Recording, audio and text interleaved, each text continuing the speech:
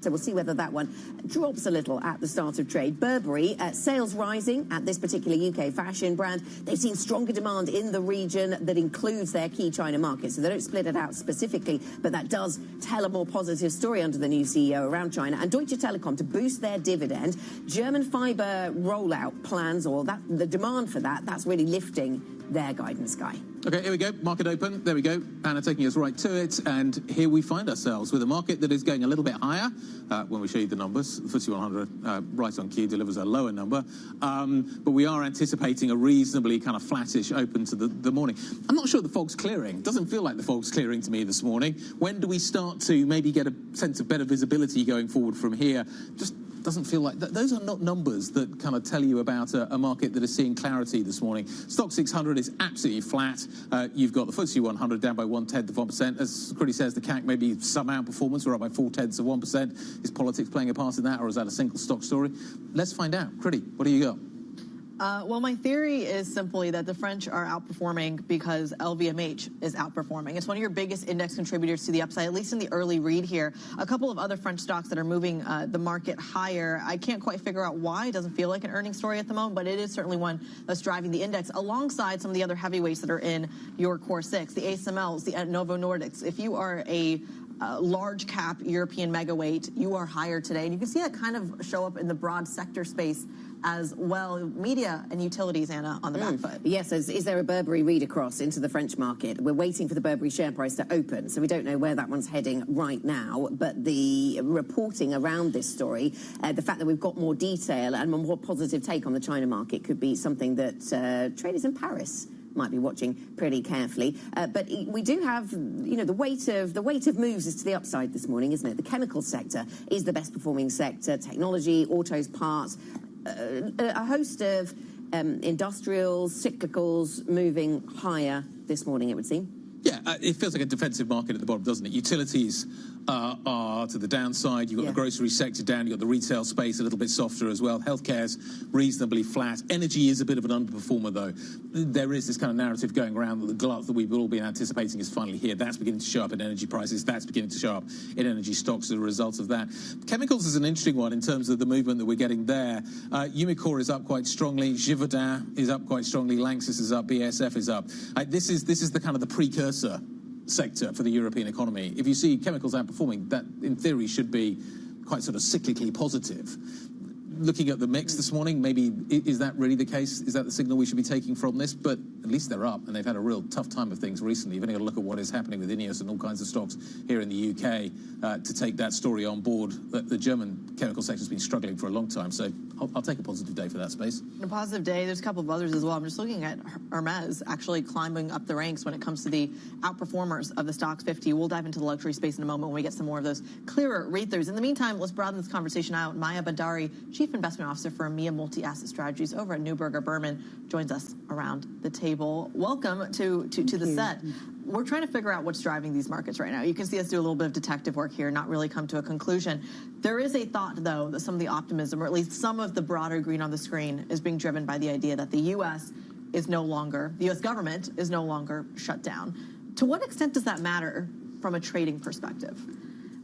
So thank you for having me on the show. I mean, I think certainly the end of the longest shutdown on record is one of the factors that's driving markets this morning. Although I think it's important to say that it doesn't really have much impact on the broader macro picture, right? Because what you essentially, the way these things work is you take away from the current quarter and you give it back in the future.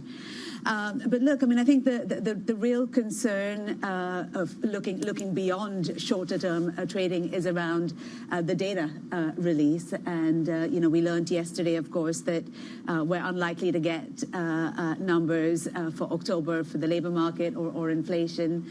And so the question I think markets will have to grapple with beyond today is really what the impact of that will be for the FOMC in December, because, of course, they meet on the 9th and the 10th. We're due to have the inflation and the labor market numbers for November just before that. And the question will be, as we were just discussing, whether that will be too foggy, to paraphrase Jay Powell, for the December meeting. Yeah. I'd say big picture again at Neuberger Berman, we're mildly more hawkish than I think rates markets are for where the Fed lands. So looking at markets this morning, we had three. Mildly means? 3%, right? Is I think where the futures curve puts us, and we think we probably land at 3.5, which is our estimate of neutral. And really, underneath the hood of that is, the Fed is kind of grappling with an interesting situation, and an unusual one, because on the one hand, you've got rising productivity that's lifting growth without much inflation, and on the other hand, you've got a weak labor market. I mean, the last labor market numbers we had were pretty soft. I think expectations are that the ones that we have just in time for the next FOMC will be pretty soft too. And so it's a tough balancing act. Well, if the data's messy and the Fed's thinking is messy and the market is pricing in a lot of cuts, that just means disappointment is what's on the cards for the next couple of months when it comes to these markets? Well, I mean, I think, when you look at equities, it's, of course, your discount rate picture, your broad rates picture is important, but so too is your earnings picture. And I think what we have seen through this last earnings season is really quite punchy earnings numbers coming through. And so I think that has been what markets have traded off to a degree too. And when we talk earnings, Maya, it's very easy to focus on the Mag 7 and whether the earnings stories will justify the valuations there. But you have a strategy that is broader now. You're thinking about not Tina anymore, there is no alternative, but Tara, there are real alternatives. Tell us about Tara and where that takes you. I think that's a great point, and I think if we'd looked at last year, or frankly any year prior, I mean, the US was really the only game in town, and that hasn't been the case this year. We've seen that play out already, I'd say, in 2025. So look, I mean, for us, and just to be clear, that this is not a cautious view on the US. It's more a sort of at target view on US large cap, a more positive tilt towards US small cap. But from a global perspective, really seeking to emphasize areas like some of the emerging markets, China, where, to your earlier point, you get exposure to AI at a very different price point. Yes. Japan, where we've got, I guess in both cases, really, the two drivers of equity returns, earnings and the price you pay for those earnings, tilt positively to our minds. Yeah, let me pick up on the EM theme, because our colleague John Althus has a piece out this morning saying America first is making emerging markets number one.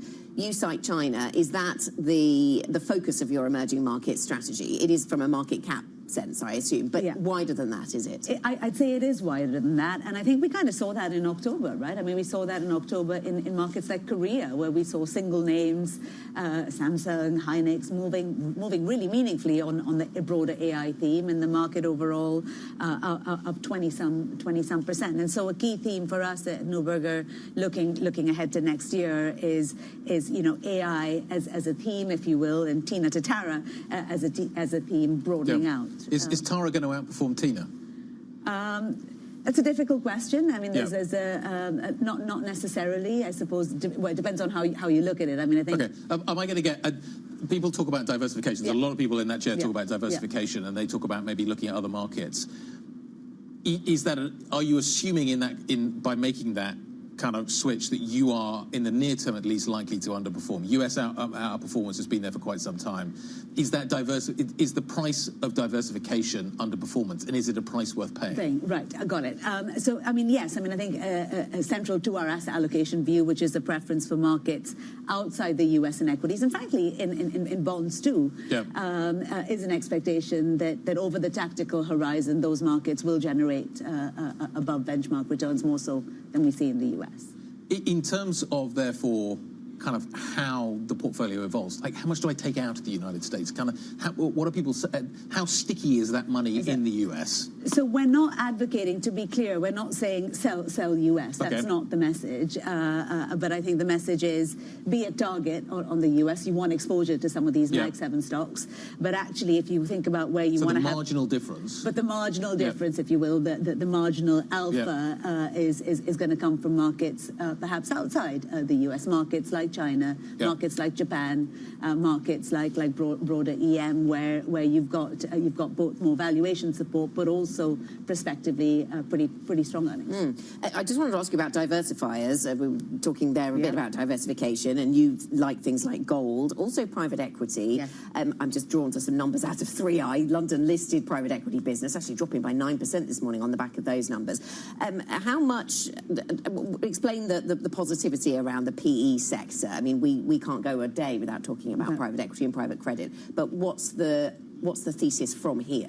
Well, the thesis from here is as you reflect, for us, a positive one. And I think that the big theme with private equity has been that, there certainly have been opportunities for some players. At Neuberger, private equity is a pretty core part of our business. And so we are finding interesting opportunities in the current setup, whether it's in secondary markets, whether it's providing liquidity to LPs and so on. And I'd say from a big picture perspective as an asset allocator, that 20,000-foot perspective, PE does give us that important diversification. I'd also say that every risk has attached to it a price. And when we look at the downside that's baked into broad PE multiples, things like EV to EBITDA, looping right back to the discussion we were having just now on the US public equity market, there is more caution baked in to PE than there is to public equities. Just finally, to kind of wrap this conversation up, am I still in capital increase mode? Am I trying to grow my portfolio, or am I trying to defend my portfolio at the moment? What are your clients saying on that? Because that's a question I keep hearing time and time again. Is now the time to get defensive? Broadly? Broadly. It's kind of the mindset. Well, I mean, I'd say now is certainly the time to be selective. Would be my message. Selective in private markets, selective in public markets, selective in fixed income. In fixed income, for example, areas where we're taking exposure are really in Europe, both in credit as well as government bonds. Okay, Maya, thank you very much. Thanks for joining us, Maya Panzari, EMEA multi-asset strategist at Strategy CIO and Neuberger Berman. Let's get an update then on some of these individual stock movers. Chloe Nelly has a briefing.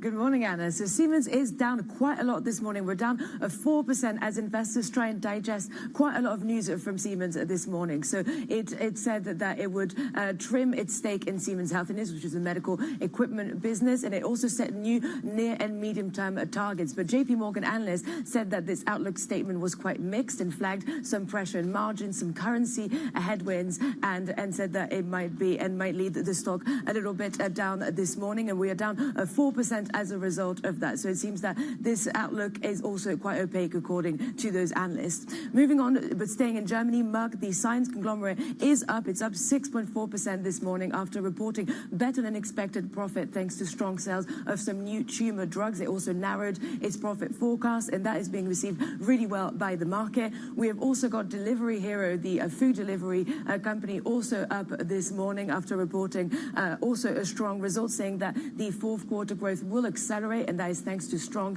trends in Asia, and South Korea in particular was singled out as a particularly strong market. And finally, SBM Offshore, which offers facilities and services to the offshore oil and gas industry, also raised its profit guidance this morning, and as a result, it is up almost 6% this morning. All right, Chloe Melly, walking us through some of those early movers. We thank you so much for joining us. Coming up on the program, we're going to continue with the earnings stories. We're going to hear from the CEO of Fincantieri after the Italian shipbuilder beat estimates for its 9-month revenue results, but disappointed when it comes to the forward guidance. That conversation next. This is Bloomberg.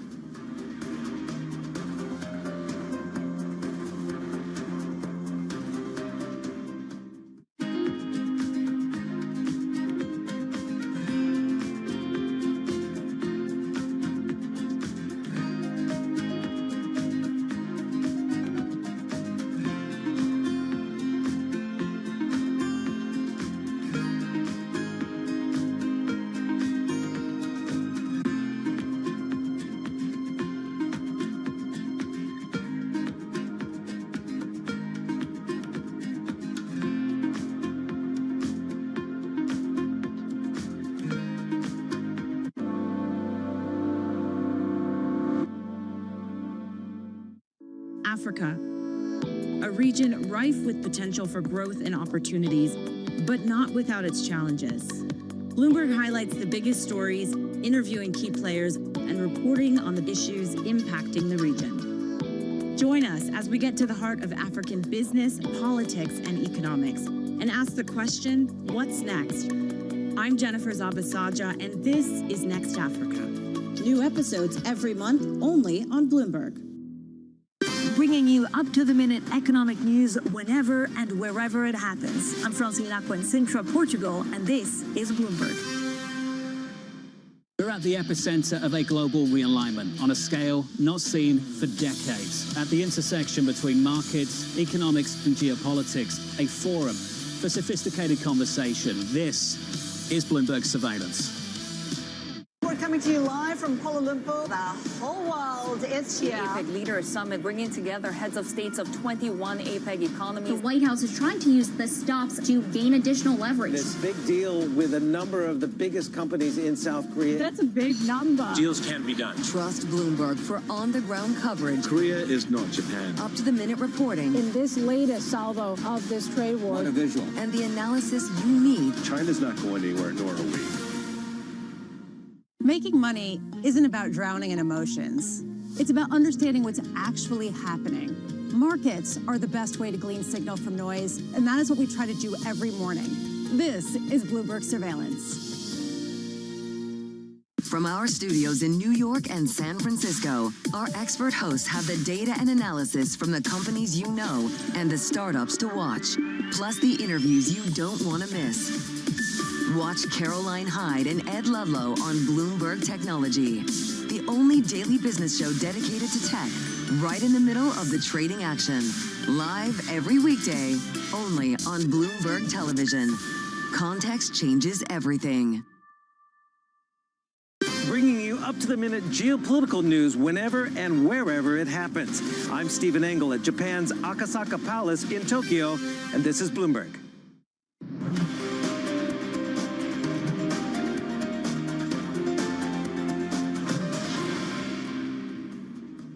Welcome back to the opening trade. 16 or so minutes into our European session, and things look fairly flat, apart from the French market, which does seem to be outperforming, up by 0.6%. Little underperformance in London, down by 0.3%. Let's go to Germany, though, in terms of the share price response to the earnings stories.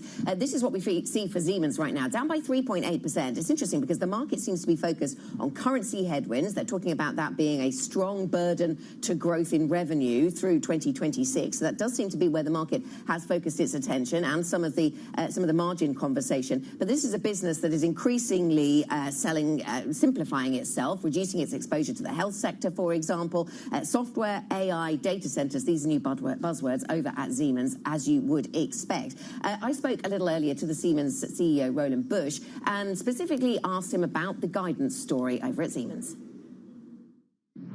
The midterm target we increased even to 6 to 9%. This, by the way, excludes Siemens Healthineers.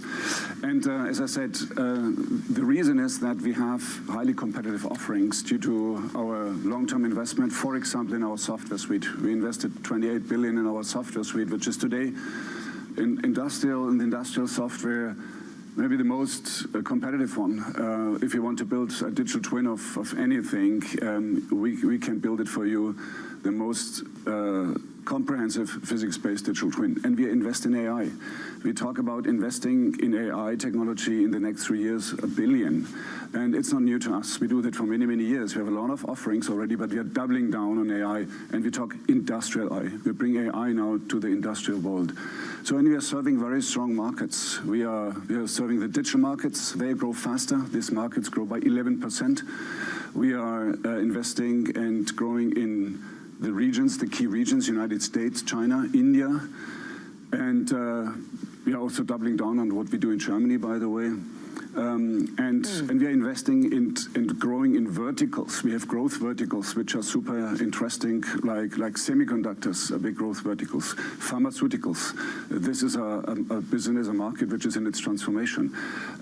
Data centers, and just to name a few. Healthineers is a business that you're going to take part of and do a direct spin-off, around 30% of it going to be handed back to shareholders. Can you tell me about the rationale and the reason for doing it in this way, the reason for choosing this solution for your Healthineers stake?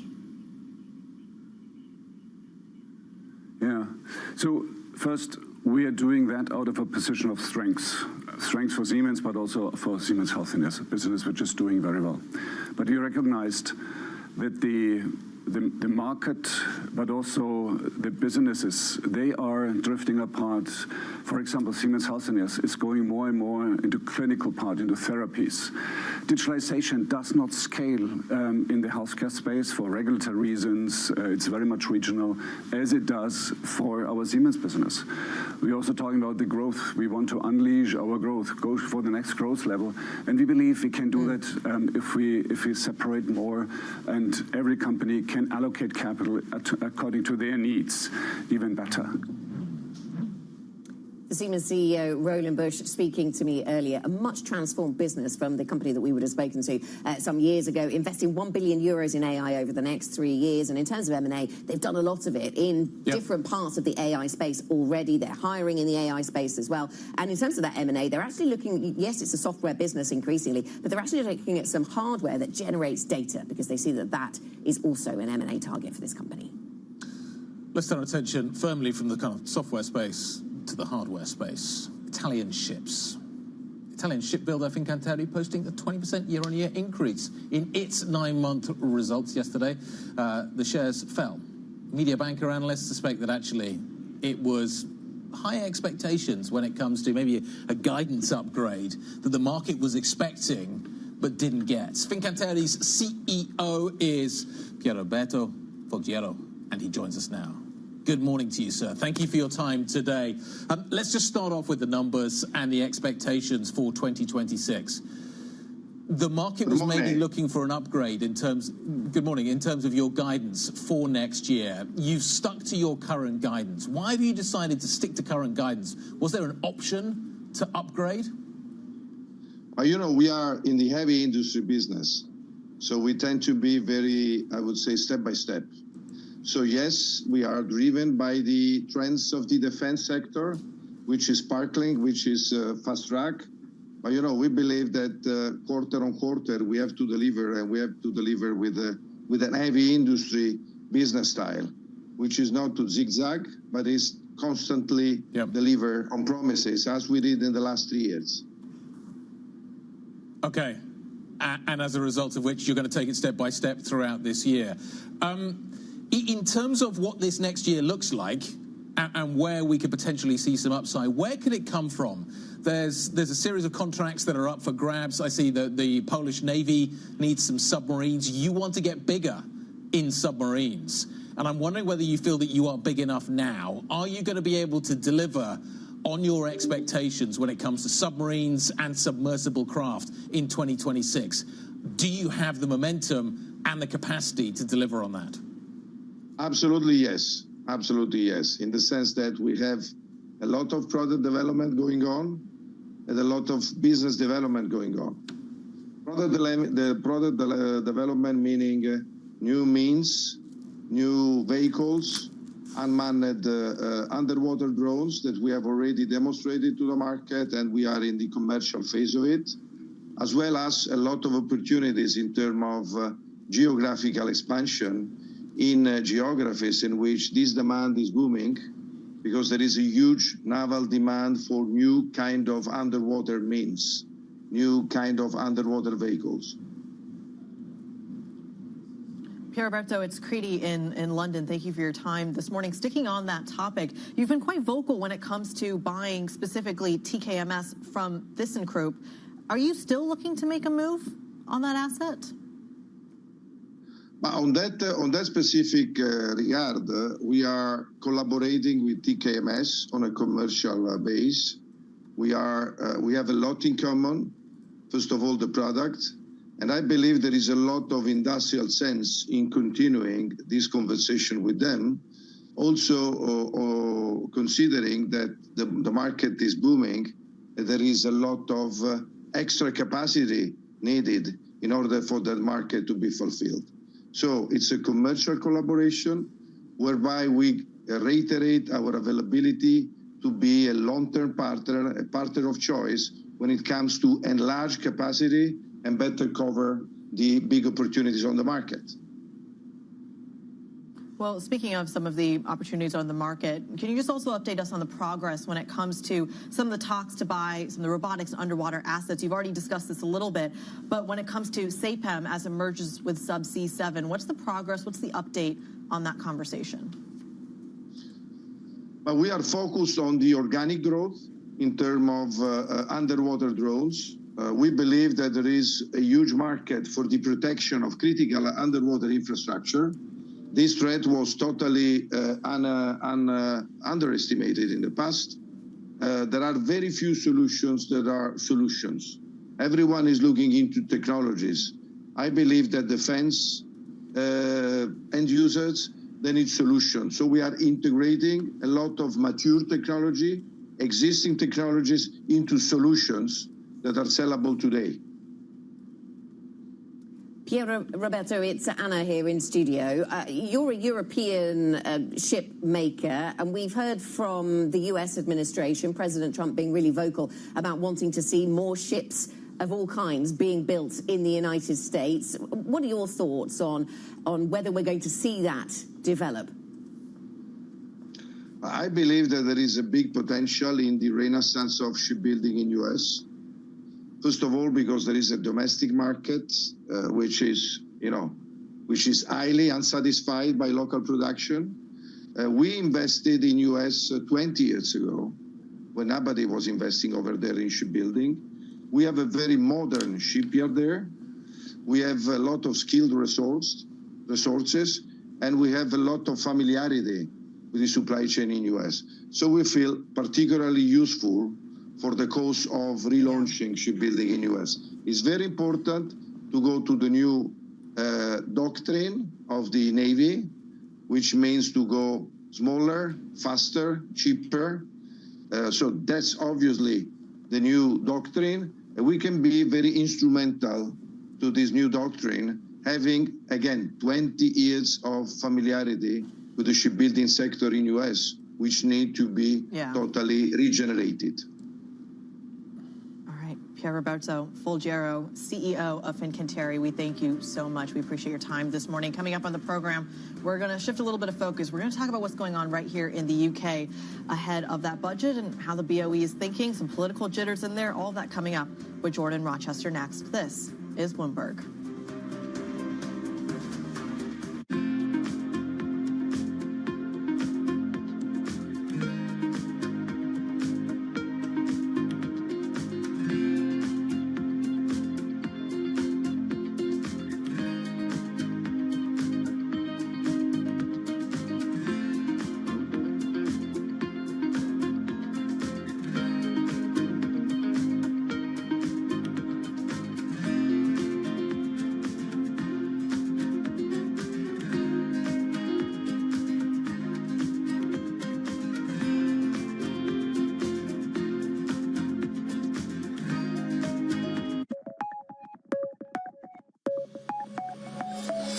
This is a 15, 16 grams tuna.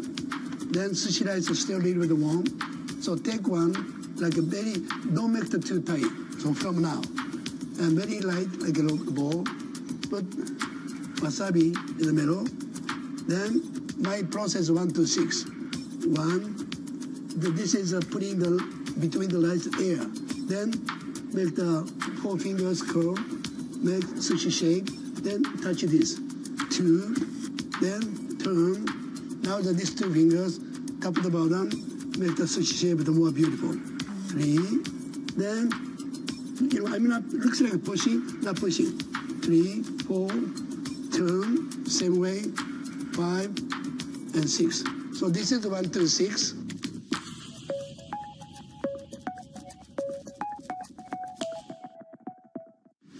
Tune in to Bloomberg Business Week Daily. We got to talk crypto. From the magazine that helps global leaders stay ahead. What's the conversation around your company? Bringing you insight on the people, companies, and trends shaping today's complex economy. Planning very big things. A new level of premium. Plus global business, finance, and tech news as it happens. The floodgates of innovation are going to open up. You can't fake passion. You either are or you aren't. Bloomberg Business Week Daily, only on Bloomberg.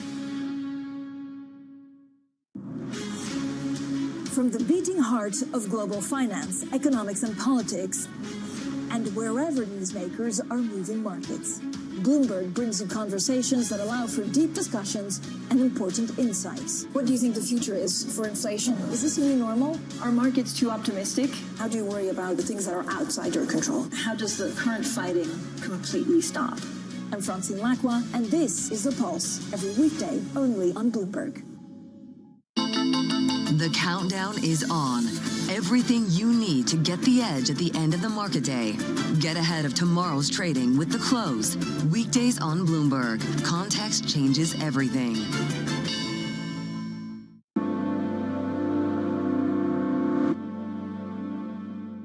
Number 26, Chancellor of the Exchequer, Rachel Reeves, delivers the UK's autumn budget. Can she boost growth and productivity by unlocking investment? How will the Treasury raise revenue without breaking tax promises? And will the budget prove that a fairer economy can reward working people? Bloomberg Television brings you special coverage starting with the Chancellor's statement to Parliament at 12:30 p.m. UK time. And tune in Thursday for the opening trade budget special at 7 a.m. Bloomberg, context changes everything.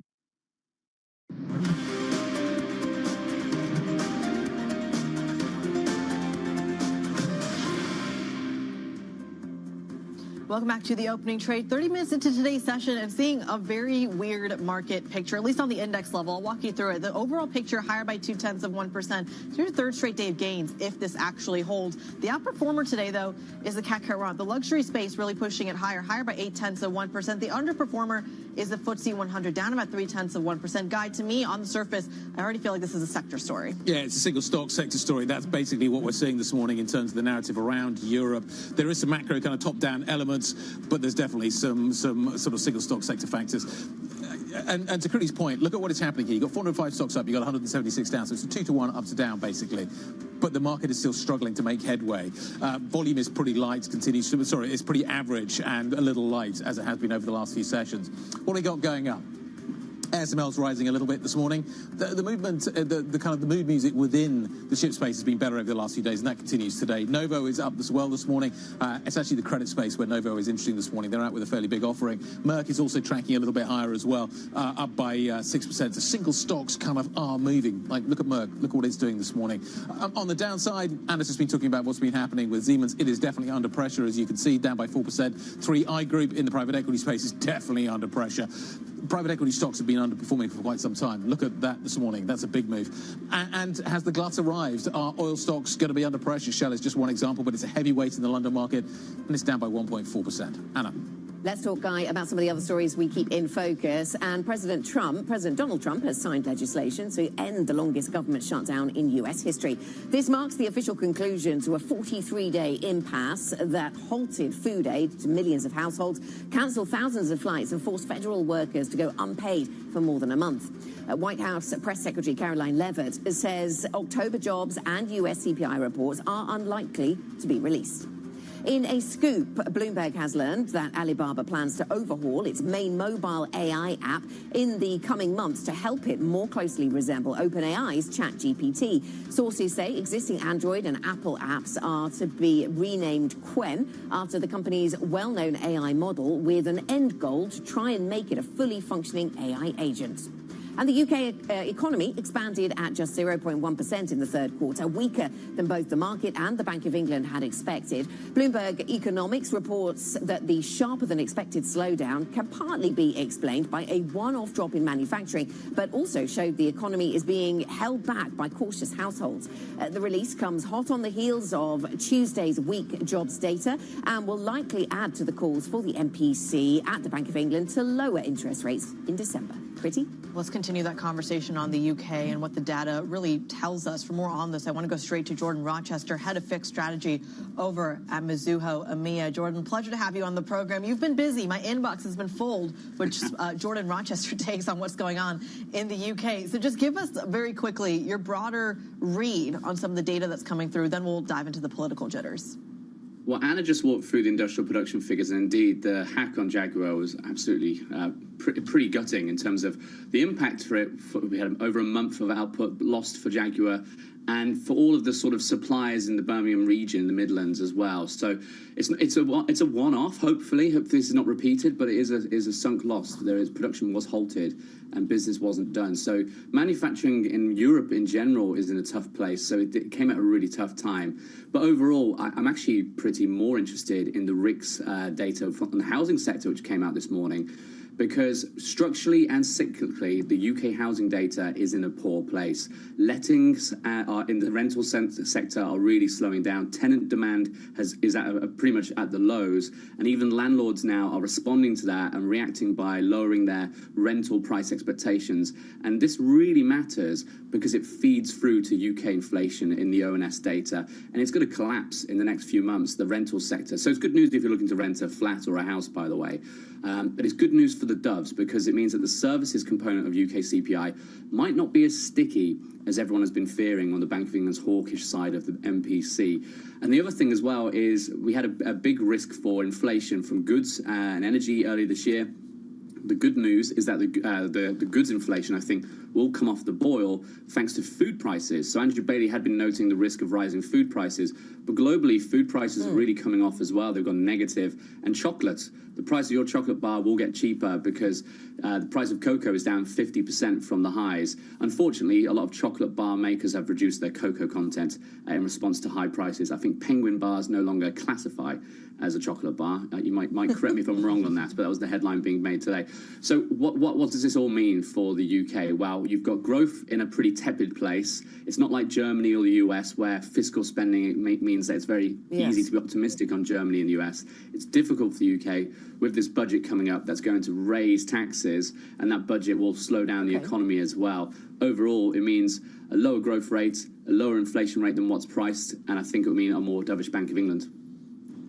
Okay, just to linger on the industrial production figures we had out this morning then, Jordan, and I mean, it's interesting to see manufacturing having an impact on our take on the UK economy, because that's not, such a small part of the UK economy, doesn't often get so much mention. But should we discount what happened the last month then, because of it being perhaps a one-off? Is that why we see volatility in the pound this morning? Because the market said, this is a weak number, but then said, oh no, maybe it's a one-off, therefore this has little impact on the Bank of England. Anna, you forget I'm from Birmingham, so I will drop in any opportunity to talk about manufacturing, Jaguar and the likes. It's the home of them. In terms of for the UK, yes, it is hopefully a one-off, but it will have a lasting impact as we sort of try to recoup from it in terms of the lost industrial production. And I think it's actually the structural story of the rise of China is the bigger problem for manufacturing rather than this one-off hack. Because if you look at the rise of Shein and Temu, that's having a big impact on the consumer goods area, with lots of firms complaining about low prices from China. But it's actually in cars with the rise of BYD. The UK is now BYD's largest market outside of China. So there's a structural problem for manufacturing production. I use these examples as anecdotes to try and make the point clear, but it's not just in cars, it's not just in those sort of consumer clothing, it's across everything, where China is essentially exporting its deflation in industrial production goods to the rest of the world. And the UK stands out as one of the ones that most impacted because it doesn't have the same high levels of tariffs on on Chinese electric vehicles that the EU does, and of course the US. But on the services sector, the strength in European services has been quite surprising. So perhaps that feeds through to strong services growth in the UK. So we can't forget, of course, it is a service-based economy. But I just worry with the budget impact that the services sector doesn't hold up as well. Okay, and talk to us about the link between expected tax increases, Jordan, and a slowdown in the economy. Bloomberg Economics out with a piece earlier on this week saying it depends what you spend that tax money on, perhaps.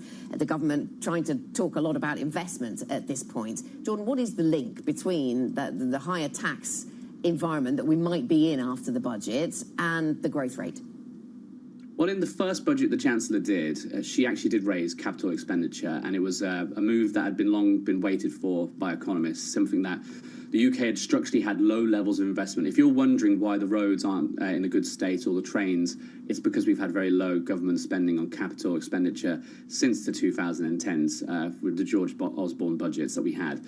But she had to raise taxes to do so, and you had extremely large tax-raising measures in that first budget as well to offset somewhat of the spending that she did. She's actually, the Chancellor has actually mentioned on interviews, on radio and elsewhere, that when they ask her directly, are you going to break your manifesto promises on income taxes, she hasn't really answered the question. She's kind of given vague statements. So that's why there's a lot of speculation that an income tax hike is on the way, where previously they used to give flat denials, so it was very clear it wasn't going to happen. But one of the answers that she gave, I think it was with LBC, was essentially saying that previous chancellors had cut back on investment into spending in order to make the numbers add up, and that's something that she doesn't want to do. So yet clearly she's trying to tread water on her big capital expenditure plans for the NHS and for infrastructure that she announced a year ago. But because of all the circumstances of where interest rates are, where productivity growth forecasts are, where UK GDP growth has been, she's facing this black hole in terms of the numbers don't add up, her fiscal rules are being breached, and she's trying not to break them. That's why she's thinking about an income tax hike. But the way that it's been framed amongst the Labour Party is, from what I can tell, the idea of a basic rate, the 20% being raised, I think probably won't happen. We're talking really the higher rate and the additional rate, which is the 40 and the 45% tax brackets for high-income earners, and also freezing the tax bands, which is the fiscal drag story. So in essence, the working people, the working man and lady, they won't be finding income tax hike. It will be for the additional taxpayers, I think, is where most of the pain will be. But that will lower GDP forecasts.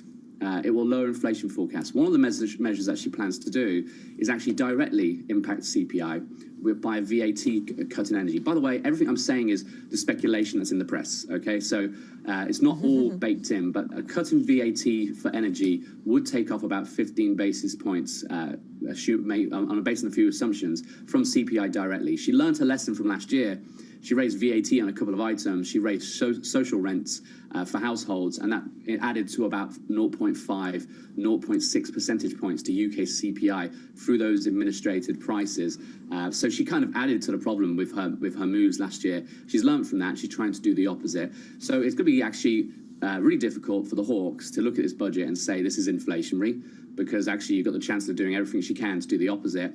Add on top of that income tax hikes, which are on the cards. If they were to happen, that would lead as well to less UK consumption from households, and therefore you've got to lower your growth forecasts, you've got to lower your inflation forecasts.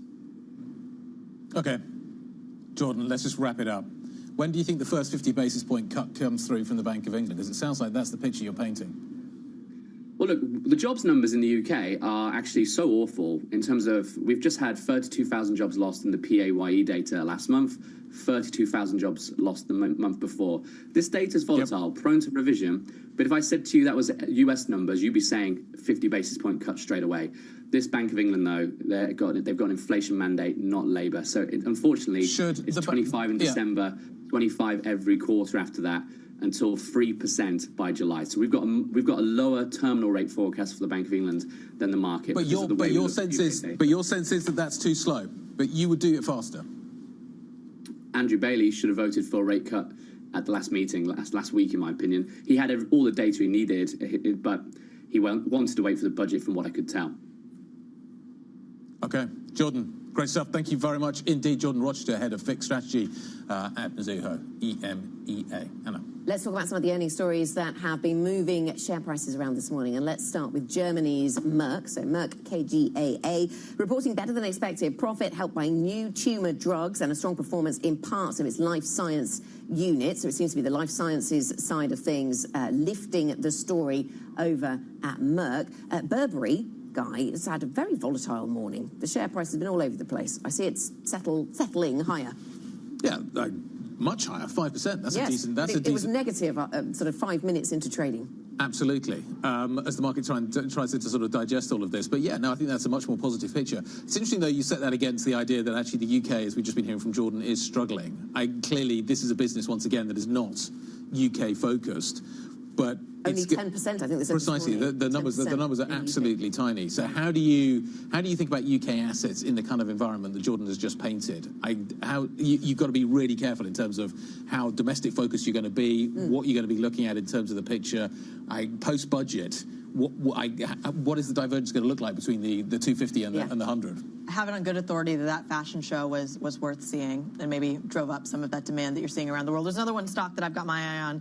That's Hapag-Lloyd. We were talking about Maersk earlier in the week. They've narrowed their guidance. They're talking about higher demand, falling freight rates. Overall, it's not painting a good picture for their stock, down by almost 3% this morning. Okay, what have we got coming up for you? President Trump signing legislation to end the longest U.S. government shutdown, which had halted food aid, cancelled flights and left federal workers unpaid. We'll have more on that move and what comes next, critically. This is Bloomberg.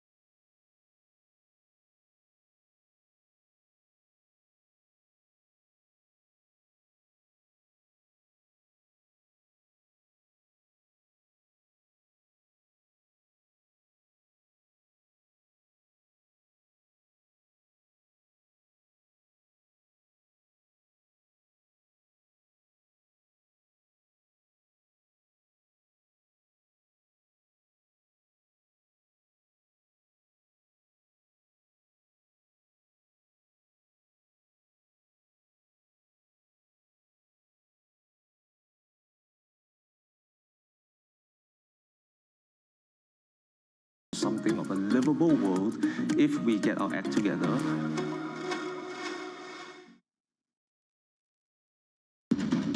Astonishing day for US technology. It's shaping the region's technology ecosystem.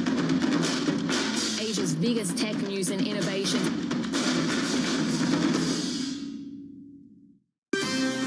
Bringing you up-to-the-minute global economic news whenever and wherever it happens. I'm Lizzie Vernon in Florence, Italy, and this is Bloomberg. There's so much disruption in politics, in trade, in blockchain, in AI. How do you think we'll reflect on this period?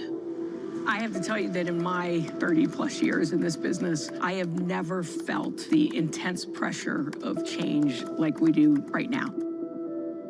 From an investment person, staying on top of all these things has always been core to what they do.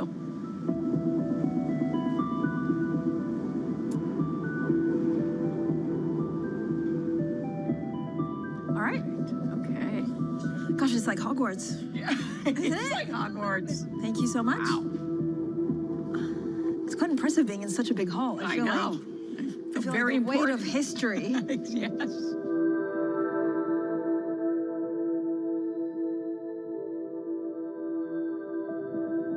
Jenny, thank you so much for doing Leaders with us. I am honored to be here. So let's start from the beginning. How would you describe your family? Wow, that's just diving right in. Let's go in. How would I describe my family? Look, I think bunch of achievers. You know, you look at my dad, he really built Franklin Templeton. People always say my grandfather started it, but my dad took it over when it was $2.5 million in assets and $10,000 in revenue. So Jen, what was the interview process like to becoming chief executive? So it was not a fait accompli. Okay. So the board, you know, look, that's tough if you're like part of a family. Oh, trust me. They put me through a Spencer Stuart CEO survey, and they said, we're going to give you a scenario, and you need to answer it. And the only reason I remember this one, I don't remember any other, is because my mind went completely blank with fear.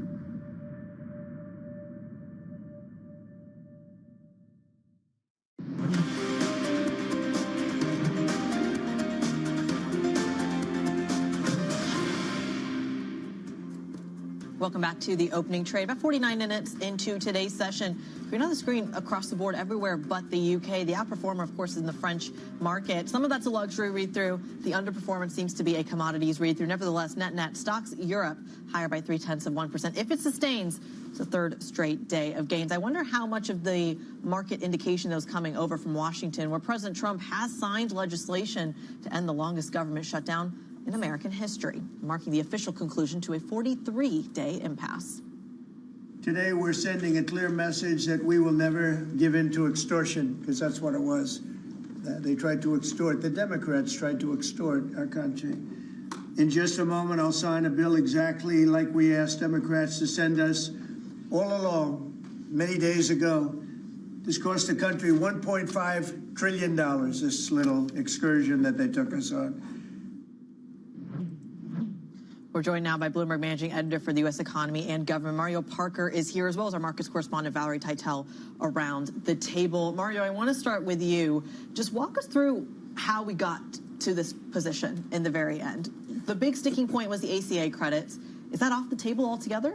It's off the table for right now. Democrats are in chaos right now, quite frankly, just given some of the fissures that created this. A group of senators broke rank with their Democratic Party in order to forge this deal.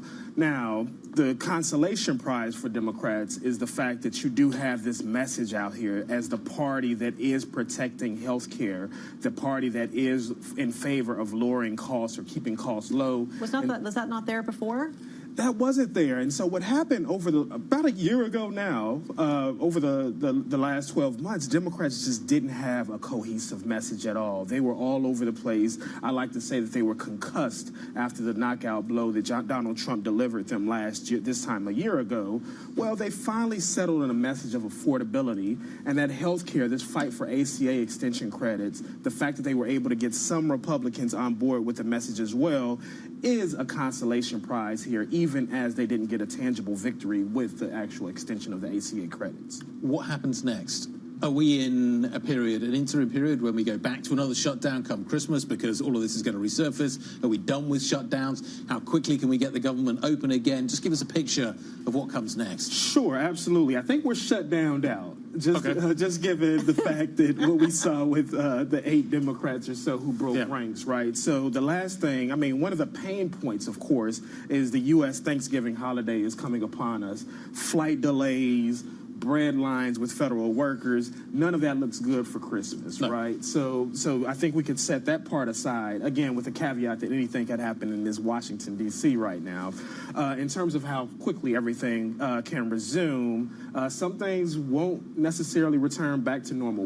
Caroline Leavitt, the White House press secretary, yesterday suggested some of the key economic data for October we just may not get. In terms of federal workers getting back to work, they'll start to do that today. In terms of some of their back pay, air traffic controllers are prioritized. Sean Duffy, the transportation secretary, said about 48 hours for 70% of their pay.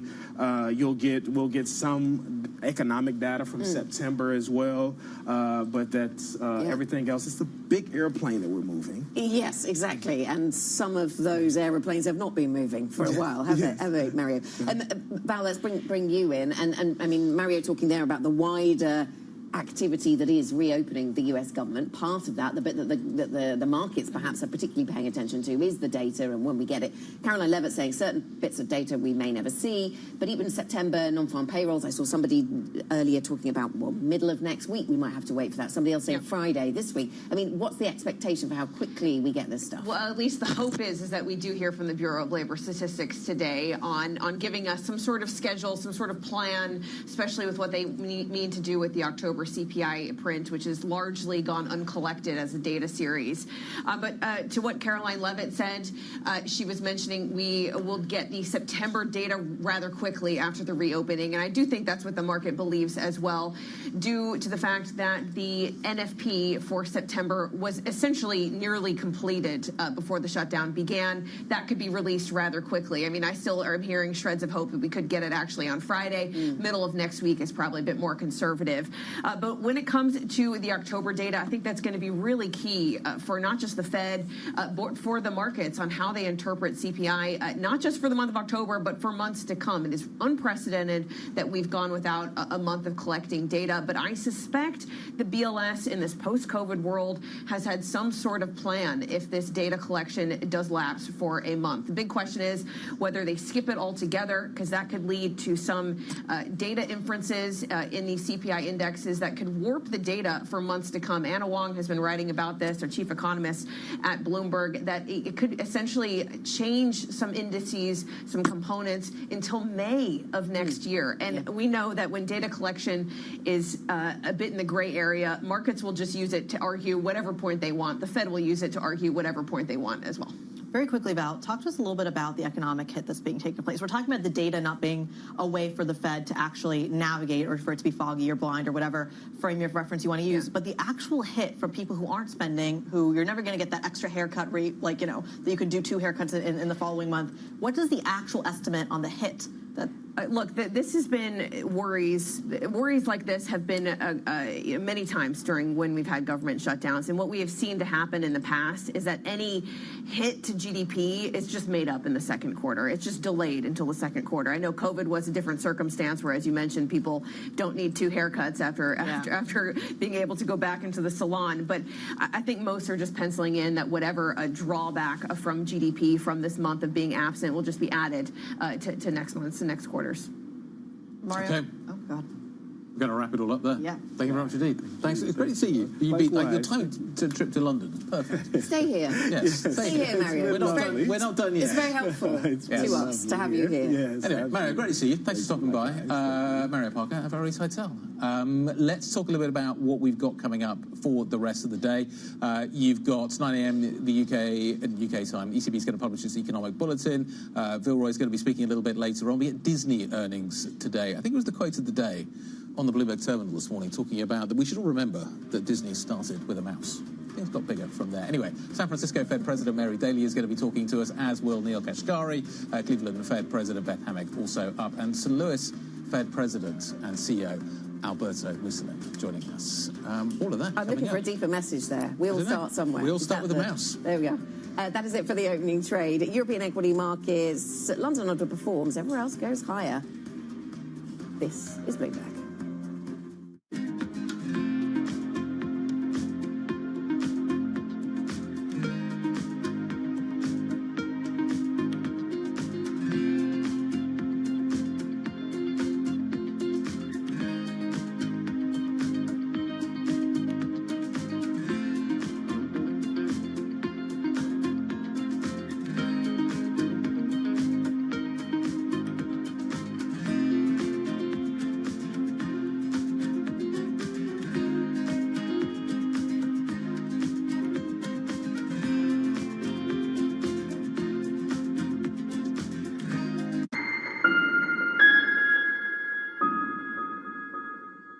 The Middle East and Africa regions are home to some of the biggest deals and fastest growth in the world. Vibrant resources and high-yield investment opportunities abound. I'm Jemana Versace. Join me on Bloomberg Horizon's Middle East and Africa for the stories, newsmakers, and insights shaping the decisions of traders across this exciting region. You had heightened levels of volatility. There's still room to maneuver. We do see opportunities. It allows you to increase significantly your net income. Every trading day, only on Bloomberg. U.S. jobs numbers are released. Bloomberg has the report under surveillance with crucial data and expert analysis at terminal speed. Nobody covers Jobs Day like Bloomberg. From the world of politics to the world of business, Joe Matthew and Kaylee Lines deliver news, insight, and analysis live 2 times a day, every trading day. Balance of Power at 1 and 5 Eastern, only on Bloomberg. Africa, a region rife with potential for growth and opportunities, but not without its challenges. Bloomberg highlights the biggest stories, interviewing key players, and reporting on the issues impacting the region. Join us as we get to the heart of African business, politics, and economics, and ask the question, what's next? I'm Jennifer Zabasaja, and this is Next Africa. New episodes every month, only on Bloomberg. Good morning. This is Bloomberg Surveillance. Welcome back to the opening trade. Watch Bloomberg Tech. This is the Asia Trade. This is Wall Street Week. Welcome to Balance of Power. This is Bloomberg Television. We're coming to you live from Kuala Lumpur. The whole world is here. The APEC Leaders Summit bringing together heads of states of 21 APEC economies. The White House is trying to use the stops to gain additional leverage. This big deal with a number of the biggest companies in South Korea. That's a big number. Deals can be done. Trust Bloomberg for on-the-ground coverage. Korea is not Japan. Up-to-the-minute reporting. In this latest salvo of this trade war. On a visual. And the analysis you need. China's not going anywhere, nor are we.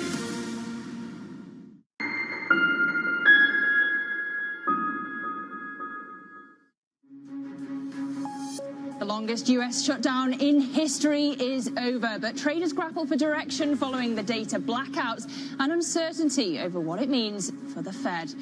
Meanwhile, UK economic growth almost ground to a halt in the third quarter after the cyber attack on Jaguar Land Rover and the fear of tax hikes in the Labour government's upcoming budget. Plus, we'll bring you our exclusive interview with the Ukrainian President Volodymyr Zelensky out of Kyiv, who says fresh EU funding using frozen Russian assets is critical to his country's survival. Well, let's check in on these markets, shall we? The Sharpie ink is dry, the US government shutdown is over, and look at the picture of relief you can see here in global stocks, holding on to 3 days of gains so far, futures pointing higher stateside as well. And now attention turns to what the Federal Reserve will do when and if it gets all of that data of which it has been starved. So gold up for a 5th straight day on the Fed cut bets, euro dollar up 0.3% at a 116 handle. We've just had breaking across the terminal the latest IEA report, the International Energy Agency boosting its forecast of a record global oil glut for a 6th straight month. Brent weaker 0.3% at $62 a barrel. And if we look at the European map of how indexes are performing for stocks this morning, it's the FTSE that is the underperformer. Take a look at London. We're down 0.3%, weighed down by the oil majors, but a bit of outperformance for the CAC 40 in Paris, thanks to the luxury sector. So for the conversations that matter and the insights that you need, let's get started.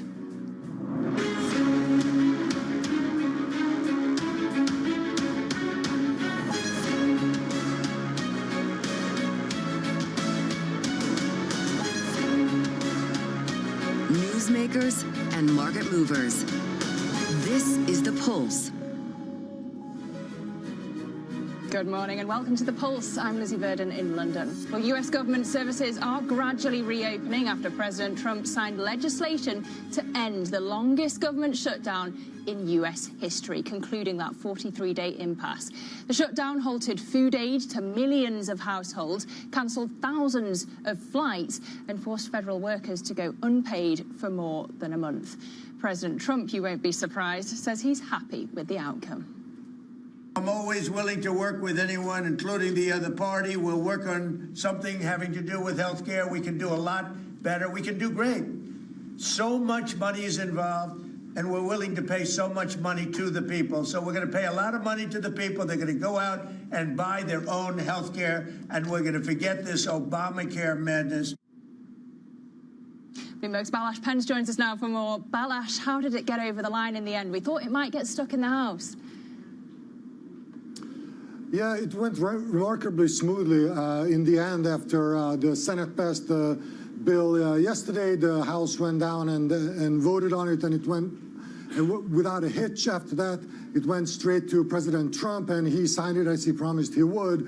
But now the question is, are we headed for another shutdown in January? Because, Lizzie, all the ingredients for that are there. Remember, the one piece of concession that the 8 Democrats who crossed over to the Republican side were able to extract out of Republican Majority Leader John Thune was a vote on Obamacare subsidies next month. But there's no promise in terms of which direction that vote might go. And the House House Republicans already said they are not going to consider a vote on Obamacare subsidies, which just means that the Democrats will again be in the very same position. And after the way this shutdown ended for them, you get a sense that they might be itching for another fight to show that they can stand firm, that they can push back on the Republican agenda. Oh, so they might be back for more in January. OK, but for now, Balazs, how long is it going to take for the wheels of government to get back to full speed? When, in particular, is that economic data going to be released?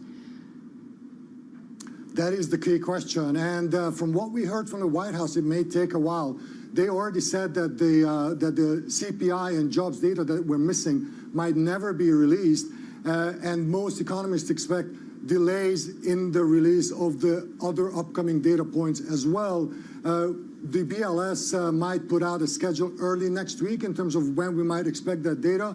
But when it comes to the crucial jobs and inflation figures that the Fed will be looking for when they decide on the next on the direction of interest rates, that might be a while, and we might have to wait for the November data to come out next month before we get any sort of clarity.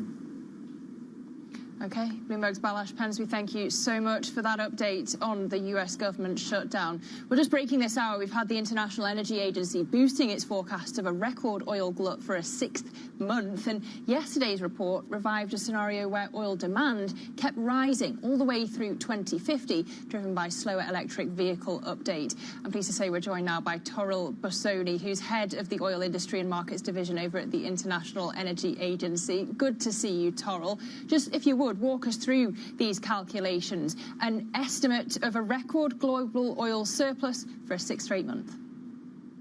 Yes, good morning. What we're seeing in the market today is that global oil supply continues to rise. We had a slight drop in oil supply globally in October, about 400,000 barrels a day, led by OPEC production, where we had some maintenance. But even so, global oil supply was up more than 6 million barrels a day from the January low point this year. So at the same time, we're seeing demand, a relatively modest growth.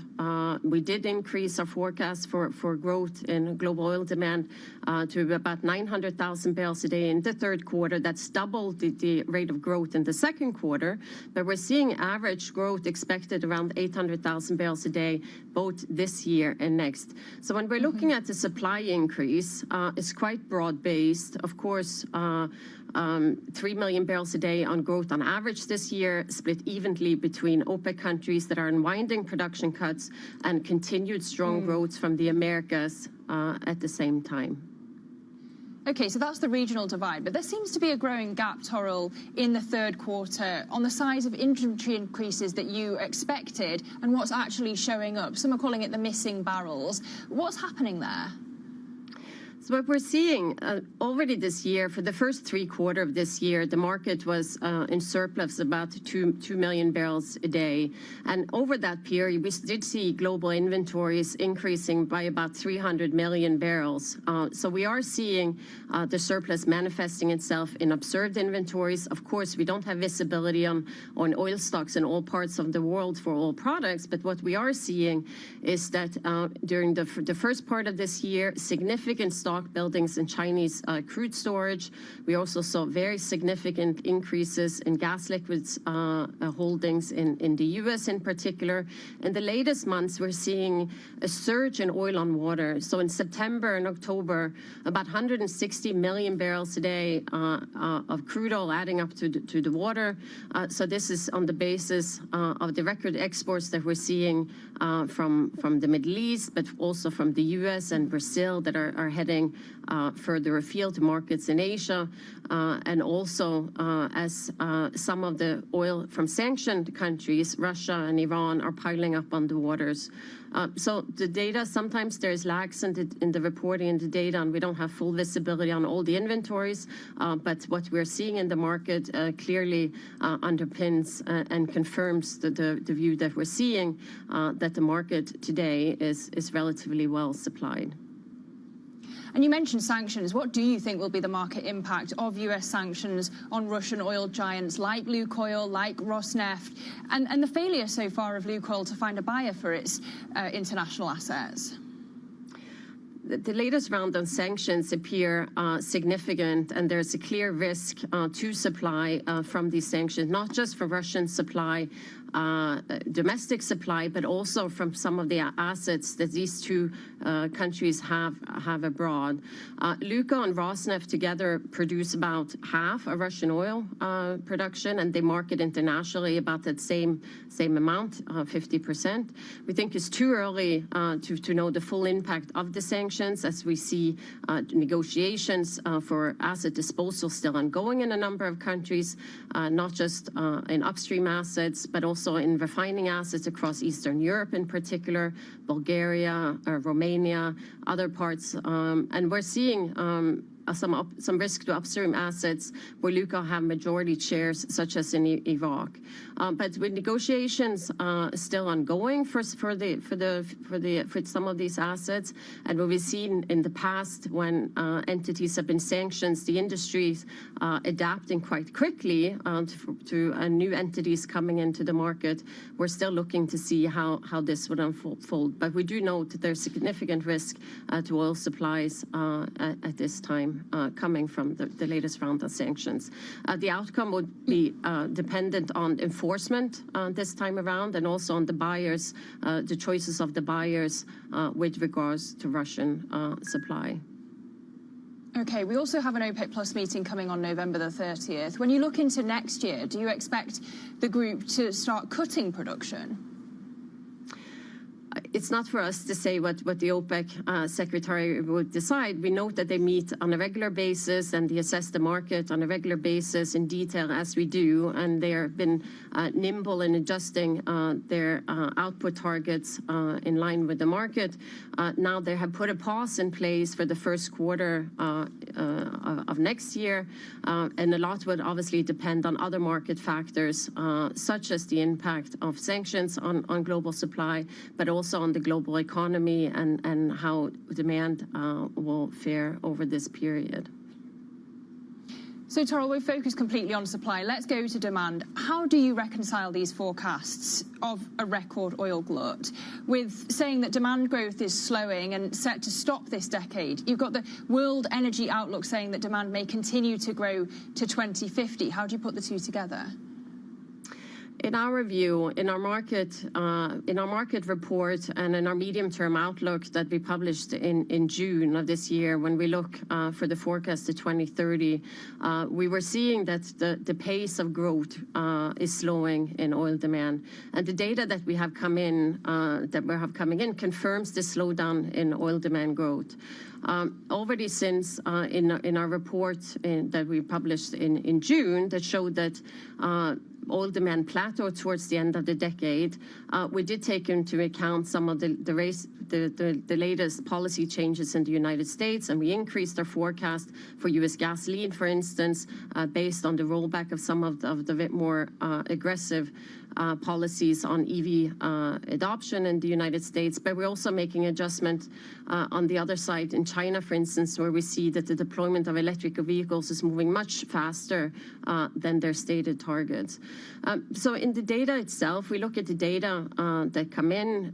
One of the main drivers, or the biggest decline in oil demand over the medium term in our view, was coming from the Middle East, where oil is being displaced in power generation by natural gas and renewables. And this is a trend that we're seeing moving actually faster than we had anticipated. So we see demand actually slowing down in some of those regions already this year.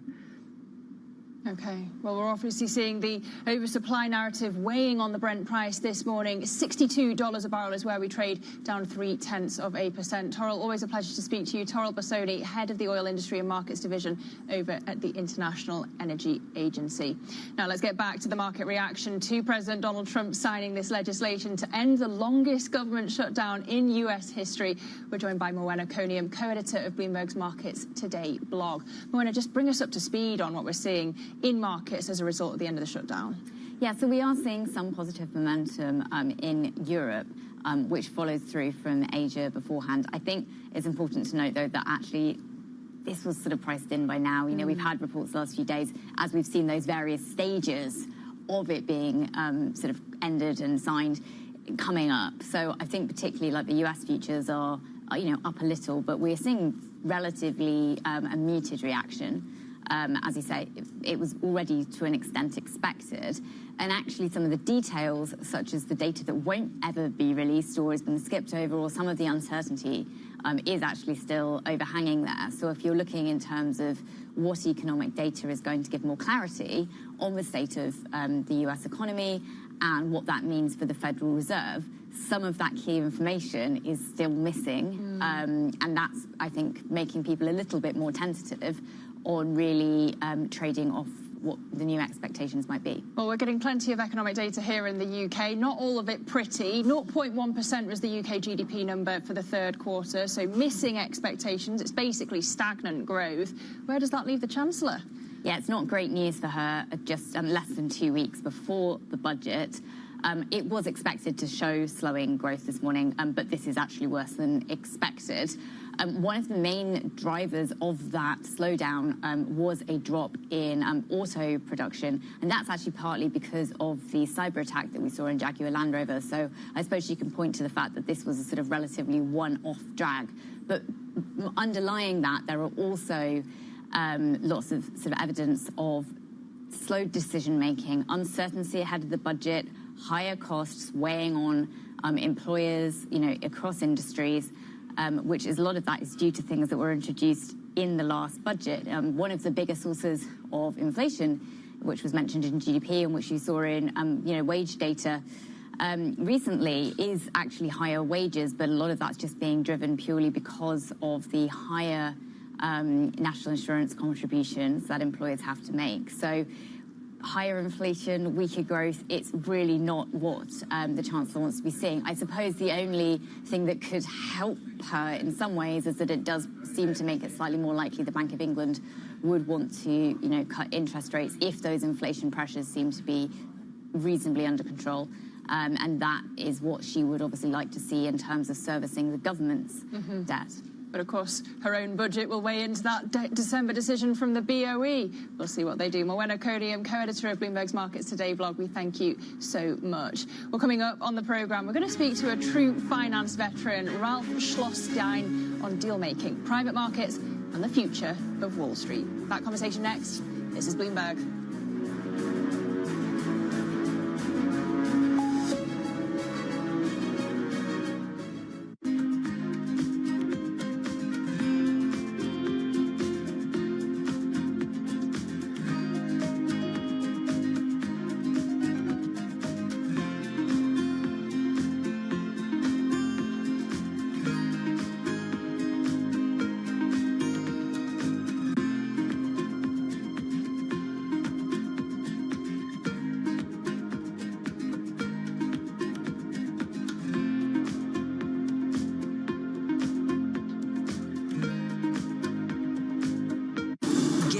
fixed income fix. Watch Bloomberg Real Yield around the world right here on Bloomberg. Context changes everything.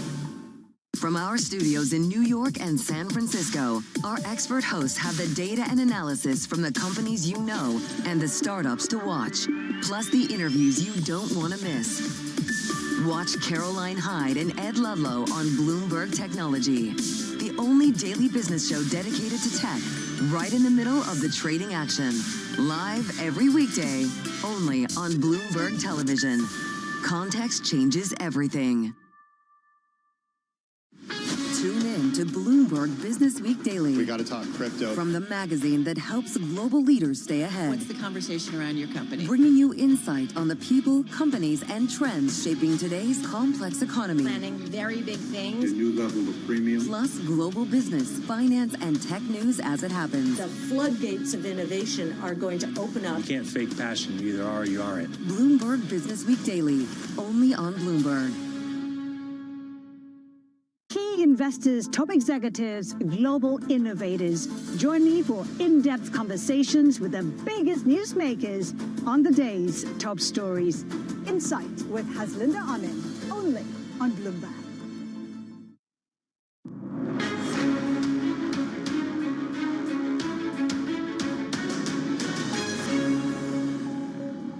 This is The Pulse. I'm Lizzie Burden in London. Now, UniCredit's chief executive says that Europe needs bigger and stronger banks to help finance the global transformation. Andrea Orcell's comments come after his takeover bids for Banco BPM and Commerzbank ran into government opposition. He was speaking on a panel at Bloomberg's Future of Finance conference in Milan, moderated by Francine Lacroix. We get trade wars, we get real wars, so completely different from what it was in the past.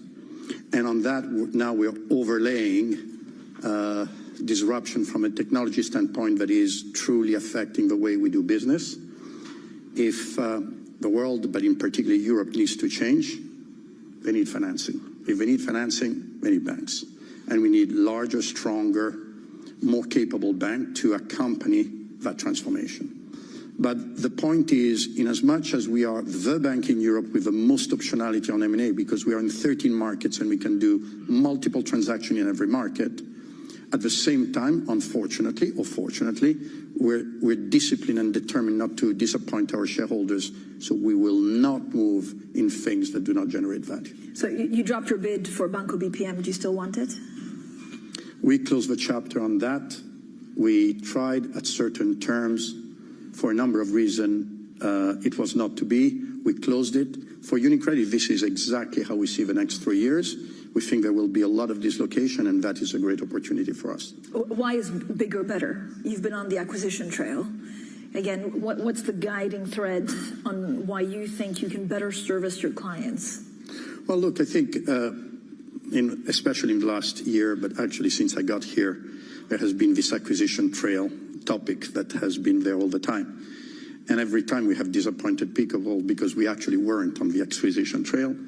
In 21, we did not proceed with Monte dei Paschi. It was an interesting acquisition, but we said very clearly the value we can create standalone is multiple times. I think the point is that, and I've done a lot of it, M&A is not a substitution for getting an organization that is capable to grow profitably, and do so while they're gaining market share and they're returning to shareholders disproportionate returns.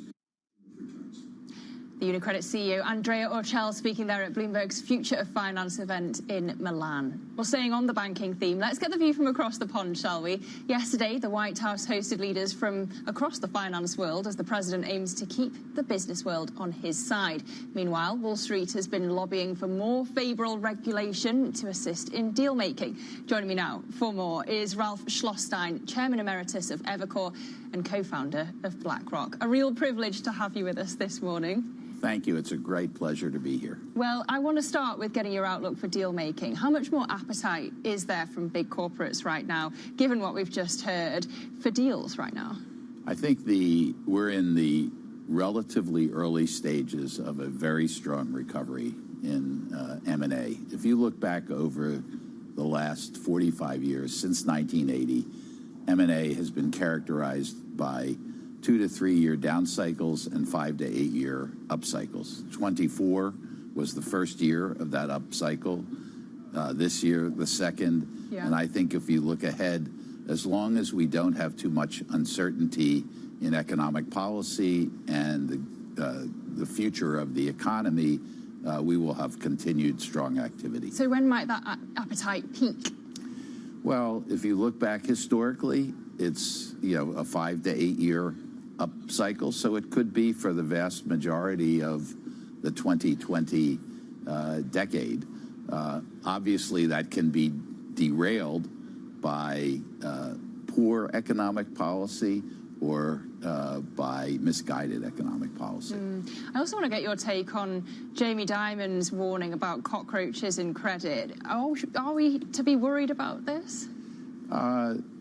Look, there's been an explosion of activity in the non-bank credit sectors. In any period, in any new large growing market, there's always some mistakes that are made. I think a few bad loans do not mean that this area is broadly infected. So you don't think there'll be more tricolours and first brand episodes? Well, I think there always are, particularly in a slow-growing economy, there are areas of stress, and those areas, particularly when there's over-leverage, create things like first brands. They'll be isolated, in my view, unless we have a recession, in which case then Warren Buffett's phrase that when the water goes out, you find out who's not wearing a bathing suit comes into play. Well, so of course you were a co-founder of BlackRock. Do you expect that BlackRock will make more purchases in the private market space, since you don't think that this is a systemic issue? Well, I'm 17 years out of BlackRock, so I'm certainly not a spokesperson for them. But they are by far the most successful asset manager in the world, over $13 trillion of assets. The alternatives area is clearly the fastest growing area of money management, as well as passive. So they are kind of bookended in the high value added and in the low expense part of the asset management business. And, they do still have areas where they could invest, and I suspect they will be prudently looking at doing that. Well, in terms of looking for opportunity, what's your view for investing in the race between Europe, the US, and Asia? Asia is clearly a growth area. And, I think if you had to close your eyes, you certainly want to have a significant participation there. It's hard to argue against the relative strength of the United States in world economies. And, certainly our growth has exceeded that of Europe and not all of Asia, but certainly Japan. Yeah. I believe that's a function of both greater productivity and a more rapidly expanding workforce from immigration, which we're now choking off. And just finally, very briefly, what's your mood? What's the mood in London? You hear, what's the vibe in the city of London amongst the rich and wealthy, given the shaky leadership at number 10 we've been hearing about? Well, I hang around with the poor. I think, look, and this is not limited to the UK, there's a fair amount of uncertainty in government policy. And by the way, it's a global phenomenon. There's a greater chasm between those who are well off and those who are struggling for a living. And I personally think that's a negative for society generally and something that we need to address. All right, Ralph, really good to have you with us this morning. Ralph Schlosstein, Chairman Emeritus of Evercore and co-founder of BlackRock. Thank you so much. Coming up, an exclusive interview with the Ukrainian President, Volodymyr Zelensky. Stay with us. This is Bloomberg.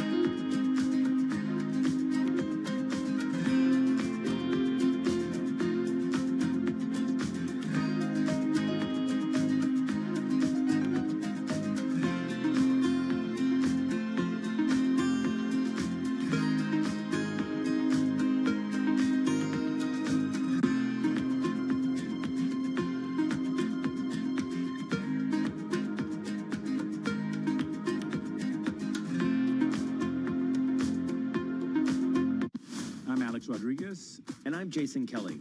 And we're back with another season of The Deal, with athletes and entrepreneurs who are changing the game on and off the field. Jerry Jones. Some good-looking trophies. 1 and 1 is 3 in sports, not 2. And it's because that 3 is imagination. That 3 is putting yourself in a way, having yourself hit the home run. Erica Ayers-Badon. I'm a high-energy board member. I'm very passionate. I have a lot of opinions. Robin Arzón. I want to light fires in people's lives, and that is still one of my core mandates for all of my businesses. Justin Tuck. I tell all of my friends that play in leagues now, make these relationships now while you're hot. Don't wait till you're like your 12th year in and you're just hanging on. Stay tuned. You won't want to miss it.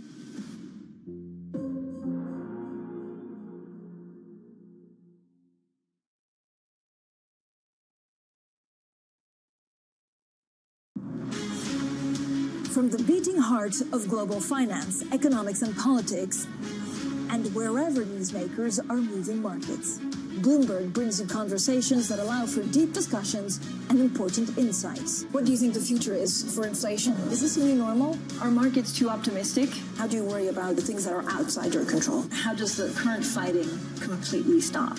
I'm Francine Lacqua, and this is The Pulse, every weekday only on Bloomberg. What is going to be the consequence for U.S. markets? We are basically deep in the European earnings season. Take a look at how we're faring when it comes to Asian markets. Bringing you up-to-the-minute political news whenever and wherever it happens. I'm Tyler Kendall in Washington, and this is Bloomberg.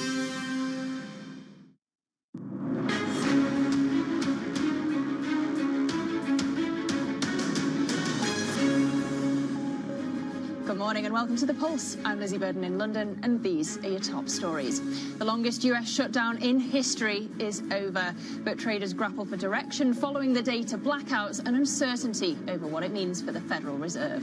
Here in the UK, economic growth almost ground to a halt in the third quarter after the cyber attack on Jaguar Land Rover and the fear of tax hikes in the Labour government's upcoming budget. Plus, our exclusive interview with the Ukrainian President Volodymyr Zelensky in Kyiv, who says that fresh EU funding using frozen Russian assets is critical to his country's survival. More on that interview now. Ukraine's president says that he wants frozen Russian assets to be used to fund the next stages of his country's war against the Russian invasion, heaping pressure on Brussels, of course.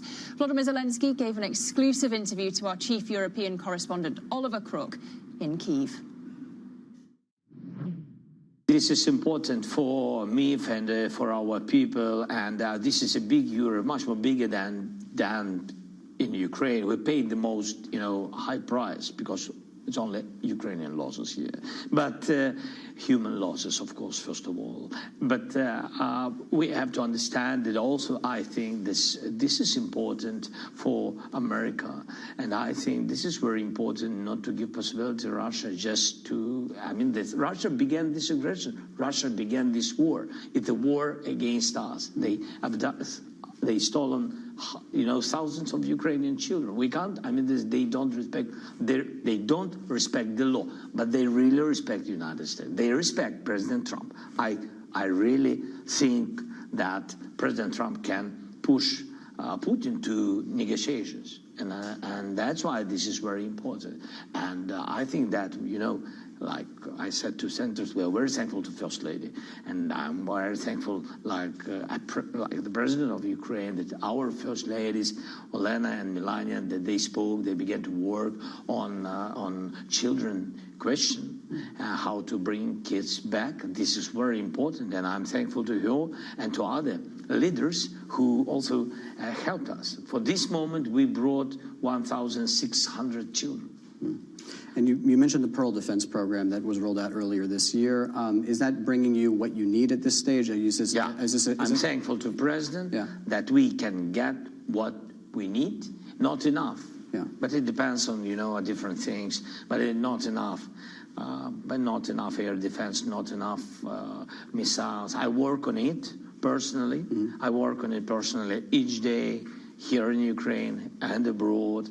We have different systems. We have NASAMS, IRIS-T, Hawks, patriot systems, different systems, and for these systems we need, or it's about missiles, or the questions of money, and I need to get these funds and to push this money for air defense, for Pearl. Now we have this Pearl, that's why this is very important. And then the U.S. shutdown, there have been reports that the U.S. shutdown has been affecting the Pearl program, that maybe it's been creating difficulties for allies to purchase through the program. It has had delays to deliveries. Has the U.S. shutdown had an impact on the battlefield for you? All such things in the United States, of course, have influence.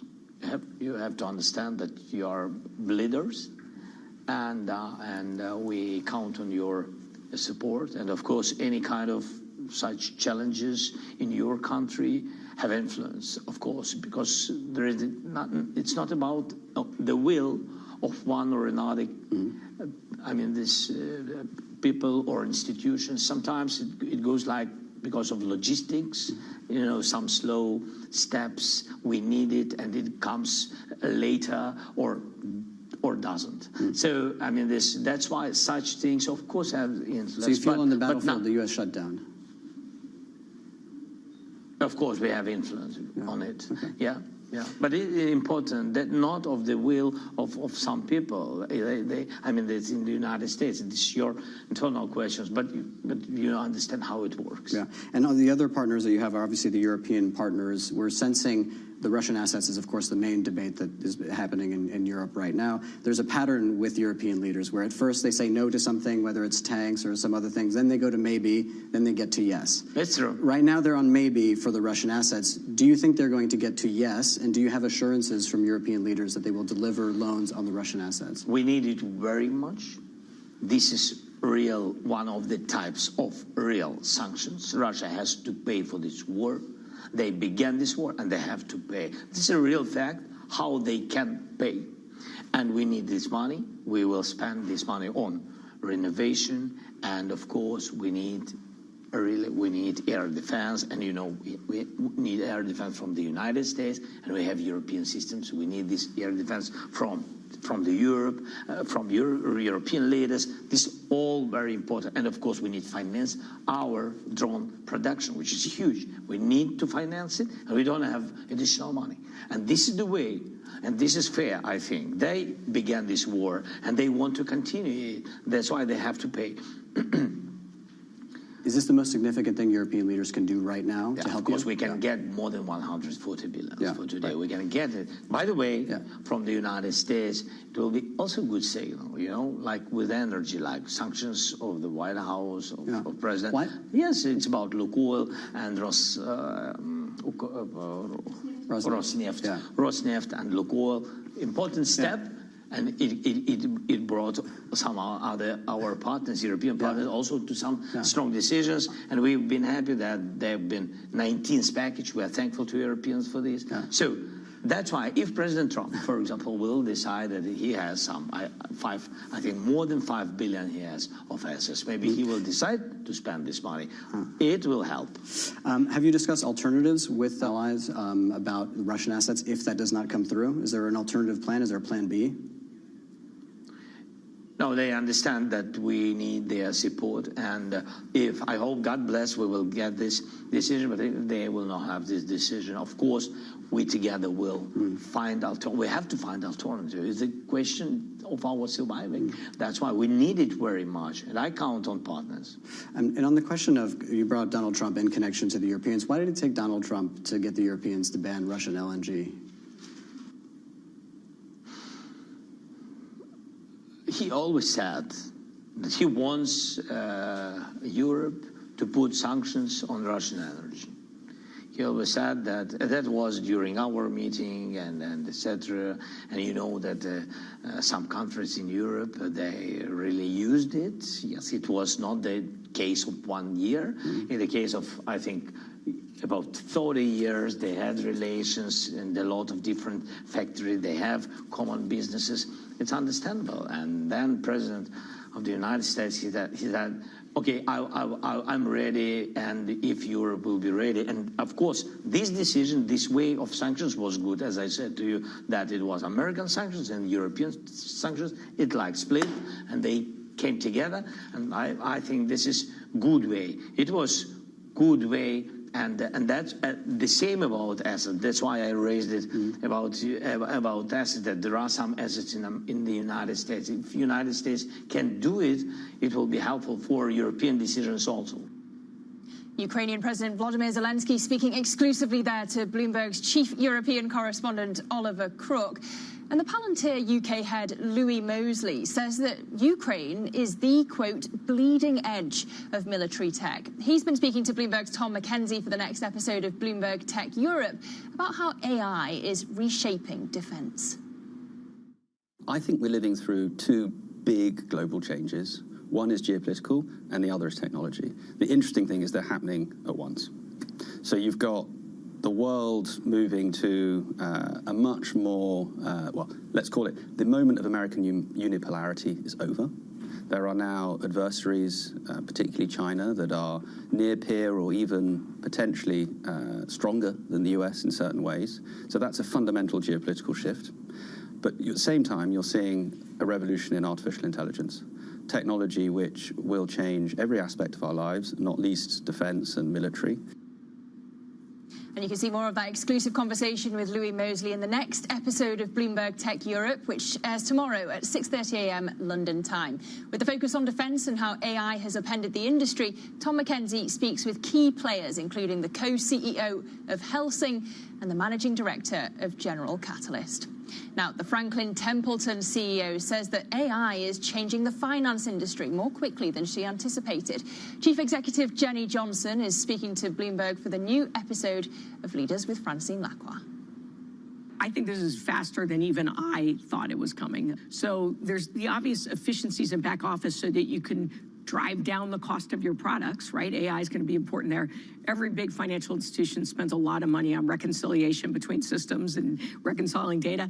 AI will help with that. You know, I might want to say, what are tariffs going to do? How do they affect U.S. pharmaceutical companies versus European pharmaceutical companies? Give me some, perspective on this. It's a theme. It crosses over a lot of things. It goes through all of your research reports internally. It can consume data from all your sell-side reports, and it starts to come back with a theme. And then you can start to engage with that. It's going to have agentic AI. It already does because we have a first development of it, where it'll go out and kind of learn itself and say, hey, is this interesting data for you, right? And so if you can do that well, such that that advisor says, I love meeting with Franklin Templeton because those meetings are so valuable to me, that's going to be a win. And then same thing on the investment process. It's just going to make them much more efficient and effective. But then most firms will actually have the same models. So what makes the difference between the ones that win and the ones that don't? I actually don't think most firms will have the same models. I think that firms will leverage things like OpenAI and start to customize, but training the model is going to be all about your own data. That's why one of the first things you do when you're building out AI is you immediately fence off your own data. But what gets really interesting is that the AI leveraging as a tool by your entire talent force is going to be what the future is. And you can catch more of the Franklin Templeton CEO, Jenny Johnson, in the next episode of Leaders with Francine Lacqua. That premieres tomorrow at 5:30 p.m. London time, right here on Bloomberg Television. Now, the Siemens CEO, Roland Busch, has said that he's also focusing on AI investments for the industrial world. Bloomberg's Anna Edwards has been speaking to Busch following the firm's earnings. The midterm target we increased even to 6 to 9%. This, by the way, excludes Siemens Healthineers. And as I said, the reason is that we have highly competitive offerings due to our long-term investment, for example, in our software suite. We invested 28 billion in our software suite, which is today in industrial software, maybe the most competitive one. If you want to build a digital twin of anything, we can build it for you. The most comprehensive physics-based digital twin. And we invest in AI. We talk about investing in AI technology in the next 3 years, $1 billion. And it's not new to us. We do that for many, many years. We have a lot of offerings already, but we are doubling down on AI. And we talk industrial AI. We bring AI now to the industrial world. So when we are serving very strong markets, we are serving the digital markets. They grow faster. These markets grow by 11%. We are investing and growing in the regions, the key regions, United States, China, India. And we are also doubling down on what we do in Germany, by the way. and we are investing in growing in verticals. We have growth verticals which are super interesting, like semiconductors, big growth verticals, pharmaceuticals. This is a business, a market which is in its transformation. Data centers, and just to name a few. Healthineers is a business that you're going to take part of and do a direct spin-off, around 30% of it going to be handed back to shareholders. Can you tell me about the rationale and the reason for doing it in this way, the reason for choosing this solution for your Healthineers stake? Yeah. So first, we are doing that out of a position of strength. Strength for Siemens, but also for Siemens Healthineers, a business which is doing very well. But we recognized that the market, but also the businesses, they are drifting apart. For example, Siemens Healthineers is going more and more into clinical part, into therapies. Digitalization does not scale in the healthcare space for regulatory reasons. It's very much regional, as it does for our Siemens business. We're also talking about the growth. We want to unleash our growth, go for the next growth level. And we believe we can do that if we separate more, and every company can allocate capital according to their needs even better. The Siemens CEO, Roland Busch, speaking there to Bloomberg's Anna Edwards. Well, coming up, Nick Clegg, the former president of global affairs at Meta, tells us why he thinks many of the charges against big tech are overstated. That's next. This is Bloomberg.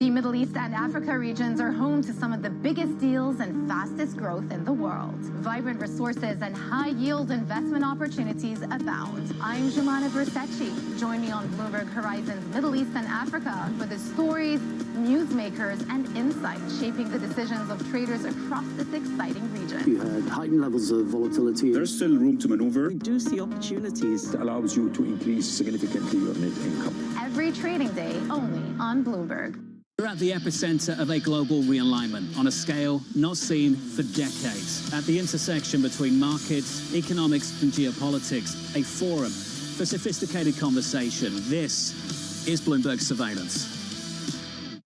Africa, a region rife with potential for growth and opportunities, but not without its challenges. Bloomberg highlights the biggest stories, interviewing key players, and reporting on the issues impacting the region. Join us as we get to the heart of African business, politics, and economics, and ask the question, what's next? I'm Jennifer Zabasaja, and this is Next Africa. New episodes every month, only on Bloomberg.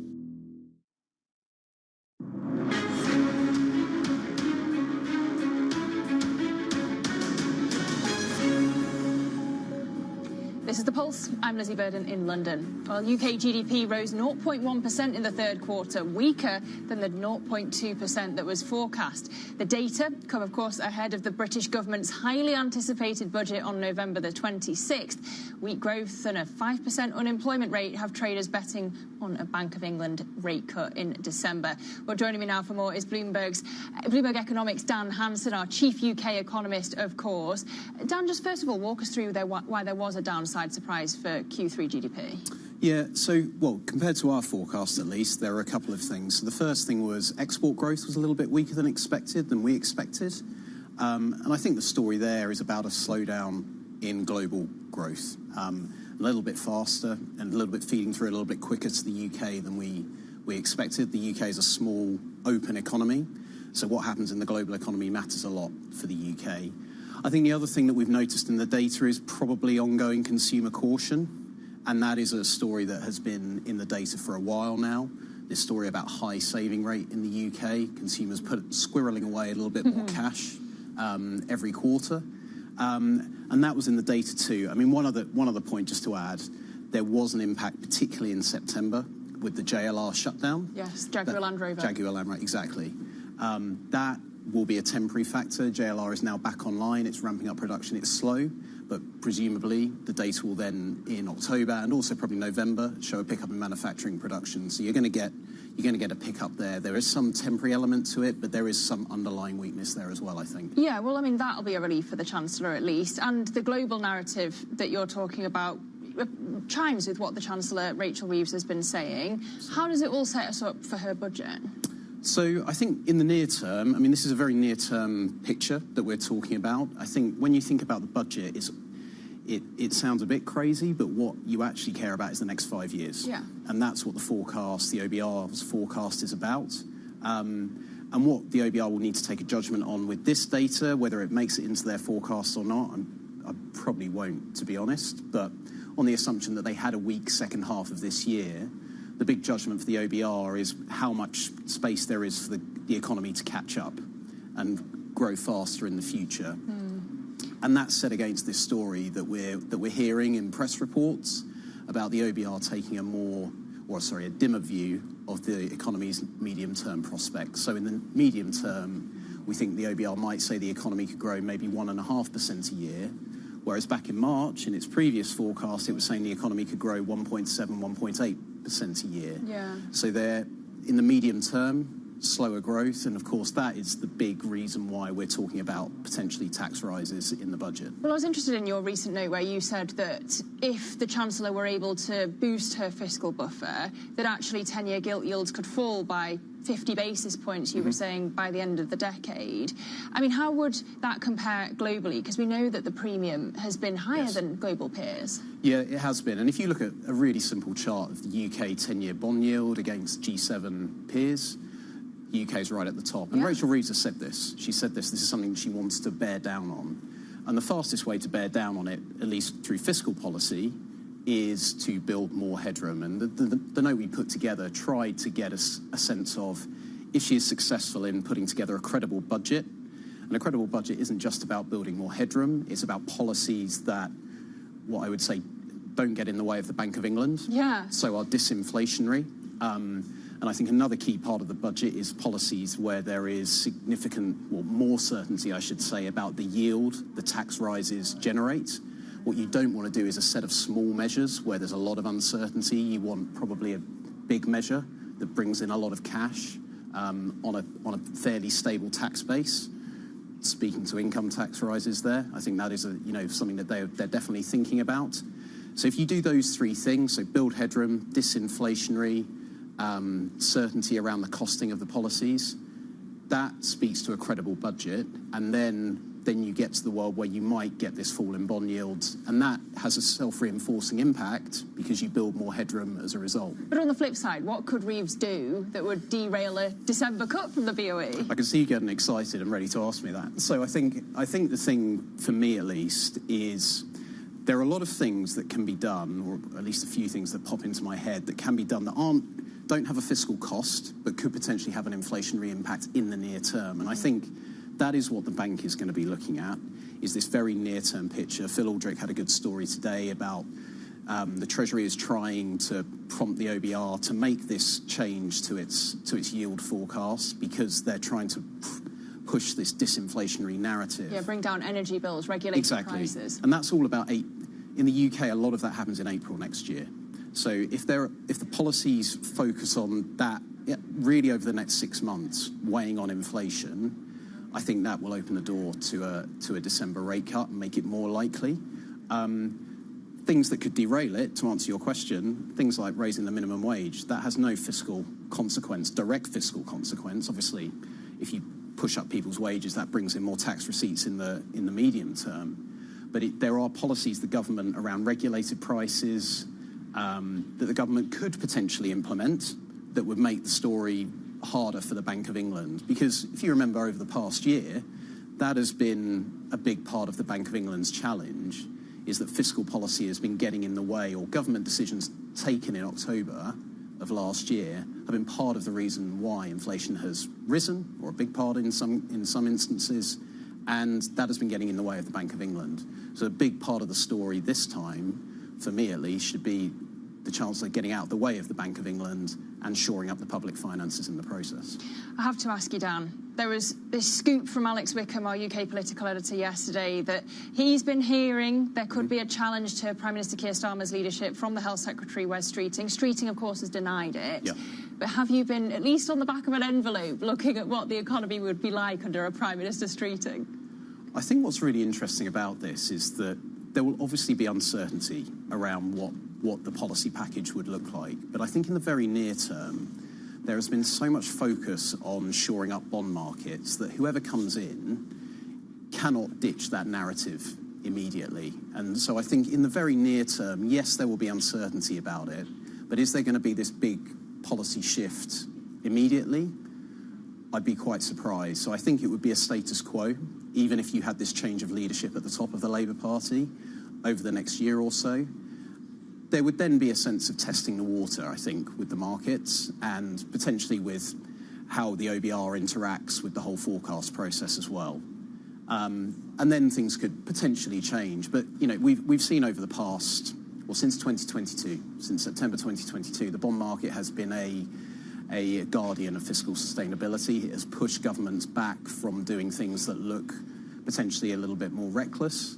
And so I think that is something that the next government, or if we were to get a change of leadership at the top of the Labour Party, that would be something that they would have to, that wouldn't change. So I think that's something that they'd have to come to terms with. Well, who could forget the bond market reaction when Rachel Reeves cried the mere prospect of a different Chancellor setting off the vigilantes. Dan Hansen, we thank you so much for that analysis, our chief UK economist here at Bloomberg Economics.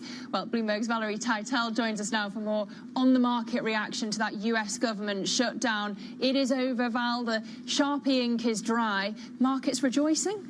Well, they were earlier this morning. I have to say we have retraced some of those early gains in S&P 500 futures. We flipped into the red just this hour, but it has been a positive week for the equity market. Lizzie, we're still headed for one of the best weeks in 3 months' time, or in 3 months' history. So the equity market is holding on, I guess we should say, to its earlier gains. There has been a continued rise in gold. That's also happening again this morning. Gold up near 1% earlier this morning, and it adds to quite a steep amount of gains in the last 5 sessions. It's up over 6%. A lot of people saying this is the resumption of liquidity, helping out the equity market, also helping out the price of gold. Now that the Treasury is back, they can resume those payments back to the U.S. economy, and positive on liquidity helps these two both assets. Well, how much of the gold moves actually also because of the rate cut bets at the Federal Reserve? And of course, that comes back to the data. We want to know when we're going to get some data. Yeah, exactly. Hopefully, we will hear from the Bureau of Labor Statistics today. They are fully back in the office as per the Department of Labor's website. Whether they need a few days to deliberate on the schedule of data releases yet remains to be seen, but we hope to get that September non-farm payroll report on the agenda in the next few days to come. That was a report that was mostly put together, Lizzie, before the shutdown began back in early October. All right, Bloomberg's Valerie Teitel, we thank you so much. We've got S&P E-minis down 0.2%. Same for NASDAQ futures now as we pass the baton over to New York. Up next, Bloomberg Brief. That does it for the Pulse. Vonnie Quinn is coming up next. This is Bloomberg.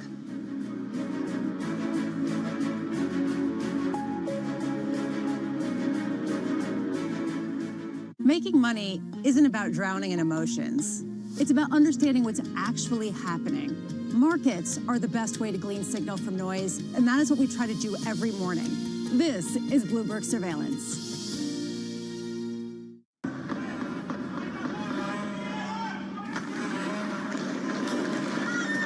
A cidade estava sitiada.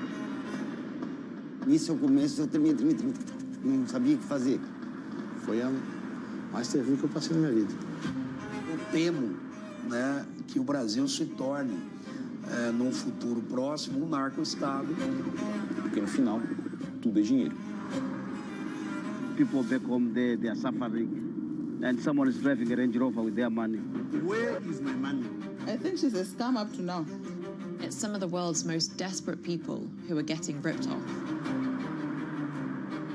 Repeat after me. I am a winner. I didn't know how big it was. I didn't really understand what I was getting myself into.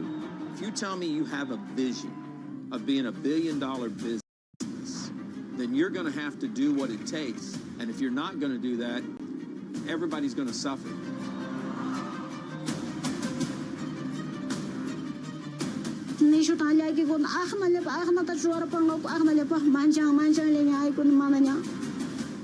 Una batalla a muerte. Money can do a lot of good. It can really transform people's lives, but it can also hurt them.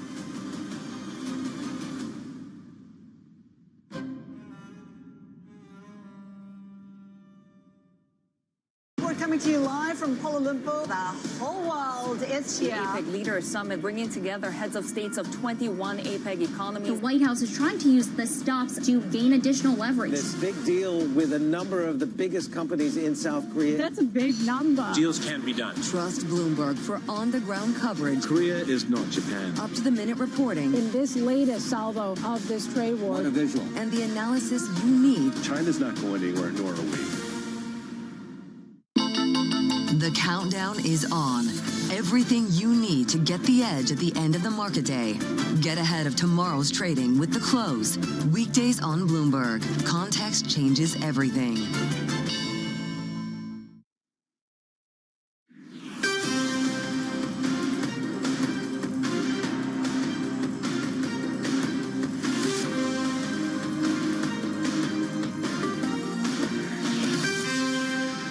It's 5 a.m. in New York City. Good morning. I'm Bonnie Quinn with your Bloomberg Brief. Here's what you need to know.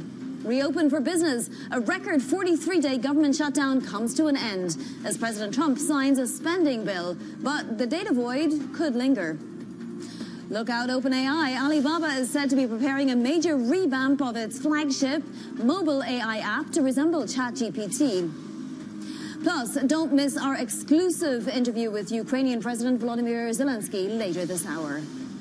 So let's take a look at those markets because there was a lot of churn yesterday. Healthcare did well, for example. Consumer discretionary didn't do so well.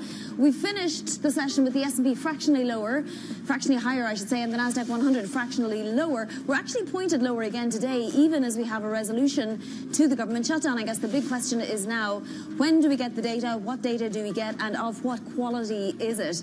Let's take a look at the bond universe because we're also not seeing too much movement as we await some of that data, which could come this week, but is unlikely to. 357, we're back down to 407 on the 10-year yield and hanging out there, and back down to 466. So a little bit of curve flattening over the last couple of days since Veterans Day. And then I did want to point to some of the commodities as well, because this is a fifth straight day of gains for gold. If you look, we're up another almost 1%.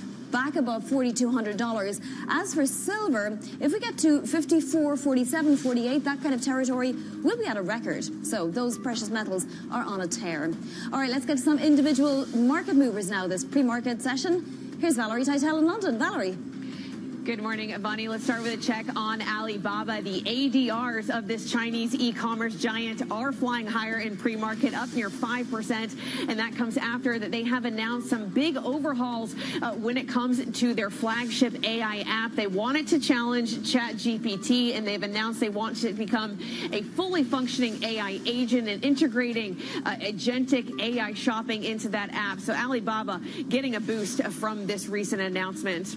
Let's move on to tech earnings. Cisco out with earnings after the bell yesterday, and they did raise their 2026 guidance. These shares are higher by nearly 7% in the pre-market. Cisco really convincing investors that its business is in the right place to capture all of this AI spending after this AI boom. It's really been a make or break for these tech companies, whether they can convince investors and show it in their bottom line that they are getting some of this AI spending. Cisco was able to do that in their earnings release yesterday. Lastly, I want to end with Dollar Tree. This is more evidence, perhaps, of a K-shaped economy. A double downgrade from Goldman Sachs. Dollar Tree shares down near 3%. Now, Goldman is citing the weakness in the lower-end consumer as the main reason for this double downgrade. Also, the perception of the value of Dollar Tree's goods waning in consumers' minds. So a bit of a brand reshuffle there when it comes to Dollar Tree in the discount market. Bonnie? Valerie, thank you so much. Valerie Teitel there in London. And we may not be getting the October economic data this week, but we will look ahead to the rest of the year with Stephanie Roth of Wolf Research later this hour. And we'll do that as the longest U.S. government shutdown in history comes to an end. I'll sign a bill exactly like we asked Democrats to send us all along, many days ago. This cost the country $1.5 trillion, this little excursion that they took us on. It's an honor now to sign this incredible bill and get our country working again. Thank you very much.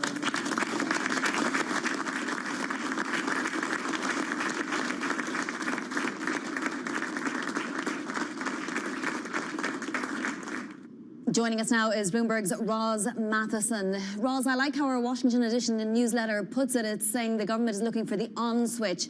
When can we expect to start seeing data, and will that October data ever have been collected?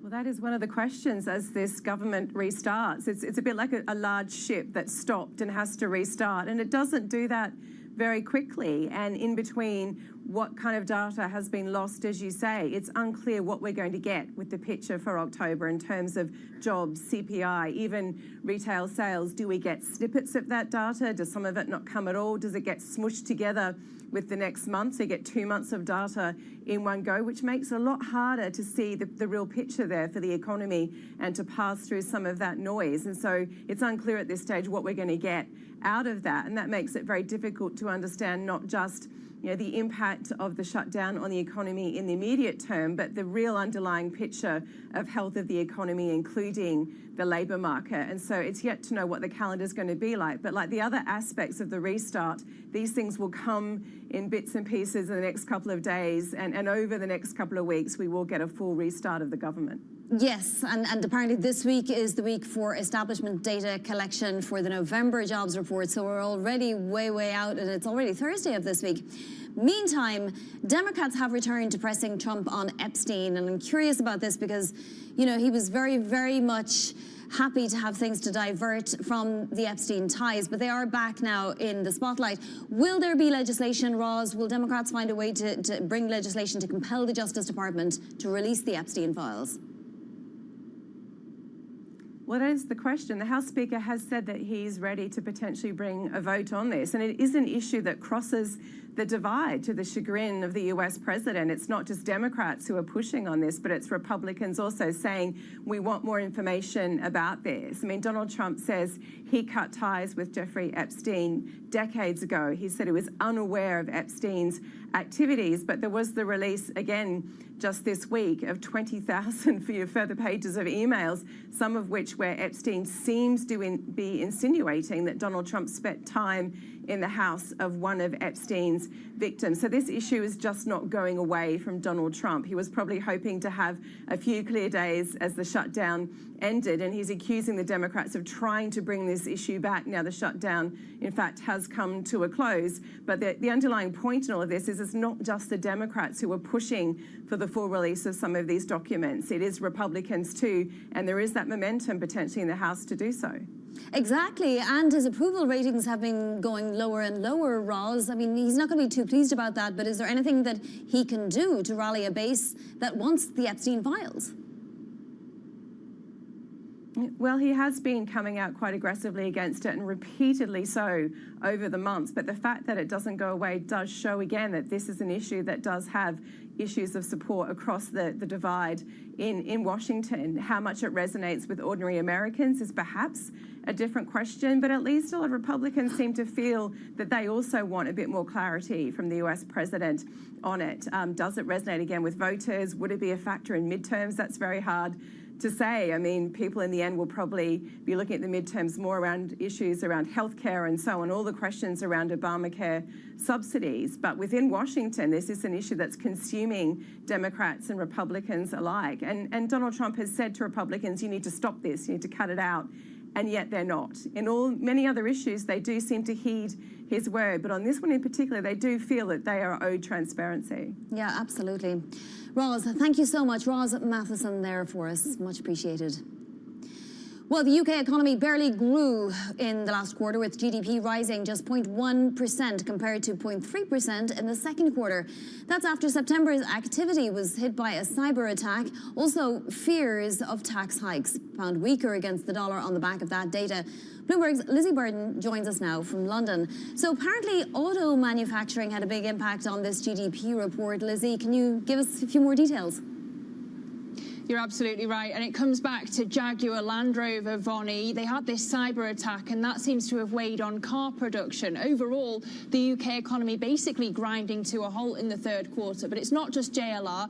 That is one of the good things here, because actually it means that maybe there'll be a reversal of that fortune for the car industry.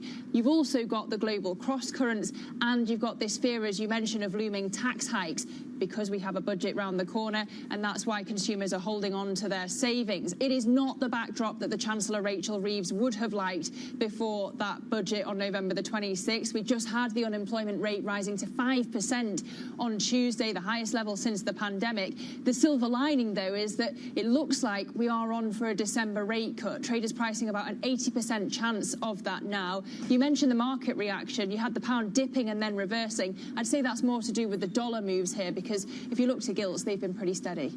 Yeah, and that was surprising in itself almost, Lizzie, right? So you say there's an 80% chance priced in, but wouldn't you have thought that there might be a little bit more movement today after the GDP data? Because it does strengthen the case for the BOE, no?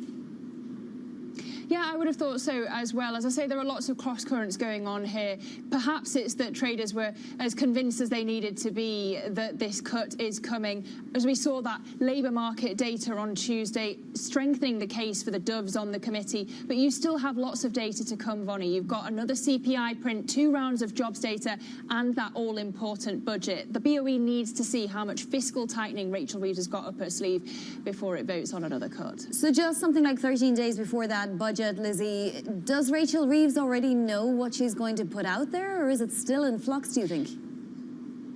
Well, the Times of London had reported, Vonnie, that she put her plans to the fiscal watchdog, the Office for Budget Responsibility, and that those plans included breaking the manifesto, raising income tax. But I would say that the Chancellor will have an eye on all of this data as we inch towards the budget. She'll be dotting the I's and crossing the T's all the way up to the 26th of November. We have a report just this morning that she's looking at focusing on regulated prices to try to bring down inflation so that the OBR will judge she can have more headroom. It's something that the Bank of England Governor Andrew Bailey had recommended she do.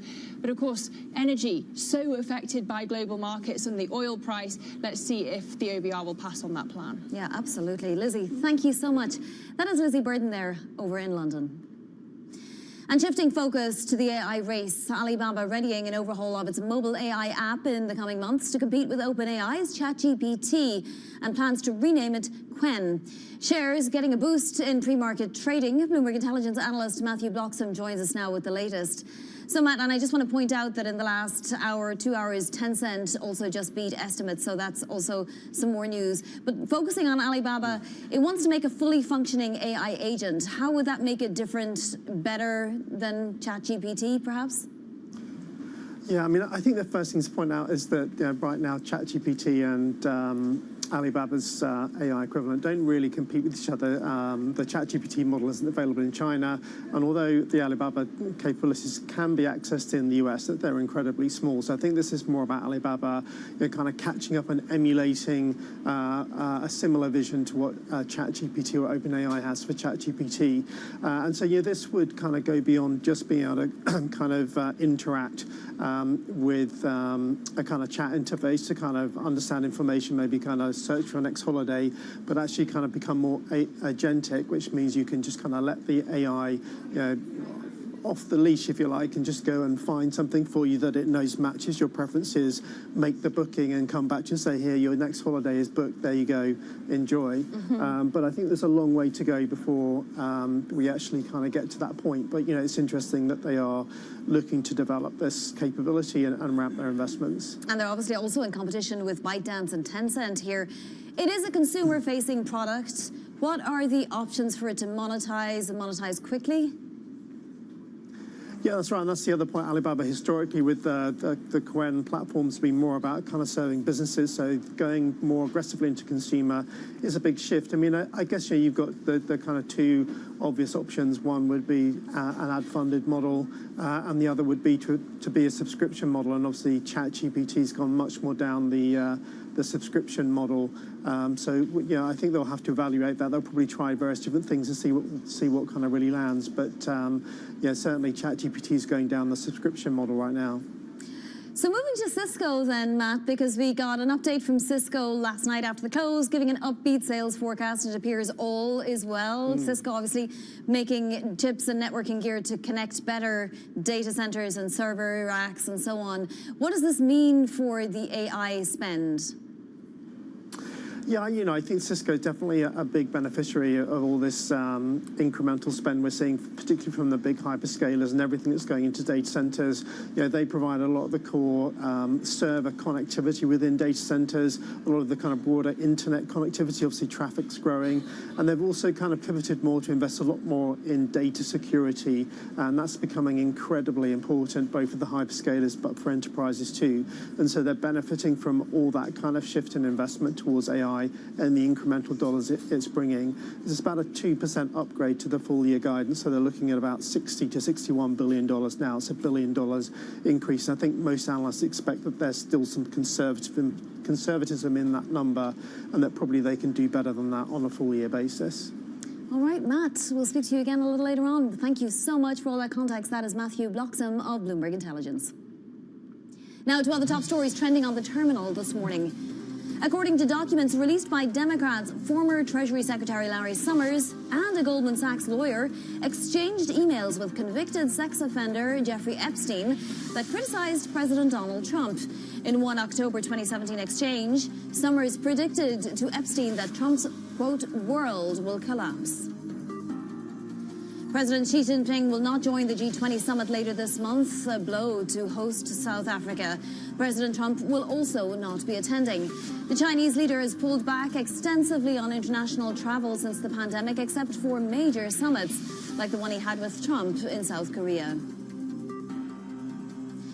And the IEA increased its estimates for a record global oil surplus next year for a sixth consecutive month.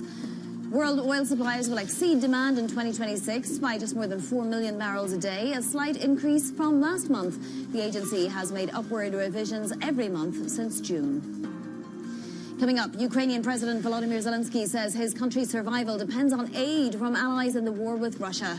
We'll bring you more from that exclusive interview next. This is Bloomberg.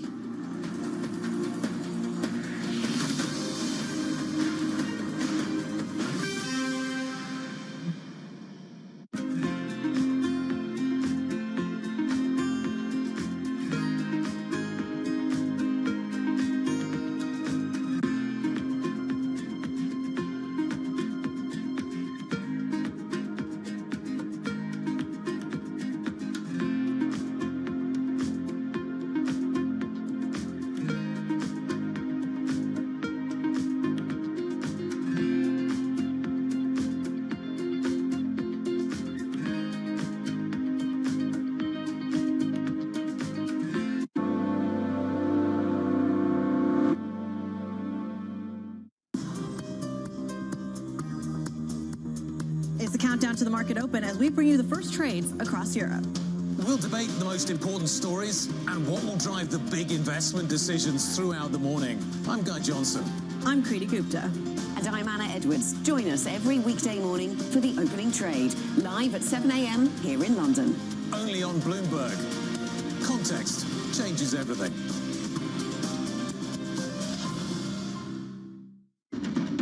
Astonishing day for US technology.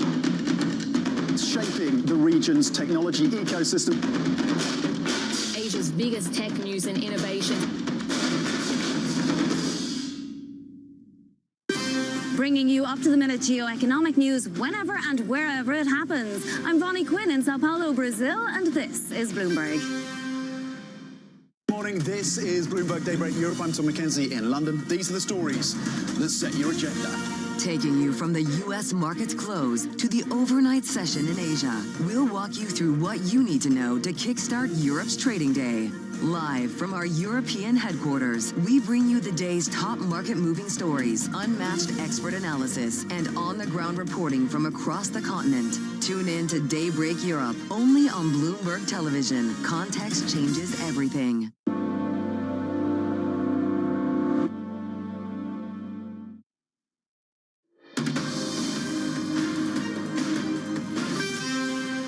This is Bloomberg Brief. I'm Vonnie Quinn in New York.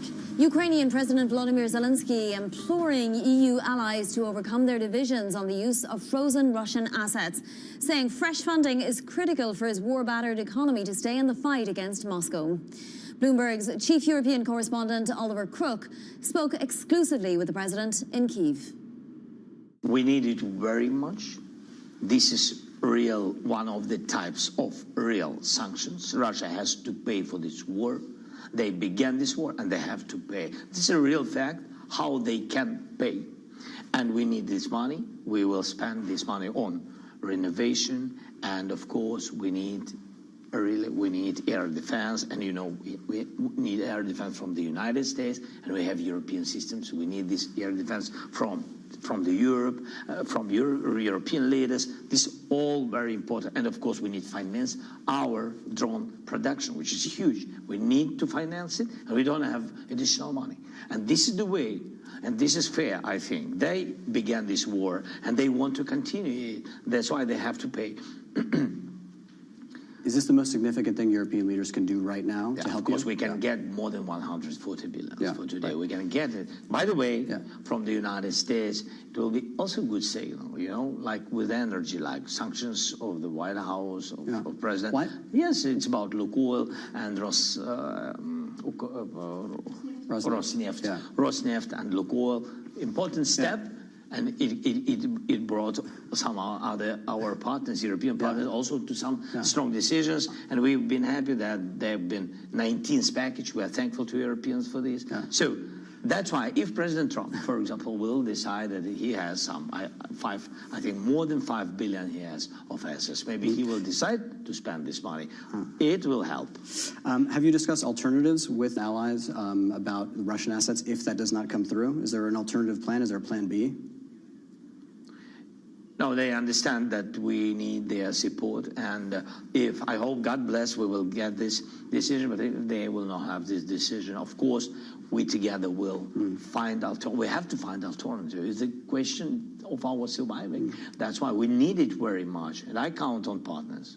And on the question of, you brought up Donald Trump in connection to the Europeans, why did it take Donald Trump to get the Europeans to ban Russian LNG?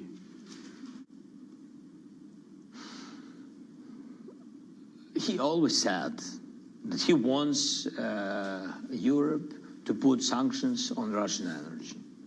He always said that was during our meeting and etc. And you know that some countries in Europe, they really used it. Yes, it was not the case of 1 year. In the case of, I think, about 30 years, they had relations and a lot of different factories. They have common businesses. It's understandable. And then President of the United States, he said, okay, I'm ready, and if Europe will be ready. And of course, this decision, this way of sanctions was good. As I said to you, that it was American sanctions and European sanctions. It like split, and they came together. And I think this is good way. It was good way. And that's the same about assets. That's why I raised it about assets, that there are some assets in the United States. If the United States can do it, it will be helpful for European decisions also. Ukrainian President Volodymyr Zelensky speaking there with Bloomberg's Oliver Crook. Coming up, one story making the headlines across major news outlets today. The end to the longest government shutdown in U.S. history. More on that coming up next. This is Bloomberg.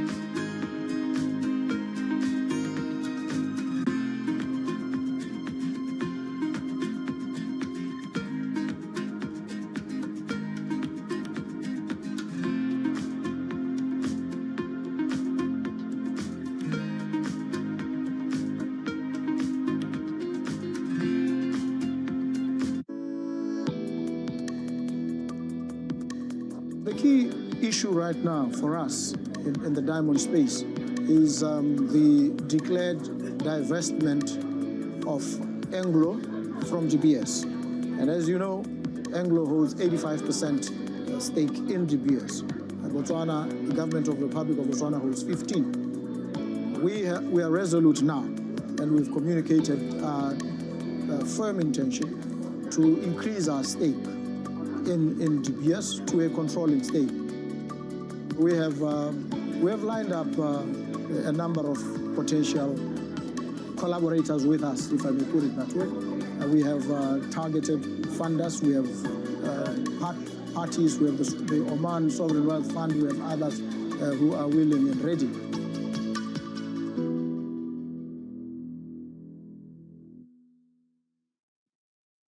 Why do the biggest names in business choose Bloomberg Television? That's a great question. It's a very good question. Interesting question. Good question. Great question. I so appreciate that question. You certainly ask interesting questions. Bloomberg Television. Top experts, great questions. Used to be, one would say, what's that got to do with the price of tea in China, when they wanted to poke holes in the relevance of something?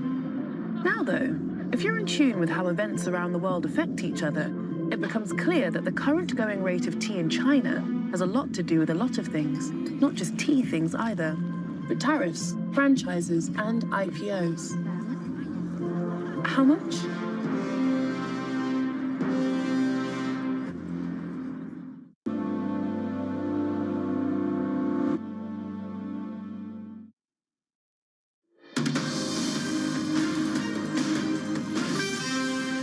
This is Bloomberg Brief. I'm Bonnie Quinn in New York. Time now for the top story making headlines across the various front pages. On most of the major newspapers, as you can see today, the official end to the longest government shutdown in U.S. history. President Donald Trump signing an interim spending package that will fund most of the government through January 30th. Federal workers are expected to be back on the job starting today, Thursday. However, it could still take days or even weeks for the federal bureaucracy to fully restart after being closed since October 1st. That is 43 days. Let's take a look at how markets are reacting to that. We are expecting a flood of data, so a little bit of trepidation, at least in equity index futures and the dollar, as you can see. Coming up, we're going to speak with Stephanie Roth of Wolfe Research.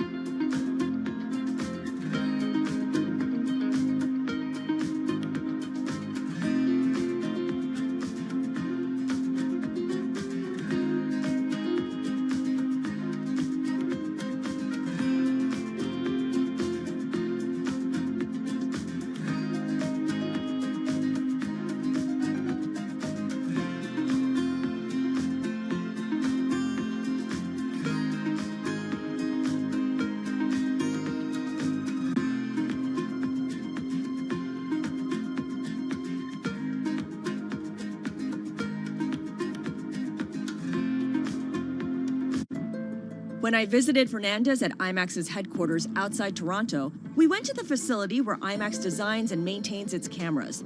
The latest next-gen equipment was out with directors on filmed for IMAX sets, but there was still plenty of cool gear on view. As the head of the finance department, do you look at all the things in this room and think, this costs that amount of money, this costs that amount of money? Thankfully, no, I don't. When I think about cameras in general and what we, when we first, I'll give you a really prime example, the film cameras. When you thought about it, okay, are we building 2? Are we building 4? Are you building 8, right? And that's where I start to think about, well, what makes the most sense from a return perspective? Because yes, Nolan wants the cameras, but how many other filmmakers out there use the film cameras? The lens that I look at it through is essentially, how many do we build and in what way? Because the one thing is we are going to invest to build it right and to build it for longevity. But do you need 10 of them? No. Building 4, that was the right number. And do we potentially want to build a couple more? Maybe a couple more, but I don't think we need 10. because they won't always be in use all the time. I imagine that at different points you need to tell people no. What's that process like for you? Oh yeah, it's a key role in the CFO position. It is a word that most people are used to, and yet they still think you're not going to say it. From the world of politics to the world of business, Joe Matthew and Kaylee Lines deliver news, insight, and analysis live 2 times a day, every trading day. Balance of Power at 1 and 5 Eastern, only on Bloomberg. It's a multi-trillion-dollar industry. We'll show you what's happening in ETFs like no one else. ETF IQ, only on Bloomberg.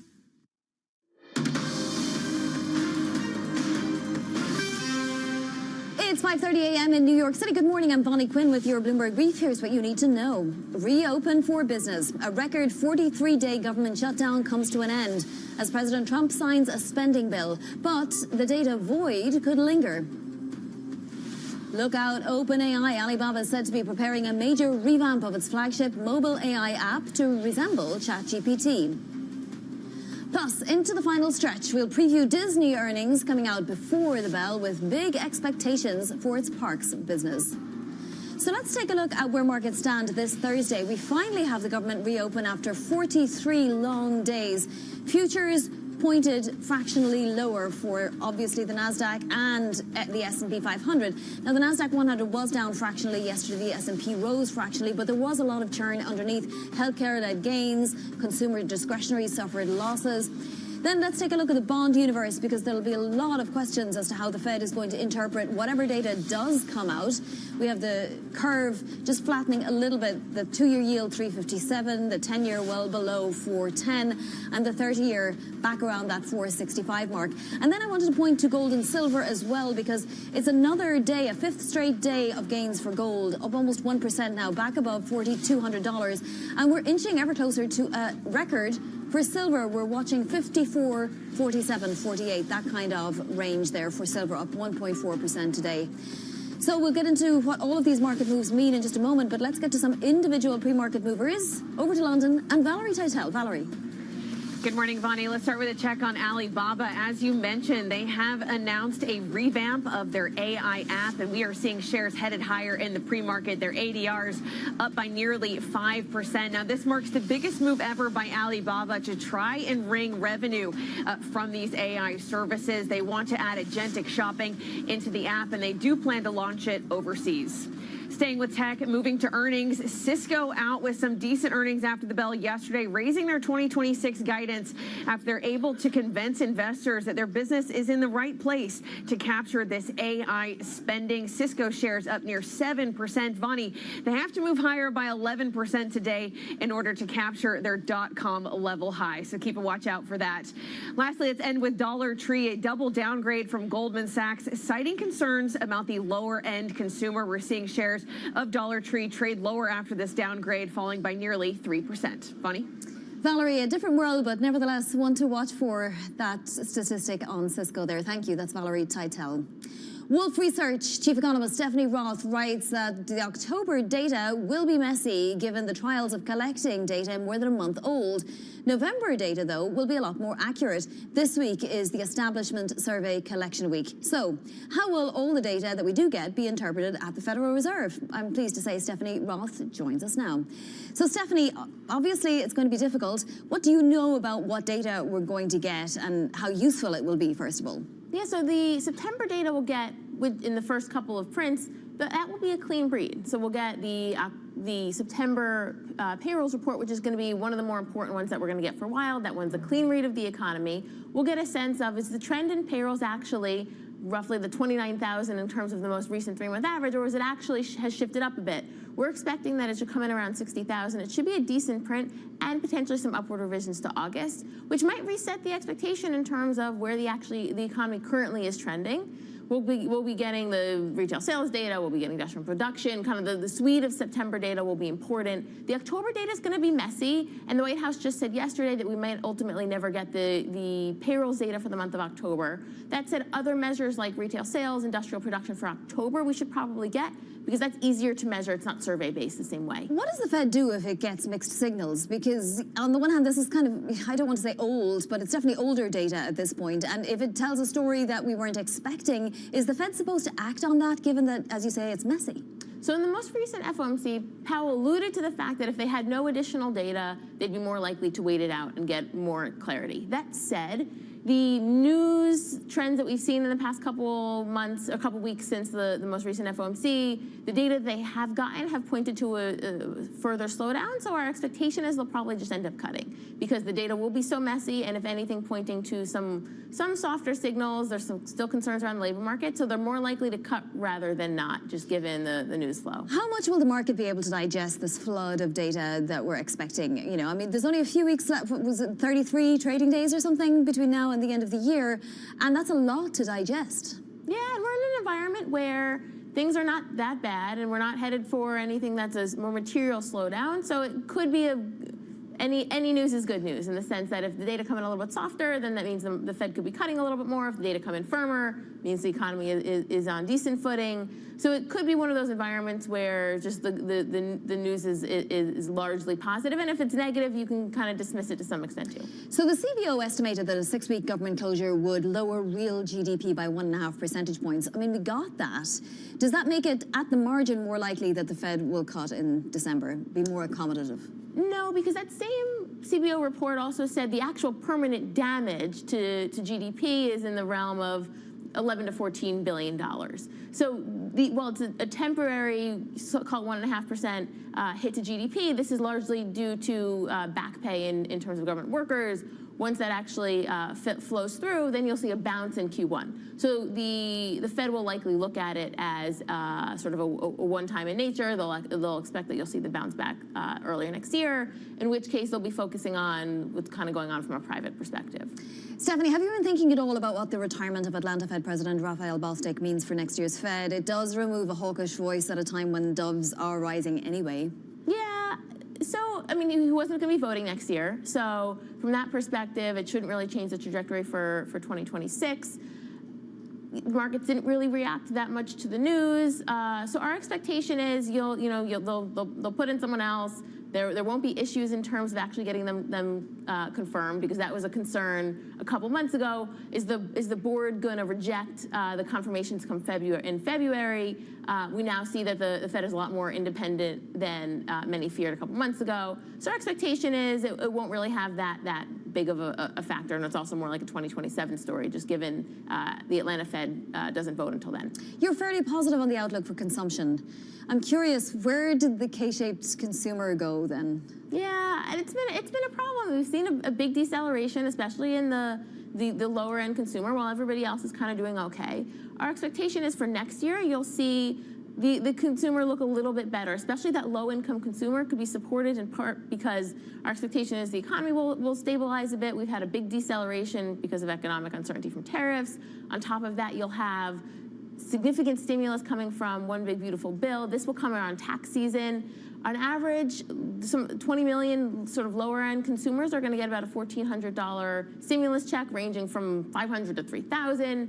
On top of that, you'll have potential sort of wage pressure for blue-collar workers. And none of that will feed too much into inflation? It should be modest. At the margin, we do expect inflation could be elevated. We're talking about 3% inflation for a while.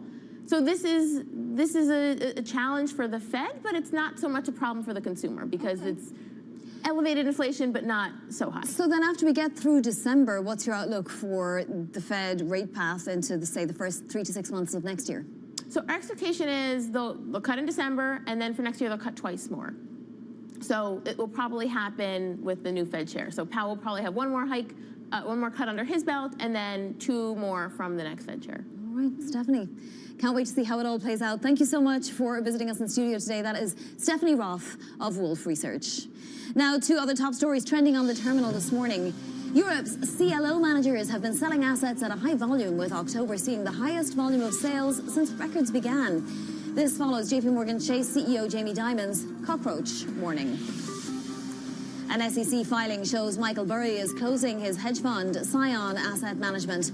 As of March, the fund had $154 million in assets under management. Murray has not directly addressed the closure, but has posted on social media that he will be, quote, on to much better things. Kip Asnas, the billionaire co-founder and chief investment officer of AQR, said the hedge fund is weighing an expansion into sports betting. He said on the Odd Lots podcast that sports analytics are similar to what AQR does, and that the firm's quantitative expertise could be applied to sports betting. Coming up, more on the funding bill that ended an historic U.S. government shutdown. That's next. This is Bloomberg.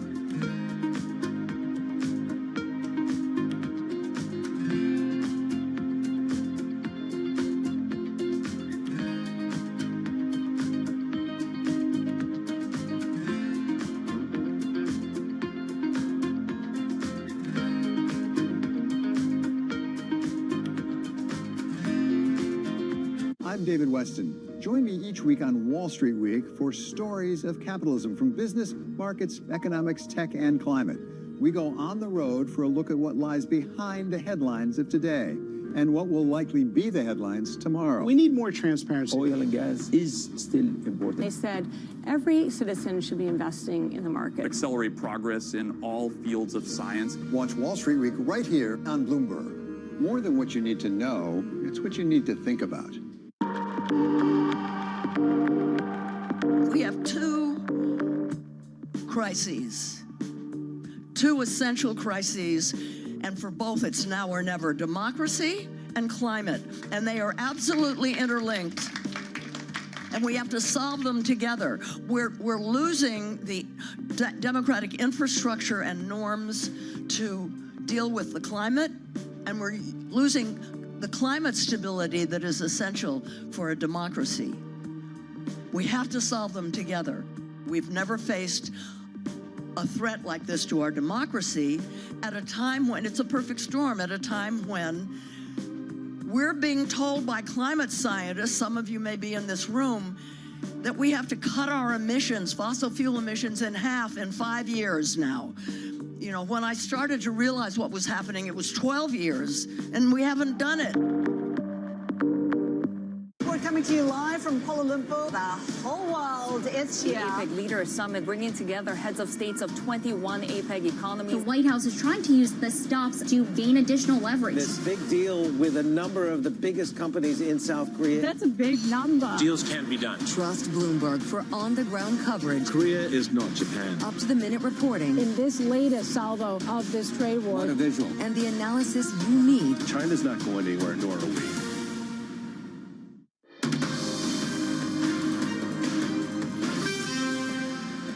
Sign a bill exactly like we asked Democrats to send us all along, many days ago. This cost the country $1.5 trillion, this little excursion that they took us on. It's an honor now to sign this incredible bill and get our country working again. Thank you.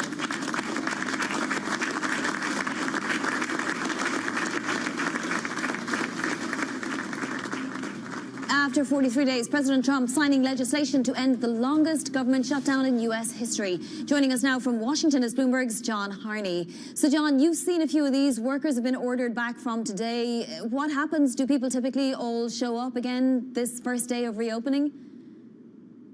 Well, this will have to take some time for the federal government, which is a huge, enormous organization, to get back into operation. Thursday, today, workers will start coming back. They will begin getting paid. Most of them were not paid during this period over the weekend. Then we have then as far as people who receive food stamps, SNAP benefits, though that will take time too, because each state, all 50 states, have different methods of payment. But the payments will begin soon. But at the same time, though, these people have been without aid since last weekend. Flights are still have still been affected, and Transportation Secretary Duffy said that could last for another week or so, even as we're heading toward the Thanksgiving holiday and Christmas, of course. So anyway, things will come back slowly. Yeah, exactly. So the White House says that October jobs data and also the CPI data are unlikely to be released. I guess that's because perhaps collection would be difficult. Do we know anything about that from anybody inside the agencies? Well, that's a good. I mean, were not able to get collect this data. So apparently, it may well never be known. And so markets, companies have been, investors have been sort of flying blind. They've been looking at privately collected data collected by private organizations. But that's another thing that has to. It's going to take some time to restore, and when we'll get accurate, we can be assured of more accurate information. So the Democrats have returned to pressing Trump on the Epstein ties, and we got more emails released just this week. How likely is it that there will be legislation compelling the Justice Department to release the Epstein files, John? Well, one consequence of the end of the shutdown was the swearing in of Representative Grijalva of Arizona. She replaced her father, who died earlier this year, and she was not sworn in during the shutdown. Her vote would put in place a bill to compel the Justice Department to release all the files. Now, President Trump has said this is all old news, and it's an effort by the Democrats to distract voters and others from their own failures, particularly when he considers their negligence in bringing about the shutdown. But Speaker Mike Johnson has said now there will be a vote in coming days or weeks, and we'll see how the outcome of that. Yep. Several Republicans have said they're going to vote for it. Definitely a bipartisan issue here. John, thank you so much. Bloomberg's John Harney in Washington. Shifting focus now to the AI race, Alibaba preparing an overhaul of its main mobile AI app in the coming months to help it more closely resemble OpenAI's ChatGPT. Bloomberg intelligence analyst Matthew Bloxham joins now with the latest. So what does Alibaba want to do, and how would it compete in this way with Tencent, which, by the way, beat estimates this morning, and ByteDance, for example? Yeah, so they want to kind of basically completely revamp their AI platforms, rebrand it Qwen, which is their underlying AI model platform, which they provide mainly to business customers now, and provide a much more robust offering into the consumer market, and not just be a direct rival to things we experience with ChatGPT now, like it's a chat interface, but actually become a kind of fuller AI agent, and particularly to kind of leverage what they do on their e-commerce platform. So, as a consumer, you could say, I'm looking to go on holiday to Barbados next year. I want to stay in this kind of hotel. These kind of flights I'm looking at, and it would go away. It would find things that match your criteria, pay for it, and come back with a kind of fully fledged holiday for you. So, kind of really moving into that agentic area and do all sorts of things like that on this shopping platform. So, I think that would kind of really kind of raise the stakes for them in terms of kind of creating a new revenue stream, really kind of strengthening their capability in the consumer market, and I guess be a bit of a competitive hedge against what what Tencent and others might do in the future to kind of encroach on that e-commerce platform. Yeah, and certainly helping those shares. I guess the idea of monetization getting closer, right? Can I ask you about Applied Materials, because it's after the close, another play on AI. It's going to make comments on wafer fabrication equipment. What do we expect to hear? Good question. I haven't actually looked very closely at those ones yet. I mean, I guess generally, given there's been lots of ups and downs in the kind of the cloud and the chip market recently, I think it's kind of really just to kind of make sure that there aren't too many disruptions to the supply chain, and that we're still seeing kind of sustained demand come through from the kind of major customers for that kind of technology. Yeah, we're getting close to the end of the season. Still NVIDIA to go, though. We have that to look forward to. Matt, thank you so much. Matthew Bloxham of Bloomberg Intelligence. Well, staying on earnings, Disney set to report fourth quarter results before the bell this morning, with investors looking for growth in the theme park and streaming businesses to make up for the decline in conventional linear TV. Joining us now with the latest is Bloomberg Intelligence US media analyst Geeta Ranganathan. So, Geeta, I mean, parks have been doing well. It does have competition from various other parks, but how much do we expect it to make up for some of the declines elsewhere? Great question, Vonnie. Good morning. Yes, parks is absolutely the most important profit driver for Disney. Makes up about 55 to 60% of total company profits. So the big thing that we look for every time, in earnings is obviously the parks business, where underlying trends have been really strong. There's been the benefit of having a new cruise ship. We're looking forward to more cruise launches. So overall, things are going really well at the parks. The other business that we look for is streaming, because finally, after many, many years of losses, profitability has inflected, and this is going to be really a great source of earnings upside at the company. Now, the big thing that happened during the quarter that they're going to report was the launch of ESPN streaming, also called ESPN Unlimited, and any color that they can provide on the call for any early traction for that product, obviously, is also something that investors are going to look at very, very closely. Exactly, and we had subscription price hikes there too, but also Disney looking to bring this to Asia. Now, I'm curious about this. How big of a market could it reach, given that we already have Amazon with MLB in Japan? Netflix also has next year's World Baseball Classic. So those types of sports are tied up at least. What can Disney do? So Disney really has such a great brand name, Bonnie, when it comes to sports, when it comes to some of its franchises. ESPN, obviously, the biggest sports property in the world. There's no doubt about it.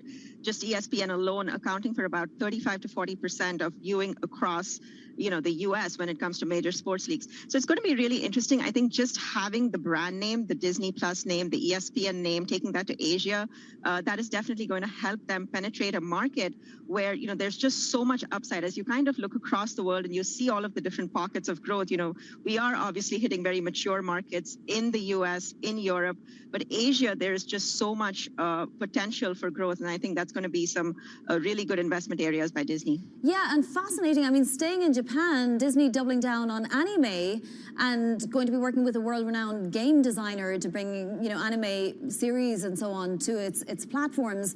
I mean, is this a money spinner? Is it better margins than, say, hiring a Hollywood cast and a writer's room and so on?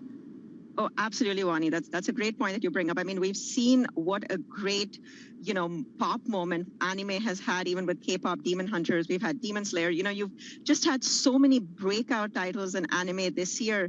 And you're absolutely right. It is the most profitable genre when it comes to films. I mean, double what an average film would make. So there's a lot of potential there. We know that if they can use AI for post-production, even during production, they can cut content costs really, really dramatically. So this is, an area that resonates really well across the globe.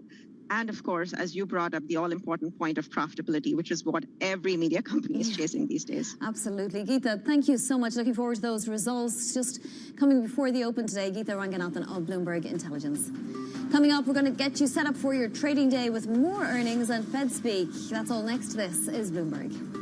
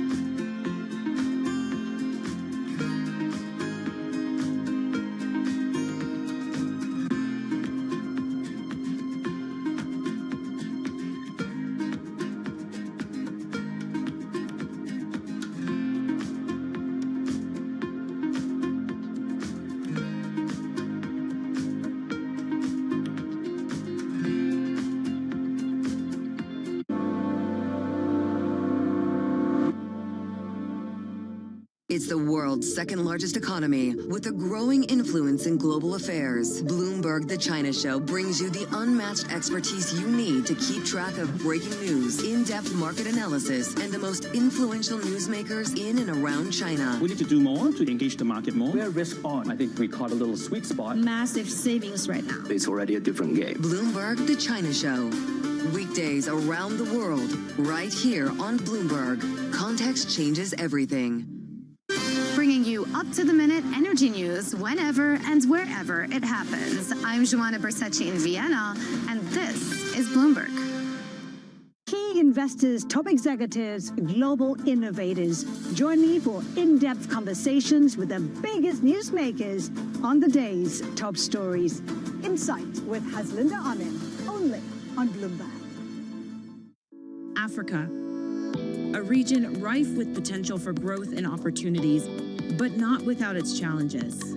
Bloomberg highlights the biggest stories, interviewing key players, and reporting on the issues impacting the region. Join us as we get to the heart of African business, politics, and economics, and ask the question, what's next? I'm Jennifer Zabasaja, and this is Next Africa. New episodes every month, only on Bloomberg. Bringing you up-to-the-minute geopolitical news whenever and wherever it happens. I'm Stephen Engel at Japan's Akasaka Palace in Tokyo, and this is Bloomberg.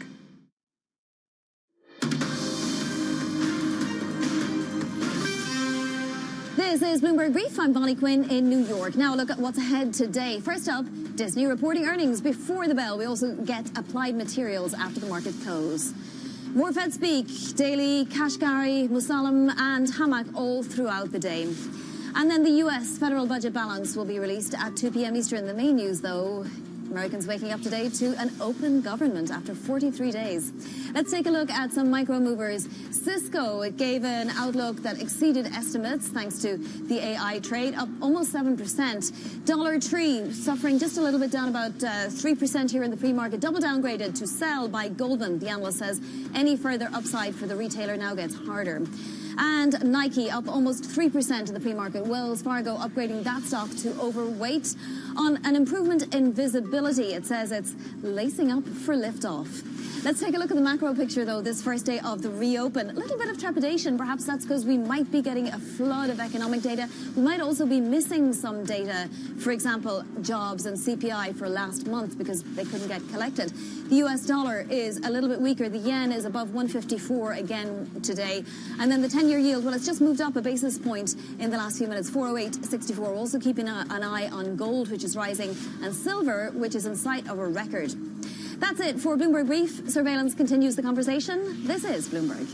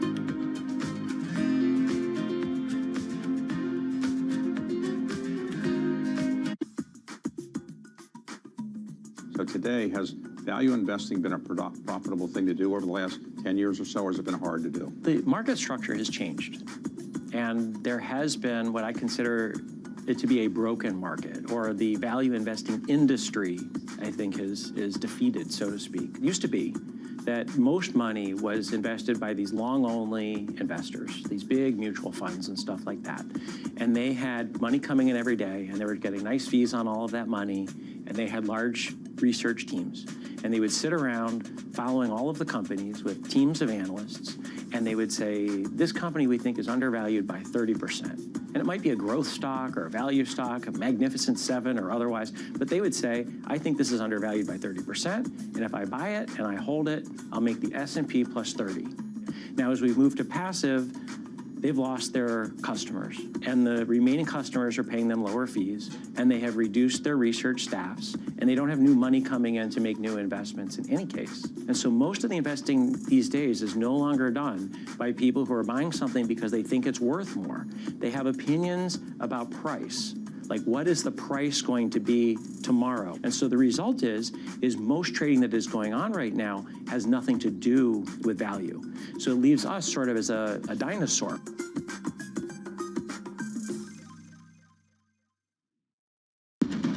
What is going to be the consequence for U.S. markets? We are basically deep in the European earnings season. Take a look at how we're faring when it comes to Asian markets.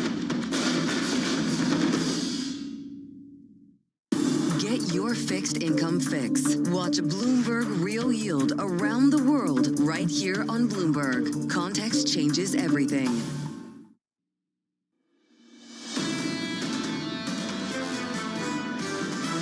You're seeing a broadening beyond the kind of core AI names. The AI story is driving a decent portion of growth. The AI power and the AI infrastructure basket still looks really, really compelling. It's a vibe market, and it's all driven from sentiment for the most part. I think equities are still going up 15 to 20% from where they are over the next year. This is Bloomberg Surveillance with Jonathan Farrow, Lisa Abramowitz, and Anne-Marie Hordern. Live from New York City this morning. Good morning, good morning. For our audience worldwide, Bloomberg Surveillance starts right now. Coming into Thursday, the government reopens.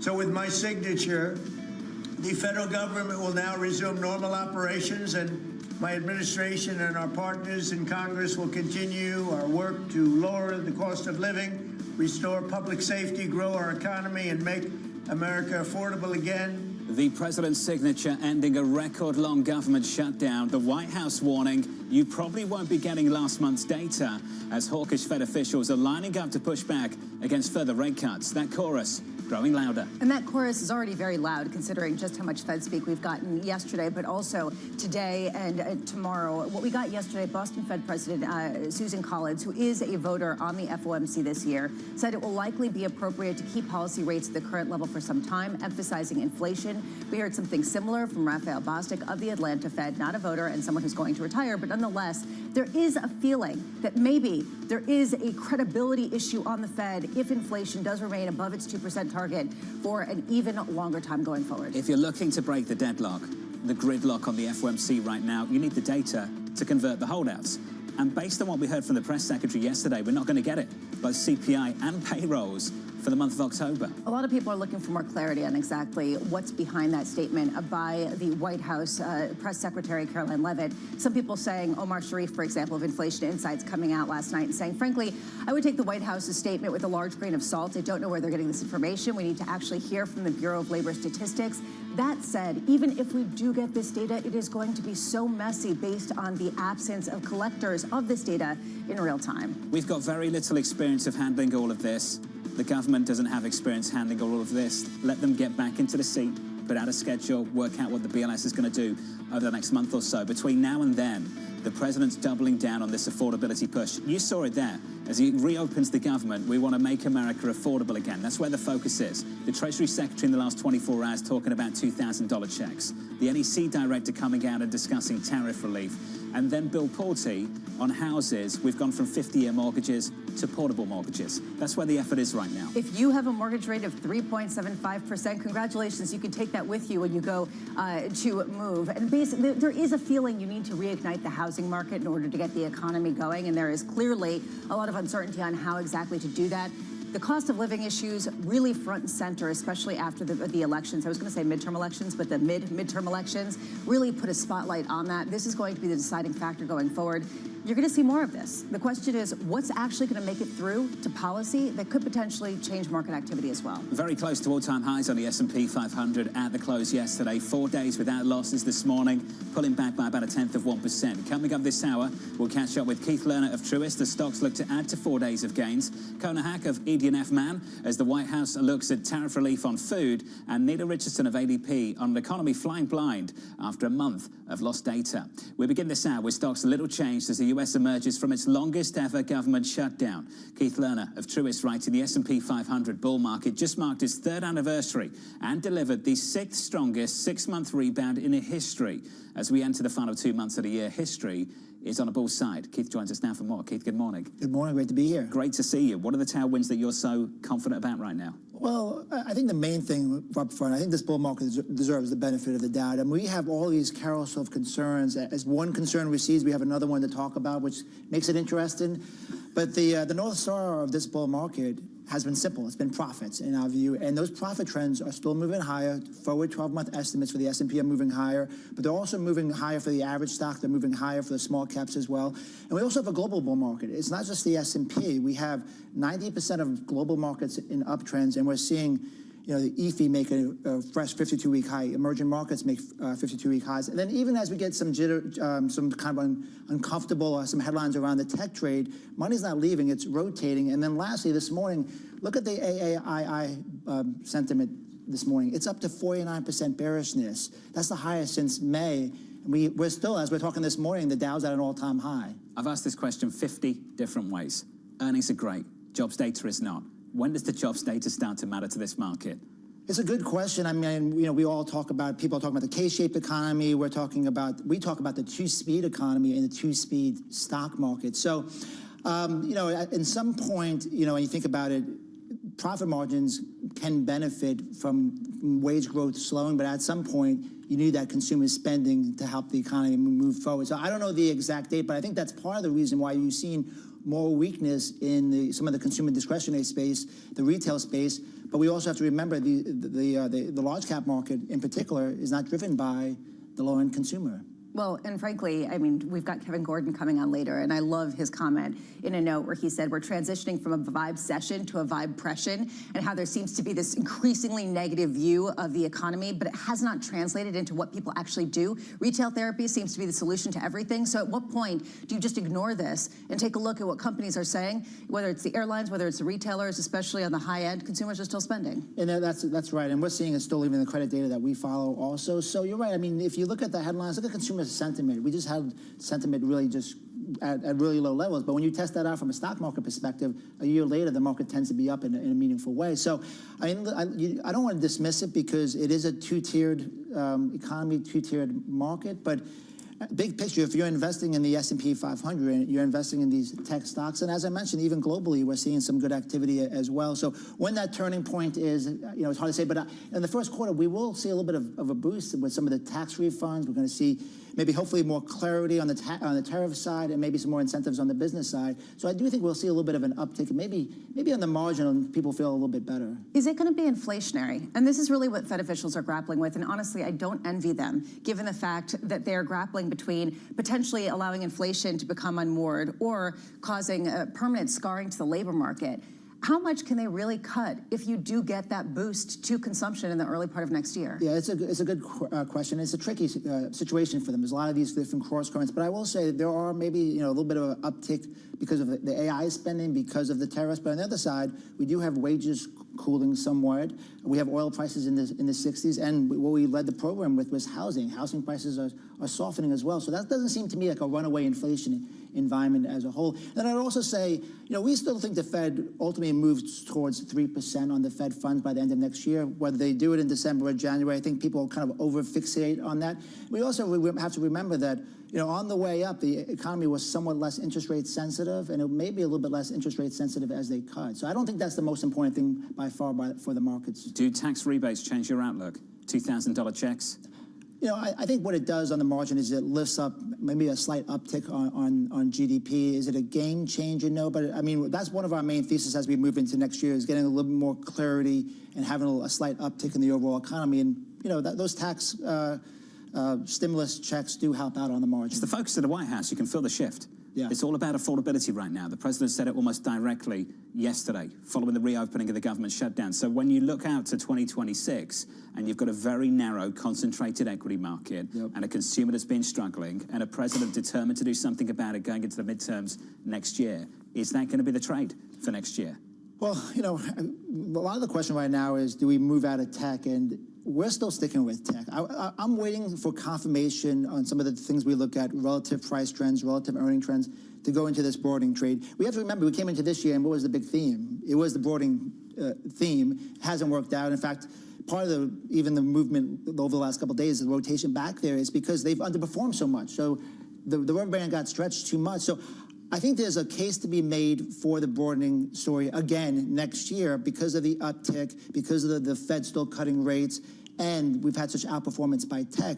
But I also look back at different cycles. I look back at the 90s, I look back on the 2000s, and the leaders of bull markets tend to lead to the end. Doesn't mean there's not some intermittent mean reversion periods, but tech was the leader until March of 2000, and emerging markets were the leader into 2007. So I expect, even though there's these worries and these concerns, I think tech will ultimately still lead. If you believe you're in a bull market, I think ultimately tech has to participate and likely lead, even if there's some bouts of underperformance. How much is this for tech, heads I win, tails you lose? In the sense that either they do really well and they continue to boom, and the Fed's cutting rates because the rest of the world's not doing so well, and so they continue to boom even more because there's more cash looking to go to work.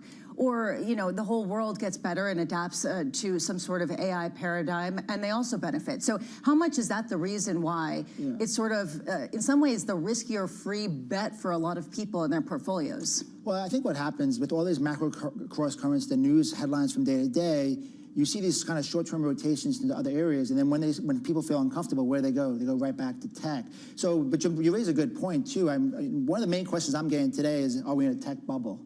And the other thing to keep in mind, going back with the Fed, is the Fed was raising rates in the late 90s, 2000. We're not doing that. We're still on a trajectory of actually moving lower. So I think I'd like to see a broadening. I'd like to see not a two-speed economy. I think most of us would like to see that as well. But I think you're right. I think if things slow down, money moves back to tech. And if the Fed cuts rates, people still stick with tech because of the financing side and the secular growth. If the Fed is cutting in the face of inflation that has remained above the 2% target for more than 5 years, does that mean you should invest in the rest of the world and not necessarily the U.S.?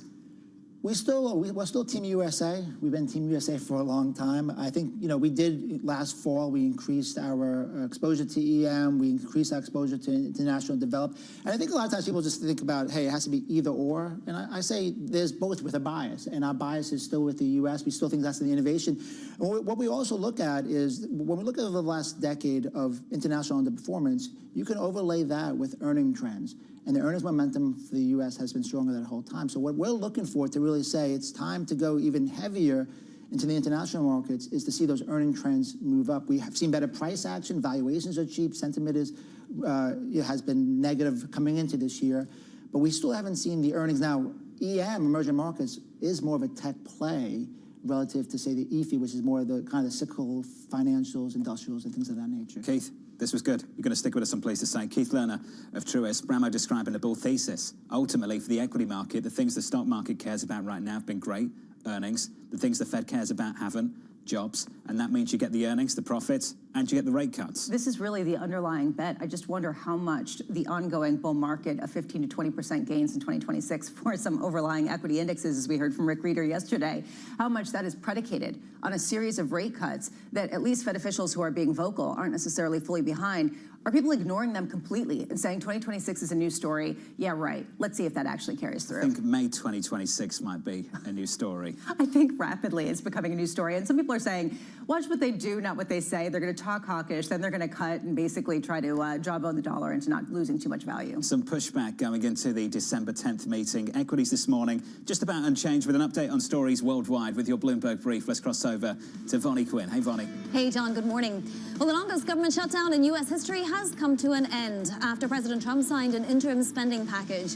The 43-day shutdown halted food aid to millions of people, cancelled thousands of flights, and forced federal workers to go unpaid for more than a month. The government is now funded through the end of January, when prospects of another shutdown fight remain. Well, the shutdown may be over, but the White House is warning that October's economic data, including key readings on jobs and inflation, will likely never be released. Press Secretary Caroline Leavitt telling reporters that data released will be permanently impaired, leaving our policymakers at the Fed flying blind at a critical period. Chinese e-commerce giant Alibaba is overhauling its mobile AI app to resemble OpenAI's ChatGPT. Alibaba plans to rename the app Qwen in the coming months and add agentic AI features to support shopping on its platforms. Sources telling us here at Bloomberg that the end goal is to try and make Qwen a fully functioning AI agent.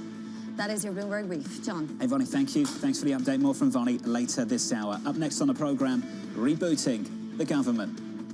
With my signature, the federal government will now resume normal operations. I just want to tell the American people you should not forget this when we come up to midterms. That conversation up next with Bloomberg's Jack Fitzpatrick, live from New York City this morning. Good morning.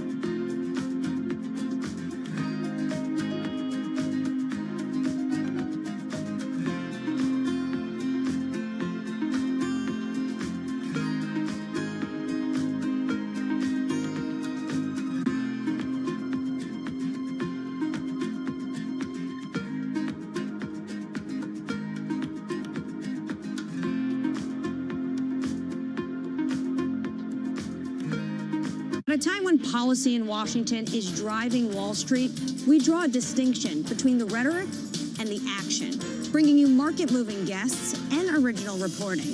This is Bloomberg Surveillance. Technology is embedded in every aspect of our lives. And laying the foundation for the future. From finance to defense, AI to entertainment. And from the road to the stars. Bloomberg brings you the latest stories of the people and companies pushing the tech sector to new frontiers. And the politics that shape global tech markets. I'm Caroline Hyde in New York. And I'm Ed Ludlow in San Francisco. Watch Bloomberg Tech every weekday. Only on Bloomberg Television. We're at the epicenter of a global realignment on a scale not seen for decades. At the intersection between markets, economics, and geopolitics, a forum for sophisticated conversation. This is Bloomberg Surveillance.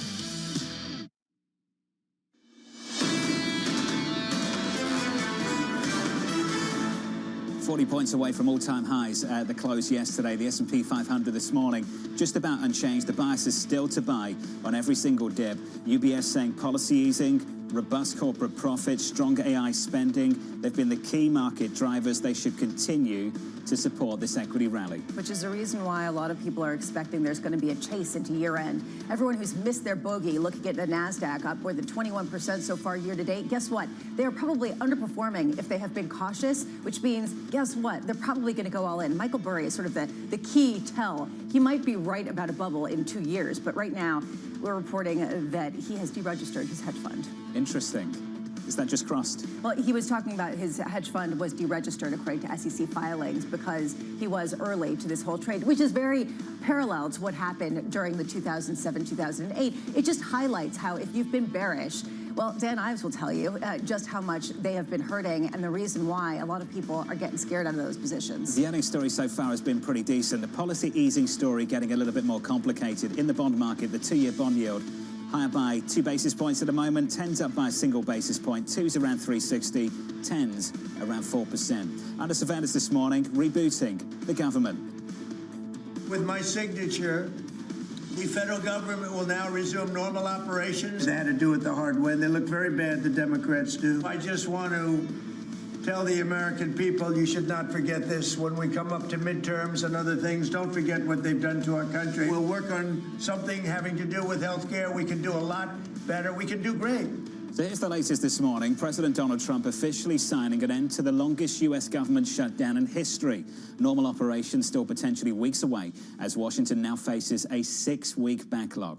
Bloomberg's Jack Fitzpatrick joins us now for more. Jack, can you describe what happens after the president signs that document? What happens next in Washington?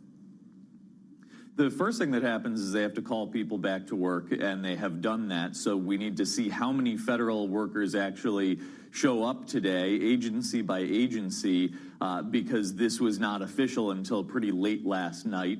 The issue with federal workers not being paid has stretched on for so long that, again, this is agency by agency, tough to predict, but you certainly have a number of people leaning on sick time or vacation time to not show up when they were not being paid to do their jobs. So over the next few days at least, we're going to see, especially at agencies like the FAA and things that need to ramp up quickly, how quickly can they get everybody back in? The official plans for agencies to ramp up their operations call for quick action. It's not supposed to take weeks to work through a backlog, but the main impediment to getting things moving is that you have had people sitting at home because they were legally not allowed to work, or people not being paid when they were working, and you get a bit of a morale issue and people using their time off to either work a second job or just not show up to a job where they're not getting paid. So by early next week, we should know more about how agencies are ramping things up, how much rust they have to shake off,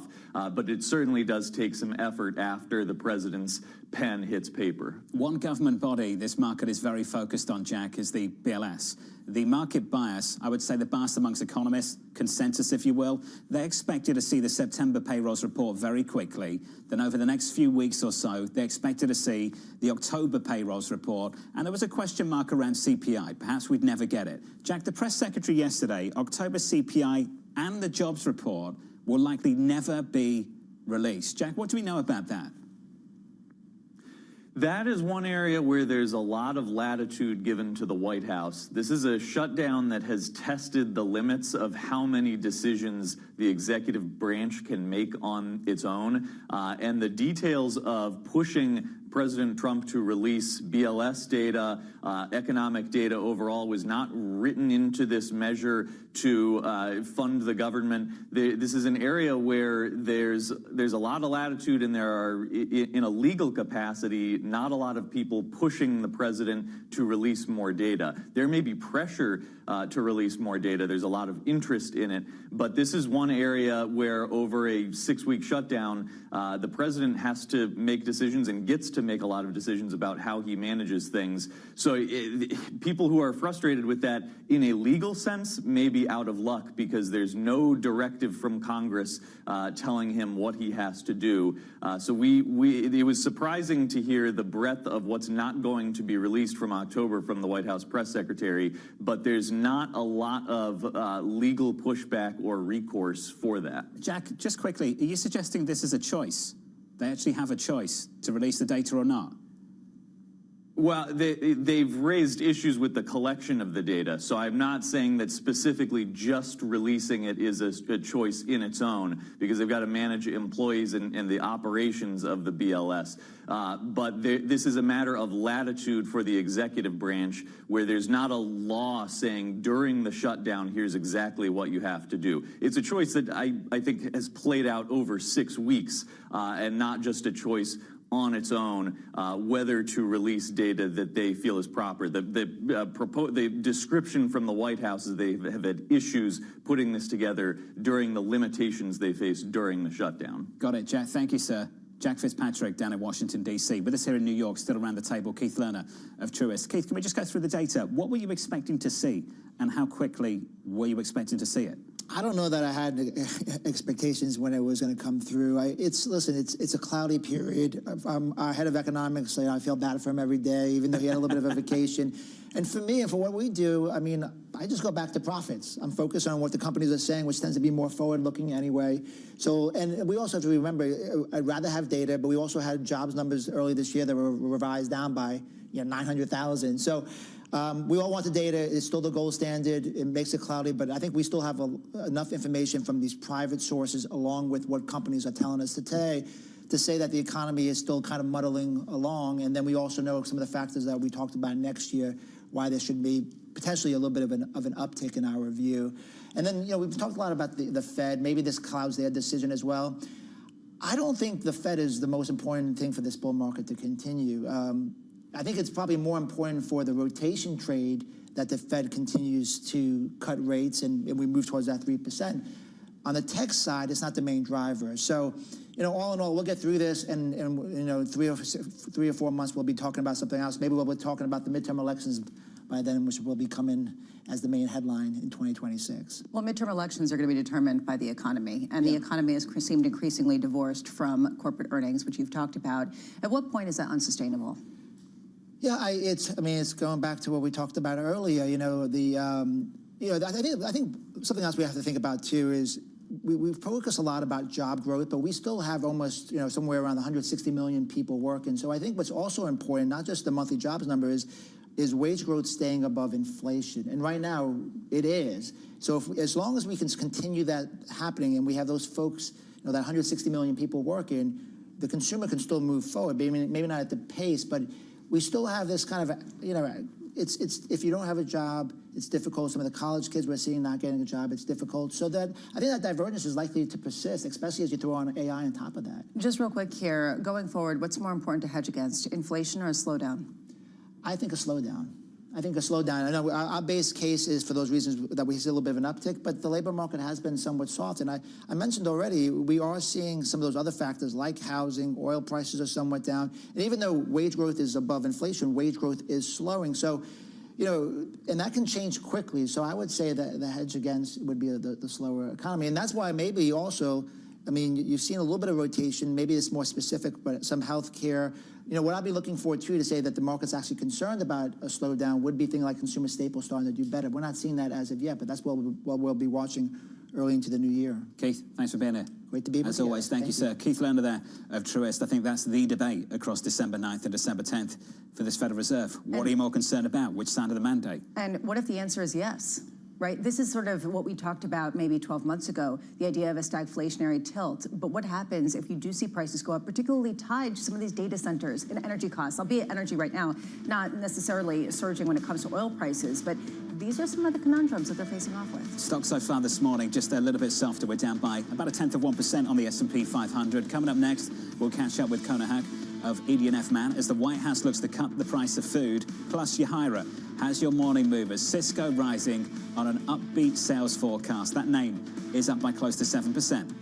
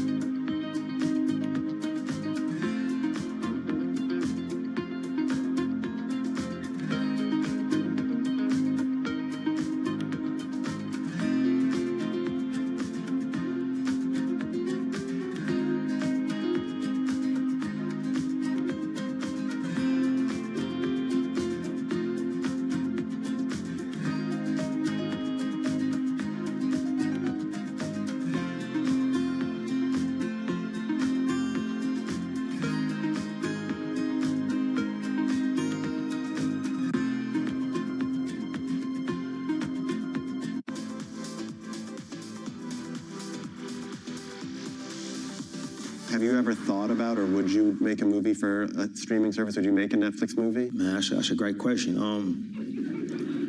I mean, I'm waiting for one where I ask and you go, that was a shitty question. Yeah. I mean, you know, you good at your job, bro. Like, this is actually the first time anybody's ever asked me that. You know, I'm not here to say what I would and wouldn't do in the future.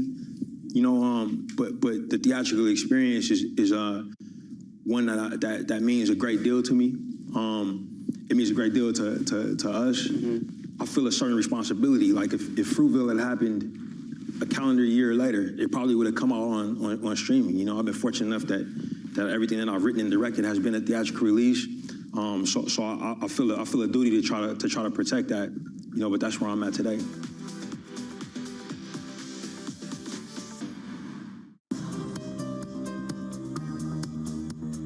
It's the countdown to the market open as we bring you the first trades across Europe.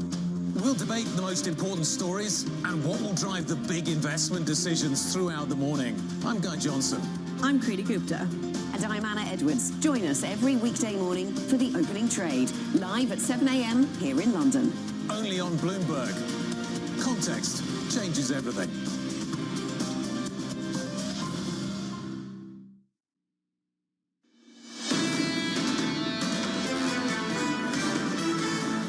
Four days, no losses on the S&P 500, the longest stretch so far this month for November. Equities this morning down just a touch. We're down by 0.2% on the S&P 500. On the Nasdaq 100, negative by close to 0.2.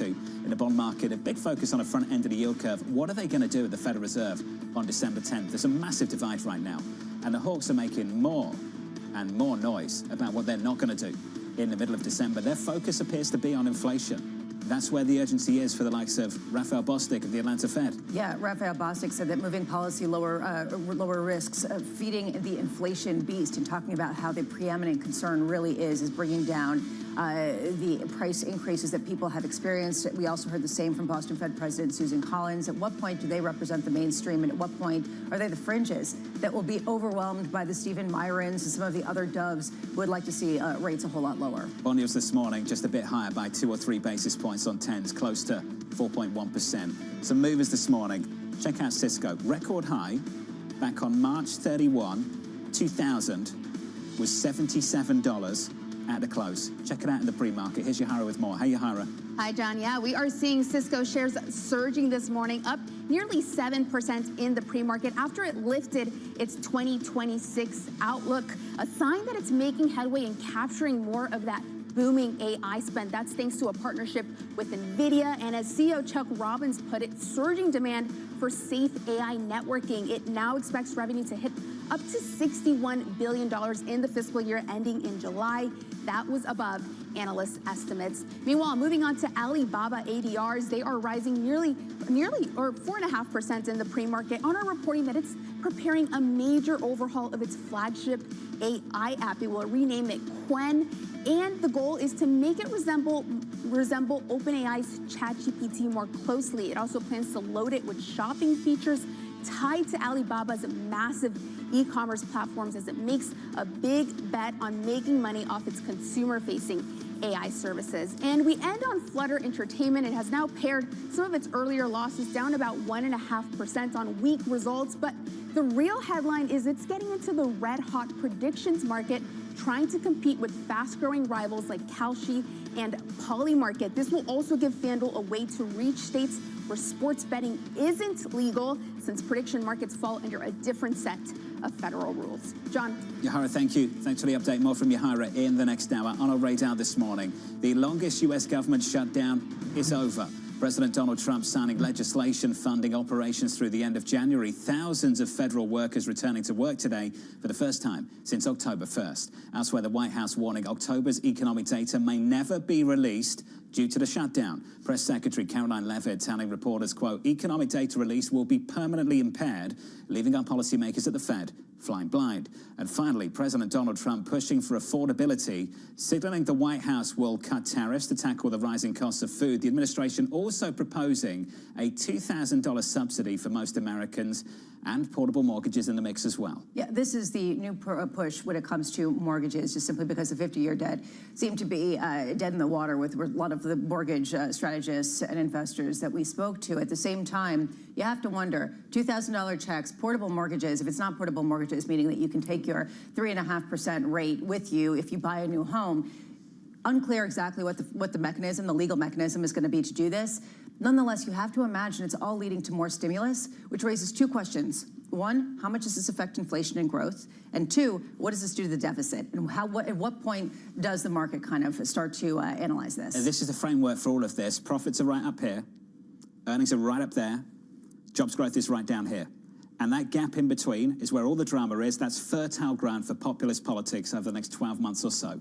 This is going to be the focus, not just for the politicians in the White House, but also on the other side of the aisle going into the midterms. Which is the reason why when you look at the Committee for a Responsible Federal Budget, they immediately came out with something saying that if you add that $2,000 tariff relief to individuals, that could cost $600 billion in terms of the annual fiscal deficit, the drag on the budget. You start to add this up and you start wondering at what point will bond vigilantes start screaming again? Will they reemerge? Will this be an issue? How much will this actually be more rhetoric than it is actual policy? These are the things that are going to shape early next year, and it will shape. The fiscal is always underestimated when it comes to how much strength it gives to the underlying data. We haven't had a responsible budget since the 90s, have we?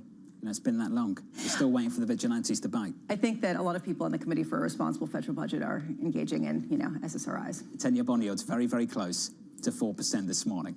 Let's stick with cost and affordability. The White House signaling that tariff relief is coming. I think that one of the things that people have been talking about just the last few days is thinking about changing tariffs for foodstuffs and things. So tariff policy is very complicated, and there are a lot of things that we're studying carefully right now in this kind of space.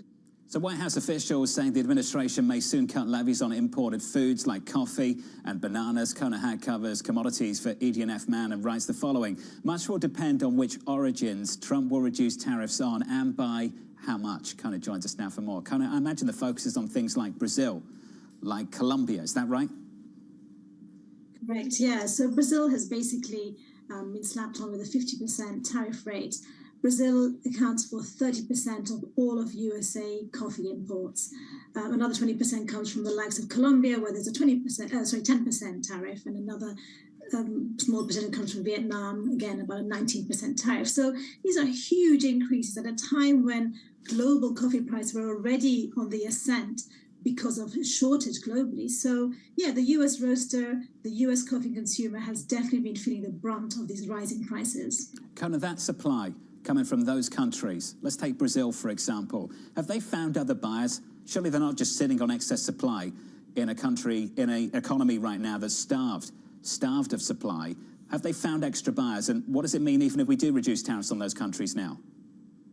Yeah, no, so Brazil has not been sitting watching. At the moment, we're still in a global supply-demand deficit. So there is actually just about a little bit more demand than there is in global supply, meaning Brazil has no shortage of consumers. So Europe, other countries, Asia, have definitely been upping their increase in terms of Brazilian coffee. So anything that they couldn't sell to the USA because of the tariffs have definitely found homes elsewhere.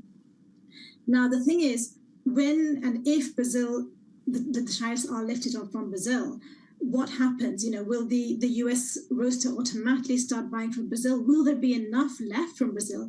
This year, Brazil will have had a very small crop. So, it's tricky in terms of how much will still be available for them to buy. That might lead to differentials, the cash price over the New York price to have to rally in order to get that out. New York Exchange Warehouse certified stocks are at 1-year lows. So this is all stuff that it's the reason why we saw prices go up at the first time when back in August those tariffs were put in place.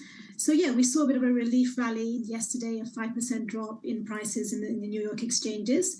And I think from here there's going to be some potential relief, but I think before you know it, you're going to run into some resistance because ultimately there isn't enough coffee to go around. We kind of need a big crop out of Brazil, hopefully next year, before we can start seeing more sustainable supply comforts. This is not the conversation we want to be having at 6:37 a.m. in New York. The idea that coffee is in short supply and you won't be able to get some. So good luck. I just wonder how much some of the producers are incentivized to actually produce more versus just say, look, there was a structural issue, then tariffs came on, we've got to jack up prices a lot, and guess what? You need your coffee hit, so you're going to have to pay it. So the U.S. roaster, they've been lucky in the sense that they found a very resilient consumer. U.S. consumers have not necessarily been cutting back coffee consumption. They've been trading down from out-of-home consumption to at-home consumption. And within that in-home consumption has moved away from the higher quality coffees to maybe the private labels, for example. So a shift from Arabica to Robusta. So you're seeing all of those kind of trading downs. But the price elasticity of consumption has actually been pretty strong. The question is, margins get squeezed. If those U.S. roasters are trying to pass on their tariff costs, how much more can they continue to pass on to the consumer?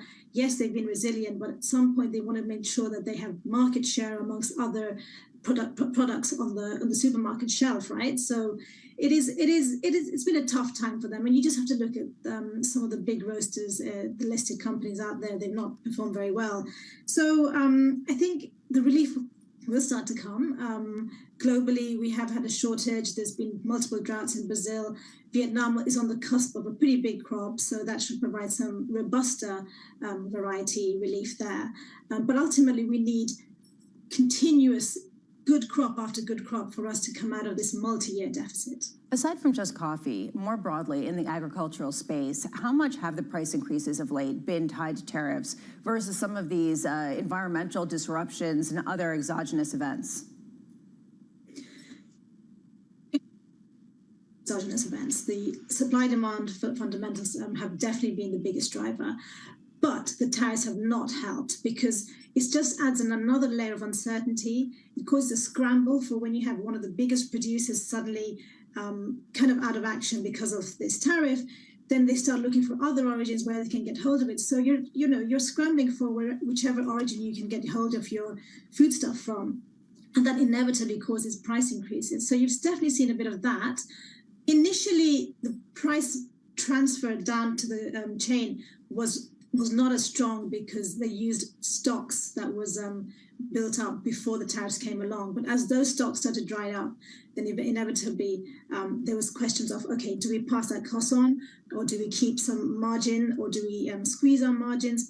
Those are the kind of questions which might have protected the consumer a little bit, but there's only so much time you can do that before things start getting really, really testy. And I think these tariff reduction talks are coming at a very good time. Kona, thanks for the update. I think a lot of people waking up this morning agree with you. Kona Hack there of EDNF Man. Just getting some numbers from the Walt Disney Company just crossing moments ago. Disney fourth quarter adjusted EPS coming in at $1.11, the estimate $1.07. Disney seeing double-digit adjusted EPS growth for 2026. The stock is down by a little more than 2% briefly. Negative territory so far this morning off the back of these results. The focus, Lisa, appears to be on expenses. Yeah, the fact that it really has picked up and that quarterly revenue has been flat, operating income actually dropping. So definitely trying to look forward and saying that, yes, we are going to see exponential growth. But when you look into the numbers, there were a lot of disappointments when it comes to entertainment, when it comes to even sports revenues. And those are some of the details that people are going to be looking for when they parse through the earnings and listen to the earnings call. The stock is down this morning in the pre-market by 2.5%. We'll come back to those numbers a little bit later. Let's get you an update on news worldwide with your Bloomberg brief. Here's Vonnie Quinn with more. Hey, Vonnie. Hey, John, thank you. Ukrainian President Volodymyr Zelensky says his country's survival depends on fresh funding from allies. Zelensky implored EU leaders to work through divisions on the use of frozen Russian assets. We need their support, and if I hope, God bless, we will get this decision, but they will not have this decision. Of course, we together will find out. We have to find alternatives. It's a question of our surviving. That's why we need it very much. The EU has postponed a decision on tapping into Russian assets until December. The International Energy Agency, or IEA, has increased its estimates for a record global oil surplus next year. The agency expects that world oil supplies will exceed demand in 2026 by just more than 4 million barrels a day, saying global balances are looking increasingly lopsided due to rising oil supply and relatively modest growth in demand. For the first time in 168 years, the U.S. is officially retiring a coin. The U.S. stamped the final set of pennies at the Philadelphia Mint on Wednesday, marking an end of the production of the smallest denomination of U.S. currency. This all after President Trump ordered its discontinuation. Don't worry if you find pennies lying around. It remains legal tender, and apparently over 300 billion remain in circulation. If I'm not wrong, that's $3 billion worth. That's your Bloomberg Brief, John. Vonnie, thank you. Thanks for that. Up next on the program, the Federal Reserve flying blind. All of that economic data released will be permanently impaired, leaving our policymakers at the Fed flying blind at a critical period. A conversation up next with Nita Richardson of ADP, live from New York City. You're watching Bloomberg TV.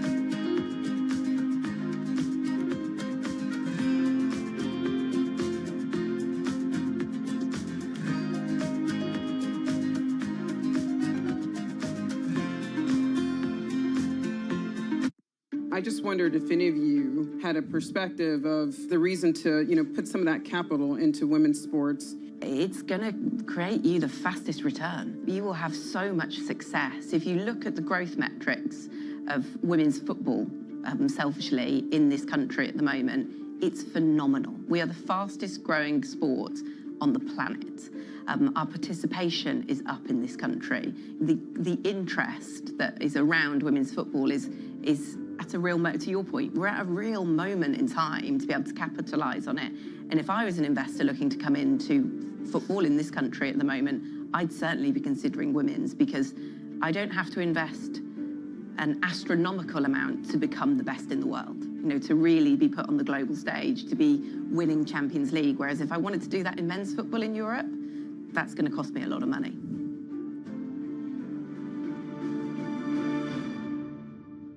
Good morning, this is Bloomberg Daybreak Europe. I'm Tom McKenzie in London. These are the stories that set your agenda.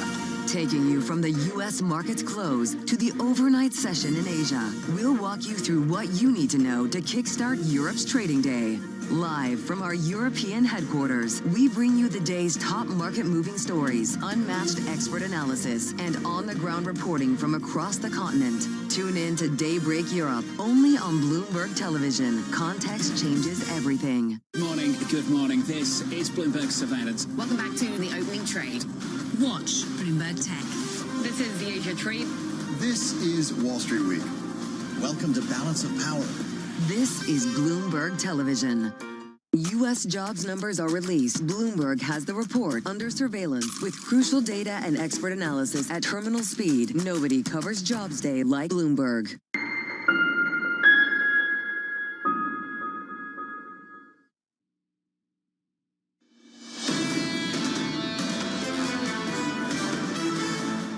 Disney in focus this morning. That stock is down by close to 3% in the pre-market. Earnings out just moments ago.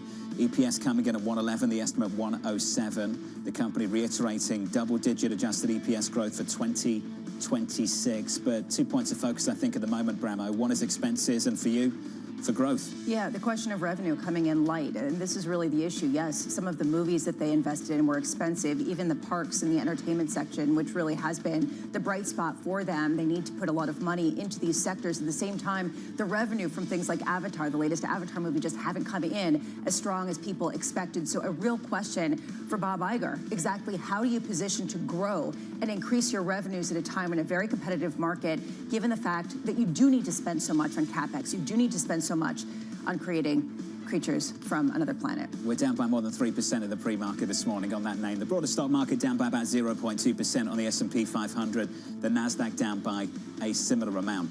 Under surveillance this morning, the Federal Reserve flying blind.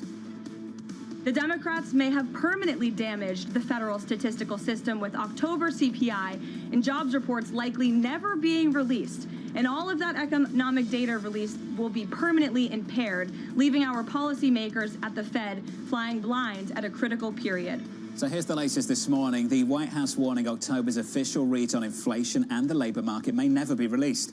Nita Richardson of ADP writing data suggests the labor market struggled to produce jobs consistently during the second half of October. Nita joins us now for more. Nita, good morning. Good morning. Let's just start with the economic data, the official economic data. Then we want to dig into what you're seeing in your data points. What's your understanding of what we will and won't get and how quickly we'll get it in the coming weeks and months? Well, what it sounds like is it's going to take the gears of the data producing machine at the BLS and other agencies a little while to get going again. And that's to be expected after such a long shutdown.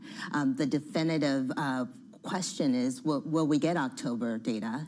It sounds like there's some suspicion around that. But also, will we get consistent revisions for September, which we've seen that those revisions, the second print, the third print, are actually more accurate in terms of the status of the labor market. So it's not just the October 1st print we'll miss the revisions along the way. And if November's the first time we get an official record from the government, that is a cloud of uncertainty that we are not used to seeing this far into the year. And let me just close with this. That retail sector, 20% of the revenues for retail is during this holiday season. So that jobs market, those seasonal hires are very important in setting the tone not only for the holiday season where a lot of stores are going to get their revenue, but all the way into the first quarter of 2026. Have you got a real-time look at what's happening in that sector at the moment?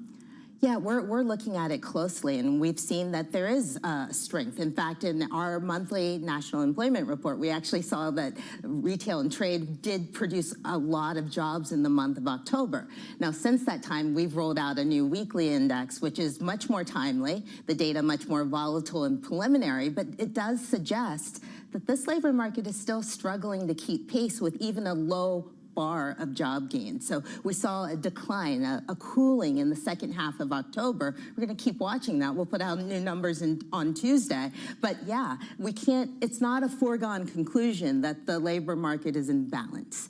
In fact, it seems to be struggling on the weight of receding consumer demand. How much are you getting requests to sort of extrapolate out what the non-farm payrolls would be in the absence of any data, right? How much do you see some correlation to the ADP series to what non-farm payrolls would or should have been? Well, we were able to do this, and we put out a paper actually in collaboration with our collaborators at Stanford University, showing that for the first half of the year, the ADP numbers and the BLS estimates were within a few thousand of each other. Now, we were able to do that because we had all of the revisions from BLS for that first quarter. We can't do that until we get those revisions for the second half. But this year, they've been closely aligned. In fact, if you look back over the last year, these numbers, where the BLS estimate ends up after their third print and ADP's first print, are very closely aligned. And so I think what our data suggests is the direction and the trend of where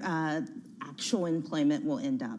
It also suggests that unemployment rates are going up if the job market and job creation isn't keeping pace. And I just wonder how sustainable that is with the economy growing at the pace that so many people think. Lisa, that is a key question that will keep economists up all night long.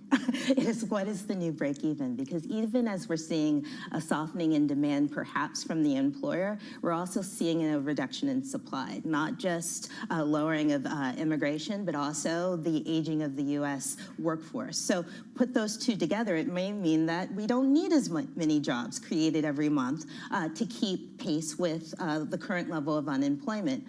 I think this is a moving target.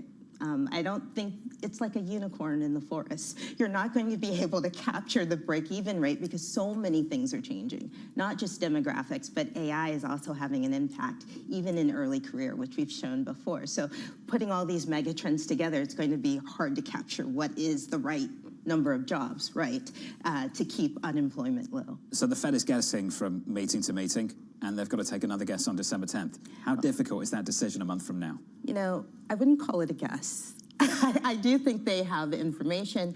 They have some data points. They are looking at private data just like other economists are. They have anecdotal data. But yes, they have to take a reasonable approach at a very difficult time between two pieces of their mandate. I think there's some confidence that inflation is above their target. Yeah. And there is some confidence that hiring has slowed tremendously since the beginning of the year. And then it's just a matter of perspective. And I guess that's where you punt a little bit. How confident are they that we've slowed below the break-even rate? I don't think there's any confidence of what that rate will be going forward. And even as soon as we find that rate, it's likely to change because it's so much structural change in the economy right now. There, in my view, that break-even rate is more mythical than it even usually is. When we get to December 10th, that afternoon, and we get that statement, where do you see the committee ultimately leaning going into year-end? From what we've heard so far, there seems to be a slight tilt towards a weakening labor market. But they'll have November data in hand from the BLS. And so that view could shift a little bit in a different direction. They also will have, I believe, some more indication of where inflation is going, even if it's anecdotal. So they'll have to cobble together a bunch of puzzle pieces and see which way to tilt. And I think what we'll see is a lot of divergence in that view.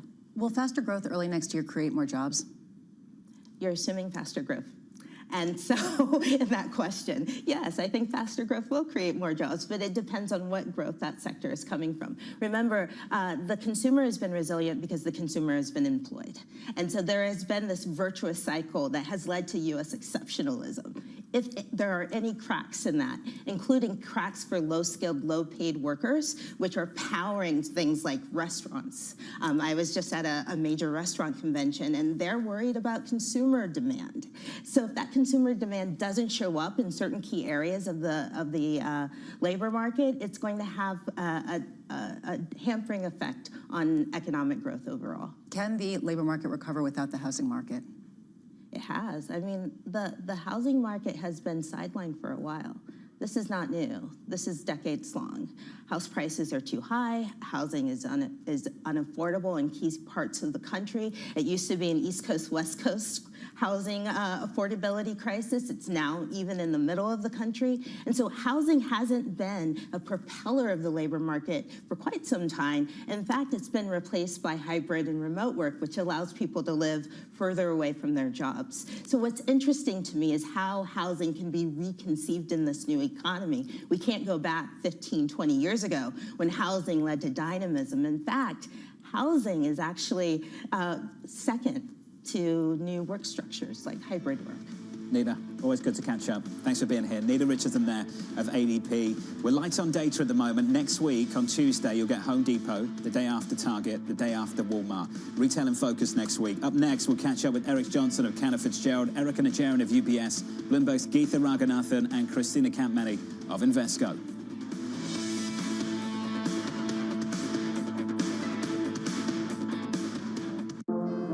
Used to be, one would say, what's that got to do with the price of tea in China, when they wanted to poke holes in the relevance of something? Now, though, if you're in tune with how events around the world affect each other, it becomes clear that the current going rate of tea in China has a lot to do with a lot of things, not just tea things either, but tariffs, franchises, and IPOs.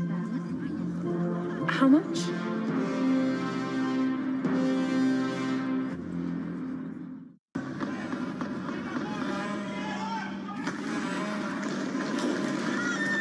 A cidade estava sitiada. Nisso eu começo, eu tremia, não sabia o que fazer. Foi a mais terrível que eu passei na minha vida. Eu temo, né, que o Brasil se torne, num futuro próximo, um narco-estado. Porque no final, tudo é dinheiro.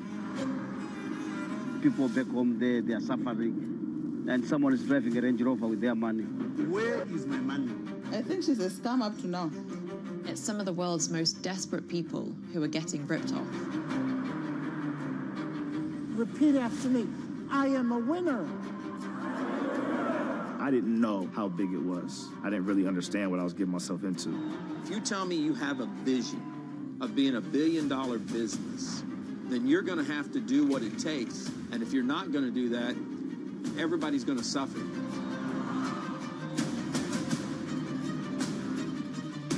Una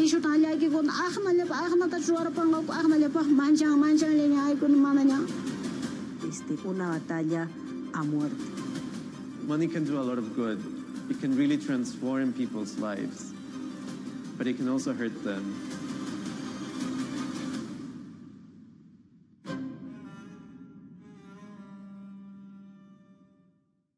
I'm David Weston. Join me each week on Wall Street Week for stories of capitalism from business, markets, economics, tech, and climate.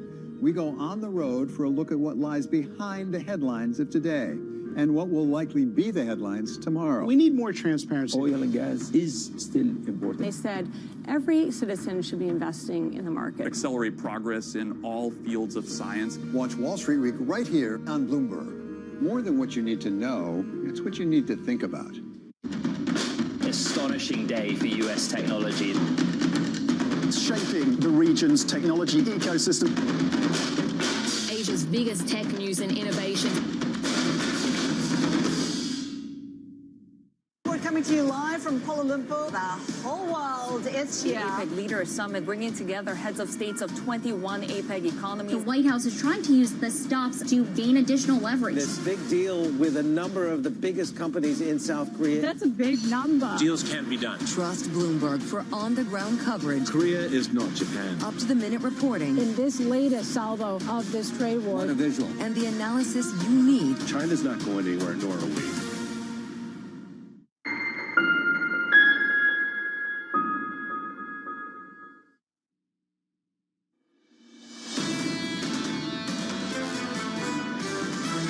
You're seeing a broadening beyond the kind of core AI names. The AI story is driving a decent portion of growth. The AI power and the AI infrastructure basket still looks really, really compelling. It's a vibe market, and it's all driven from sentiment for the most part. I think equities are still going up 15 to 20% from where they are over the next year. This is Bloomberg Surveillance with Jonathan Farrow, Lisa Abramowitz, and Anne-Marie Hordern. Live from New York City this morning. Good morning for our audience worldwide. The second hour of Bloomberg Surveillance starts right now, and your scores look like this. 40 points away from all-time highs at a close on the S&P 500 in yesterday's session. This morning, we pulled back by 1/10%. Likewise on the NASDAQ in the bond market. Bond yields at the front end of the curve in focus. Big debate at the Federal Reserve about what they're going to do next. Yields up by 2 basis points, 358.89. Later on today, more Fed speak. More Fed speak going into the weekend. But next week, yes, we'll talk about NVIDIA. Of course we will. But a bigger focus now on retail America. Home Depot Tuesday. On Wednesday, we'll hear from Target. On Walmart, we'll hear from them on Thursday. They're going to be the big three for next week. How much are they able to pass prices along? How much are they seeing a consumer that very much is in the decline? And how much does that feed into the perceptions of some of the Fed speakers today, which include San Francisco Fed President Mary Daly, Minneapolis Fed President Neil Kashkari, St. Louis Fed President Alberto Muslim, and Cleveland Fed President Beth Hammack. Look, going forward, this is the conundrum. Is it the slowdown or is it the inflation story? Which is the Fed going to pick, and ultimately retailers might hold the cake? The White House is very focused on affordability. Just piece by piece in the last 24 hours, $2,000 checks, tariff relief, portable mortgages. It's building into something bigger and bigger into next year. The vibes aren't good, right? You could say that people are spending, and maybe it's because the upper income echelons are, especially with some of their stock gains that they've gotten so far this year. But people are not feeling great. We see that from survey after survey, and it's feeding into the political cycle. So does this mean that early next year we're going to get some policy prescription that potentially could offer a boost to growth? It seems to be one of the base cases for so many bulls who come on this show. Next year, watch fiscal stimulus, and guess what? We're going to play into it and ride the wave. It's got to be a consideration for the committee of the Federal Reserve when they meet on December 9th and December 10th. So far this morning, 4 days without losses on the S&P 500 coming into Thursday morning. This morning, we're down by about 0.15% on the S&P. Coming up on the program, we'll catch up with Eric Johnston of Cantor Fitzgerald as investor optimism returns. Erica Najarian of UBS with President Trump tightening ties with Wall Street, and Christina Campmany of Invesco as the Fed looks to emerge from the shutdown fog. We begin this hour with stocks little changed. Eric Johnston of Cantor Fitzgerald seeing the S&P 500 hitting 7K before year end. He writes sales growth is accelerating, margins are expanding, forward earnings estimates are rising and rising meaningfully. Eric joins us now for more. Eric, good morning. Good morning. Is that a recipe for a melt up into year end? I think it is. I mean, the seasonal trends, are quite strong this year, especially when you've had a strong market into sort of November. November and December have historically been quite strong, and in particular during the seasonally weak period of July through October, when that's strong, the market's done very well in the last 2 months of the year. And as you said, the earnings tailwinds are significant. You had sales growth this quarter of 8%. Which is a pretty staggering number when you're not coming out of a recession, and margins are expanding, so you're getting this mid-teens earnings growth. A lot of it is, of course, highly correlated to these CapEx build-out, which we can talk about, but that earnings power is very strong. So I think things look good into year end. Well, let's talk about it. How concentrated is it in one theme, one sector, and next week, NVIDIA in one name? Yes, so it's very concentrated. So it goes beyond, the top 10% are, 42% of the index, the top 10 names in the S&P 500, but it goes well beyond that. If you think about, some of the power names, if you think about Caterpillar, right, names that aren't necessarily technology names, but are still, their earnings are still highly correlated to this big CapEx build out. And so that correlation, the S&P 500, we've been saying, is no longer a diversified equity index.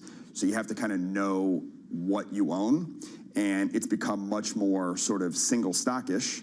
And with that, you have higher risk, and then you also have higher potential return. But I think understanding what you own is super important because that correlation to this CapEx build out is super high. How high risk is this when you have a Fed that's underwriting this? So I think, one of the things that we've been saying is that we think inflation is going to stay sort of persistent because you have a Fed that is, lowering rates and a new Fed chair that's coming in that we think is going to, continue fairly aggressively to lower the rate outlook. So that should be good for risk assets.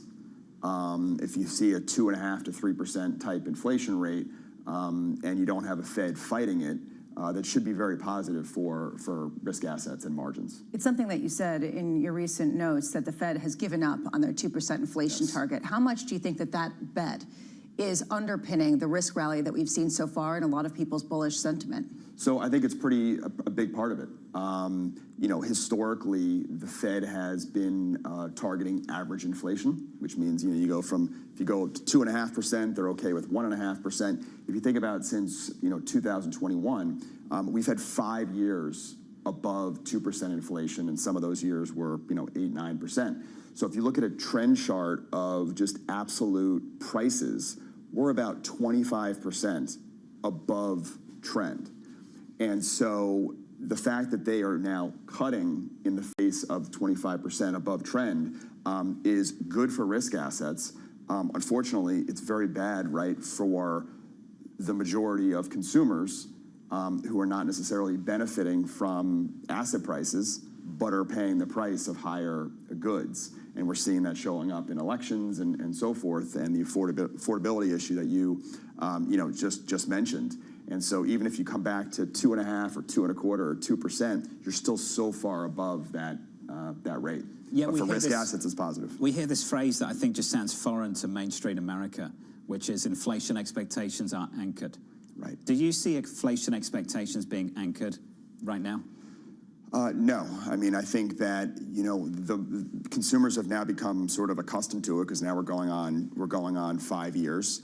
I don't think that consumers are seeing inflation accelerating, but the current pace enough is something that is troubling, and something that is likely concerning to most consumers. Why are you bullish then on bonds? I mean, if this is the case, why wouldn't you be bearish, or is this just a bet that there's going to be some sort of yield curve control? So it's the latter. So I think one of the backdrop for labor market is definitely part of the view, which is that I think labor is going to struggle for some period of time. Part of it is the supply issue. Part of it is companies cutting costs for margins, but part of it also is this AI backdrop, where even though a company may not be impacted today by AI, they can see out 1 to 2 years and are not necessarily making hires today that they think they may need to be replacing 1 to 2 years from now. But then you combine that with the new Fed chair. So we'll likely get the announcement probably within the next month. And we think that they're going to aggressively lower the Fed funds rate. Maybe it's 3%, maybe it's 2.75%. And then in addition, QE, and then the Treasury, once that Fed funds rate is lowered, moving the issuance to the front end, which should also help the deficit to GDP ratio. So we think there's a number of factors that are going to bring the whole curve down. And when we talk about this is the issue. I mean, honestly, a lot of people were pointing to the New York Fed conference yesterday and some of the commentary about how they might have to start buying assets soon. To your point, it seems like this is very much on track. I just wonder why then we've seen a firming up of the dollar, right? Why this hasn't been expressed more in bearish dollar bets and, frankly, more bullish ones in gold. Yes, so I think, as far as the dollar goes, there's been some demand elements that are, related to, stable coins, for example. And I think it's also just relative to what we're seeing in the rest of the world. And you're seeing, capital flows come into the U.S. A lot of it is, AI related. If you think about who are the AI winners across the globe, the U.S. is, the major winner. It's really the U.S. and it's China. And I think you're seeing the capital flows, into the U.S., which has helped the dollar. What do you think will be the dominant force next year? Capital flows, or just the concept of fiscal dominance gripping everyone and just a hard sell on the U.S. dollar? Yeah, I think it's going to be a battle. I think a lot of it is going to be related to, does this CapEx cycle continue? We think it does. We don't think it's going to be a straight line. We think there's going to be scares, and there will be things that pop up that we are currently unaware of that won't make it a straight line. But we think ultimately that cycle, does continue. And when we think about the fiscal backing, you're going to get refund checks that are going to be fairly high in the first quarter. The $2,000 that was just mentioned likely is coming. So there's going to be a fair amount of fiscal forces, and I think that there's a put that is out there that if things start to weaken, maybe there's a second check of $2,000, and there could be more. You think we're going back to that? I do.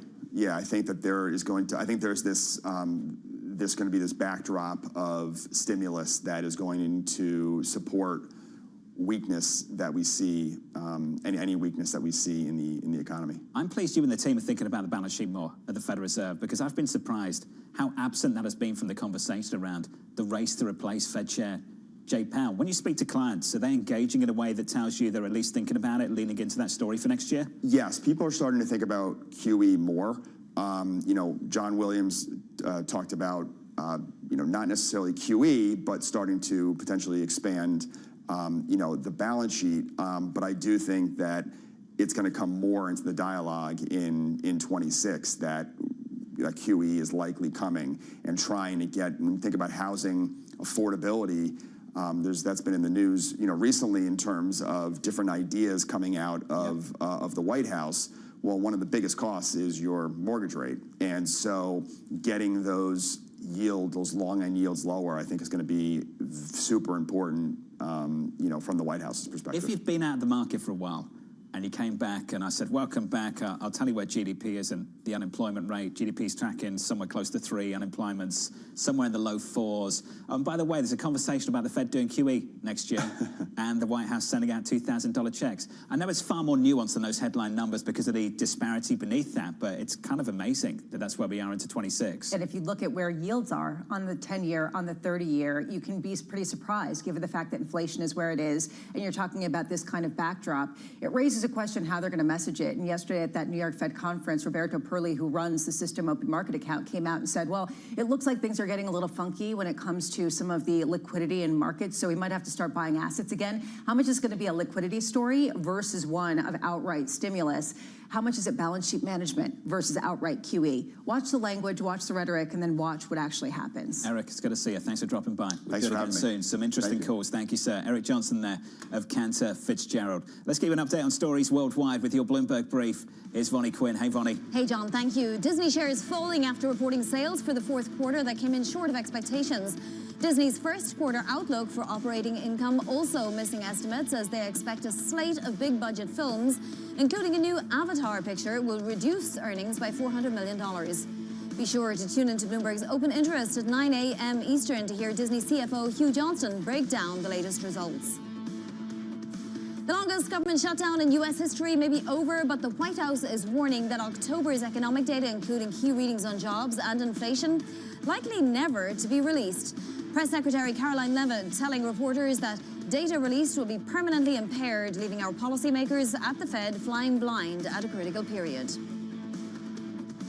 UK economic growth virtually grinding to a halt in the third quarter, with GDP rising just 0.1% compared with 0.3% in Q2. Modest growth in services in September were offset by a sharp decline in manufacturing, found weaker against the dollar on the back of that data. And that's your Bloomberg Brief. John. Hey, Vonnie, thank you. More from Vonnie in about 30 minutes' time. Up next on the programme, breaking new ground. I have with us not only the great political leaders, but the great business leaders of our country. They're standing right behind me. Today, we had the highest stock market price ever in all of the different markets. We're going to break new grounds. That conversation up next with Erica Najarian of UBS, live from New York City this morning. Good morning.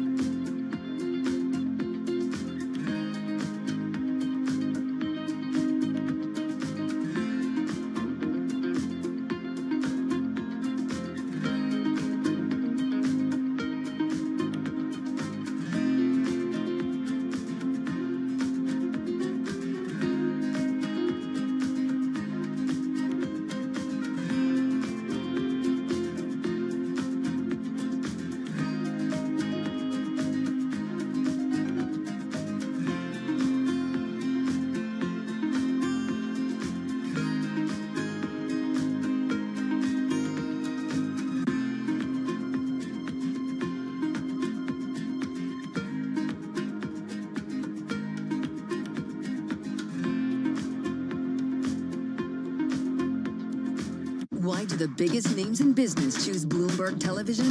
That's a great question. It's a very good question. Interesting question. Good question. Great question. I so appreciate that question. You certainly ask interesting questions. Bloomberg Television. Top experts, great questions.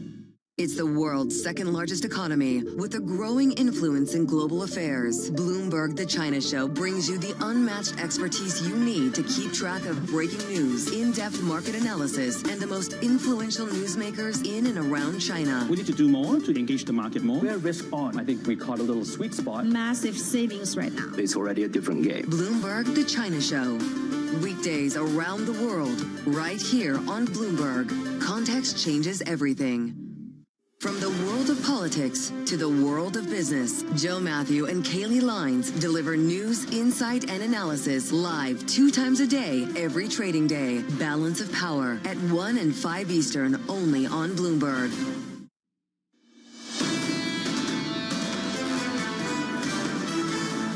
Live from New York City, welcome to the program. Equity futures pulling back by 0.2%. Slightly softer on the Nasdaq 100. We're down by 0.21. Under surveillance this morning, breaking new ground.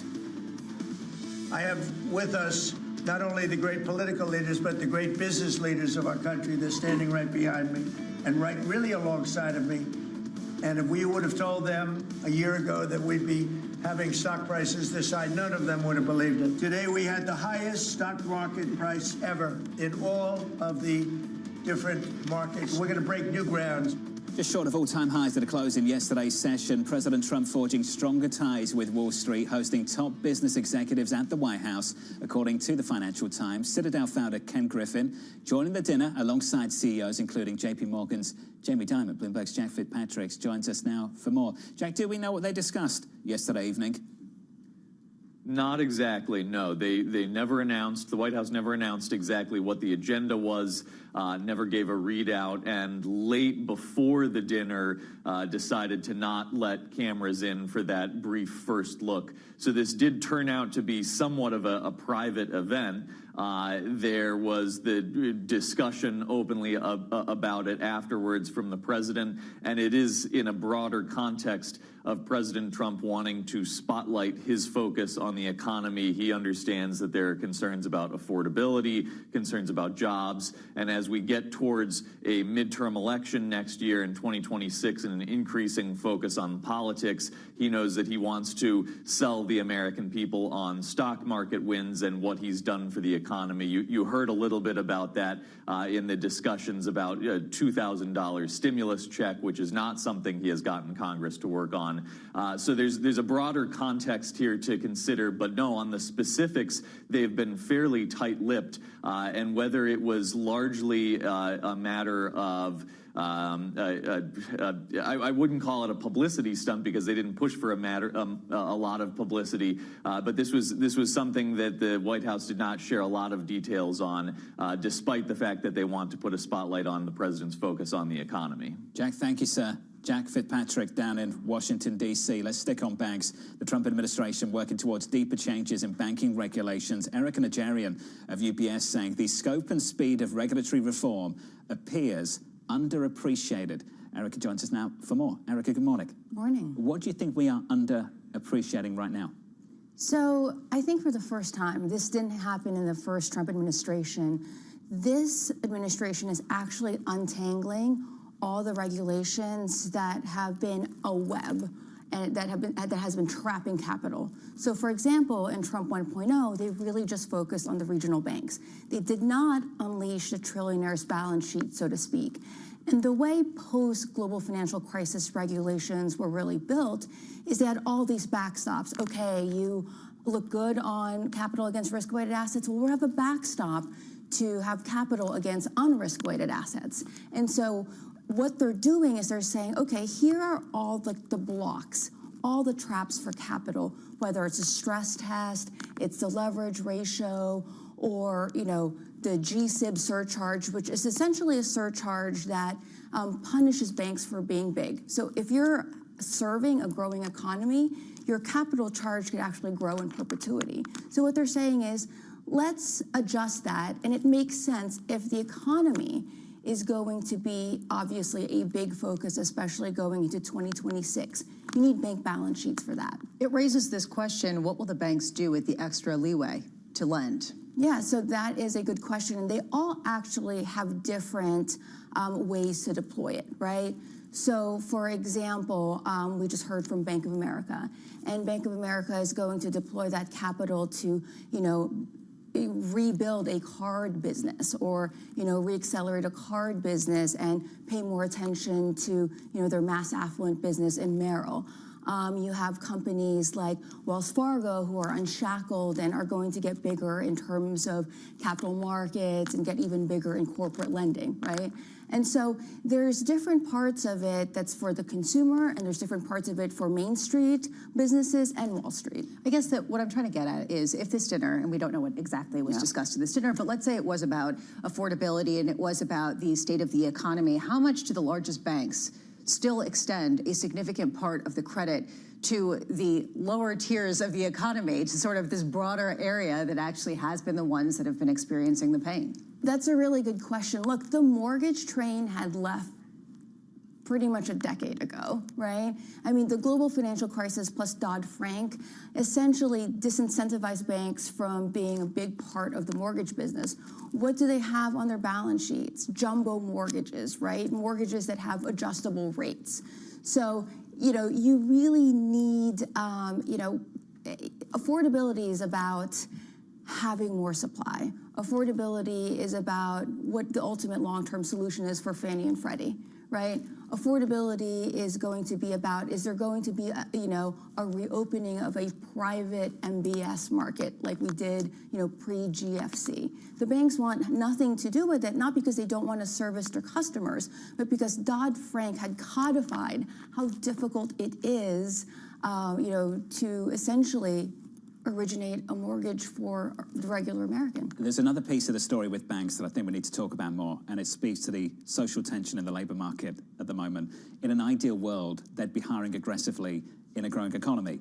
What we've heard from Brian Moynihan of Bank of America and Jamie Dimon of JP Morgan recently is their ability to generate more and more revenue from each employee. What's your take on that? What's that going to look like in several years' time in a financial industry? So I've been in the business for almost 25 years, and I feel like I never worked under a Wall Street where more with less wasn't the rule of thumb, right? So I never was there during the boom years.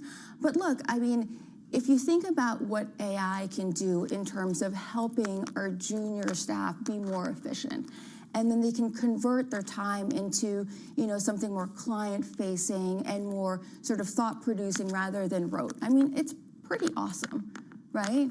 And so, as opposed to, physically going through transcripts, all of a sudden you could be like, okay, what did Bank of America say over the past, 24 quarters, and put it all down. I think that's pretty cool. And look, I mean, there is always going to be a war for top talent. I think there was a Wall Street Journal front page article maybe in September about the war for talent. And the same is kind of happening with commercial bankers, for example. Is this the next leg, though, of the AI trade? Because the focus has been almost exclusively over the run-up to this year, at least, on the enablers, so the chips, the NVIDIAs of this world. Is this going to be the next leg of the trade, financial services, a bigger focus on that? I'm not sure, because actually that's a great question. We did sit down with JP Morgan's chief data and analytics officer. And our sense is that AI is going to have more revenue impact than we think. So perhaps that's really the angle rather than cost, because you will need to put in some cost to enable the power of AI within a regulated industry.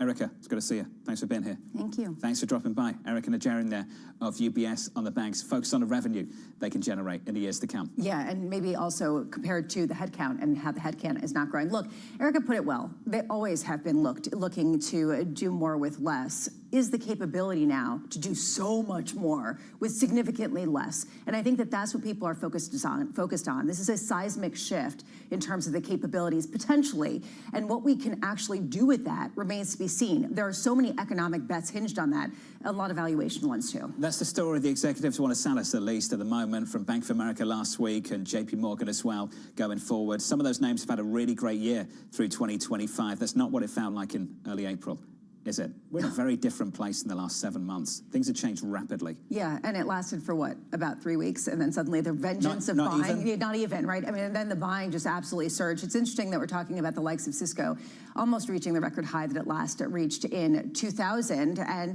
this is because it's refabricating itself as an AI company. So it highlights how this really is the buzzword on both a thematic as well as a valuation standpoint. Talk about lost decades. Decades is correct. The end of March in the year 2000, $77 a share at the close, and it's taken us all these years to get back to those levels. Amazing. Coming up on the program, Bloomberg's Geetha Raghunathan with Disney sales falling short of Wall Street estimates, plus Yahara has some morning movers. Dollar Tree in focus. That name down 3%.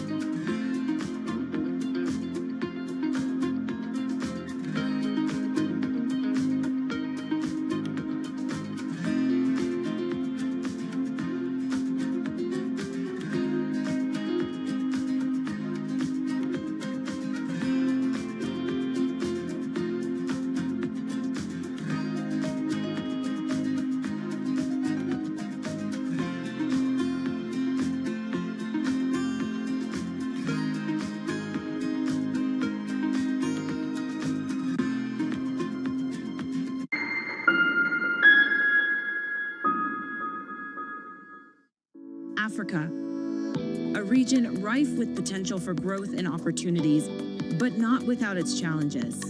Bloomberg highlights the biggest stories, interviewing key players, and reporting on the issues impacting the region. Join us as we get to the heart of African business, politics, and economics, and ask the question, what's next? I'm Jennifer Zabasaja, and this is Next Africa. New episodes every month, only on Bloomberg. Key investors, top executives, global innovators. Join me for in-depth conversations with the biggest newsmakers on the day's top stories. Insight with Haslinda Amin, only on Bloomberg. Join me each week on Wall Street Week for stories of capitalism from business, markets, economics, tech, and climate. More than what you need to know, it's what you need to think about. Technology is embedded in every aspect of our lives. And laying the foundation for the future. From finance to defense, AI to entertainment. And from the road to the stars. Bloomberg brings you the latest stories of the people and companies pushing the tech sector to new frontiers. And the politics that shape global tech markets. I'm Caroline Hyde in New York. And I'm Ed Ludlow in San Francisco. Watch Bloomberg Tech every weekday. Only on Bloomberg Television.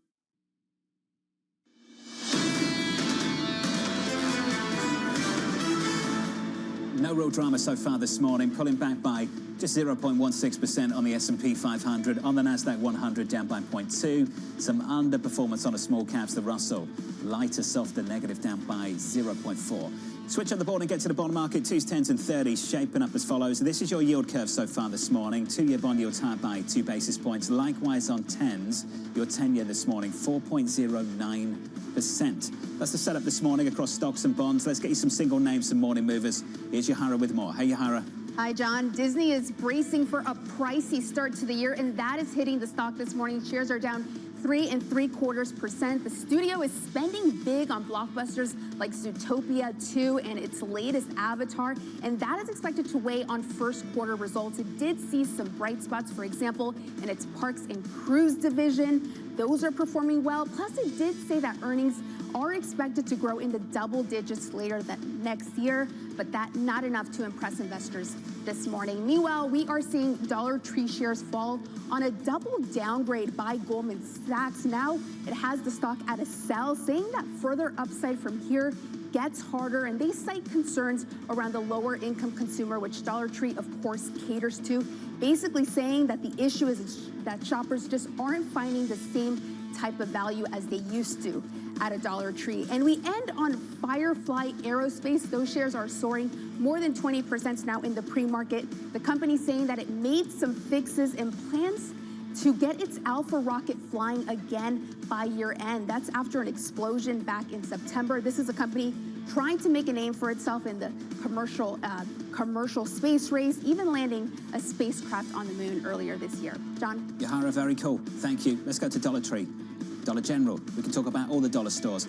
These are curious companies because when they do well, we say things are bad. And when they do badly, then things must be really, really bad. And that's ultimately what Goldman Sachs is telling you so far this morning. Yeah, they're also particularly hit and buffeted by some of the trends when it comes to tariffs and some of the goods from overseas. That was one of the ways that they got cheaper goods. So how do they offer cheaper goods at a time when you are seeing price increases of certain items? Also, a real question here, are other companies getting in on their game and actually trying to offer discounts and maybe are in a better position to do so because they are attracting both the more affluent consumer as well as the lower income? This is a story about specific names as much as it is macro stories. Walmart and Target next week, the big two to focus on with regards to this story. We'll talk about that more in the coming days and the next week or so. That name of the pre-market down by 2 to 3%. On our radar this morning, the White House saying last month's key economic data is likely lost forever due to the government shutdown. The Democrats may have permanently damaged the federal statistical system with October CPI and jobs reports likely never being released. And all of that economic data released will be permanently impaired, leaving our policymakers at the Fed flying blind at a critical period. So the news there was this bit, and jobs reports, because there was a question mark above CPI anyway, going into yesterday, and jobs reports for the month of October as well. A lot of commentary coming from Wall Street saying they'll wait for the Bureau of Labor Statistics to confirm this. The Bureau of Labor Statistics is an independent agency that is codified by Congress, and a real lack of certainty around what the relationship is between the White House and the Bureau of Labor Statistics, and whether the White House is reflecting an inability of the Bureau of Labor Statistics to put out this data. So still a lot of gray area, skepticism coming from Wall Street. Nonetheless, it highlights just what a fog we're going to be in. How do you convert the holdouts of the Federal Reserve without the jobs data going into their December 10th meeting? We've heard from the Boston and Atlanta Fed presidents in the last 24 hours. They've both shared a hawkish stance, both Susan Collins and Raphael Bostic, saying they see inflation as a greater risk and they favor holding rates steady. For the bulk of the committee, and I say the bulk, for the one half of the committee that's worried about inflation and not worried about what's happening in the labor market, how do you convert them if you don't get the jobs number? Do you have anytime to? Soon? I mean, do you have to? Because Raphael Bostic is retiring, and he's going to not be there for 2027 when the Atlanta Fed gets a vote on the FOMC. And then, yes, Boston Fed President Susan Collins does have a vote, but others are actually very willing to cut rates. We've heard from others, including San Francisco Fed President Mary Daly, who's talked about concern about hampering a labor market undergoing a dramatic transformational, technologically driven transformation. So this is a very difficult moment, and some voices maybe speak louder than others. Well, one half of the committee very worried about the labor market, not concerned about what's happening with financial conditions. This is quite a notable name to be talking about if you lived through the late 90s in this market and the early 2000s. Cisco. Shares gaining following an earnings beat and a forecast boost. The company working to capture more AI spending, teaming up with NVIDIA to get more of an edge on chips and data centers. That stock trading at 79 in the pre-market. Yeah, superseding the last record back in 2000, which really highlights, just to your point earlier, how much of a lost quarter century this really has been for the company. Why are they winning? And that is what a lot of people are looking at. And I mean, they actually have lagged behind some of the semiconductor stocks so far this year. They're actually put over the average with the gain in pre-market trading of futures. I'm curious, though, how much Cisco is actually the one to watch right now. They are instrumental in the average company being able to adapt to artificial intelligence. They're sort of the bridge between NVIDIA and the idea of how you practically put this into effect. How much are these companies going to really be the tell about how much companies are really using artificial intelligence to become more efficient and actually have those gains broaden out? Chuck Robbins getting it done over at Cisco, that name of the pre-market higher by 7.6%. Let's stick with some of the earnings so far this morning. The latest this morning coming from Disney. Shares falling short of expectations in fourth quarter expectations. Just missing those numbers this morning, posting a miss on revenue and operating income. Geetha Ranganathan of Bloomberg Intelligence joins us now for more. Geetha, what jumped out for you? Yeah, I think what jumped out to me, yes, a little bit of mixed results, as you pointed out, John. But I think what investors were really looking at was 2026 guidance. And while they did reaffirm their previous guidance of, double-digit EPS growth, I just don't think that's enough. I think they wanted more specificity. Yes, we know that, the park segment is going to grow profits by, high single digits. But again, I just don't think that was enough. The two big things that investors are looking in a quarter in and quarter out is the parks business and the streaming business, right? Those are the biggest sources of earnings power, of earnings potential at this company. And while they did guide to, again, pretty strong numbers, I think the street was looking for a little bit more. Geetha, where do you think that little bit more can come from in the coming quarters? I think both streaming and parks are a little bit underappreciated, John. So as you kind of look at, let's just take the parks business. This brings in about 55 to 60% of profits. So absolutely the biggest element of profits and revenue at the company. And really, if you look at 2026, there are just so many different drivers. You have 2 new cruise ships that are coming on board. We have like this big ambitious plan, $60 billion in CapEx that Disney laid out over 10 years. So you have a whole host of new attractions that are coming, across. There were recent price increases, so all of those should help. I think the other big source, where we can see those earnings numbers go up pretty nicely, is going to be on the streaming side. So we just saw Disney take up some price increases. We saw actually pretty strong subscriber numbers at Disney Plus. I mean, people weren't expecting this, just kind of given the whole Jimmy Kimmel controversy and things like that. But still, we saw pretty good numbers. So I think, again, as they can keep taking up those price increases, as they keep bundling with ESPN Plus, with other different streamers, I think that could become a real source of earnings upside as well. So it sounds like tickets are about $200 a day to go to Disney World at the high end. It's gone up significantly over the past few years. This has been one of the main drivers of revenues. How much higher can they take them?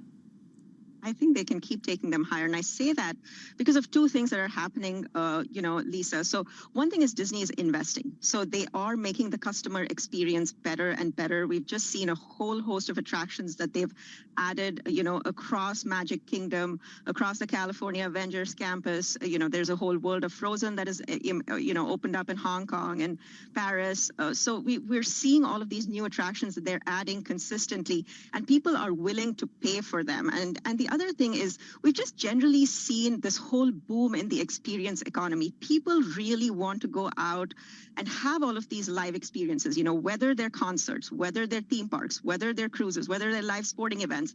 And so we're seeing that, make up a bigger and bigger share of the consumer wallet. And that is a good thing for Disney. That's actually exactly where I was going to go, Geetha. How much is this a read on just general consumer appetite, and how much is this a structural shift in where people spend their money, especially post-pandemic, where the experience took preeminence over the products? Yeah, so I think we've seen like a really, really strong growth. So, the one number that we keep tracking for Disney, that we're tracking this for Universal at Comcast, is, per capita growth. And that has been really strong. So last quarter, they reported something like 8% per capita growth, which is one of the highest numbers that they've ever reported. I suspect it's going to be the same thing, this quarter as well. So we've kind of seen that underlying demand. People are willing to pay for experiences. They're adding, of course, whole new experiences. So we're seeing that they're, just look at the cruises. This is why Disney is making these investments. So you look at it pre-pandemic, they had 4 ships. By the end of 2026, they're going to have 8 ships. By the end of 2031, they're going to have 13 ships. So they are investing because people are going. So they're seeing the demand, which is kind of, speaks to, I think, why we're going to continue to see a lot of growth in the parks division. Lisa, a Disney vacation stopped being accessible a long, long time ago for the average American. It is so expensive. Have you never been to I've never Disney? been. I've seen the price. It's absolutely, well, it's not just that. I don't need to go to know the price. That's why I haven't been. It's not just that. Tens of thousands of dollars to have a week there. It's ridiculous. Yeah. And if you want to skip the line and you have a concierge service, you're basically paying for a new house. I mean, essentially, to take a family. I'm looking right now at a Disney cruise for you just to see if I can provide some offerings that you're going to absolutely love. But to me, what's interesting is people are still paying it. That's still the driver. And it's not all of the very high income individuals. People will save up for these Disney experiences, and it highlights how much people have shifted their spending habits. And you see this across the board, which makes it very difficult to get an understanding of the broader consumer from some of the companies that traditionally have been more sort of tied to some sort of consumer cycle. Disney down by about 4% at the pre-market. Geetha, just a final question for me on the Walt Disney Company and its Hulu, and whether they've really finished sort of finessing the user experience. When you go on Disney Plus at the moment, you see across the top, it'll say Disney, it'll say Hulu, it'll say ESPN. What are they going to do about all of that? What are they going to make this product look like? They're going to keep refining it. So they're refining the recommendation engine. And this is what all of these companies are doing. We've seen, Netflix do this. Disney's obviously doing this in a big way. And John, just to your point about Hulu, they had their biggest jump in subscribers. They added almost 8 million subscribers. Of course, a lot of that was due to, their charter deal. But the user experience is going to be paramount going forward. They're integrating all their apps. And even as we kind of look at ESPN kind of going forward, we kind of think that they want to make it this one-stop shop for, sports streaming. And I think that's exactly what it's going to become. So Disney working really hard to kind of integrate all of these different streaming apps into a single spot. I'm just going to say this from my perspective, Geetha, the worst algo out of all of the companies out there. They seem to never know what I want to watch, and I've always got to search for it. Geetha was responding and saying this is the goal for Disney. This is what they are going to do because the user experience, Jonathan Farrow's user experience is paramount. It's so easy. Yeah, well, it's true. And this is going to be a serious issue, especially because their sports revenue is not as high as some people had expected it. So to that point, maybe you're going to cut your subscription. I don't think so. I don't think so. Yeah, exactly. No, unfortunately not. That's the problem. That's why prices keep going up. We're not there yet. Geetha, thank you. Geetha Raghunathan there of Bloomberg. The latest on Disney. That stock is down by close to 4%. With an update on stories worldwide this morning with your Bloomberg brief, here's Vonnie Quinn. Hey, Vonnie. Hey, John, thank you. Chinese e-commerce giant Alibaba is overhauling its mobile AI app to resemble OpenAI's ChatGPT in the coming months. Alibaba plans to rename the app Qwen and add agentic AI features to support shopping on its platforms. Sources telling us here at Bloomberg that the end goal is to try and make Qwen a fully functioning AI agent. The Supreme Court scheduled arguments on President Trump's effort to fire Federal Reserve Governor Lisa Cook for January 21st. Cook has remained on the job since late August when Trump said he would remove her over mortgage fraud allegations that she denies. The High Court will consider whether Trump can fire Cook while the legal fight moves forward. The U.S. government will aim to start lifting flight restrictions in about a week. The Transportation Department and FAA reduced domestic flights across 40 major airports during the government shutdown. Lisa asked Delta CEO Ed Bastian about those cuts yesterday. How long will it take before we don't see any delays or any unexpected delays tied to the shutdown? I think it'll happen pretty quickly. I think once people start getting paid, and I know Secretary Duffy is committed to getting those paychecks out right away. So over the next couple of days, I think you'll see things starting to turn to normal. Bastian adding holiday bookings slowed as passengers were worried about getting stranded during Thanksgiving and Christmas. And that is your Bloomberg Brief. John. Bonnie, thank you. Anne-Marie was offering to drive them, wasn't she? Yeah, but they weren't flying. Yeah, evidently they stayed home instead. It seems like they're relieved over at Delta for not being a political football right now. What was your takeaway yesterday? My takeaway is that things were very strong heading into this. There was a real disruption when it came to bookings, etc. They talked about how this is a Super Bowl, though, Thanksgiving. I mean, Anne-Marie might be renting a truck to drive everybody to their relatives, but evidently most of them still want to fly. This is a very busy period, to state the obvious, for the airlines. Up next on the program, the cost of the shutdown.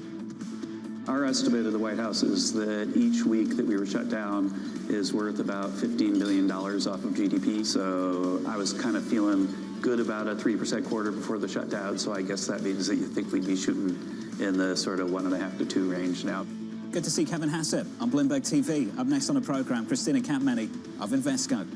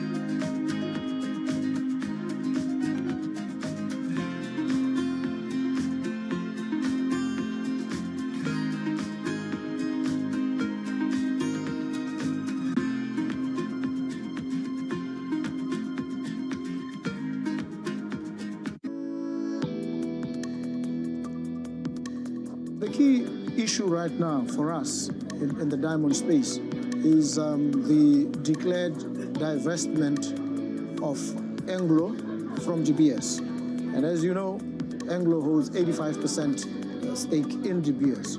Botswana, the government of the Republic of Botswana holds 15. We are resolute now, and we've communicated a firm intention to increase our stake in GBS to a controlling stake. We have lined up a number of potential collaborators with us, if I may put it that way. We have targeted funders, we have parties, we have the Oman Sovereign Wealth Fund, we have others who are willing and ready.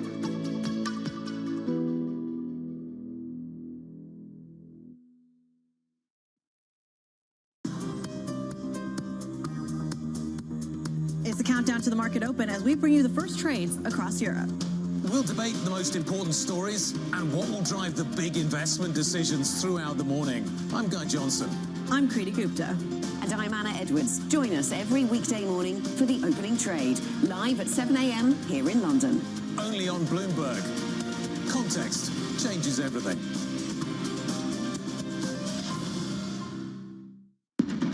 What is going to be the consequence for U.S. markets?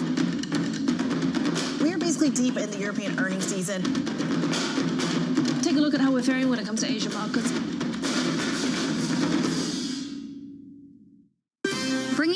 up-to-the-minute political news whenever and wherever it happens. I'm Tyler Kendall in Washington, and this is Bloomberg.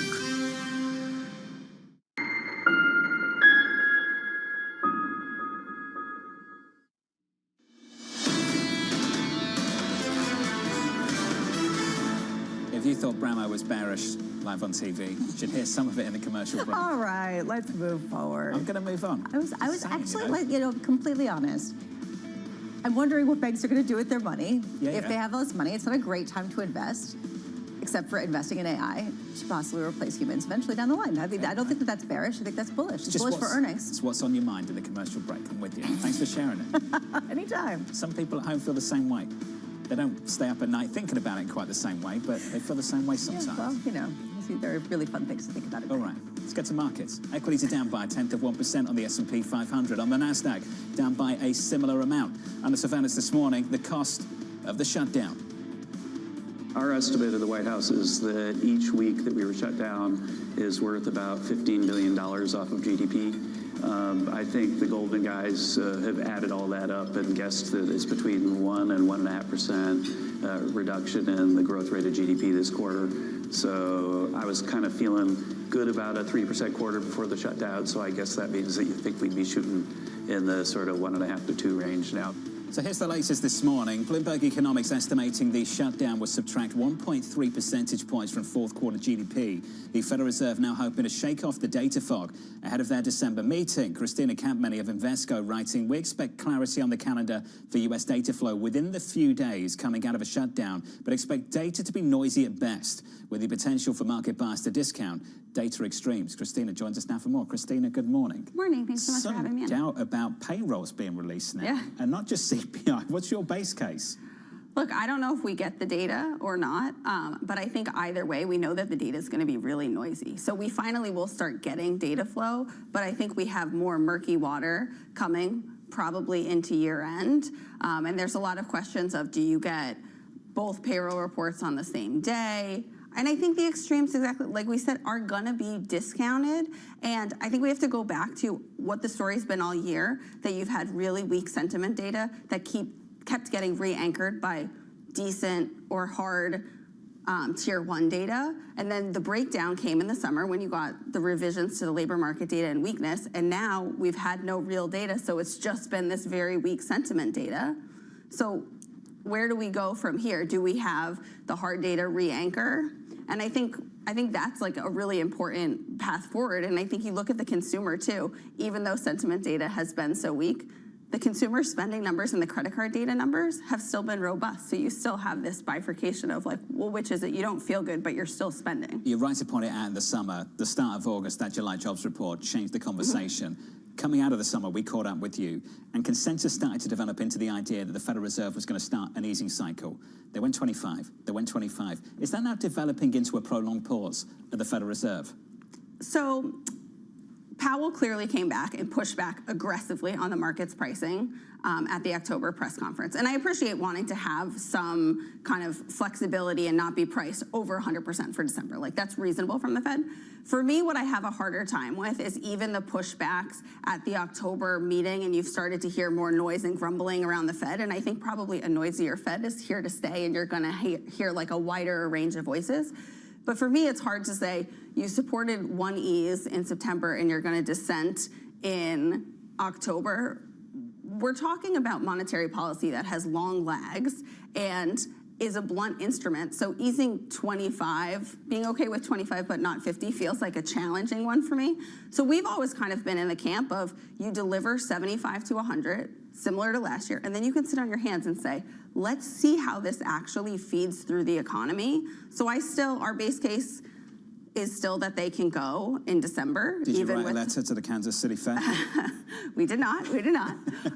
But there's so many moving parts, and I think the reality is they'll probably still be flying blind data-wise, and when you're flying blind, I don't think that means Powell talked about putting on the brakes or pausing. I don't think that means you like avert course and change the direction. I think a lot of people agree with you. I mean, right now the pricing in Fed funds futures is more than 50% for that December rate cut. I just wonder why we're not seeing any kind of steepening in the yield curve, given the fact that probably early next year we are going to get some stimulus checks. We probably are going to get some fiscal efforts coming from Washington. Yeah.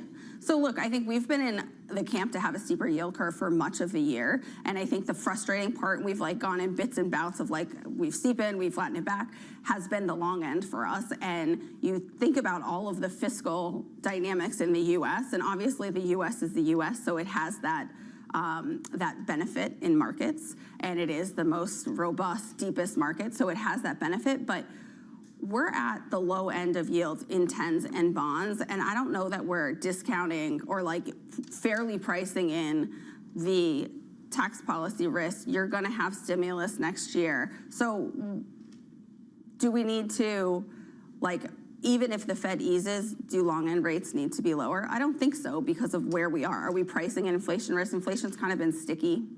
There's one argument that if you have the Fed that's cutting rates, people who have gotten accustomed to getting income on their cash are going to look for other places to get their income. And they're not necessarily going to go straight into equities. They're going to go into duration. And so they're going to lock in those yields, which will keep a lid on how high yields can go, regardless of the backdrop of the deficit and inflation and all of these other concerns. What's your take on that argument? I think the argument about all-in yields, certainly for credit and front-end high-quality paper, like I think that's a real argument, and it exists out there. Even though as a rates person, it's a frustrating argument because you say like, why not barbell and be in the front end in the US, in treasuries or in rate product and then out the curve?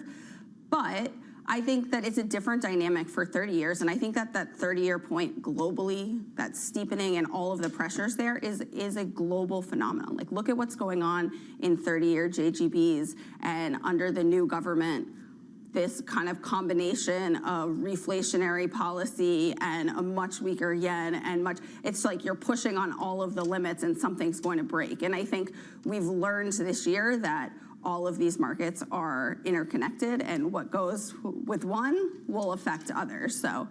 10-year bond yield's been a bit of a pain trade this year. Trades this morning at 4.09%, ended last year, last trading day of the year, 4.57. That bond yield's lower, not higher on the year so far. You know what we haven't mentioned yet today? $25 billion of 30-year notes coming out at 1 p.m. An auction today of 30-year notes. 6 months ago, that would have been exciting. Right now, people are like, there's plenty of demand coming in. Are you suggesting it's not exciting anymore? I think it's still exciting, but I think that other people are less excited about it, so I'm not going to beat the drum as much because, you know, I don't feel like getting hate mail this early. If you care, we should care. Okay, well, I think people should care because ultimately this is a testament to how much people are actually looking at the global dynamic as well as the sort of potential buyers versus the inflation picture, which could potentially surprise the upside. A lot of supply coming into credit as well at the same time. And you look at the corporate supply, and a lot of it has been all of this AI-related, very long-dated issuance, which has been absorbed with ease. And like we talk about the credit market, I mean, credit spreads are very tight. So you have to sit there and say, like, what are the risks out there? Like, there's a lot of comparisons to, is this the 1990s tech bubble again? And there's many reasons that it's different, but everyone won't be a winner, right? So there has to be some choosiness about it. Christina, we've got to go. It's good to see you. Thanks for being here. Thank you. Christina Campmelli of Invesco. The third hour of Bloomberg Surveillance is coming up next.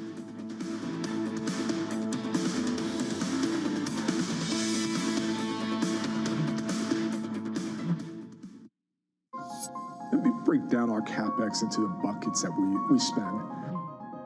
Big part of it is to expand our reach of fiber. You cannot wait until there is certainty to build that. These have long lead times that require you to have conviction about where demand is going. Another bucket is, as more people are on our network, we also have to add more coverage and capacity. It's almost like a variable expense.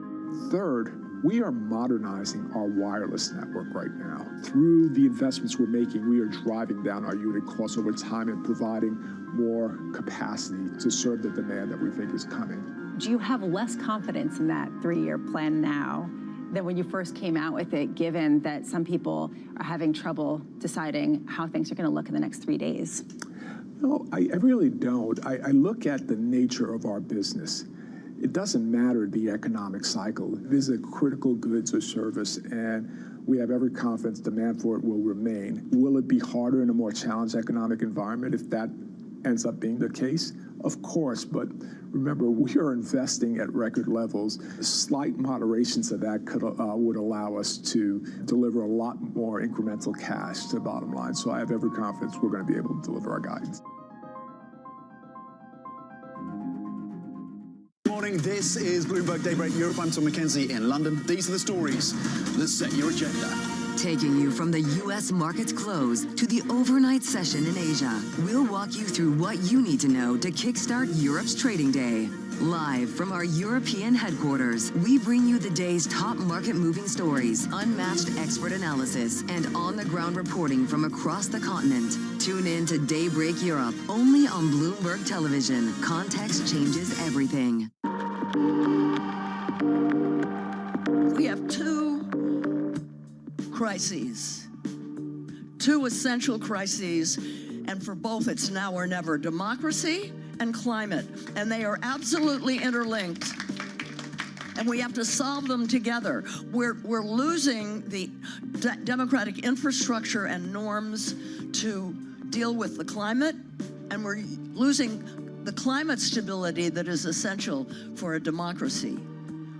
We have to solve them together. We've never faced a threat like this to our democracy at a time when it's a perfect storm, at a time when we're being told by climate scientists, some of you may be in this room, that we have to cut our emissions, fossil fuel emissions, in half in 5 years now. You know, when I started to realize what was happening, it was 12 years, and we haven't done it. Used to be, one would say, what's that got to do with the price of tea in China, when they wanted to poke holes in the relevance of something? Now, though, if you're in tune with how events around the world affect each other, it becomes clear that the current going rate of tea in China has a lot to do with a lot of things, not just tea things either, but tariffs, franchises, and IPOs. How much?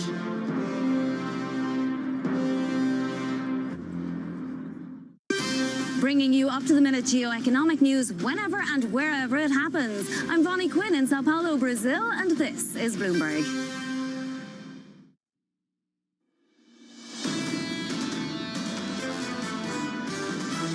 You're seeing a broadening beyond the kind of core AI names. The AI story is driving a decent portion of growth. The AI power and the AI infrastructure basket still looks really, really compelling. It's a vibe market, and it's all driven from sentiment for the most part. I think equities are still going up 15 to 20% from where they are over the next year. This is Bloomberg Surveillance with Jonathan Farrow, Lisa Abramowitz, and Anne-Marie Hordern. Live from New York City this morning. Good morning, good morning. For our audience worldwide, the third hour of Bloomberg Surveillance starts right now, and your scores look like this. Equity futures on the S&P, negative by 0.2, following 4 days without losses on the S&P 500. The longest stretch of the month so far. On the Nasdaq, we're down by about 0.2%. In the bond market, pretty stable. 2s, 10s, and 30s. Yields a bit higher by a basis point or two. The 10-year still south of 4.1%. 2s at 3.58. Your week ahead and the next few days shaping up as follows. One thing not there, and we can talk about it now, $25 billion of 30-year bonds, which Lisa is very interested in later on this afternoon. Well, it kind of goes to the heart of the dynamics we've been talking about. The idea that fiscal stimulus is increasingly going to come on the table. We're going to see an increase in the fiscal deficit, probably not with more issuance in the longer end necessarily. We did hear some from Treasury Secretary Scott Bessent on that. Nonetheless, how are people gaming out the inflation story? It seems like on the Fed, people are very worried about long-term inflation. It seems like in markets, not so much, at least by the recent price action. Do we see a reawakening in these auctions of some sort of bond vigilante behavior focused on inflation? The president reopened the government yesterday. One of the first lines after he signed that document, let's make America affordable again. Now, what direction are we going in here? We've heard about $2,000 checks and tariff relief. I think the auctions matter in the future if we go in that direction, because that means we need to issue some more treasuries. Thank you for leaning into just how interesting these auctions are, because it is true that at some point it's going to be financed. It's not going to necessarily be financed at the long end. Nonetheless, the long end is being influenced by global dynamics, as well as the fact that we're looking at Google debt that's 50 years long. So when you take a look at sort of the overall issuance, you start to wonder whether you get some pushback in bond markets to some of the proposals that do speak to maybe not getting back down to 2% anytime soon. We haven't had much pushback so far this year. There was a brief moment in April, yes, but on the year so far, yields are lower on the year and not higher. 10s this morning, still around 4%. You know, one of the difficult things to discern, how much is this a fundamental bet and how much is this a technical bet? That the Treasury Department is going to sell less longer-term debt that maybe the Fed's going to use their balance sheet a little bit more, that there is this goal to get 10-year yields lower in order to restart the mortgage market. How much is that part of why yields have remained so contained? Limit long property in Florida and US equities. Is that how what this you're doing? works? But if this is the direction we go in, and this is what we heard from Eric Johnson of Cantor in the last hour, he was talking about lower rates, a more aggressive balance sheet policy, accommodating aggressive fiscal policy, a $2,000 check followed by another $2,000 check. If that's the direction we're going in, yeah, it's a buy everything story, isn't it? Long stocks, long toilet paper, because it reminds me of that era. And get long inflation too. If that's the direction we go in, it's not my call, but people are making that call for 26. And how much is this part of the reason why everything is rallying in tandem? Usually you would think of bonds and stocks being inversely correlated. We haven't seen that consistency really restart over the past couple of months. Buy everything except the Fed's credibility, if that's the direction we go in. A lot of ifs there for 2026. Coming up this hour, we'll catch up with Kevin Gordon of Schwab as stocks are edging lower. Chris Caso of Wolf Research remaining bullish on tech despite recent volatility, and Tiffany Wilding of PIMCO with markets now awaiting the release of key economic data. We begin this hour with the latest stock rally on pause following the end of the longest government shutdown in history.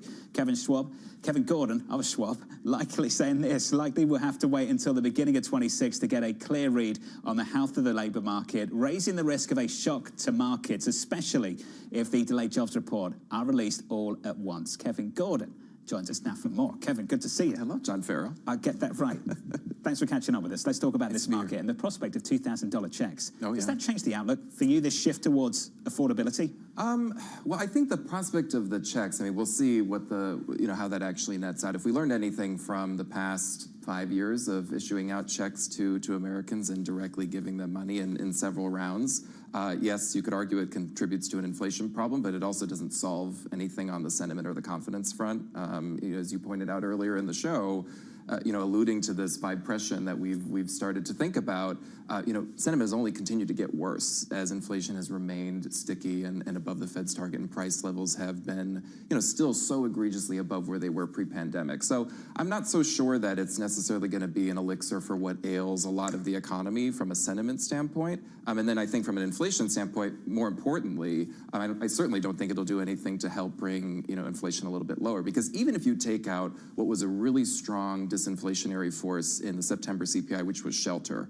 I know there's a lot of controversy around excluding certain components, but the core parts of inflation are still relatively sticky. If you do core services, ex-housing, and CPI, you're still running above 3% on a year-over-year basis. That hasn't really budged. You look at a chart of just general year-over-year change in CPI, that's hovering closer to 3% on average, not 2%. So there is a little bit of a difference in the inflation backdrop post-pandemic, and we're sort of living in and experiencing it real time. Every day that passes, this becomes a dated conversation because we don't have updated data. Yeah. And might not get another CPI report for quite a while. What's been the biggest problem for you, the absence of data or the data we have seen? I think it's been the absence, and I think it will be the absence for a while. As you alluded to in the quote, I'm getting sort of more convinced that it's going to take until probably the end of January, maybe well into the end of the first quarter of 26 until we get a clear read, at least on something like the labor market. Because we're looking at this data hole in October, HOLE, not WHOLE, where you're likely going to miss, even if you get some reports like the non-farm payrolls report, it's probably not going to be clean. I mean, retroactively, you have to ask businesses, for the establishment survey, what the employment situation was like. I think the likelihood you get the household survey is pretty low, which that's not going to mean that the payroll number is meaningless, but I think it will take down a lot of the sort of, the scale of it, or at least the importance of it, because if you have the payroll number but you don't have the unemployment rate, we don't really understand what the supply situation is looking like. So because of that, and because you're going to then be missing revisions, and you're also past the reference period now for November, I mean, there's a whole list, and I could go on. But I think all of that adding up gets you to a point where into the first quarter of 26, you probably have maybe a little bit of a cleaner read on labor. Plus, you get the benchmark revisions towards the beginning of next year. So that's going to also be a pretty key driver. So let's talk about the vibe session turning into a vibe-pression, the idea of how much you have seen sentiment data fall off a cliff. It has recently been gut-checked by the hard data coming from the government that actually things are okay. And you're seeing that gut check, if there is one, right now coming from the earnings.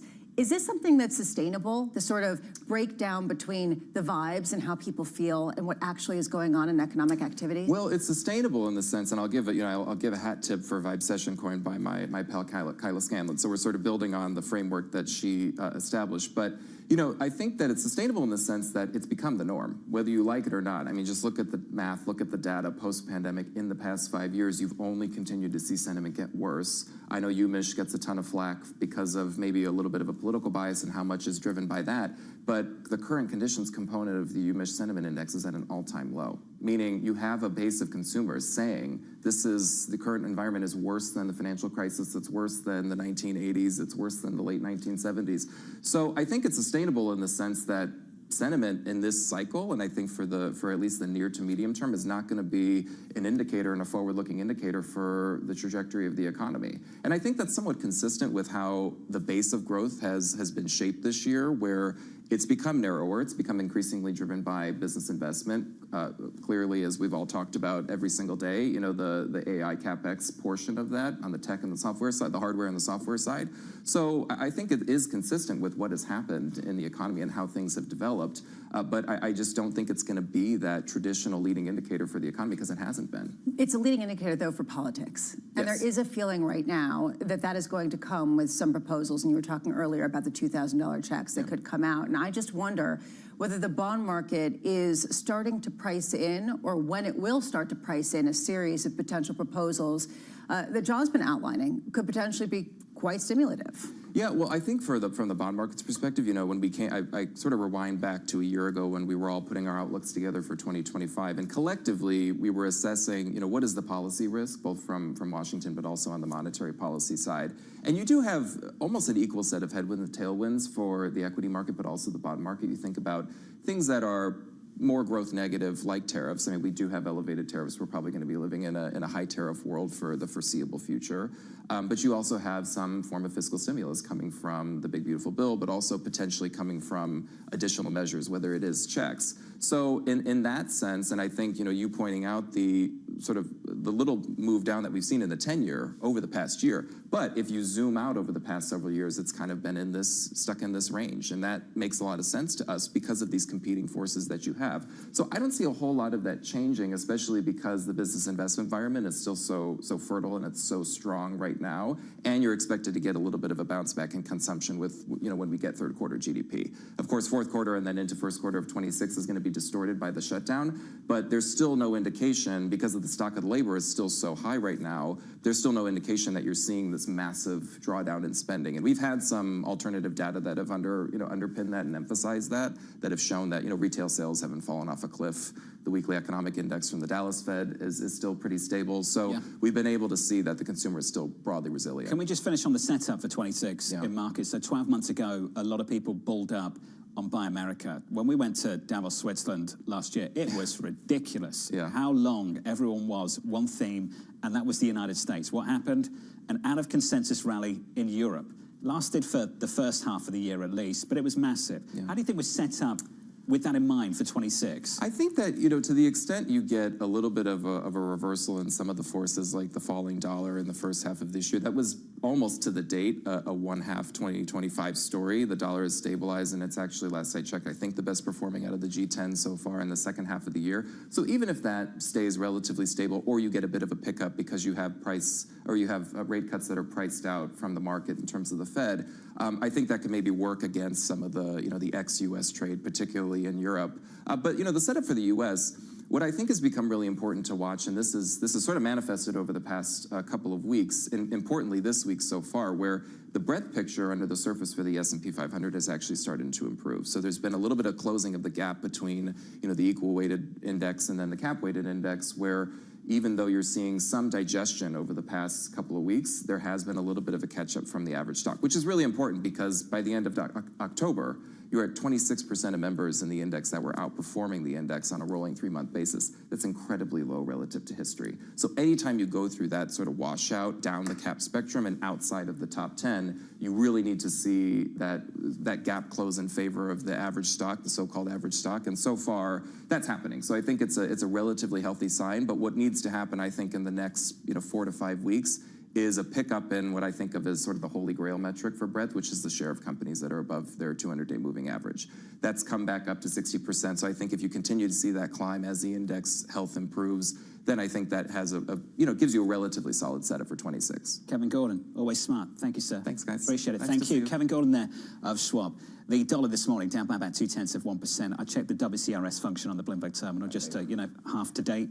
Just about level pegging with the Norwegian kroner and the Swedish currency. Right. So almost, and I'm sure that was true 24 hours ago. So very cool. I hadn't checked that for quite a while. Thanks for that. I love that function too. It's one of my favorites. It's brilliant. Let's get you an update on stories elsewhere this morning. Here's your Bloomberg brief with Vonnie Quinn. Hey, Vonnie. Hey, John. Thank you. Shares of Cisco Systems soaring today after the network equipment giant boosted its 2026 forecast, showing progress in its effort to capture more artificial intelligence spending. The company now expects sales of as much as $61 billion in the fiscal year. That's about $1 billion more than it previously expected and higher than Wall Street estimates. Scion Asset Management, the hedge fund run by Big Short investor Michael Burry, has deregistered with the SEC. A filing shows registration was terminated November 10th, and Burry said in a social media post that he was, quote, on to much better things November 25th.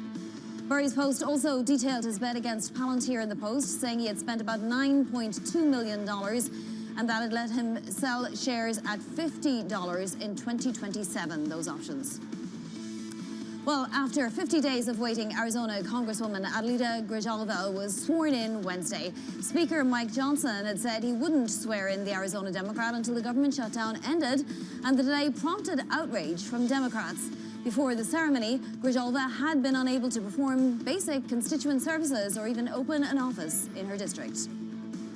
And that is your Bloomberg Brief. John. Hey, Vonnie, thank you. Thanks for the update. Up next, the Morning Calls Plus, Chris Casso of Wolf Research, as he remains bullish on tech despite recent volatility. That conversation just around the corner.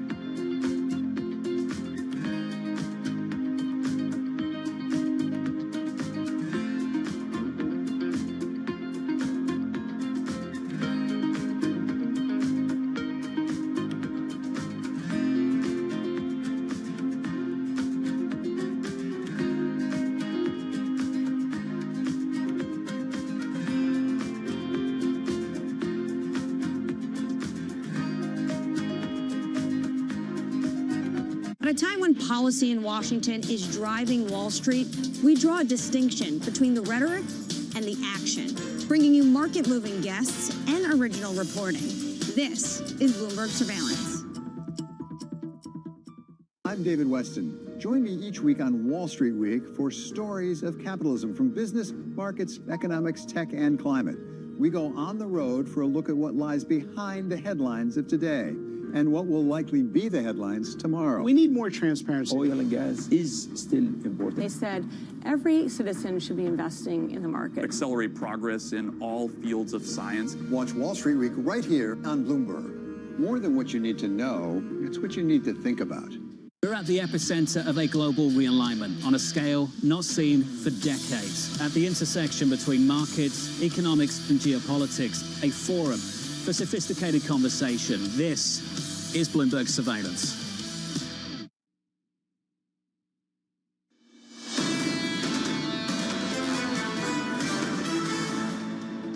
Even though there's these worries and these concerns, I think tech will ultimately still lead. If you believe you're in a bull market, I think ultimately tech has to participate and likely lead, even if there's some bouts of underperformance. If things slow down, money moves back to tech. And if the Fed cuts rates, people still stick with tech because of the financing side and the secular growth. That was Keith Lerner of Truist on the programme a little bit earlier this morning. If you are just joining us, a softer tone so far this morning. No real drama, though. We're down by about a tenth on the S&P. Likewise on the Nasdaq, the Russell small caps down by 0.4. That's the price action in the equity market. Let's get you some morning calls. First up, Piper Sandler raising its price target on Cisco to 86, highlighting its solid web-scale AI infrastructure build-out. That name is up by 7% this morning. Your second call from Morgan Stanley naming Micron a top pick with a street high target of 325, expecting new earnings-driven highs. The stock is up by 0.9%. And finally, Wedbush adding Meta to its best ideas list, citing positive commentary from Meta AI and Super Intelligence Labs. The stock is up by 0.6%. Let's stick with tech. Concerns surrounding the AI narrative whipsaw in stocks over the last week or so. Bloomberg's Michael Ball joins us now for more. Michael, welcome to the show. We've seen some pushback a few times against certain names, Meta, Palantir. Take stock of things now. Where are we? Yeah, it's good that we had the Cisco earnings come in positive on the AI front. Obviously, there's a bigger story there with the networking, cloud computing components being the main driver, but also upgrading their AI outlook, coming off AMD after that as well yesterday. So we've stabilized a little bit as far as worries that came last week and earlier in the week. So it's good right now. I think literally you're seeing people holding on to their longs. You've seen some trimming. But, generally the secular story is still intact. But look, we have lots of questions. And those questions are not only about just how long profitability will be as we move from sort of training into inference and this $3 trillion, secular saga, but also the power story, as you guys have covered quite well. The power story is key. And I think it's very interesting now to think about where we're going to get the bottlenecks. And, you've been covering it very well. And I believe we're starting to see the pushback there come mostly in the derivatives now. The plumbing of the power story now is now being questioned, how quickly these guys can pivot. What's the backlog story? Michael, you mentioned Cisco. Is a number just a number? When you see Cisco in the pre-market in the high 70s and you compare it to where they were in the early 2000s, is a number just a number? Yeah, I think a number is just a number. And I was writing sort of about this .com comparison yesterday. We are in a different era. I believe that it is interesting, and I did not realize that it'd been 2 decades, but ultimately now the story is much more positive. Clearly it tells the frothiness of the times of past, but we do have a longer term, CapEx drive here that Cisco's going to benefit from. And again, we need to understand what the real constraints as the rubber hits the road. And I thought it was interesting, funny enough, that as you're talking about Michael Burry changing the strategy, the structure of his hedge fund or closing it, he had an interesting note out talking about how the chips are going to be depreciated now at a faster level because the power story is so important. So the newer chips are going to use less power, are going to hold value much more than older ones. And even though there's still a lot of value in the capacity they have to do the training and to do the inference, the real drive will now be to be more efficient, and that's going to increase over the next couple of years as we hit sort of this grid constraint and the on-site backlog. Michael, thanks for catching up with us. We appreciate the update. Michael Ball there of Bloomberg. Chris Casso of Wolfe Research, remaining bullish on AI, writes the following: a significant number of deal announcements over the last several months have provided greater visibility into the outlook for AI revenue growth going forward. Chris joins us now for more. Chris, welcome back. 6 days away from NVIDIA. What are you expecting to see next week? I think it's going to be a good report, and for a couple of reasons. One is that earlier in the year, NVIDIA was constrained by the production of these server racks. And one of the things that's happened in the move to this new Blackwell generation is they don't just do the chip and the board, they do the whole racks. It was a little challenging getting that there. So we didn't see quite the earnings beats that we've come to expect from NVIDIA in the first half in the first half of this year as compared to others. That part is settled. Obviously, demand for AI is very strong. And they give some disclosures at their GTC event in Washington, which we think points to some pretty significant upside in the second half of the year, but more significant upside as you go into next year. So we think all systems are still a go here.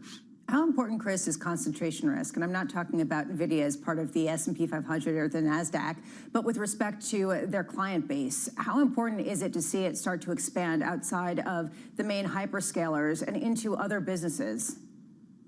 Well, NVIDIA, I would say they are pretty well diversified right now. And, in general, the way we kind of look at the AI market is about half of the market is, those big cloud providers doing their own internal workloads. That's the biggest demand right now. But the other half is really kind of everybody else. And, every, Fortune 500 company, every enterprise has their own AI strategy.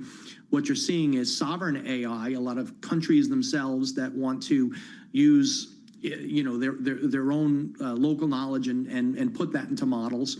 And that's still about half the market. Now, a lot of that market is actually served by cloud providers because of the scale.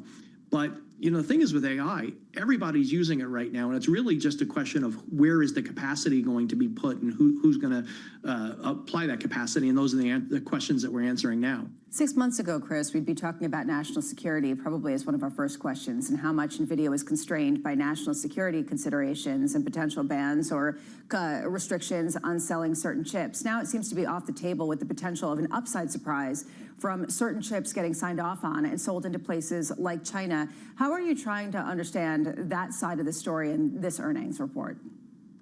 Well, for right now, we don't expect that there's any China revenue either in the numbers or in guidance. One of the things AMD said on their earnings call is they do have some licenses to ship some things to China right now, but it's very small.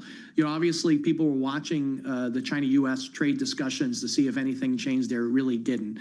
So at this point, it's a relatively minor part of the story. As I look at where our 25 numbers are, it would have maybe been high single digits of revenue. Because you've got so much growth next year, China just becomes smaller and smaller unless there's some change in what NVIDIA could ship to China. If they could ship their most advanced chips, it would be much more significant.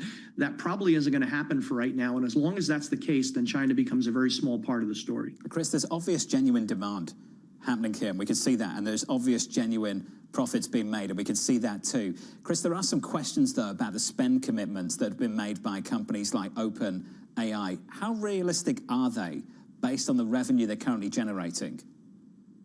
Well, and I think based on the revenue they're generating today, you'd put a question, which is why the questions are out there. But the way we look at it is that right now, this is a battle for relevance right now.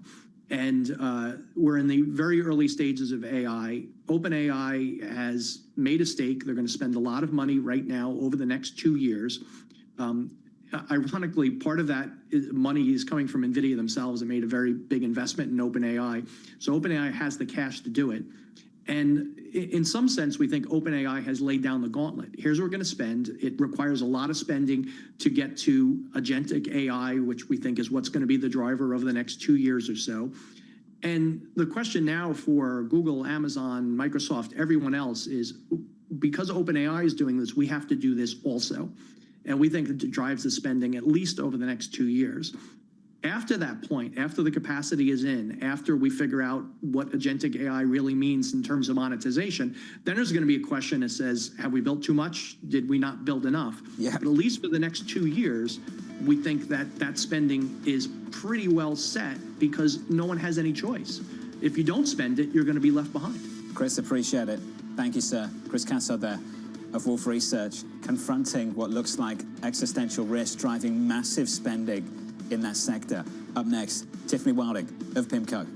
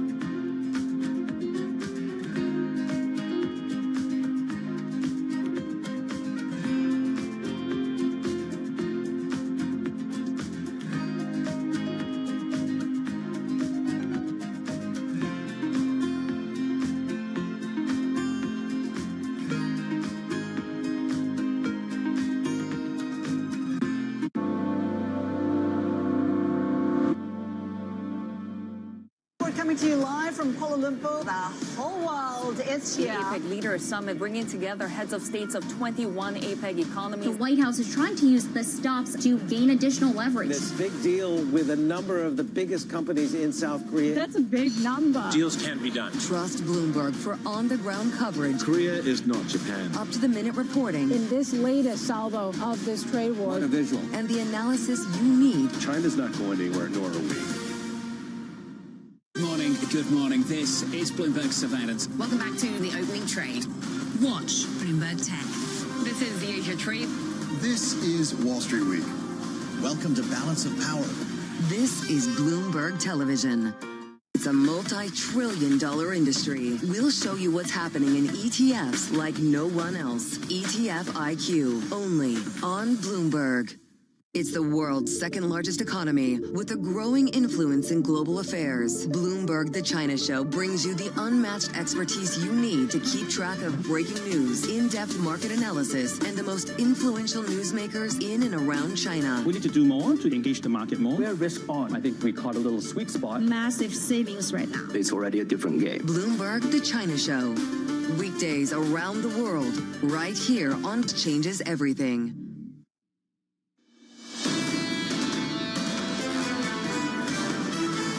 Stocks are down by 0.2% on the S&P, likewise on the Nasdaq. The longest stretch without losses on the S&P 500 since late October.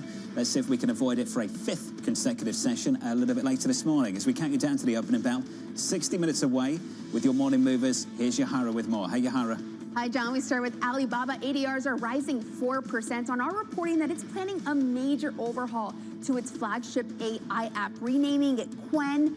And the goal is for it to align more closely with OpenAI's ChatGPT. It also plans to load it with shopping features tied to Alibaba's massive e-commerce platforms. And this marks one of its biggest bets yet to make money off consumer-facing AI services. Meanwhile, moving on to Disney, those shares sinking further, now down 5.3% as Disney's bracing for a pricey start to the year. The studio is spending big on blockbusters like Zootopia 2 and the latest Avatar, and that's expected to weigh on results in the first quarter. It did see some bright spots with the Parks and Cruise division performing well. It also expects earnings later next year to improve in the double digits, but that's not impressing investors this morning.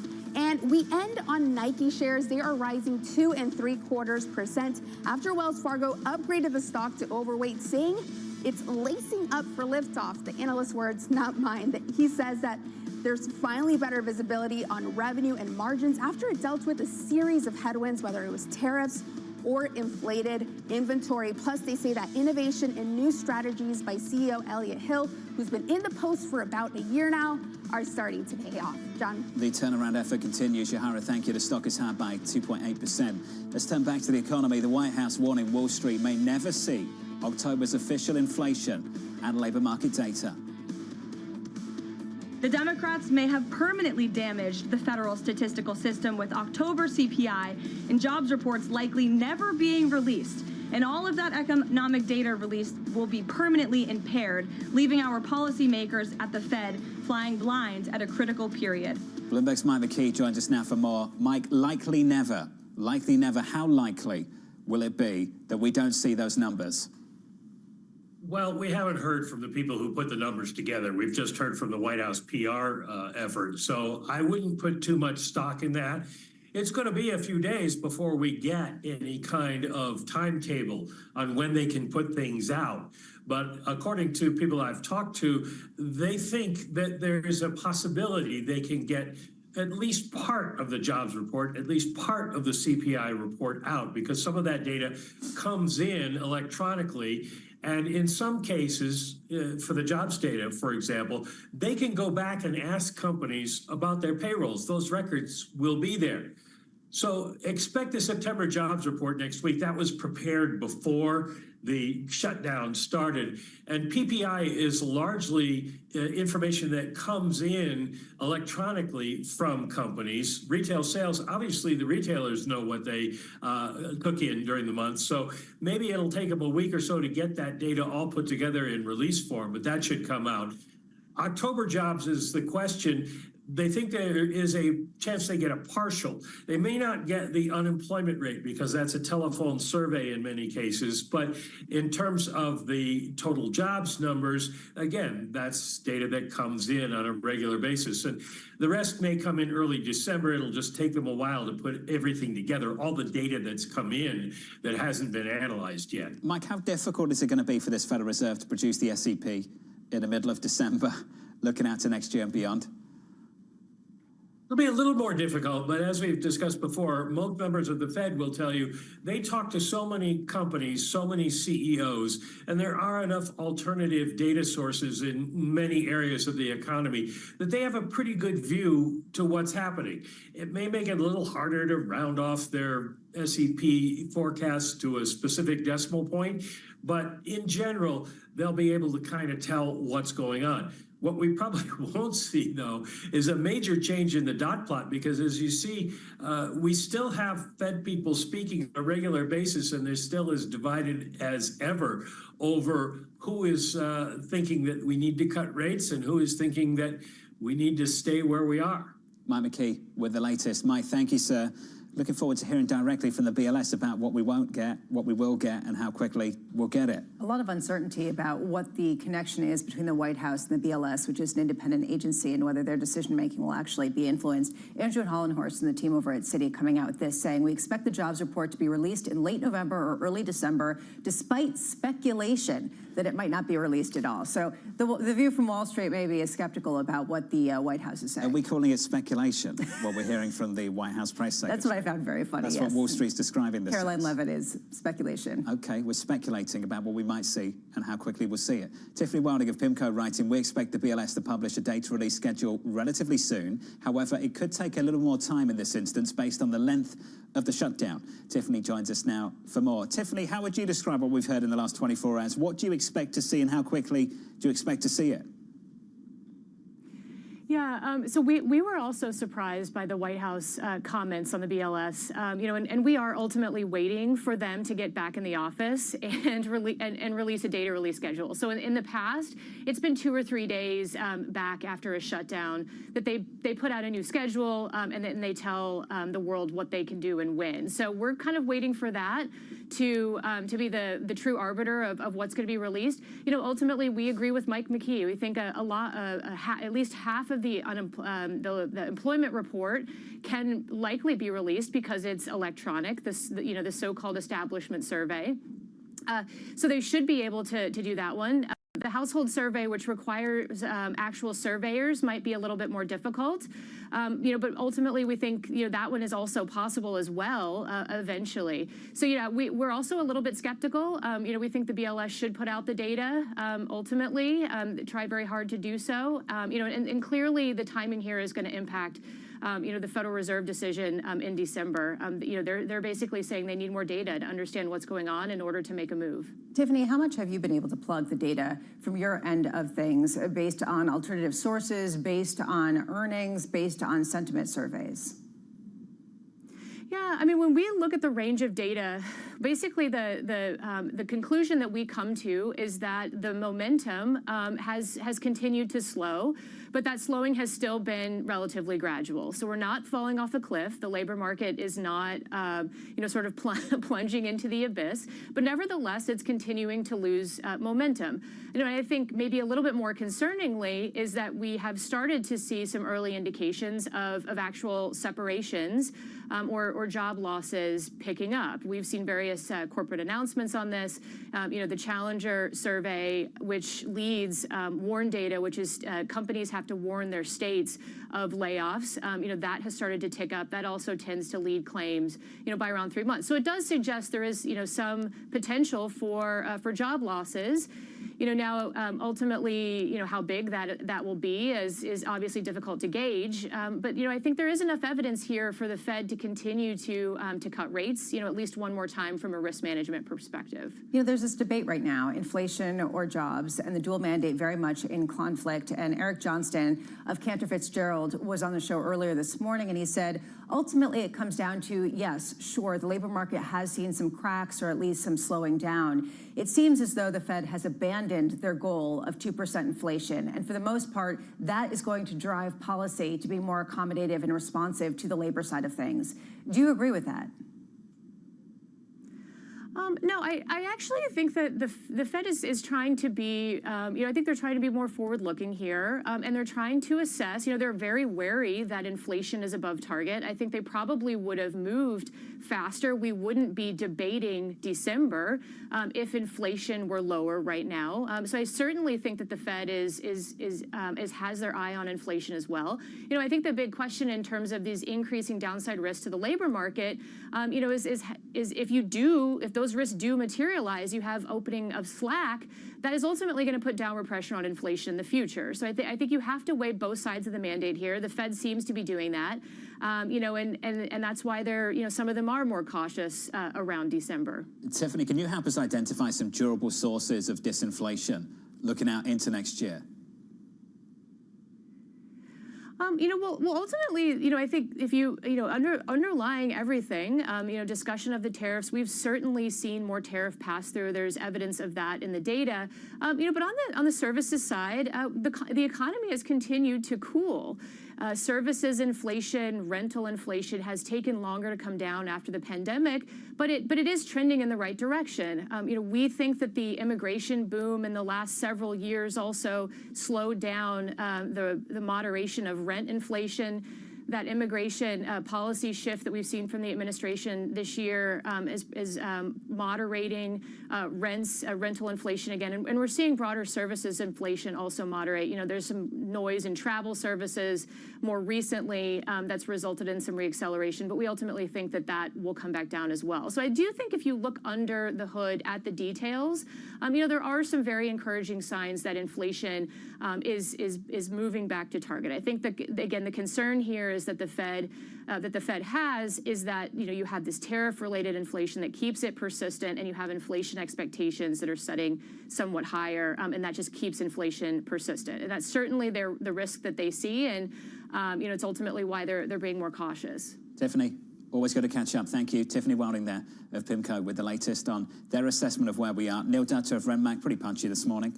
Talk about revealed preferences. The hawks are getting louder. The data does not support them. He identifies some sources of disinflation for you, declines in used car prices, and renewed slowing in housing rents. That's what he's pointing out this morning. Yeah, which really speaks to what you are seeing in certain pockets, especially where there had been building, and particularly in the Southwest, in the Sun Belt.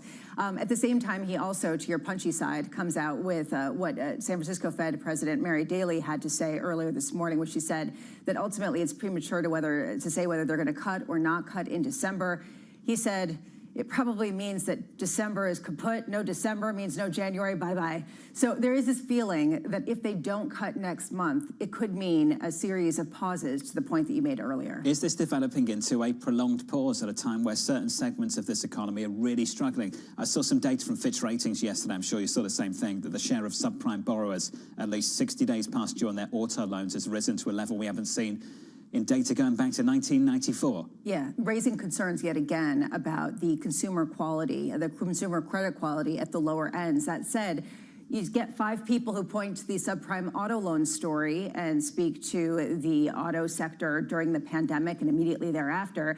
And then you get 25 people pointing to the consumer credit surveys conducted at Bank of America and Citibank showing that consumers are spending and are actually repaying their credit card bills. So it's a tale of two consumers. It's a tale of two different sectors. How do you deal with this? Then you've got tech investors just pointing to earnings and saying, look at markets, all-time highs on the S&P 500. Very close to those levels this morning, pulling back just a touch. We're down 1/3 of 1%. With an update on stories worldwide with your Bloomberg Brief, here's Vonnie Quinn. Hey, Vonnie. Hey, John. Thank you.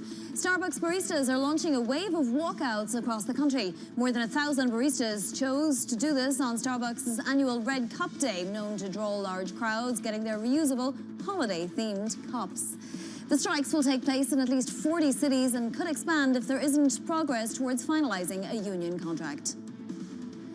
The International Energy Agency, or IEA, has increased its estimates for a record global oil surplus next year. The agency expects that world oil supplies will exceed demand in 2026 by just over 4 million barrels a day, saying global balances are looking increasingly lopsided due to rising oil supply and relatively modest growth in demand. For the first time in 168 years, the U.S. is officially retiring a coin. The U.S. stamped the final set of pennies at the Philadelphia Mint on Wednesday, marking an end of the production of the smallest denomination of U.S. currency. This all after President Trump ordered its discontinuation. Don't worry, if you find pennies lying around, it remains legal tender. Currently, over 300 billion remain in circulation. And that is your Bloomberg Brief. John. Bonnie, thank you. Thank you very much. Up next on the programme, we'll set you up for the day ahead. Plus, we'll catch up with Lisa Hornby of Schroders as markets look for direction on the Fed's next move from New York City. You're watching Bloomberg TV.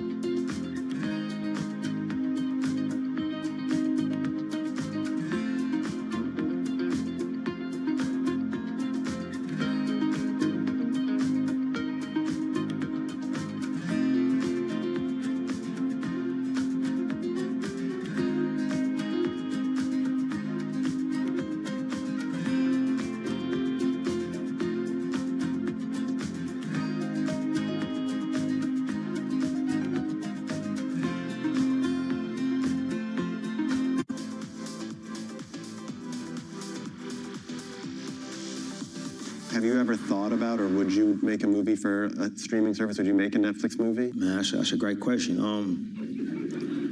I mean, I'm waiting for one where I ask and you go, that was a shitty question. Yeah. I mean, you know, you good at your job, bro. Like, it's just actually the first time anybody's ever asked me that. You know, I'm not here to say what I would and wouldn't do in the future. You know, but the theatrical experience is one that means a great deal to me. It means a great deal to us. Mm-hmm. I feel a certain responsibility. Like if Fruitville had happened a calendar year later, it probably would have come out on streaming. You know, I've been fortunate enough that everything that I've written and directed has been a theatrical release. So I feel a duty to try to protect that. You know, but that's where I'm at today.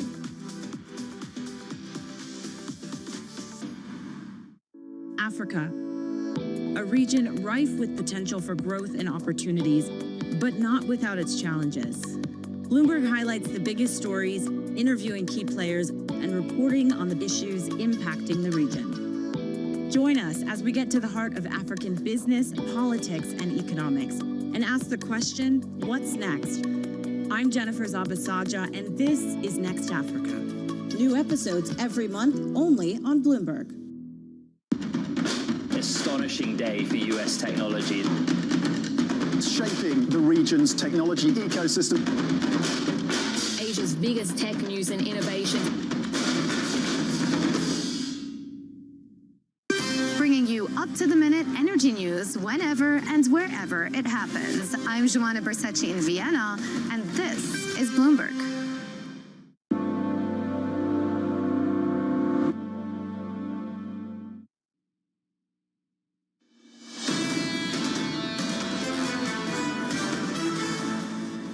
Breadth picture under the surface for the S&P 500 is actually starting to improve. So there's been a little bit of closing of the gap between, the equal weighted index and then the cap weighted index. It's a relatively healthy sign, but what needs to happen, I think, in the next, 4 to 5 weeks is a pickup in what I think of as sort of the holy grail metric for breadth, which is the share of companies that are above their 200-day moving average. If you continue to see that climb as the index health improves, then I think that has gives you a relatively solid setup for 26. That was Kevin Gordon of Schwab looking ahead to 2026. The year ahead season is just around the corner. What are we, about a week away, you think, going into Thanksgiving? The pace that we're going without data, I think that we're there. I think that people are already just hit send, release. Nothing's going to happen. Publish. I mean, at this point, let's just go on vacation. S&P 500 forecast just around the corner. Equity futures on the S&P 500 look like this. We're down by 0.3%. On the Nasdaq, we're down by 0.4%. On the Russell, down by 0.6%. In the bond market, a bit of a lift developing here, particularly at the front end of the curve and through the belly. We're up by 3 or 4 basis points now. 2s out to 10s. 10s up to 410.95. 2s back through 360. Fed hawks making some noise in the last couple of days. Yeah, Susan Collins in particular, from the Boston Fed, given the fact that she is a voting member, talking about how inflation is really the preeminent concern. This is the battle. And we're going to hear, honestly, all of the Fed officials lining up on either side. It is a soup right now, not only because we don't have data, but because it's very hard to know whether to focus on the near-term inflation targets, whether you're looking at unemployment rates that are still fairly low, or whether you're looking at a seismic shift in technology that's setting up for a very different paradigm in the months to come. Tons of Fed speak still to come through today and into the weekend. The lineup looks like this today. A busy day of Fed speak, including Muslim and Kashkari. On Friday, you'll get comments from Schmidt, Logan, and Bostic. Looking ahead to next week, attention really shifts back to the earnings of the consumer. Home Depot, Target, Walmart in the mix. Nvidia dominant. Nvidia earnings dropping Wednesday after the close. Got to confirm all of the optimism around the AI transformation that frankly is the trade. And it's not just in stock markets, but it's also increasingly in the market of credit. Let's turn to credit, fixed income, and the Federal Reserve. Bond yields inching higher this morning as traders look ahead to the central bank's December meeting. Lisa Hornby of Schroders writing, we continue to believe that persistent labor market softness and mounting pressure on lower income households will keep the FOMC on track for a December rate cut. Lisa joins us now for more. Lisa, good morning. Hi, how are you? Is that becoming a closer call? It is, and I actually think the Fed is doing a pretty good job of keeping that optionality, right? Powell came back out kind of after the press conference saying it's not a done deal. Don't think it is. But at the end of the day, our view is that the data we have seen, particularly some of the layoff data, has deteriorated. And so they probably will prioritize, at least for this meeting, the labor market over the inflation side of the equation. Are we taking this meeting by meeting, just 25 at a time and work out where we land? I think we are, and I think we should be. That's fair, right? The economy it's not bad. I mean, growth-wise, I actually think next year is going to be a kind of a weird year where growth can actually be okay, but the labor market probably continues to soften a little bit. Possibly because of the reasons that growth is okay, the AI spend, some of these numbers that are coming out, CapEx, it's possibly in contrast to the labor market. But the Fed is going to have to figure out what things do they prioritize in this. And, December, I think they probably lean towards the labor market. Next year becomes a little bit more of a question. Let's say the Fed does cut an additional 25 basis points next month, and let's say they signal they are open to doing more next year. What are your clients going to do with some of their money market funds? Is that enough to kind of push them out into, say, longer duration or even into 50-year Alphabet bonds? Well, let's hold on the Alphabet question for a second. But I think that's the right call, right? There's been a tremendous amount of money parked in money market. That's been a great call. I think some of that is going to find its way into longer duration as we continue to see yields fall.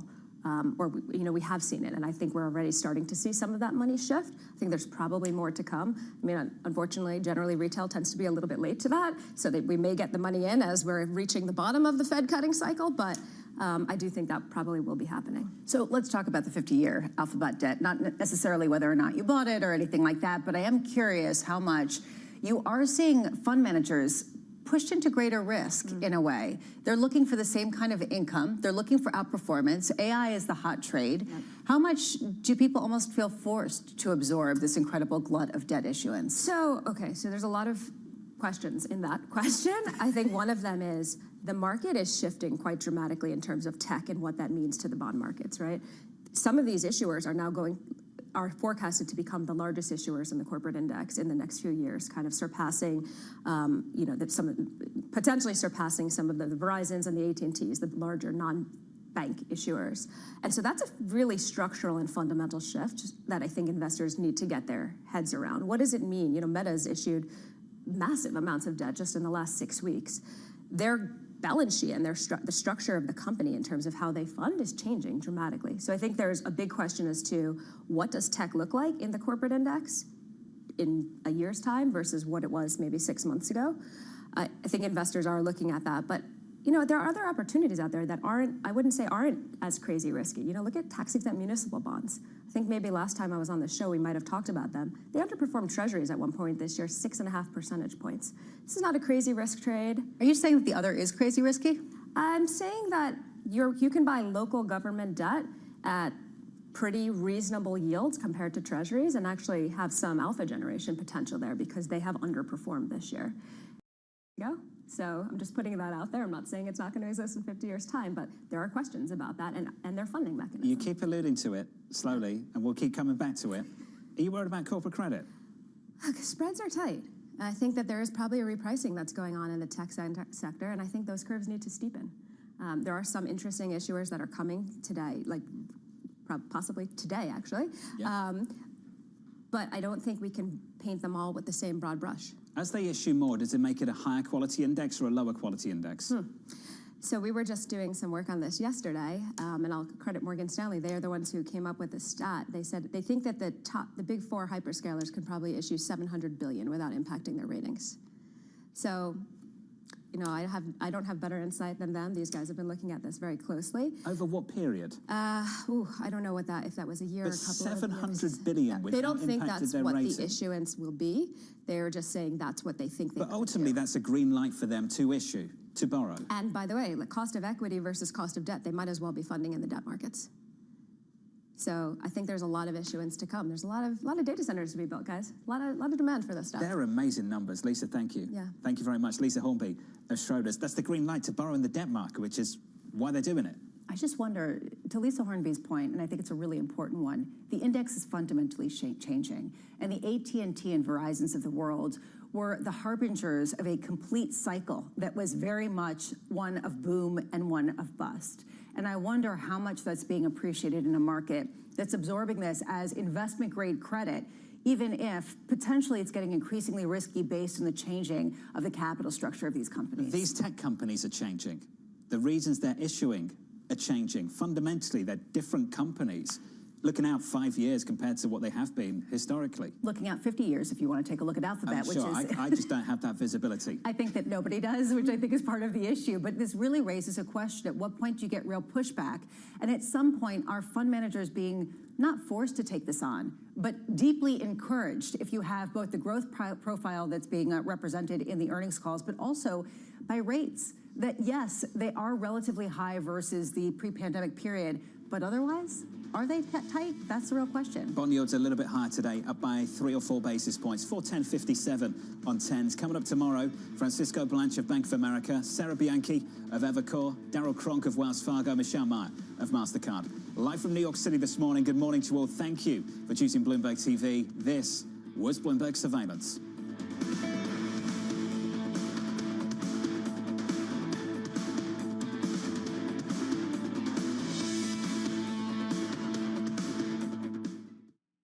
Day 4 at the NITO ATP Finals. Jannik Sinner became the first man to punch his ticket into the semis with a comprehensive win over two-time champion Alexander Zverev. Sinner's looking to successfully defend the title he won in Turin a year ago. Earlier, Felix Auger-Aliassime clinched a vital victory over American Ben Shelton to keep his hopes of advancing alive.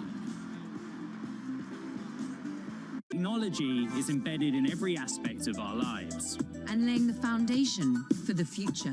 From finance to defense, AI to entertainment. And from the road to the stars. Bloomberg brings you the latest stories of the people and companies pushing the tech sector to new frontiers. And the politics that shape global tech markets. I'm Caroline Hyde in New York. And I'm Ed Ludlow in San Francisco. Watch Bloomberg Tech every weekday.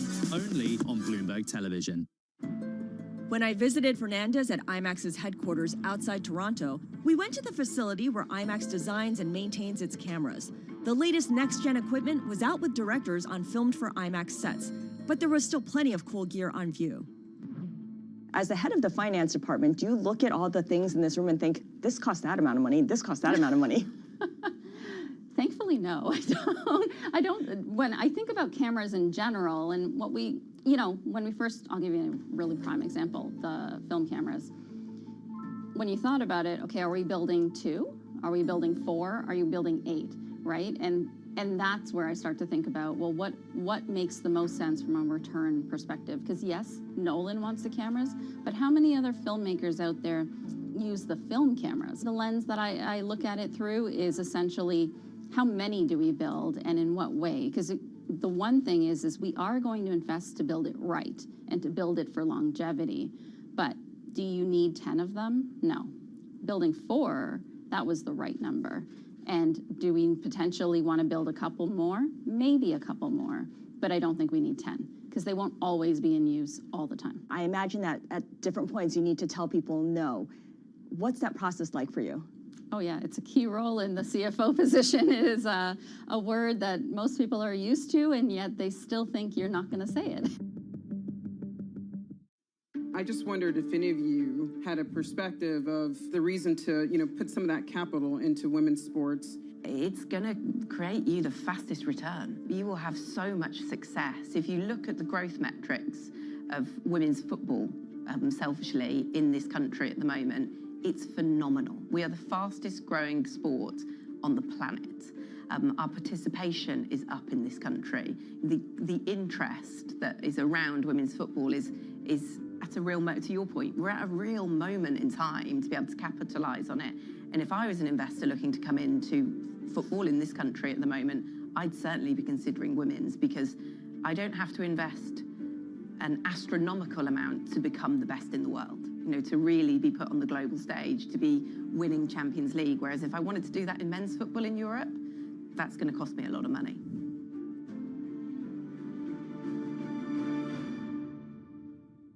Bringing you up-to-the-minute geopolitical news whenever and wherever it happens. I'm Stephen Engel at Japan's Akasaka Palace in Tokyo, and this is Bloomberg. 30 minutes until the start of trading on this Thirsty Thursday. I'm Matt Miller. I'm Danny Berger. Bloomberg Open Interest starts right now.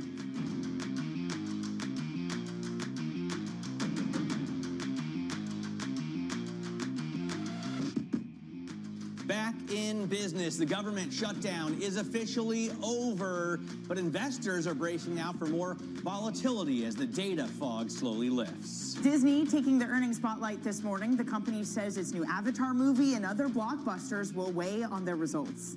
Plus, famed investor Michael Burry deregisters his hedge fund with the SEC, saying that he's moving on to much better things. Like a vacation or something? I don't know what's better than running your own hedge fund. Playing the drums in a metal band. That is much better. All right, one of the stocks we're watching this morning is Cisco. They are showing progress in their efforts to capture AI, but there you go. Shares are up 5.8% in the pre-market this morning, and you can guess why. Because they talked about AI, saying that they're capturing the spend from AI tech giants, and Matt, it raised its guidance saying that they had sustained demand. All right, we gave you a sneak peek, but going the other direction, shares of Disney, after reporting earnings that fell short of Wall Street estimates, Disney also warned of big budget films that will weigh on results for the first quarter of its fiscal year. As a result, the House of Mouse is down almost 6%. Let's get more on said House of Mouse. Joining us is Bloomberg Intelligence media analyst Geetha Raghunathan. Geetha, they're spending more, but these are the kind of projects that bring big audiences with it. What is the balance to be concerned about costs versus the slate of programming they have that will be a boon for Disney?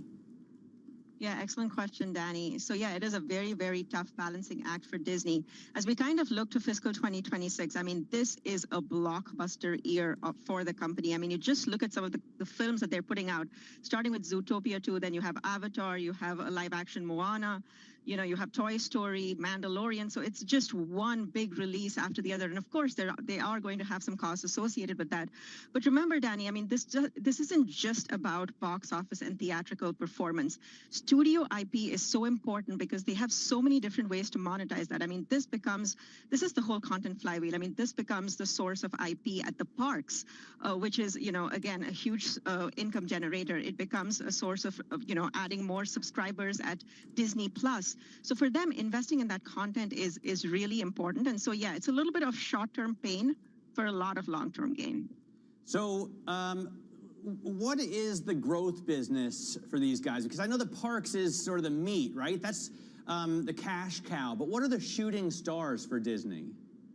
Parks is actually one of the shooting stars. So as we just kind of look at this business, I mean, it has transitioned, from what used to be mainly a linear network business to now kind of this streaming destination. And Matt, if you just look at the parks and streaming, just those two business segments are bringing in something like 73% of profits next year. So those are the major sources of earnings. I mean, just parks alone is about 60% of total company profit. And if you just look at the investments that the company is making, I mean, whether it's cruise ships, whether it's expansion, whether it's adding, new attractions, new rides, adding completely new worlds like the world of Frozen at Disneyland Paris next in 2026.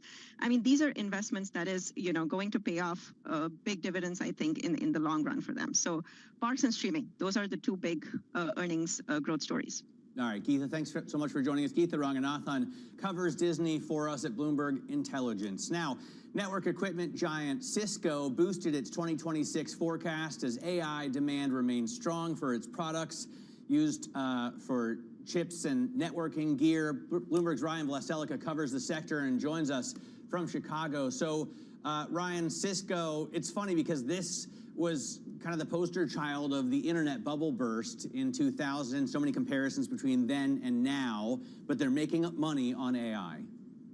Yes, good morning. Thanks for having me. So yeah, it's funny you mentioned the dot-com era because after the stock fell in the wake of that bubble, it has yet to recover those levels. It is getting very close right now. I think you're going to be a couple of percentage points away based on pre-market trading. But it is kind of interesting that the big winner of the last technology revolution is going to be starting to be a bigger winner in the current one fueled by AI. It gave a very strong forecast last night, raised its estimates for both earnings and revenue, talking about increased demand for all the networking gear that is used in AI, all the data centers, all the servers, and so forth. So a pretty strong report from a company that has otherwise been sort of a slower grower, more mature, much more of a legacy name than some of the growth names that have been such big outperformers this year.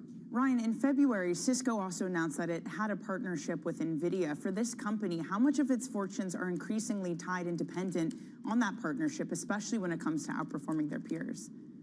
Yeah, so I think there's a big component of that, but just in general, the increased demand for AI, all of the spending that's being done on AI, we are starting to see it trickle through to Cisco in a much more pronounced way. There have been some signs of this, some strong earnings reports over the past few quarters, but it does seem like, hopefully, at least for the company, this is going to be something that becomes a little bit more sustainable and durable as far as the acceleration. All right, Ryan, thank you so much. That is Ryan Vlastelica on the latest on Cisco. And tune into Bloomberg Tech, 11 a.m. Eastern, a live conversation with Cisco CEO Chuck Robbins. Now, elsewhere in Washington, D.C., the longest U.S. government shutdown in history is over. After 43 days, federal employees can go back to work this morning. President Trump spoke last night from the Oval Office.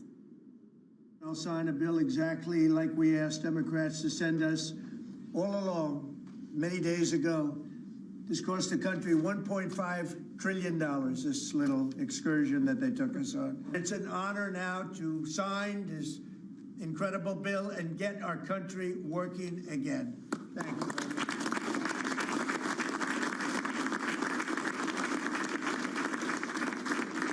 Bloomberg senior editor Mike Shepard joins us now from Washington, D.C. Mike, maybe business back to normal, but what has been altered from this shutdown? Are we going to get data, for example, that we missed last month? Well, it's a great question, Danny, because the data that were supposed to be collected in October never got collected. And there really is no way to turn back the clock on that. And yesterday, White House spokeswoman Caroline Leavitt indicated that those numbers would probably be lost forever. We do expect the Bureau of Labor Statistics in coming days to provide a revised timetable on when they might be able to start releasing some of the numbers that we might have missed and what might be coming next. But like so many other operations, the data production and issuance was really disrupted by the more than 6-week halt in federal operations. And it is going to take days to restore a number of other things. And that includes the SNAP benefits that were disrupted by the shutdown. It could take up to a week for that food aid to go out. And if you're thinking about making air travel plans, the Transportation Secretary, Sean Duffy, is warning that it could be a week before the shutdown-related flight restrictions are lifted. So there will take some time, Danny, before some of these after effects all wash away. And we have to look ahead also to early next year. Most federal funding actually lapses again on January 30th. So we could be staring at another showdown over federal spending before we know it. Now, one of the key questions is whether the Affordable Care Act subsidies that Democrats have been demanding an extension of as a condition of voting for this bill, whether those would be a factor in another confrontation. That remains to be seen. Democrats are indicating that they will pursue another means of trying to get those voted on, and if not, they will look to take that and turn it into a midterm election issue. Shep, I got to ask about the Epstein files. The White House has really been pushing back against releasing these. Pam Bondi, the AG, who said she had them on her desk, then later denied that they even existed. Now we've got a new representative sworn in whose signature has made it possible for a motion to move out of Congress to get these files released. Are the Republicans going to let them out? Well, it's a good question. And what we are seeing, though, is that there is some Republican support from at least 4 Republican lawmakers, Thomas Massie, Nancy Mace, Marjorie Taylor Greene, and Lauren Boebert, who have backed additional disclosure on the whole question of how much the president knew about the disgraced financier Jeffrey Epstein's activities, which included sex trafficking. Jeffrey Epstein died in prison custody in 2019, but there is still a lot we don't know. And there are questions about how much the president knew and what the extent of his relationship was with Epstein over the years. And they are looking to get the Justice Department to divulge more. Yesterday, we did see a trove of emails released by a House committee, about 20,000 documents in all. In some of those emails, Epstein suggested that there may have been more to the president's knowledge of his own activities, Epstein's activities, but it's unclear what those documents actually mean and point to. And the president yesterday vehemently rejected any suggestions to the contrary, that he knew more than he had said, and he called the documents released yesterday, in his words, a Democratic hoax. Hey, Shep, thank you so much for that update. That's Bloomberg's Michael Shepard in Washington, D.C. A check on futures this morning after a day where equities barely moved yesterday. Sentiment struggling to pick up. Maybe it's because of all the hawkish voices that have come out from Collins to Daly in the past 24 hours, making the odds of a December rate cut more like 50-50. So you're looking at a 0.5% decline for the S&P, and the NASDAQ MAT down 0.7%. All right, coming up, Disney falls short as the film studio expenses weigh on the current quarter. We'll hear from the CFO of the parks and streaming company, Hugh Johnston, next. This is Bloomberg Open Insight.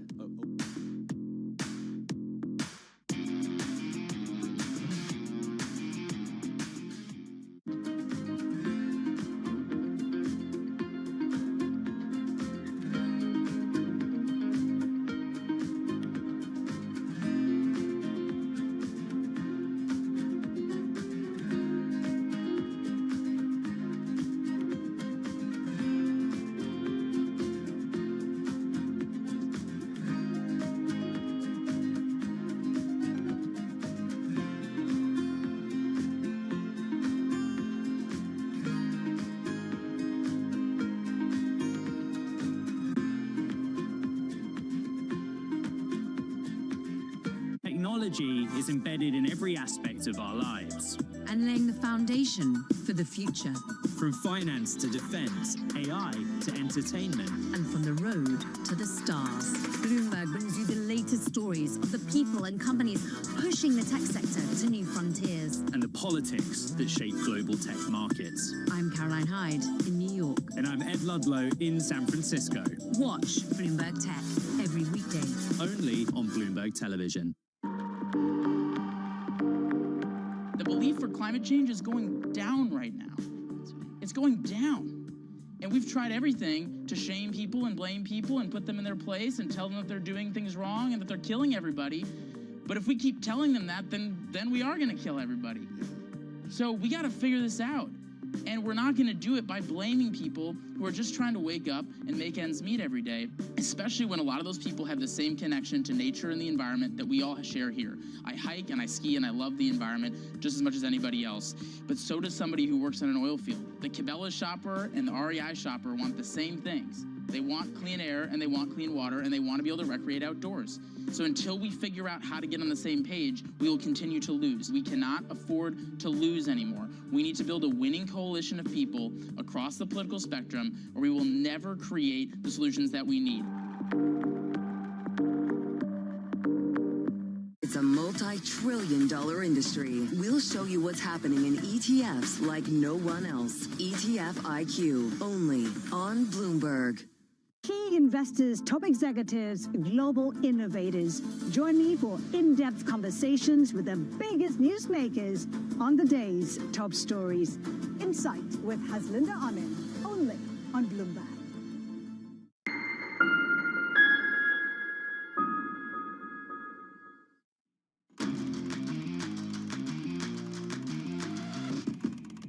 Let's get now to high interest. Look what's making headlines around the world. In an exclusive interview with Bloomberg Television, Ukraine President Volodymyr Zelensky urged Europe to unlock billions of dollars in frozen Russian assets to sustain Ukraine's war effort. He said President Trump could send a good signal by doing the same with Russian funds held here in the U.S.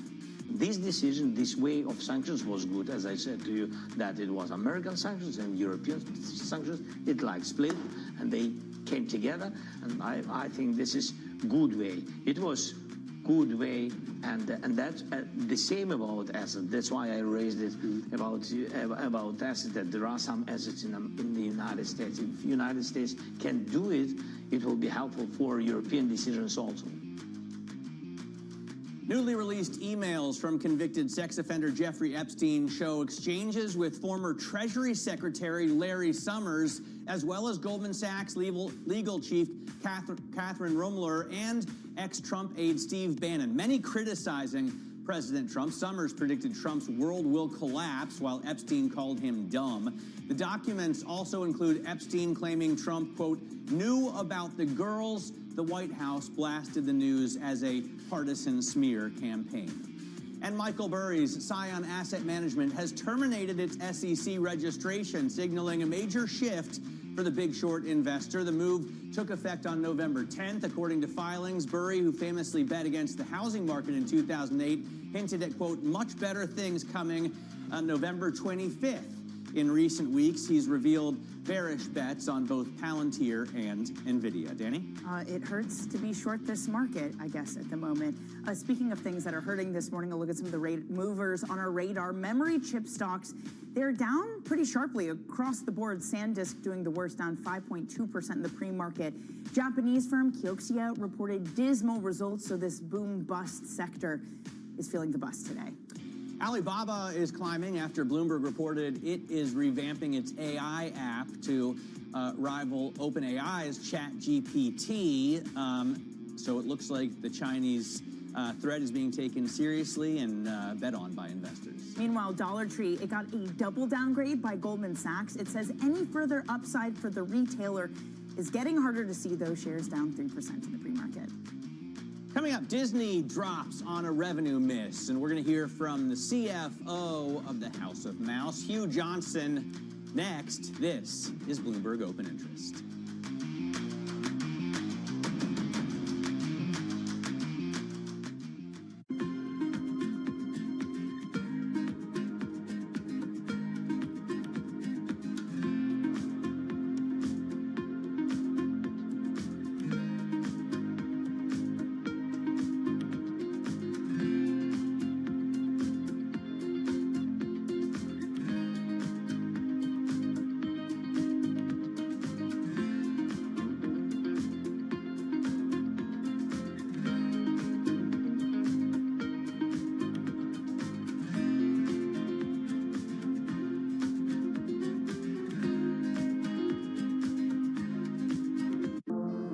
Used to be, one would say, what's that got to do with the price of tea in China, when they wanted to poke holes in the relevance of something? Now, though, if you're in tune with how events around the world affect each other, it becomes clear that the current going rate of tea in China has a lot to do with a lot of things, not just tea things either, but tariffs, franchises, and IPOs.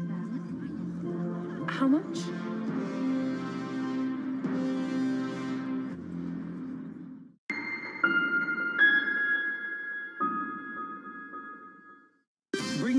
up-to-the-minute geopolitical news whenever and wherever it happens. I'm Stephen Engel at Japan's Akasaka Palace in Tokyo, and this is Bloomberg. Good morning. Good morning. This is Bloomberg Surveillance. Welcome back to the opening trade. Watch Bloomberg Tech. This is the Asia Trade. This is Wall Street Week. Welcome to Balance of Power. This is Bloomberg Television.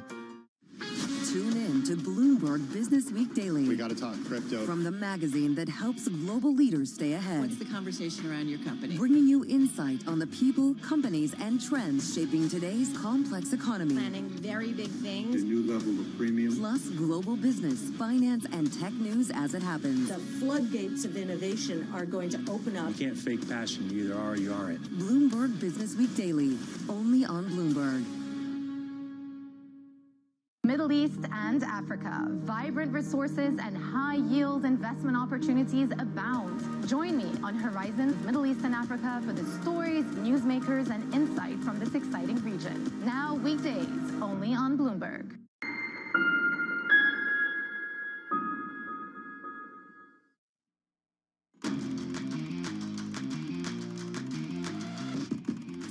Check on Disney shares this morning, about 10 minutes until the market opened, down 5 1/3%, falling pre-market after missing on fourth quarter revenue estimates. We welcome Bloomberg Tech co-hosts Ed Ludlow and Caroline Hyde, and they are joined by Disney CFO Hugh Johnston. Take it away. Thank you very much indeed. It's wonderful to be joined by you, Hugh, with Ed and I across various parts of America. Hugh, just first start with us for a moment, will you? Rating Disney's overall fourth quarter performance. You were strong in parks. Look, you were strong in streaming, but there was some weakness in films and TV. Talk us through how you rate yourself. Yeah, actually, I thought it was a good quarter overall, and frankly, versus Wall Street, we beat expectations by 6 cents. So, as you noted, the experiences business did very, very well. 6% revenue growth, 13% OI growth was terrific. Sports did very strongly while we were launching the new DTC product, which is off to a great start. And then in terms of the entertainment business, it was largely just the overlap of the film slate that drove the numbers. I know the linear business looked a little bit soft, but that's primarily due to the fact that we had India in the numbers last year where we made $84 million and wasn't in the numbers this year. Take that out, apples to apples basis. Overall, I thought the quarter was good, and it actually allows us to end the year with a lot of momentum as we think about where we are right now. We grew EPS 19% for the year and 19% CAGR for the last 3 years. And that's why we both guided to double-digit EPS growth in 26. And on top of that, doubled the share repurchase and increased the dividend by 50%. Hugh, good morning. On that momentum, the focus for a lot is streaming, right? And you have the confidence to say streaming is going to continue to be profitable through 2026. What are the factors behind that? What allows you to have the confidence to have such visibility into how that streaming business is going? Well, of course, streaming always begins with the quality of the content that we have and the quality of the slate that we have going forward. So if you think about the film slate we have right now, number one, we obviously have Zootopia 2, followed by Avatar, followed by The Devil Wears Prada 2, followed by Toy Story 5, Moana, and then we've got an Avengers movie as well. So if I look at all of that playing its way into the streaming service, certainly feel good about those tentpole events. In addition to that, our TV side continues to perform very strongly. The ratings are great. The number of hit shows are great. And then on top of that, we're investing in the product in a significant way, creating a unified app. And in addition to that, improving our recommendation engines and improving the navigation within the DTC app. Put all of that together, and what we really see is just a huge opportunity for growth. We aspire to grow that business double digits, along with the double-digit margins we expect to achieve this coming year. And as a result, I think we're going to continue to see that business do really well and be a real growth driver for Disney. But the profitability, Hugh, streaming operating income for the first quarter of 2026, you guide to be $375 million. That's a lot less than the street was anticipating. Why is that? I think it's primarily due to the fact that we're investing in product in the business and we're investing in bundling. So We all know that bundling ultimately is a very profitable thing to invest in. It increases retention, reduces churn, increases engagement, and that's not a theory. We have proof on that. But initially, when you do bundling, you're making an investment. On top of that, the things I was talking about related to recommendation engines and the like, all of that requires some investment in the early part of the year, but the paybacks on that are going to be tremendous. So we certainly feel great about it. And for the full year, the double-digit margin we guided to is very much in line with what we had indicated a year ago. Hugh, how close are Disney and YouTube TV to a resolution? And what do you plan to do that kind of gives our audience right now a sense of what your strategy for distribution is on how you resolve that? Well, in terms of where we are right now, it's an active negotiation, so that's obviously going to be driven by both sides. We don't control that. What I can tell you is we put a very attractive deal on the table, very much in line with, and in a few areas perhaps better than what we're doing with others. And we feel like we're making the right proposal to value the content that we create and to give consumers access to this great content on YouTube. That said, if YouTube chooses not to engage with us on that front, obviously that content is available elsewhere, and our expectation is that at some point consumers will shift to other opportunities. Well, consumers want ESPN, and consumers could get ESPN, the streaming app, performing. At the moment, how do you measure your own success there? Yeah, it's early days, obviously. The product's only been in the market as of the end of the quarter, about 5 weeks. So far, off to a great start. And we think about it from two perspectives. Number one, the perspective of, are we getting engagement? And the answer is yes. People love the SportsCenter For You capability. They love the Discover Sports capability that we have. In addition to that, in terms of the subscriptions that we're getting, 80% of those are bundled subscriptions. So it's not just benefiting ESPN, it's benefiting the entirety of the Disney Plus ecosystem. So we feel great about it from both perspectives. Right. It's off to a great start, and what we've seen is engagement goes up when people do subscribe to the service. Hugh, is this the last earnings report and quarter before Disney's board names a successor to Bob Iger as CEO? That's a great question. So what the board has previously indicated, and I will say the board has been about as transparent as any CEO succession I have ever seen in my long career. What the board has indicated is that will take place sometime during the first calendar quarter of 26. We report in next February. Whether that'll be before or after will be up to the board, but we should have it done by the end of March. Disney CFO Hugh Johnston, great to talk again. Thank you very much. Matt. Thank you. Thanks very much. Hugh, really appreciate your time. Ed and Caroline, always great to see the co-hosts of Bloomberg Technology. Their program kicks off at 11 a.m. and to hear more about the streaming business, the movies that are planned. For me, it's all about the parks. Yeah. You know, I have now a 5-year-old and a 2-year-old, so I've reached that point where I'm ready to spend literally all of my 2025 income down in Orlando for a couple days. Then we're going to go on a Disney cruise. But okay, you say it's all about the parks, but I feel like I've heard you sing Moana songs and Frozen songs, so the content gets you too. For me, I mean, I'm editorializing now, but I find Encanto to be absolutely the best above all of it's so good. Of the Disney The princess songs are superior. Movies. Quick check on futures ahead of the opening bell. We're looking at a little bit of a drop here. Seema Shah joins us next. This is Bloomberg.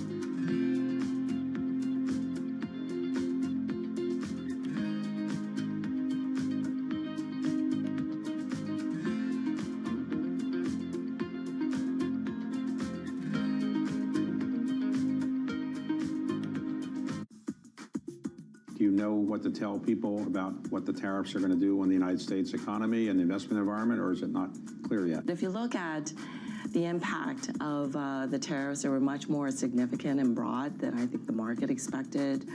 Looks closer to 19% on balance versus 2 and change last year. So effectively, it's a 20% increase on 10% of household goods that are imported into this country. And do you think it's going to lead to a recession?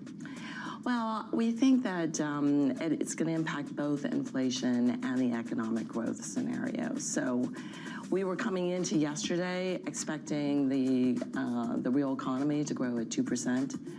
And inflation to be closer to 2.8%. If you just go through the math, it would suggest there's probably 1 to 2 points upward increase on inflation and a similar amount on economic growth. So it could put us in a position where we're teetering. So the tariffs will likely depress the GDP growth rate and increase inflation. So what's the advantage of tariffs? From our standpoint, we have a hard time seeing the benefits of tariffs. They do tend to be inflationary in the short term. As you're pointing out, the longer term impact on economies is probably the greater downside. From the world of politics to the world of business, Joe Matthew and Kaylee Lines deliver news, insight, and analysis live 2 times a day, every trading day. Balance of Power at 1 and 5 Eastern, only on Bloomberg. U.S. jobs numbers are released. Bloomberg has the report under surveillance with crucial data and expert analysis at terminal speed. Nobody covers Jobs Day like Bloomberg.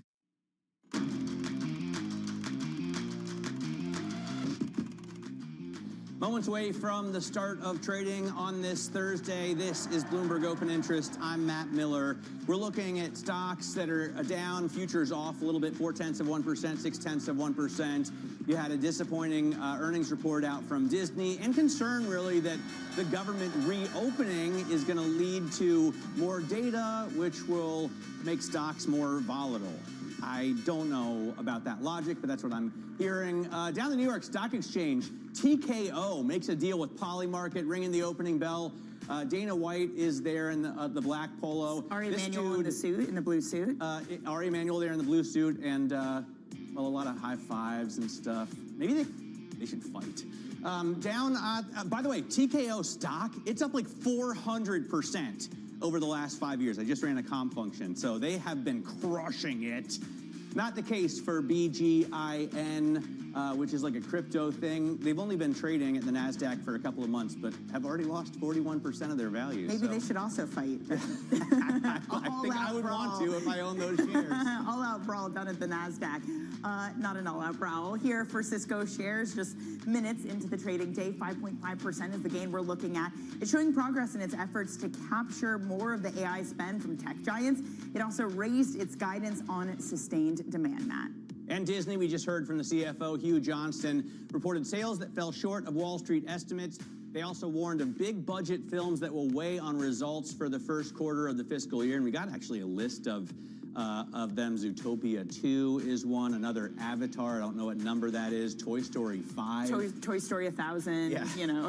So they're planning a ton of sequels, and I guess those are going to cost a lot. Kevin Hassett says the October jobs report will be released without a jobless rate. Investors will be quick to react to incoming economic data after a dry spell due to the government shutdown. Principal Asset Management Seema Shah says the winners in today's market will likely be those who adapt quickest to shifting signals without overreacting to the noise. And Seema, I guess we're preparing for what? More noise in terms of economic data? So I think that as the data comes out, investors have been starved of some kind of direction, and I think there'll be some swings, but ultimately it's going to settle down once there's a narrative and people can find their way. I think it's going to be really important, of course, to eventually get some of that labor market data, at least to give the Fed an idea of exactly how to conduct their policy over the coming months. So I think that's going to be the most important narrative forming over the next couple of weeks. Seema, you have had, and this is something Neil Dutta pointed out over at Renaissance Macro, that you have the hawks at the moment being much more loud than the doves. Collins among them yesterday, daily, saying that there's a premium waiting to decide on rates. How much do you think that's eating into some of the gains we see in this equity market? We're down this morning. How much is this a stock market hinged on getting a cut in December? Yeah, I think that's been really important. I mean, one of the things that I think initially had been expected is that with the shutdown and the lack of data, the doves would have the loud voice. But that has been the exact opposite of what's happened. The hawks have been much louder. And that has really weighed on, as you know, as we can see from market expectations for December cut, having shifted from, I think, around above 80% a few weeks ago to just 50-50 now. And the market does need, or at least it believes it needs, to have some kind of stimulus in order to ward off any potential further labor market slowdown, maybe help the consumer a little bit, which is showing some signs of stress. So I think, you know, unless the Fed is going to come out and say we're not cutting rates in December because we believe that the economy is very strong and we have the data to back that up, I think the market would struggle if it doesn't get the cut that it's hoping for in December. Seema, are you worried about, I mean, we hear so much about this K-shaped economy, and we get a lot of news about, you know, the bottom half, which is more than half, suffering. 42 million Americans are on food stamps. The biggest amount of people defaulting on car payments since we've been keeping data. And prices for everything, affordability is just one of the big problems. And if we continue to put stimulus into this economy, the president wants to send checks to people, you know, the Fed may cut rates. Doesn't that just drive inflation higher and make affordability worse? I mean, it's a really good point. And actually, I would say that even the K-shape part of it and how the Fed can help is really, really questionable. One of the things is that, look, the high end, the really top income households, they're driving so much of the consumer spending that it almost overwhelms any of the weakness from the bottom. So I think from the Fed's perspective, it's really tough. And to your point, any further cuts which maybe reinvigorate inflation pressures to push it further, the lower income groups are the ones who have been most exposed to the tariff-driven inflation so far, something that we would expect to continue. So I do think that the Fed is very much stuck in terms of how they can successfully perform their policy moves without having some inadvertent impact coming through too. Seema, what do we even make of, you know, the K-shape right now? Because you could look at some of the earnings like P&G that suggest people are still spending. There has been some pushback in this idea that the divergence is growing, not least of which, if the rich are getting richer, they have a lower propensity to spend as an overall percentage of their income and net wealth. Is the K-shape really getting that much worse, or is there some confirmation bias going on right now? I think you're absolutely right. So actually, because when you start to really unpack the data, it's questionable whether it's getting worse or if it's just kind of staying pretty stable. From the numbers that we're looking at, it does look to be quite stable. I think one of the things that we do see, though, is that top 10% of households are very much exposed to the equity market. So further equity market gains are really kind of pushing them further and further. The other thing to think about is that there's a lot of emphasis on Q1 when the tax refunds come through from the One Big Beautiful Bill. Now, a lot of that is going to be skewed to the higher income households. And to your point just now, they're the ones who actually spend less of their income, right? So the consumer multiplier impact is that much smaller. So there's a lot of emphasis on that point, but it's questionable about how much that's truly going to feed through to consumer spending growth next year. You know, I was looking at the Mag 7 performance over the past week, over the past month, over the past 3 months, past 6 months. It's been phenomenal, to say the least. I think everyone in this market knows that. If you already own those stocks, though, Seema, what would you buy? I mean, when someone comes up and says, I have new money to invest, where should I put it? What do you tell them in this market that's already run so far so fast? Yeah, it's. I think that's the key question for investors right now. Where do we go? And one of the sectors which I think is still performing well, has got potential to continue to drive higher, is still financials. We are expecting a robust economy. Some of that is on the assumption that the Fed is going to be delivering a couple of rate cuts over the coming year or so. But certainly the yield curve, the way that the market is moving, we do think that financials can do well. And then importantly, you know, if you do have concerns about technology and a potential bubble, there are other parts of the world which have less exposure. So for example, Europe, it has underperformed the US in recent months. but it doesn't have that tech exposure, or it has less of that tech exposure. So if there were to be a problem, well, you'd be somewhat insulated there. But I think importantly, have exposure to technology, but at least have some kind of exposure to cyclical growth. If on the hopes, of course, that the economy is going to perform 2026, so that some of the cyclicals, if we do get rate cuts and the economy is continuing to deliver in terms of positive growth, well, then there could be a time next year where small cap really starts to perform well. So I think there's a lot of options out there. It does take a little bit of trawling, and ideally we need the data to give us that guidance on what to expect over the coming months. Seema, does that mean now is a bad time to just buy the index, considering whether it goes up or down is really pinned on what NVIDIA is doing on the day? I mean, look, concentration risk is something that I think we've all been battling with for years now. If you're buying into the index, all you're doing is, you're essentially just getting more and more exposure to technology. So I think having much of a bottom-up stock pickers approach is important, and really active management, because, concentration risk, that is when you want to be actually having that deeper analysis to try and pick out which are the winners, where the ones that you can diversify in case that concentration risk does start to turn quite ugly. Hey, Seema, really appreciate your time this morning. That's Principal's Seema Shah. And partially I asked about NVIDIA because it seems to be the thing that's driving this market this morning. Let's get a check on it, because NVIDIA, one of the biggest movers to the downside, if you look at a pretty even number of stocks that are up and down, but it is yields that are moving higher today, and that seems to be pressuring tech. Your 10-year yield is up about 2 basis points. So let's go straight to the losers this morning, because NVIDIA down 2.6%. It is moving this index down 14.5 points. That's what happens with this concentration. Broadcom having a tough morning. Alphabet, again, it's these longer duration stocks that get hurt when interest rates seemingly, maybe, will not be cut in December. It's moving more to a 50-50 coin toss in the markets. Apple, those shares are higher. Cisco, we talked about the good earnings coming from AI demand. Those shares up 4.5%, but not enough to rescue this overall market, which is down this morning. You see kind of a similar trend when you look at the sectors. Most of the sectors are down this morning, and it's been the year-to-date winners. It's communication services, it's info tech, consumer discretionary, utilities at the top.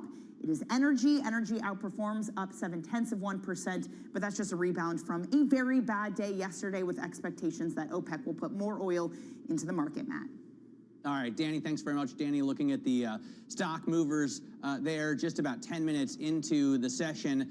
Coming up after a huge bet against Palantir, Michael Burry, although not as huge as we may have thought, Michael Burry has deregistered his hedge fund Scion, teasing better things ahead and being pretty specific about the date, November 25th. We'll talk about that next. This is Open Interest.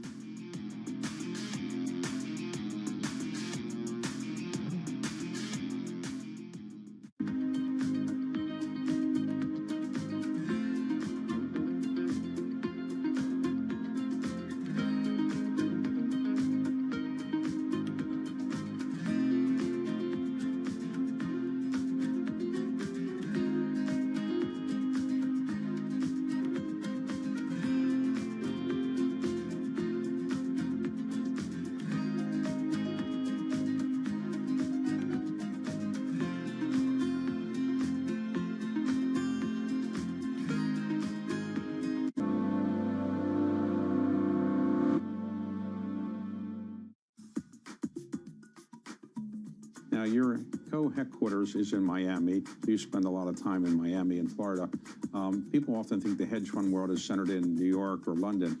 Do you have enough access to talent and information in Miami, or does it make a difference anymore? Information is, everywhere at this point. So information's not the challenge. I think young talent tends to want to be in New York. I'd say 75-25, just because the ecosystem of young people and social reasons. But we are having more big hedge funds, obviously Citadel being the most prominent, come down to Miami. And that causes management teams to increasingly come through Miami. So it is a perfectly good place to run a hedge fund, and there are many good hedge funds down there. coming to you live from Kuala Lumpur. The whole world is The here. APEC Leaders Summit bringing together heads of states of 21 APEC economies. The White House is trying to use the stops to gain additional leverage. This big deal with a number of the biggest companies in South Korea. That's a big number. Deals can be done. Trust Bloomberg for on-the-ground coverage. Korea is not Japan. Up-to-the-minute reporting. In this latest salvo of this trade war. A visual. And the analysis you need. China's not going anywhere, nor are we. Bringing you up-to-the-minute geopolitical news whenever and wherever it happens. I'm Lizzie Burden outside Windsor Castle, England, and this is Bloomberg. Astonishing day for US technology. Shaping the region's technology ecosystem. Asia's biggest tech news and innovation. Right, okay, ready? David, what initially sparked your interest in this topic of longevity? 15 years ago, I turned 60, and I began to wonder how much longer I'm likely to live and what I could do to extend my life. On longevity, I talk with the leading experts in science and medicine to educate people about how they might be able to change their conduct so that they can live a happier and healthier life. I'm David Rubenstein. Join me on a 4-part journey as I explore the great quest for longevity. Only on Bloomberg.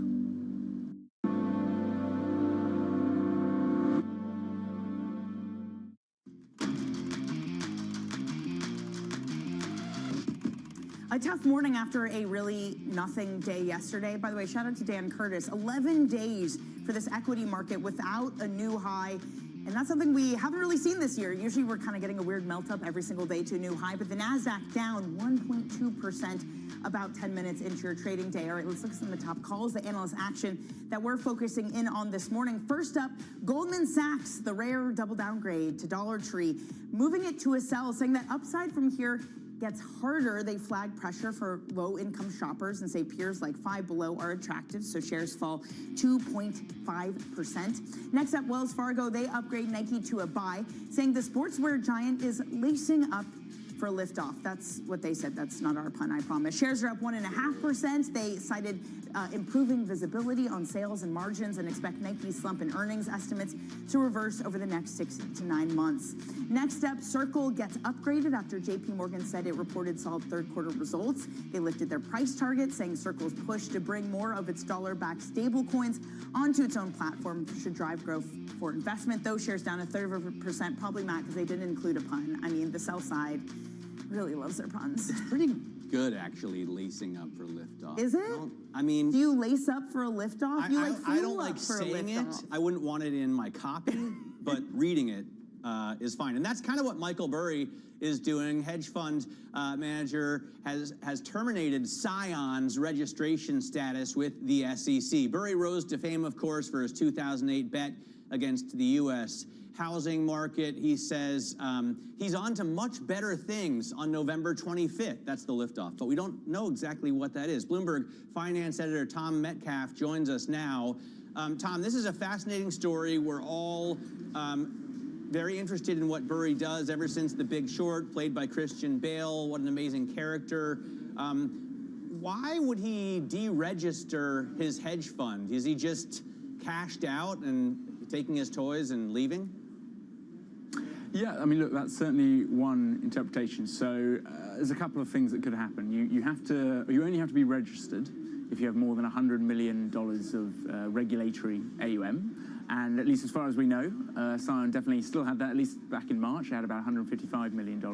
So yeah, what this would suggest, if you're going to read it one way, is, perhaps Burry is, shuttering to outside investors, or perhaps shuttering the whole hedge fund. He's obviously did that before. He did that in 2008 with the predecessor firm before coming back in 2013. But it's just such a Michael Burry thing to do. He's popped it out to his followers on X, and understandably has prompted a bunch of speculation because it should be clear.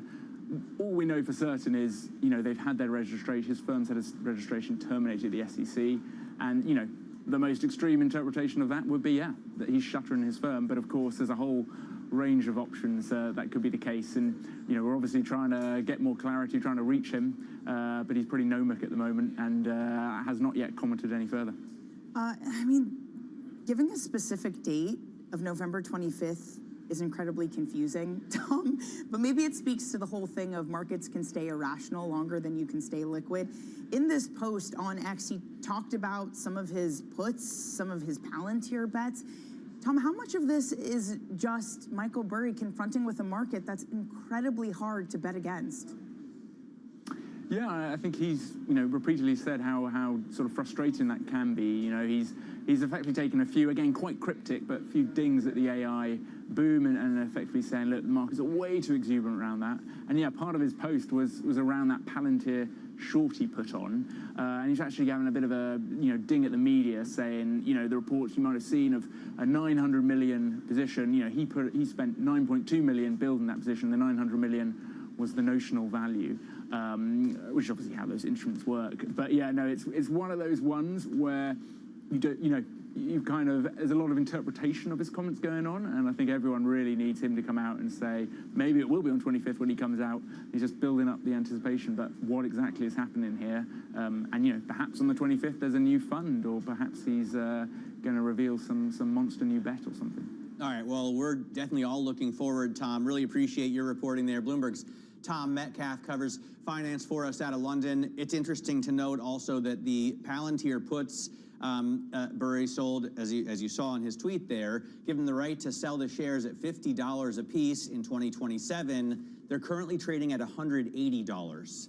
So they need to fall pretty significantly before that $9 million bet pays off. Yeah, well, that, and plus he's been, who knows what other, bets he has against AI, considering he's been railing against that too, and betting against AI would be super painful in today's market too. So maybe all of that feeds into his decision. If he's shorting, right? Because then you have to pay the carry. But if he just bought the puts, he can just leave them there until. Yeah, but you still lose money. You don't get money on those puts. Yeah. Anyway, coming up, memory chip stocks. Those are falling this morning. A peer raises some red flags. A painful session for AMD. We'll get the details coming up next on Bloomberg Open Interest.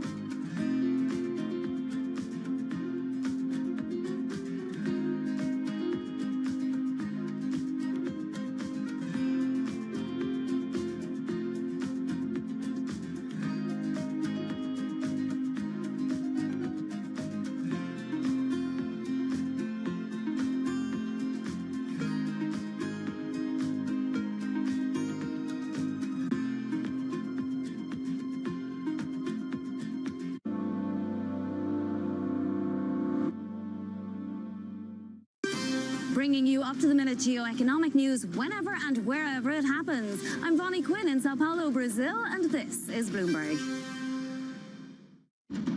What is going to be the consequence for U.S. markets? We are basically deep in the European earnings season. Take a look at how we're faring when it comes to Asian markets.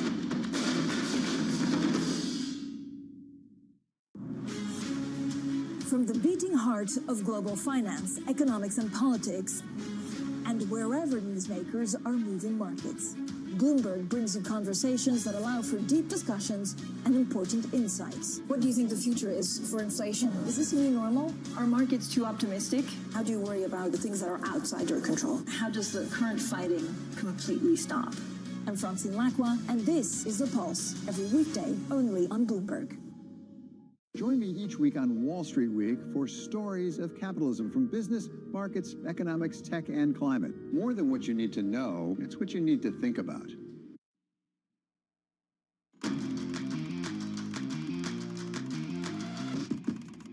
This is Bloomberg Open Interest. I'm Matt Miller. Quick check on what's going on with stocks. Just about 22 minutes into the session, we're looking at the S&P down again, 2/3%. The NASDAQ off more than 1% now. So getting hit pretty hard, and talk in the market is that the government reopening is going to lead to volatility for stocks because of all the data that we get.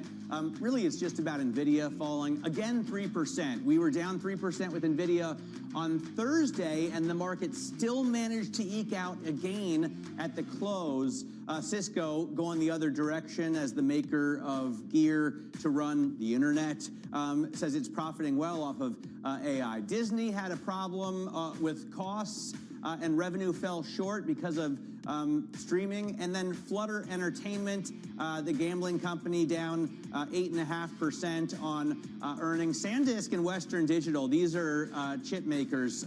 They essentially are commodity companies, right? Because that's what the memory chip business is all about. They had a rival in Japan with a bad earnings report, Danny, so they're down on that big, but maybe this time memory chips aren't commodities. Maybe it's different this time because of high bandwidth memory. Yeah, maybe the AI changes everything. Let's ask that question. As you say, a Japanese peer to those stocks reported earnings that showed revenue fell 16% from a year ago. Bloomberg Intelligence analyst Jake Silverman joins us now. And this is a sector that is really fickle because of that boom and bust. To Matt's point, is it different this time because of the high bandwidth demand coming from AI? Yeah, well, so this report from Kioxia is not really related to high bandwidth memory because it's NAND specifically and not DRAM, but those tailwinds... You got to explain what that is. NAND and not DRAM. Yeah, so NAND is more a storage, whereas DRAM is, you're more like your typical memory, and high bandwidth memory is something that we're seeing a lot of really robust demand for, specifically in servers, but you also have storage in those servers as well. We can think about like NVIDIA server racks, like GB300, Blackwell, stuff like that. But really, so all of it, though, is still interrelated, and the demand tailwinds are still relatively the same right now. But we're seeing a number of different factors that are driving a demand. So it's not just AI, although that is probably the most significant tailwind. But we're definitely seeing demand for PCs, premium smartphones. So those are also contributing factors. So this sell-off that we have in Western Digital and SanDisk, 7% seems pretty punchy. Do investors are they looking for an excuse to sell because it's a down market? Have they bid these things up because of AI? Yeah, I think it's just elevated expectations. I think specifically for Kioxia, I think some of the headline numbers are a little bit backward looking, but if you look at their guidance, it was a little bit disappointing. I think elevated expectations, expectations had risen coming into the quarter, just as pricing has continued to increase. So NAND spot pricing, if you look over the last week, it's increased on an average of about mid-single-digit % per day. So the demand continues to increase, and a lot of that, again, is driven by AI. It's a tight supply and demand environment, so that bodes well for pricing. And if you listen to the commentary from Kioxia last night, really what it really is said is that they expect a tight supply and demand environment through calendar 26. And that really echoes a lot of the peers in the industry, especially ones that have exposure to data center enterprise, which is really AI. Jake, how much of this is also just about the fact that on the limited supply, you don't have a lot of players, and they need to adapt and change really quickly? Who is leading the way? Just how fierce is competition for these memory chip stocks right now? Yeah, I mean, it's very competitive across. If we take a step back and talk about high bandwidth memory also, so that's, SanDisk doesn't really compete in that, but Micron, Samsung, SK Hynix all do. And that demand is incredibly strong. All of them are vying for share with NVIDIA, as well as other servers that run on ASICs that are designed by Amazon, Google, and also increasingly other companies like Microsoft as well. So everyone wants to be into those server racks, but that's still true of storage as well, because you need to be able to get into those servers, provide that storage in order to generate bit growth for these specific companies. So they're competing, and it's very intense, and it is somewhat commodity-like, and that's really, it's less unit growth, and it's actually more pricing growth that's really been driving increased revenues and profits for these companies. Jake, great having you on. We've been watching this trend this morning. Jake Silverman, Bloomberg Intelligence analyst. Coming up in the next hour, New Edge Wealth's Cameron Dawson sees volatility ahead, but that means an opportunity to buy the dip. This is Bloomberg.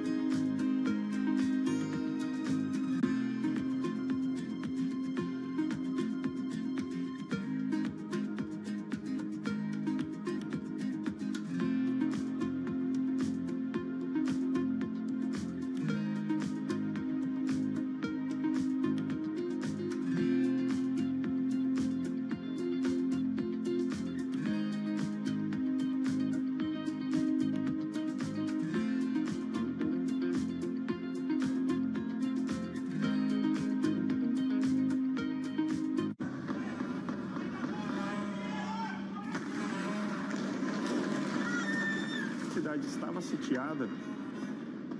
Nisso eu começo, eu tremia, não sabia o que fazer. Foi a mais terrível que eu passei na minha vida. Eu temo, né, que o Brasil se torne, num futuro próximo, um narco-estado. Porque no final, tudo é dinheiro. People back home there, they are suffering. And someone is driving a Range Rover with their money. Where is my money? I think she's a scam up to now. It's some of the world's most desperate people who are getting ripped off. Repeat after me. I am a winner. I didn't know how big it was. I didn't really understand what I was getting myself into. If you tell me you have a vision of being $1 billion business, then you're going to have to do what it takes. And if you're not going to do that, everybody's going to suffer.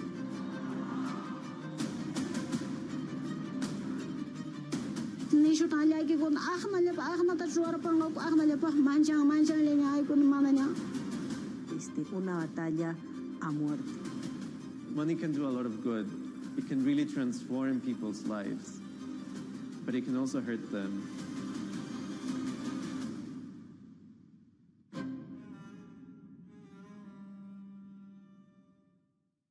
Why do the biggest names in business choose Bloomberg Television? That's a great question. It's a very good question. Interesting question. Good question. Great question. I so appreciate that question. You certainly ask interesting questions. Bloomberg Television. Top experts, great questions. Get your fixed income fix. Watch Bloomberg Real Yield around the world right here on Bloomberg. Context changes everything.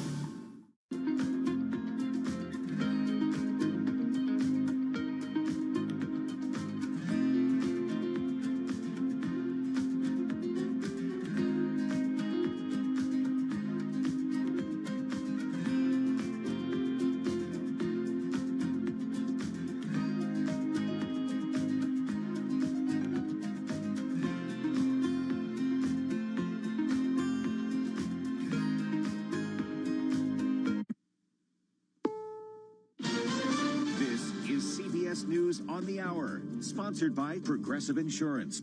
I'm Deborah Rodriguez. We begin with a sad discovery in West Virginia. Crews have just recovered the body of a coal miner. Foreman Steve Lipscomb went missing Saturday in the Rolling Thunder mine after his crew struck an unknown pocket of water which flooded the mine. All week, crews had pumped out millions of gallons of water. This morning, the water levels were low enough for rescuers to go in. They had hoped to find Lipscomb alive in an air pocket. State Senator Jack Woodrum. Many of these men, they haven't slept in days.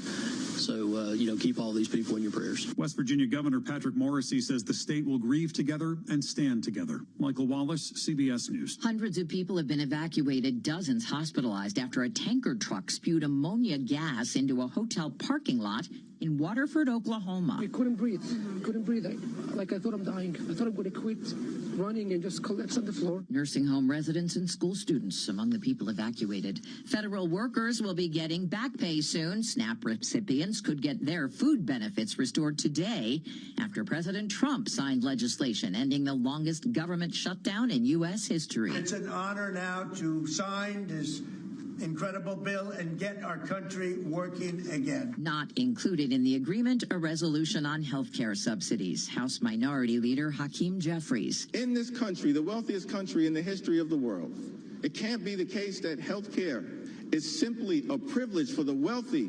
We believe as Democrats that health care has to be a right, and a right that's affordable and available to every single American in the United States. Airline flights still being canceled and delayed, but Delta CEO Ed Bastian tells CBS Mornings he sees clear skies in his forecast. As soon as the Senate deal on Monday got approved, staffing levels almost overnight improved dramatically. So last couple days, the only cancellations that Delta had were the government mandated cancellations for us, which is mostly on our smaller planes. And I expect by the weekend, we're pretty much going to be full steam ahead. Whooping cough cases are spiking. CBS News medical contributor Dr. Celine Gounder. We're seeing cases increasing across the country, and there are really three main factors that are driving this. One, we've seen an increase in non-medical exemptions to vaccination. Texas, in fact, starting this school year, has made it much easier to claim those non-medical exemptions.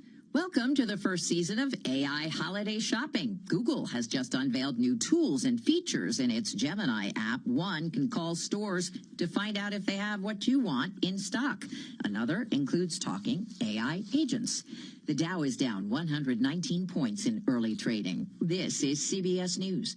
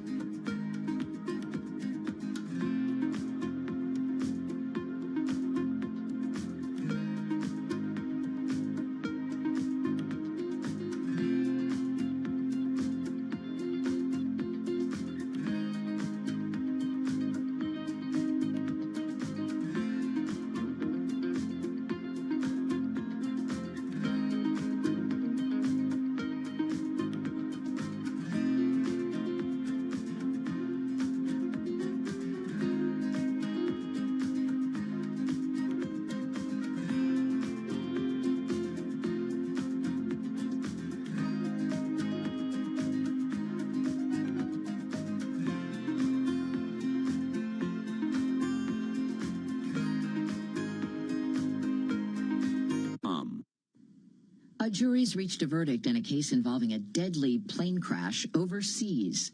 A federal court jury in Chicago has awarded $28 million to the family of a woman who died in the crash of a Boeing 737 MAX in Ethiopia in 2019.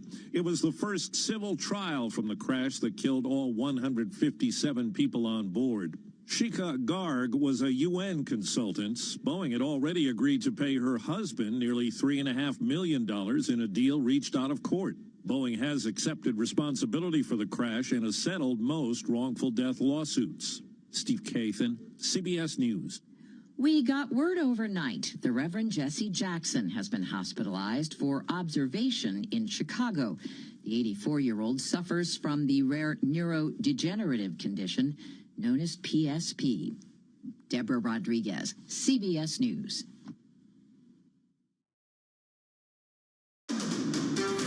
This is Bloomberg Intelligence with Scarlett Fu and Paul Sweeney. How do you think the Fed is looking at tariffs, the uncertainty of tariffs? Let's take a look at the sectors and how they perform. A lot of investors getting whipsawed every day by news events. Breaking market headlines and corporate news from across the globe. Could we see a market disruption, a market event? Are people just too exuberant out there? You see some so-called low-quality stocks driving this short-term rally. Bloomberg Intelligence with Scarlett Fu and Paul Sweeney on Bloomberg Radio, YouTube, and Bloomberg Originals.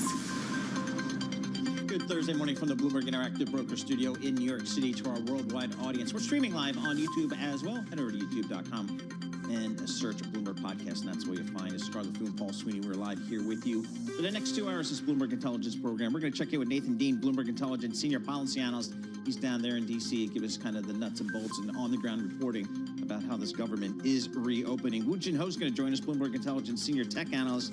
Is going to recap those Cisco earnings. Are they getting some of the wind in the sails from the AI trade? Geetha Ranganathan, Bloomberg Intelligence, she covers all the media stuff. Disney had some numbers out. Kind of disappointing here. The stock's trading down pretty sharply here. So we'll get the load on that. Tim O'Brien, Bloomberg Opinion Senior Executive Editor, on this whole Trump-Epstein thing. I don't know what's going on out there, but we'll get his thoughts because nobody knows the inner workings of Donald Trump and Donald Trump Inc. than Tim O'Brien. He has covered Mr. Trump for many, many years. So we'll get the latest on that. Let's kick things off as we do in this program with John Tucker and a Bloomberg Business Flash. And this flash brought to you by Interactive Brokers. Trade over 10,000 U.S. stocks and ETFs, U.S. equity index options, U.S. treasuries, and more on your timetable. Learn more at ibkr.com/around-the-clock. You mentioned Disney. That's right now the worst performing stock in the S&P 500, down just over 8%. So you had big budget films, including the new Avatar picture, another picture I won't see, weighing on results for the first quarter of the new fiscal year. Zootopia 2, though. Yeah. I'll wait also not on your watch list. I'll wait for the book. Best performing stock in the S&P 500. The second best performing right now, Cisco Systems. Those shares up 4.2%. This is the network equipment giant, boosting the 2026 forecast. Starbucks, I haven't been today. baristas launching a wave of walkouts today. A work stoppage, they say, could grow to become their biggest strike to date at Starbucks. But I read in some reporting, only about 550 of their 10,000 stores are unionized at the moment. Yeah. So, and this is Red Cup Day, which is like the day they unleashed the new holiday cup. It's red or something. It's like a mug that. or it's a take-home cup? What is No, this? it's the regular cup into which they pour the. It's not the Barista, which everybody nuts over. FanDuel launching a prediction market product, allowing it to open up in states where traditional sports betting is illegal. And right now, the S&P 500, 38 points lower. That's down 0.6%, 68.13 on the index. And after notching another record close, Dow Jones Industrial Average today is down 78 points. The NASDAQ 100, 206 points lower, and that is down to 0.8%. 10-year yield, we'll do yields for you. That's 4.10, so that's up 2 basis points. The 2-year up 2 basis points, and that is at 3.59. Government back in operation, but still the data is going to be delayed. So we're still like trying to divine, how the Fed's going to come up with its next decision in December. We check the markets for you all day long, right here on Bloomberg Radio. I'm John Tucker, and that's your Bloomberg Business Flash. Scarlett and Paul, good to see you again. I know, it's so nice to see you in the studio. I've been on assignment. On assignment, secret. At an earlier hour. Super secret assignment. Double secret probation. Very good, John Tucker. We appreciate that. As John was reporting, we've got some red on the screen here today. Let's take a look at some of the stocks on the move today. I'm Paul Sweeney alongside Scarlett Fu. And we're joined by Bloomberg's Bailey Lipschultz. Bailey, what are you looking at? Yeah, I want to start with outperformer this morning, Sealed Air, ticker SEE. Most people say, what the heck does Sealed Air do? Well, they seal air. They invented bubble wrap. So this is a stock. The bubble wrap company. The bubble wrap company. And they seal air, right? Let's just say that. Feels like the easiest way, At least they're upfront with what they do, right? I didn't know that, so I learned something. Exactly. See, I'm here to teach Paul exactly. as much as I can, bestowing knowledge. Stock right now up 18%, had jumped as much as 20%, best day since March 2020. This comes after Bloomberg News and others reporting that CD&R exploring a potential acquisition of the company. Unclear if they could pursue a breakup. That's according to people familiar. Stock has rallied so far this year. Before this was up about 7.5% year to date before today's move higher. Company traces its roots back to 1957. Net earnings positive. So interesting move. PE leaning into industrials. I don't know if we want to call them industrials, but industrials, materials, companies that are actually spinning off cash. So big move today in Sealed Air. Very good.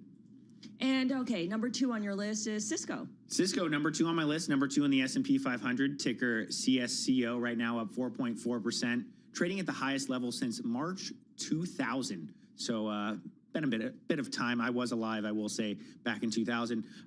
This comes after better than expected financials. AI, looking at first quarter networking revenue, bringing in the most revenue for the company, including those the gear that it produces for AI data centers. Above expectation, $7.77 billion.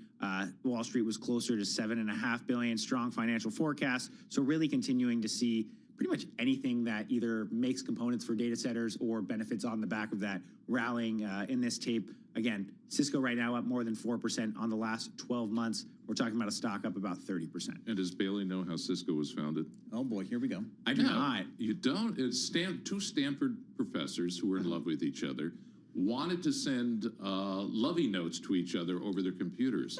So they get into the sewer at Stanford University and they run the cable from one end to the other where, Mr. Professor and Mrs. Professor were working.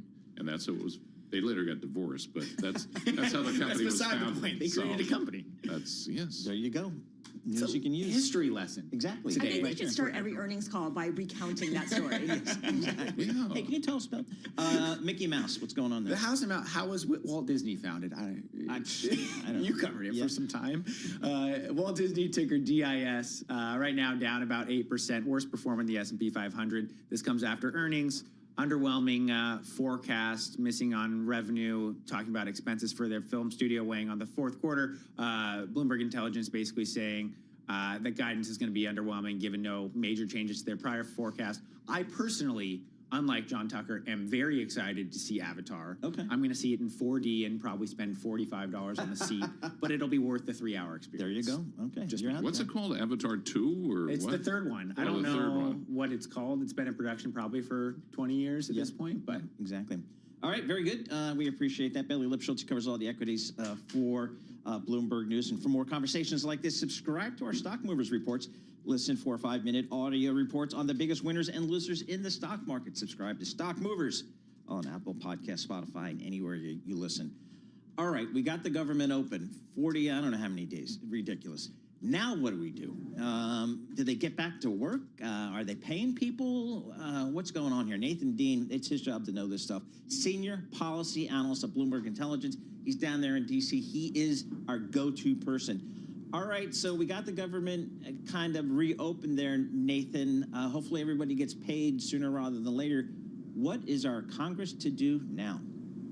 So there's a couple of things. I mean, I would first start and say is that, appropriations work continues. This deal only funds the government partially through January 31st. 9 out of the 12 appropriation bills were only through the next, 60 days. And so there's a lot of work being done on the National Defense Authorization Act. So if you're in the contractor space, pay attention to this because policymakers are somewhat close right now. It's been reported that they're close to a top line number and that language could be up by Thanksgiving. This normally is not a partisan affair. It's usually very bipartisan. So I would anticipate this moves quicker. But then for the rest of those appropriation bills, this may go up until the January 31st deadline. Now, I don't think we're going to see it shut down at this point. It really depends, I think, what happens from the White House. Because if we see some steps for rescissions or to try and claw back some of the money that has already been appropriated by Congress, then the Democrats may ultimately decide that we need to have another fight again. But as of right now, I don't think there's going to be a shutdown just because it's an election year and shutdowns are bad politics, no matter which party you are. Yeah, well, we definitely saw that this time around, maybe in some unexpected ways. What the Democrats did not get, of course, was an extension on the Obamacare subsidies. They did get a promise that the Senate would hold a vote by mid-December. What is the likelihood that that is going to come through and the Senate would pass it? So the key word that you just said there was promise, and it's promise only. My colleague Dwayne Wright just put out a note on the terminal, a great note talking about the process that we're going to see here. You're most likely going to see a vote in early December from the Senate perspective. And look, there's no guarantee that this would pass, but let's presume that it does pass. It gets enough folks to get it past the, onto the Senate side. There's no guarantee that House Speaker Mike Johnson will actually take up a bill on the House side. And so Dwayne's note essentially said long odds that we're going to find a solution here. So I do anticipate that there's going to be some headlines about this. Republicans are going to say, look, we have an alternative to Obamacare. Let's focus on that. Democrats will say, look, we tried. The ACA premiums are going up. And as a result, it's Republican problems. That's messaging for 2026. But ultimately, it's a promise and long odds that we'll see a deal. What's the latest on the tariffs in the Supreme Court? I'm not sure if that was affected by this shutdown. Oh, good question. Where are we there?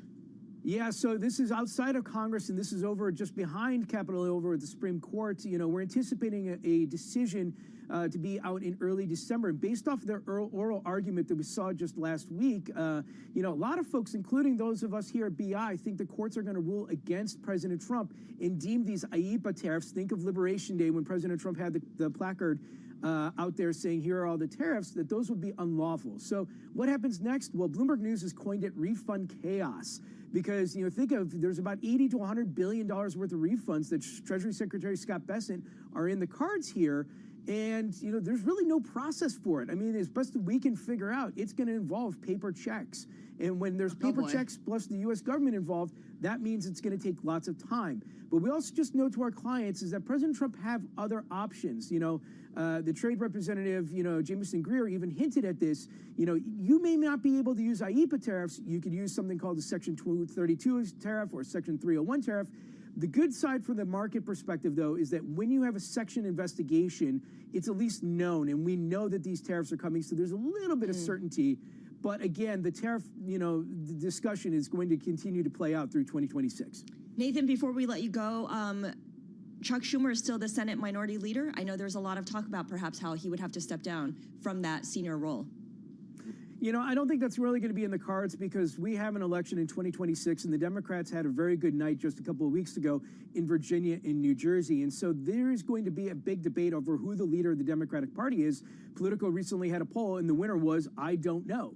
And so that debate's going to continue to play out. But again, let's just remember, Senator Schumer is up for re-election in the next few years, and there's no thought that he may run again. So I think this is just going to be put this into the camp of just another debate that the Democrats are going to have ahead of the 2026 midterms. All right, Nathan, good stuff. As always, great stuff, actually. Nathan Dean, Senior Policy Analyst, Bloomberg Intelligence. He's down there in D.C. He's got his finger on the pulse of what's going on there. Our institutional investor clients, they call his phone rings off the hook. People want to know what's going on. Well, yeah, it was so valuable during the shutdown as well. Yeah, exactly. So we appreciate getting a few minutes of his time. S&P off 30 points. This is Bloomberg.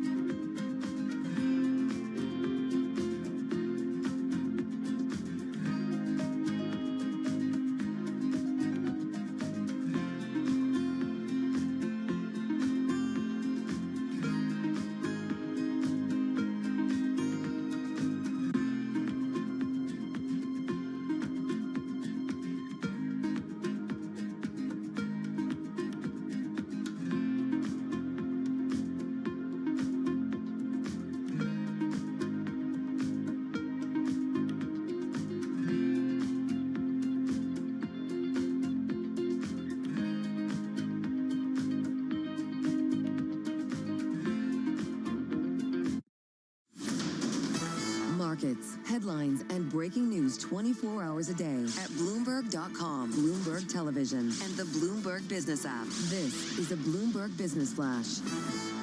And I'm John Tucker in the Bloomberg Newsroom with this Bloomberg Business Flash. We're being brought to you by Oracle.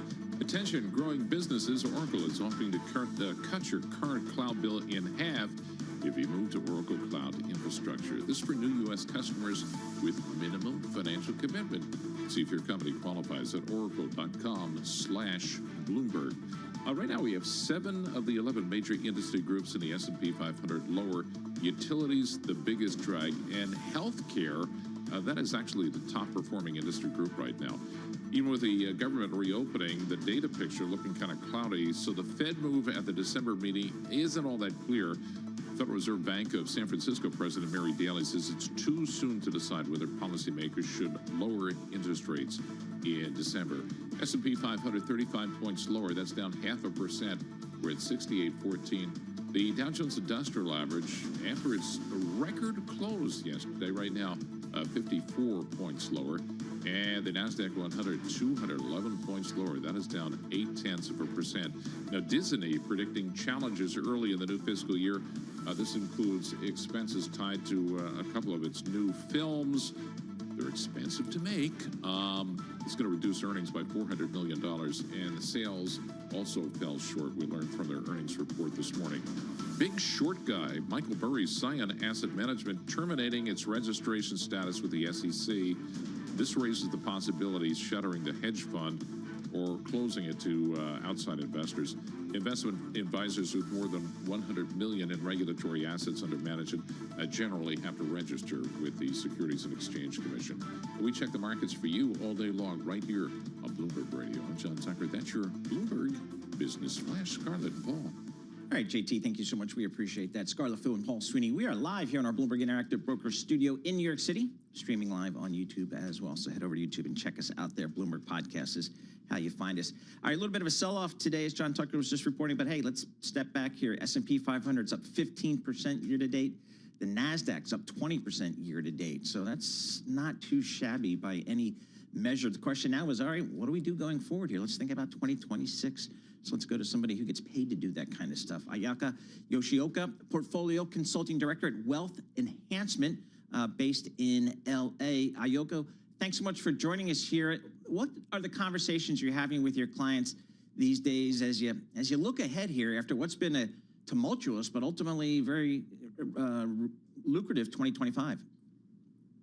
Hi, Paul. Thanks so much for having me. So we are having a lot of conversations with clients who are a little bit worried, even though they've had really strong returns in equity markets over the last 3 years. We're now coming up on the third consecutive double-digit year in the S&P 500.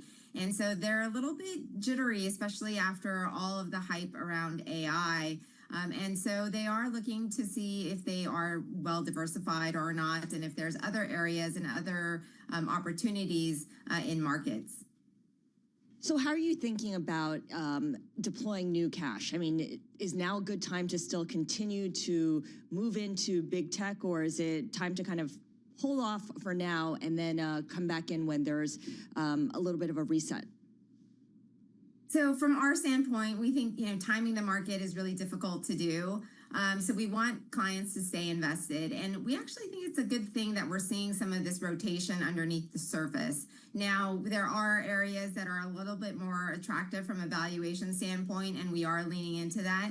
And then we also like just the international and emerging market diversification that provides if you don't want to just go all in on U.S. equities. I'm so glad you bring that up because Goldman Sachs's strategist, Peter Oppenheimer, makes the case that U.S. stocks will continue lagging international peers over the next decade. They've already fallen behind the global markets so far this year.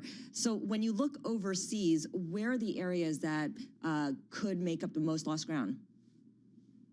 Sure. So I think emerging markets really stand out to us. When we look at the earnings growth that we're seeing out of companies in emerging markets, they're on par with the earnings growth that we're seeing out of the U.S. And then structurally, we're seeing, really strong policies that come through that are helping out companies that buy back stock and really are more shareholder friendly going forward. And so we really like leaning into the emerging market side going forward.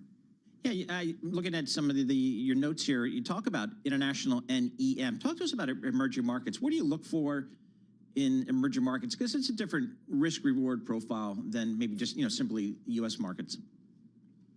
Absolutely. So I think we want to lean into, companies that do have strong competitive advantages, especially regionally. And then we look at, just the overall earnings growth and the sustainability. A lot of these companies have really matured over the last several years. It's no longer as bifurcated in terms of the overall operation processes, and so they're just more mature in how they're running their businesses, and we like leaning into some of those areas. What about outside of equities? How are you thinking about fixed income?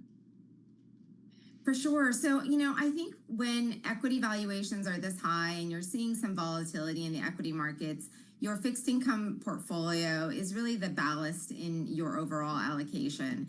And, you're still getting really good yields and you can clip those coupons. And so we try to make sure that for the retirees that make up a lot of our client base, that they're able to get that income out of fixed income. And, we keep reminding them that we're now getting really decent yields, even though they've come down a little bit recently.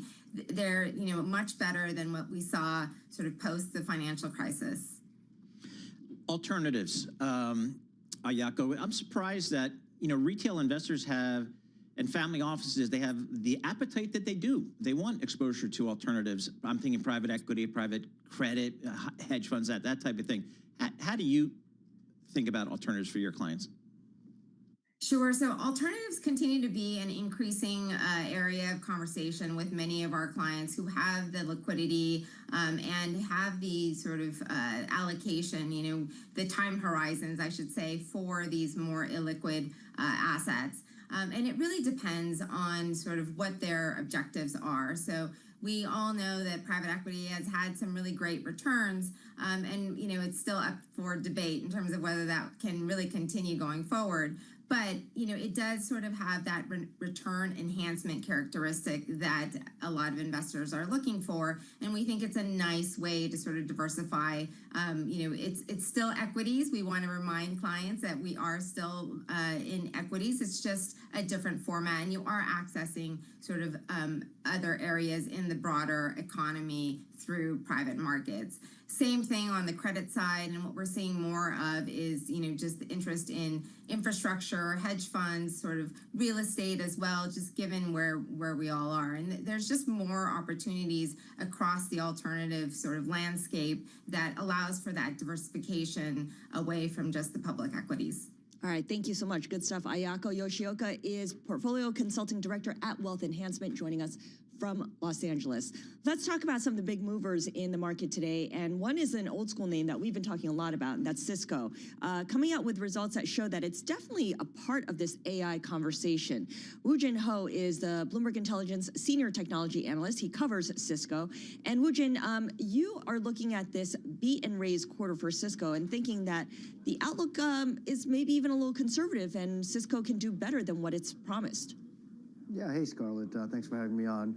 I'll tell you, they did raise their outlook off of the first quarter beat and the second quarter guide. But when I look at the second half of the year, they were $100 million below consensus expectations. So given the strong momentum that they've already had in the first half of the year, I don't see why it can't get any better. All right, the stock's hitting a 52-week high today. And I put up my GP chart, which graphs out. I go all the way back to March of 2000. I think they've just set a new all-time high. That was set back in March 31 of 2000. So after 25 years, it's a long round trip. They've gotten that market cap back. So good for them and their patient shareholders. So Wooj, talk to us about the competitive landscape for somebody like Cisco here. How has that changed and how are they stacked up? Yeah, so we got to look at it in 2 or 3 different buckets, right? On the core networking side, there's still the 800-pound gorilla there. And that's actually been doing a lot better than I had anticipated. And they have this tremendous upgrade cycle that they're going to have grow off of for the next couple of years. And, given that they have the largest networking base out there, there's a lot to upgrade, and that's going to be supplemental growth. Now, the AI is actually the cherry on top of this, right? They're relatively a newer player to AI. They've been more known to the enterprise base, and that's been growing quite nicely. $1 billion in revenue in fiscal 25. They said on the call yesterday they're on pace for $3 billion in revenue, $1.3 billion in order in this quarter alone, and they have the products to win. So who do they come up against on the AI front? Arista on the networking side, Broadcom on the chip side, NVIDIA on the switching side. So they are coming up against some heavy hitters, and Cisco has the balance sheet, importantly the balance sheet to help support their growth.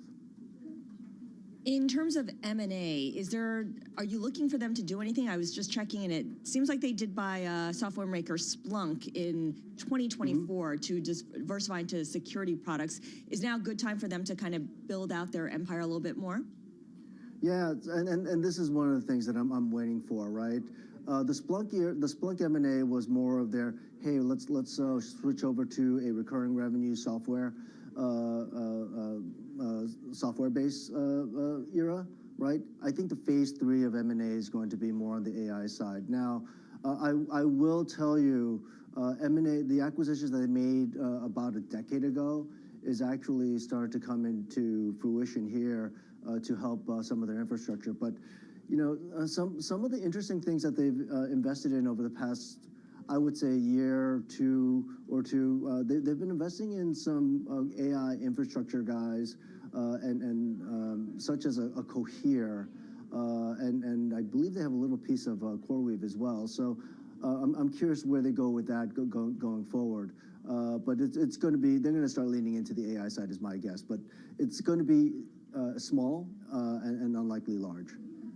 All right, Wooj, thanks so much. We appreciate that. As always, Woojin Ho, he's a senior technology analyst for Bloomberg Intelligence based down there in Princeton, New Jersey. Stock's up 4.4% today, up 30% year to date. That is a 52-week high. And on an intraday basis today, it's at its all-time high. So starting to get some of that AI love. Can you imagine if someone held on from the dot-com bubble days? Yeah, exactly. But it just shows you, it took the NASDAQ a decade to recover the declines of March of 2000. That's a crash, people. That's not a correction. And it took Cisco 25 years. Pretty remarkable. And you got to think about it. The people that work at these technology firms, they take an inordinate amount of their compensation in stock, in stock options. So that culture out there in the Valley is very equity-oriented as opposed to the East Coast and financial services where it's more cash-based. So those people were absolutely shocked for a decade. Because of the hit the net worth. 65,700 employees over at Cisco, which is based in San Jose, California, to your point. Yep. That's as of July 2025. Absolutely. S&P 500 off 54 points, Dow off 175. We're going to talk to Geetha Ranganathan coming up. She's at Bloomberg Intelligence. Disney, a little bit disappointing. It's coming up.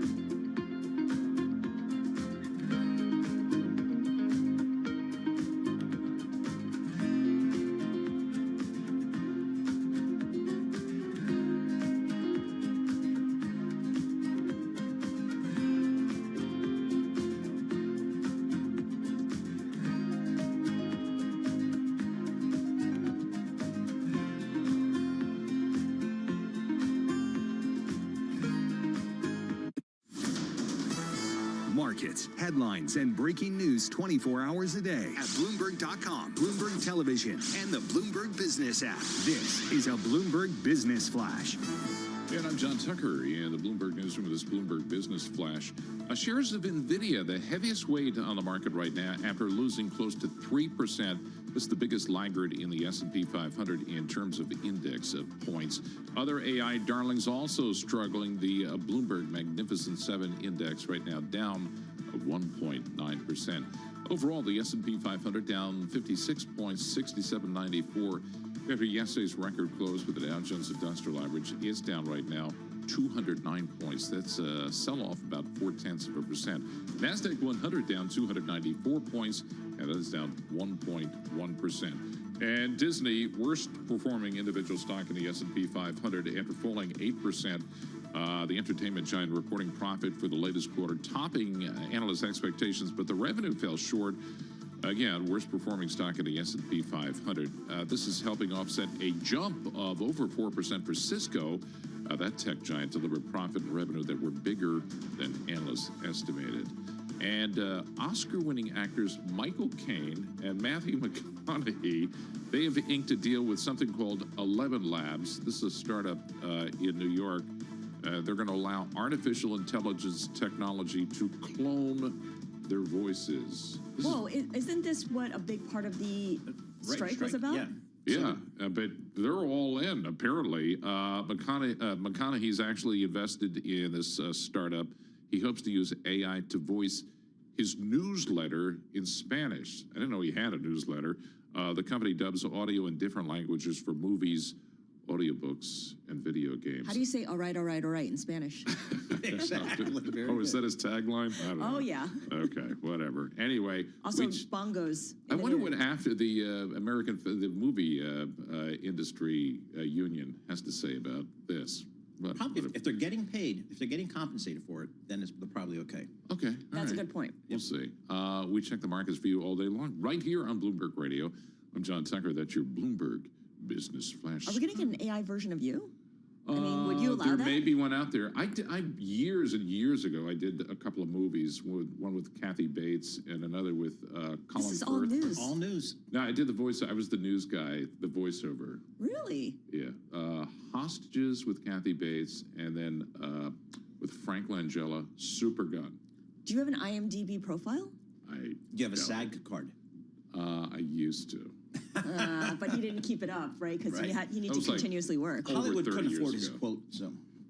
Okay, all right. Well, Amy Morris, by the way, of Bloomberg, writing in that the fight was over AI sampling their voices without their permission and without compensation. If it happens, they want it to be contractual. So yep, that makes sense. Thank you for the clarification, Amy. All right, let's move on here because we're talking about how the Dow Industrials is outperforming the NASDAQ 100 for a third straight day. So that move to go beyond Mag 7 is certainly taking place here, at least recently. Although I look within the Dow Industrials, it is really Amgen and Cisco leading the way, and the biggest drags on that measure are Caterpillar and Disney. So let's talk a little bit about Disney right now with our very own Geetha Ranganathan. She is our U.S. media analyst for Bloomberg Intelligence. And Geetha, you took a look at Disney's fiscal fourth quarter results, and your verdict is good, not great. Yeah, that's exactly right, Scarlett. It came off as a little bit of a lackluster report. I mean, everything, if you look at the fundamental drivers of the company, which is really the parks business brings in about 60% of profits, things seem to be going pretty strong there. We saw a 13% jump in operating profit for the fiscal fourth quarter. Again, the guidance for 2026 seems pretty good as well. But really, Disney really has this very, very tough balancing act. So on the one hand, they have the parks business, they have the streaming business, which is doing really well from a profitability standpoint. But to drag it down, you have the linear TV networks, and then you have the hit and miss nature of, the Hollywood studio business. So, they have to contend with all of those different moving parts. And I think that the drag down from the TV networks and the studios is kind of weighing a lot on the narrative today. Ethan, talk to us about some of their bundling of all their streaming services, particularly that ESPN app that really they put a lot of their real valuable sports programming on that ESPN app. How are the early results in terms of subscriber growth? So they didn't give us any hard number there, Paul, in terms of the number of subscribers that they got on the ESPN Ultimate product, which is priced at $29.99 a month.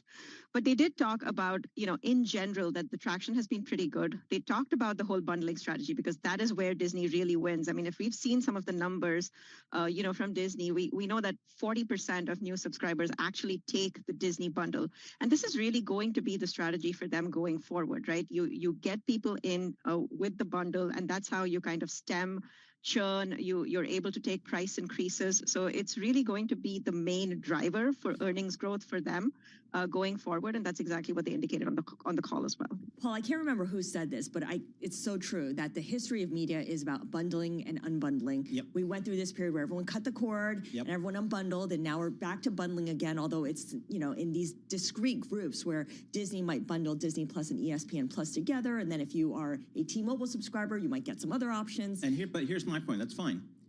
Is the consumer better off? And my answer is absolutely not. It's too confusing. Yep. It's way too confusing. Yep. Geetha, when it comes to bundling, how much more can they do, though? I mean, I see what you're saying about how it's paying off right now, but I mean, can they continue to innovate on their bundling, or have we reached the limits of it? I don't think we've reached the limits at all, Scarlett. So I think what they're ultimately aiming for with their ESPN product, and they just introduced the streaming product a couple of months ago.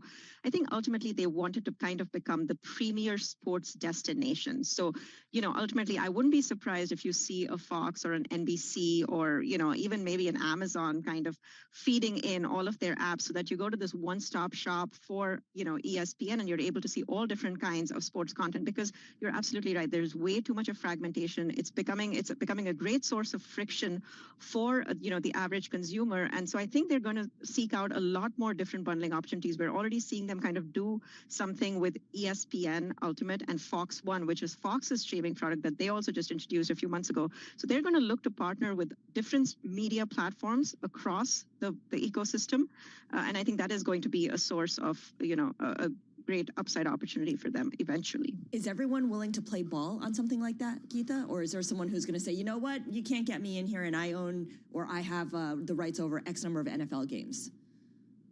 So actually, that's what we're seeing right now. There is the standoff going on between Disney and YouTube TV. And it's really it's just a game of chicken here. When it comes to sports content, I have to say Disney has the upper hand a little bit. So if you just kind of look at sports viewing in the United States, Disney has about 40% of sports viewing just with, marquee rights tied to all major leagues, college football, NFL, NBA, MLB, they have it all. So I think it becomes a little harder to say no to them. But again, never say never. All right, Keith, I'm reluctant to ask this question, but I feel like I have to. What's the latest on Bob Iger's succession plan?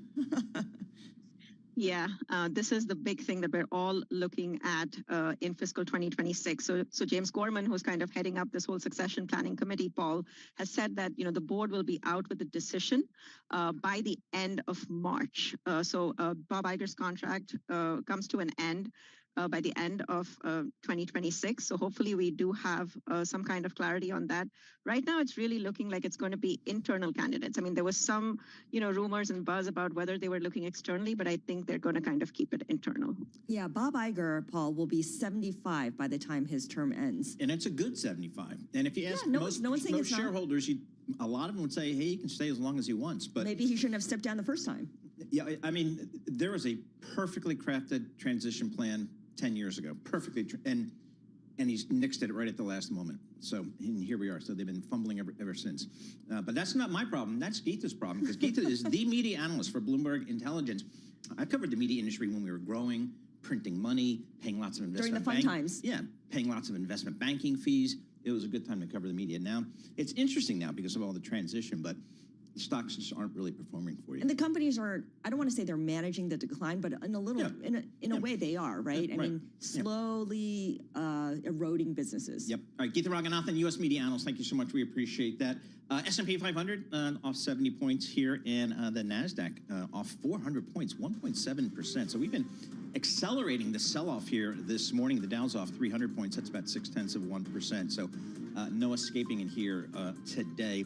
Yields pushing up just a little bit higher. 10-year Treasury yield, 4.1%. It's up a couple of basis points. WTI crude oil still below 60, folks. $58.80 a barrel. So we'll keep an eye on that. This is Bloomberg. Good morning.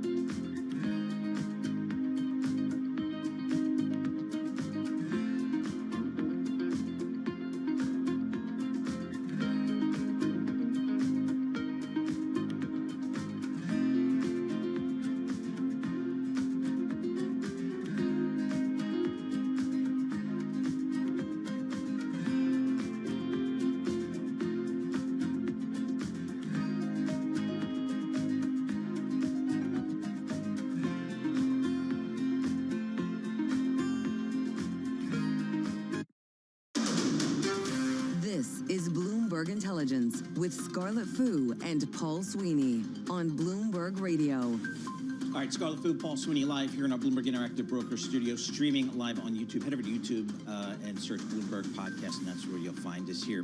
All right, here's opening line from a Bloomberg opinion piece. Jeffrey Epstein, who took his own life in 2019 while in prison on charges of being a sex trafficker and a pedophile, continues to haunt the Republican Party and its leader, President Donald Trump. Tim O'Brien joins us here, senior executive editor for Bloomberg Opinion, joining us live here in our Bloomberg Interactive Broker Studio. Tim, can you frame out what the political aspect of this whole Epstein file is for the president and for the Republican Party, maybe even his base, I guess? Well, I mean, I think this began as a conspiracy theory. We still don't know the full substance of what's there in terms of how it affects President Trump. He hasn't been accused of any crimes. There's not been specifics yet about wrongdoing attached to Jeffrey Epstein. I think the thinking is, since Epstein was a sex trafficker and a pedophile, was he trafficking women to other powerful people, and did that ultimately ensnare Trump? There's no evidence of that yet, although yesterday in the emails that were released, Epstein said suggested in the emails that Trump knew about the young women at his house who were, being bounced between powerful men, and in some cases it met tragic fates. I think another piece of this is whether or not Trump made use of some of the financial services that Epstein provided to people like Leon Black that saved them billions of dollars in taxes. But we don't know. And so in that regard, there's not fully anything there yet. I think the issue is this began as a conspiracy theory that Epstein more broadly had a list of clients he was protecting, and that the Justice Department and the federal government needed to dig into this to discover who he was protecting and why. And Trump himself was an author of the initial frenzy around the conspiracy theory. And he said when he got into the White House, he would make sure that there was transparency and disclosure. Then he got into the White House, his Justice Department investigated this, and suddenly in July said, nope, we found no evidence of wrongdoing, there is no client list, and Epstein did indeed kill himself while in prison. And that set off, I think, the MAGA base, which had been very concerned about government disclosure around this. And Trump ended up ensnared in something he helped create, and here we are. And of course, all these disclosures that we're getting now are all rooted or can be found in these emails that Jeffrey Epstein corresponded with different people. And, you know, we're quoting, or media outlets are quoting from these emails, but Epstein is not exactly a reliable narrator here. No, you know, he is classically the unreliable narrator, and there's a cacophony of unreliable narrators all over this mess, from Ghislaine Maxwell to various right-wing media pundits to Trump himself. But in the news right now is Epstein because of these emails. And Epstein had every incentive, given the way he made money and built his social network, to inflate what he knew, to inflate who he knew, to inflate the consequences of what he said he knew about. And until I think there's a proper vetting of that information, it's substantiated with other sources, you know, you can't rely simply on Epstein himself. What is the role of the U.S. Congress in all of this? Well, they've been pushing to get the Justice Department to release all of the files it has on Epstein. And that's actually been a bipartisan push. Okay. Thomas Massey, a Kentucky Republican, and Ro Khanna, a California Democrat, partnered essentially to get enough House votes together to go over House Speaker Mike Johnson's head. Mike Johnson had essentially been keeping a cap on taking a vote, compelling the Justice Department to release the documents. They now have those votes. They now have enough signatures to get a floor vote, which will now occur next week. And if the House approves it, they can compel the Justice Department, if the Senate also goes along, to release these documents. So we're going to start to get some movement on that next week. So I use you and your columns as my barometer for how much I should care about any of the noise that comes out of the Trump administration. I'm sorry for you, Scarlett. No, because you know when something that's happening means something bigger. So how are you thinking about the whole Epstein story and how it's going to unravel, essentially? Or unveil, how it'll be unveiled. Yeah. Well, I mean, look what's happened in England with former Prince Andrew. Mm-hmm. Obviously, one of the troubling aspects of the whole Epstein mess is sexual abuse and sexual assault of women by powerful men, whoever that man or men may be. So there may be more disclosure around that. And then we'll have to see how voters and the public respond if Trump gets ensnared in that. But again, yet there's no evidence of that. And then I think on the other side of it, you know, Trump has been, and he and his family have been making billions of dollars from the presidency, particularly, and I think most glaringly, around crypto investments. And prior to going into the presidency, Trump was deeply involved in foreign transactions. He was trying to do deals in Moscow. Epstein facilitated financial transactions overseas for clients.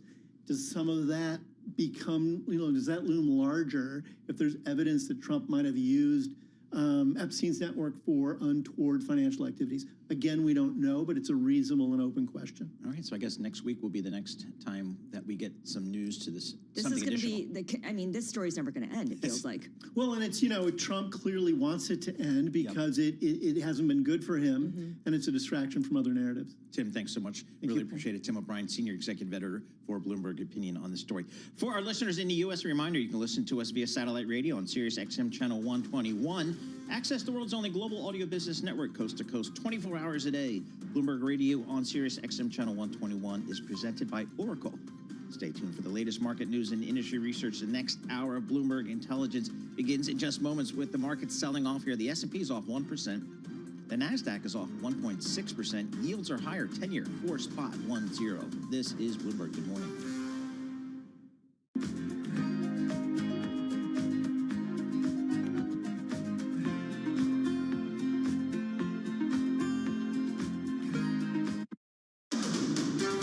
This is Bloomberg Intelligence with Scarlett Fu and Paul Sweeney. How do you think the Fed is looking at tariffs, the uncertainty of tariffs? Let's take a look at the sectors and how they performed. A lot of investors getting whipsawed every day by news events. Breaking market headlines and corporate news from across the globe. Could we see a market disruption, a market event? Are people just too exuberant out there? You see some so-called low-quality stocks driving this short-term rally. Bloomberg Intelligence with Scarlett Fu and Paul Sweeney on Bloomberg Radio, YouTube, and Bloomberg Originals. Welcome to the second hour of Bloomberg Intelligence with Paul Sweeney and Scarlett Fu. We've got a lot coming up here. First off, we're going to check in with Cisco CEO Chuck Robbins. He will be speaking with our B-Tech anchors, Caroline Hyde and Ed Ludlow. We will take you there as soon as that conversation begins. But we're also going to talk about the economic data that should be coming through now that the government shutdown has ended. Stuart Paul, a U.S. economist with Bloomberg Economics, will discuss that with us. And of course, an outlook for the fixed income market with Kay Herr, the U.S. CIO of Fixed Income at JP Morgan Asset Management. Let's go now to our B-Tech colleagues who are speaking with Cisco CEO Chuck Robbins. Customers, the new ones, and investors now understand Cisco's place in this new AI era. But first of all, thanks for having me. And, you know, I'm super proud of what the teams have accomplished. We had a record quarter and set ourselves up for what's likely going to be the best year we've ever had. So it was just a great performance. And as I've been asked a lot over the last 24 hours to reflect back on 2000, and it's kind of an interesting comparison. But I think that, look, the hyperscalers are some of the most advanced customers in the world. They do the deepest analysis of the technology before they make decisions. And I think that their decisions to continue spending more with us speaks volumes about the innovation and the technology that our teams are building right now. So I'm really proud of them, and I think it'll just extend into the enterprise over time. Chuck, who are some of those new customers that you've been able to sign in the AI context? Well, we're just talking about the major hyperscalers, primarily in the United States, but we've also announced these sovereign deals in the Middle East with G42 and the Emirates, as well as Humane and Saudi. There's a lot of work going on in the neo-cloud space. We're seeing sovereign players start popping up now in parts of Europe as well as Southeast Asia and India. So it's a broad swath of customers. But the 1.3 billion that we talked about is strictly the top hyperscalers that we're doing business with. So you're talking about 5 companies. And they're good for the money, as you can tell from the cash flow that they have, Chuck. That $200 million that you are expanding into sovereign, you are expanding into enterprise and neo-clouds. How do you bake in some of the risks that the market just cannot get enough of talking about, this circular economy?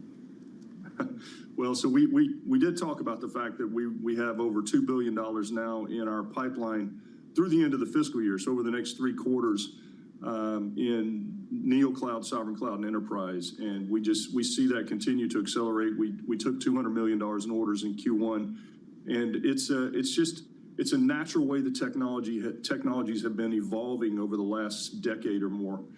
They start in the hyperscalers, they move through the telco space, in this case, the neo-clouds and the sovereign players, and then into the enterprise. And it's happening exactly that way. And you know, our bread and butter over the years has been in the enterprise, and we have lots of technology. We have a partner ecosystem. We have full stack solutions. We have security. We have all the things that they're looking for to actually build out AI workloads and deal with AI with confidence. Let's just go to that security. A little bit of a fly in the ointment, let's say. I know you've talked clearly about perhaps how the booking of revenue can be misinterpreted, but how are you going to sell that more holistically? How do you think the security part of the offering can really start firing on all cylinders? Well, I started by saying, clearly, we're not pleased with where we are yet. But I will say over the last 2 to 3 years, we've made a lot of progress. It's a major decision for customers to make big platform decisions in security. We've had a lot of great wins. I'm proud of what the teams have built. And we saw our next generation firewalls. We saw mid-teens growth in orders there. We saw double-digit ARR growth in Splunk. We saw our new and refreshed products on the security side continue to show growth. And the issue we had in the quarter was really, it's an accounting issue around how cloud delivered Splunk versus on-prem delivered Splunk. The cloud stuff is ratable and revenues realized over the life of the term. And the on-prem stuff gets recognized immediately. And we just had a major shift in how our customers consume it, which is great for us in the long term, that they're buying more cloud-based solutions. But it creates a little bit of a challenge on revenue during the quarter. The good news is the networking business is doing incredibly well and can cover that for us. Chuck, it is fair to say at a minimum that the Cisco of today isn't the same as the Cisco of 2000. What you've done is kind of been open about the product lineup, and you've used M&A to change the footprint of the company. What's your latest thinking on that? The products that you offer and what you need to do either organically or inorganically to offer what the world of AI wants? I think the big things that we did, we obviously introduced a lot more software into our portfolio in areas that are strategic, like security. And the Splunk acquisition has been a great one. I think the other thing that's worth calling out is this investment that we started in 2016, to be clear, on our silicon strategy. That is absolutely the reason that we're having success today in the hyperscaler space. If we did not have our silicon and develop and design our own silicon, we wouldn't be participating at all. It's black and white. And so as we look at both internal innovation as well as inorganic opportunities, we're very focused on security. We're very focused on AI. We've made some tech and talent deals. Anything that can help us accelerate our solutions in those areas, we're open to look at. Chuck, I do not apologize for this next question. Are we or are we not in an AI bubble? Oh, it's so funny. Look, the customers that are buying the predominant amount of this technology have incredible balance sheets, have incredible cash flow, have incredible profitability. I think Caroline said it. They actually pay their bills, and they view it as an existential issue for them. That's a really key element. They don't view this as something that's nice to have. They don't view it as something that is okay if we're successful, great. If we're not, great. They view it as existential, which you see with the level of spending that they're putting into it. So it's a lot, and it's moving fast. But the difference between now and 2000 is that these are massive companies with strong financial performance, and they believe in this 100%. So I don't think it's going to change. We haven't gotten into physical AI. We're just getting into synthetic training. Yeah. We haven't gotten into robotics. We haven't gotten into the enterprise in a big way yet. And so there's a huge opportunity ahead for all of us, I believe. Well, Chuck, Bloomberg Intelligence Analysis says your projections are conservative. Briefly, are they conservative? Well, I think you said that last quarter, so you proved to be correct 90 days ago. But look, I think based on what we know today, we're 90 days into the year. We're taking what we have in our backlog, what we see in the forecast. But again, we have 3 more quarters to play out. Lots of things can change. The world's very dynamic, but we're very confident in the numbers that we put up yesterday. Cisco CEO Chuck Robbins.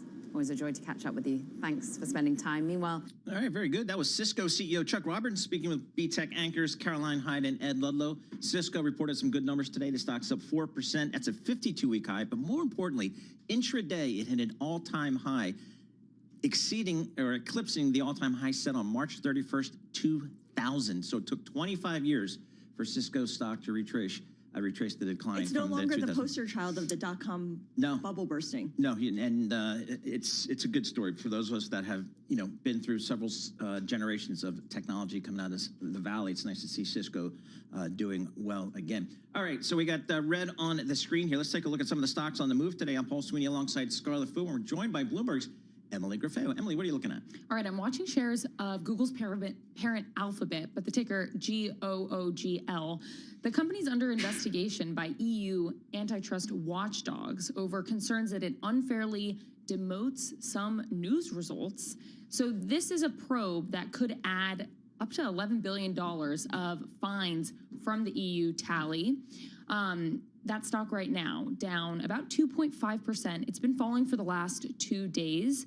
And the company actually said, the Google search chief scientist said that the EU investigation is entirely misguided, risks harming millions of EU users, but nevertheless, it's never good news for the equity holders when there's an investigation like this and potential for what could be billions of dollars of fines. Yeah, Alphabet is one of the 6 Mag 7 names that are lower today. The outlier is Microsoft, just barely changed. All right, let's talk about Walt Disney. Okay, so this stock down about 9%, falling to the lowest level since May. We're talking about Disney, ticker DIS.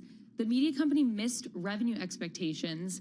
They also said expenses for its film studio would weigh on the current quarter because they're, I guess, really paying the big bucks for Zootopia 2 and Avatar, Fire, and Ash. Are you going to see either of those movies, Emily? I was going to ask you guys the same question. I will see Zoolander 2, because Zoolander 1 was a classic. This is Zootopia 2. Oh, so this Zootopia, might, that's I think this might be for children. Okay, then Sure. not so much. Sorry to disappoint. I haven't seen I'd watch Avatar. Zoolander 2 also. Yep. Yeah, that would, maybe they should pivot to that. But yeah, they said that those expenses to those 2 theatrical releases will reduce earnings by $400 million. But really weighing on the stock here, weak earnings.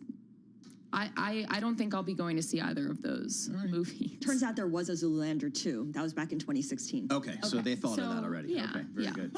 All right, Sealed Air, which I just learned today why it's called Sealed Air. Well, they seal air. Yes.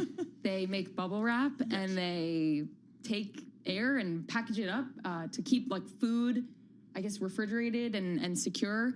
But they're potentially being taken over by private equity. So this is Sealed Air Corp, ticker SEE, about $6 billion in market cap, and the stock is on fire right now. It was up as much as 22%, the biggest jump since March 2020. People with knowledge of the matter say that Clayton, Dublier, and Rice, they're exploring a potential acquisition of this bubble wrap maker. It's interesting, the Sealed Air bonds are falling by record amounts. Now, you know why the she's stock quoting is on the fire. bonds now, because she's now part of the credit team. She didn't even know what those screens were before. So I'm doing an embed. Which is a Bloomberg opportunity they have in the newsroom. After you've done a couple of years in the newsroom, do something different. Did you pick the learn credit a team? new skill. Yeah, I mean it's a really hot area right now. Tons of new issuance. Yep. There's a lot going on. There's a lot going on here. So, I'm going to be covering IG, Lev Fin, broadening my horizons. Talking spreads all the time, covenant light, all those things. Yes, talking pests. I won't say the pest word, but it's been very relevant. Emily, thank you so much. Emily Gorfeo, of course, Bloomberg News credit reporter, but also cross-asset reporter here at Bloomberg. All right, let's, for more conversations like what we just heard from Emily, subscribe to our Stock Movers reports, listen for 5-minute audio reports on the biggest winners and losers in the stock market. You can subscribe to Stock Movers on Apple Podcasts, Spotify, or anywhere you listen.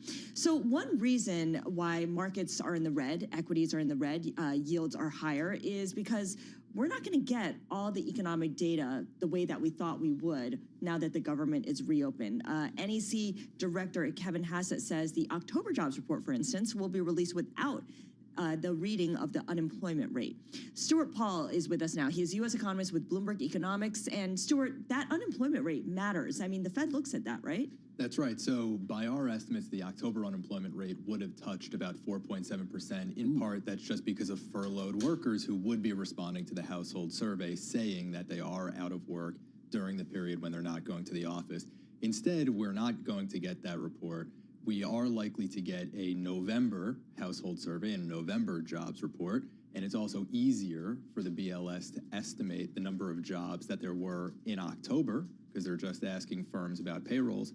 But that unemployment rate, which speaks to the balance in the labor market, we're not going to have a print for October, and measurement issues are likely going to be abound when we get the November report eventually. So are we going to have lasting damage to just data that the markets relied upon, generally speaking? Definitely going to be the case. It's a very iffy. It's very iffy right now around the CPI report because you need to have workers from the BLS going and looking at prices on shelves to accumulate price data for the consumer price index. We're not going to have that for October.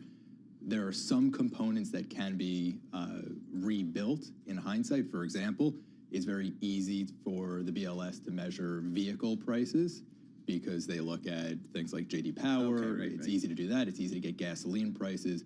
Other things that will have lasting damage, though, like shelter costs every 6 months, they ask the same sample of homeowners, how much have your costs of shelter gone up over the last 6 months? Now the reference month for April of 2026 doesn't exist. There's no way that the BLS can measure the 6-month change in the cost of shelter, and that's going to last for, again, 6 months because there was no data collected in October. So this is permanent damage to the time series that the BLS should be trying to optimize here. Okay, so Stuart, this is the question that I'm sure everyone is asking you. The FOMC meets on December 10th, and investors had been anticipating an interest rate cut. Does the Fed move forward with a rate cut when it's going to get half the data? Even the half of the data that the Fed is going to have, the official statistics are going to be of such a low quality that this is still going to be a meeting where the Fed is relying on alternative indicators. And what do the alternative indicators say? It says that the labor market is still cooling, the pace of hiring is slow, it says that inflation is still somewhat elevated, and so it's still going to be a knife-edge decision based on what we have right now. It's unfortunate for the Fed that they might not even get the November jobs report by the time they meet in December. So even the data that they do have is going to be low quality, and it's still going to be very close whether the BLS can get the data done in time to deliver something to the Fed. In the meantime, we continue to get evidence, at least from companies, that layoffs are happening, right? The Wall Street Journal reporting that Verizon will cut about 15,000 jobs. Yeah, and that's about 15% of their workforce, so it feels like they're kind of getting into some muscle there. And looking at the WIRP function, WIRP function, the market's only pricing in like half of a cut here. So they were pricing in a full cut just a couple of weeks ago, but the market's getting less, I guess, confident about that. How about the impact on GDP? How do you guys think about that from a 43-day shutdown or whatever it was? When we sharpen our pencils, when we map the average effect of a 1-week shutdown and then extrapolate out over the full duration of this shutdown, it looks like about 1.3 percentage points are going to be shaved off of fourth quarter growth. So the annualized pace of growth in the fourth quarter is going to be probably just a touch under 1%. We'll get most of that back in the first quarter of next year when, again, paychecks go out and some spending can take place. But for folks who weren't showing up to the office because they were furloughed, they're not going to double up on lunch orders in the first quarter. That's gone. And so that's going to be on the order of tens of billions of dollars of GDP lost. Not crazy, but you're not going to get a full retracement of what was lost when we get the first quarter data. Not to mention the fact that there could be another government shutdown if the two sides can't agree on anything before January 30th. About that. Yep, right? You're right. This temporary funding bill only gets us to late January. Even though some of the other government agencies are funded. All right, Stuart, fantastic to get your take. Thank you so much. StartupPal is U.S. economist with Bloomberg Economics on the data that we are going to get. It's going to be low quality when we get it, and it's only, at least for the October jobs report, which should have come out at the start of November, going to be incomplete when it comes down to it. Yeah. This is Bloomberg Intelligence on Bloomberg Radio.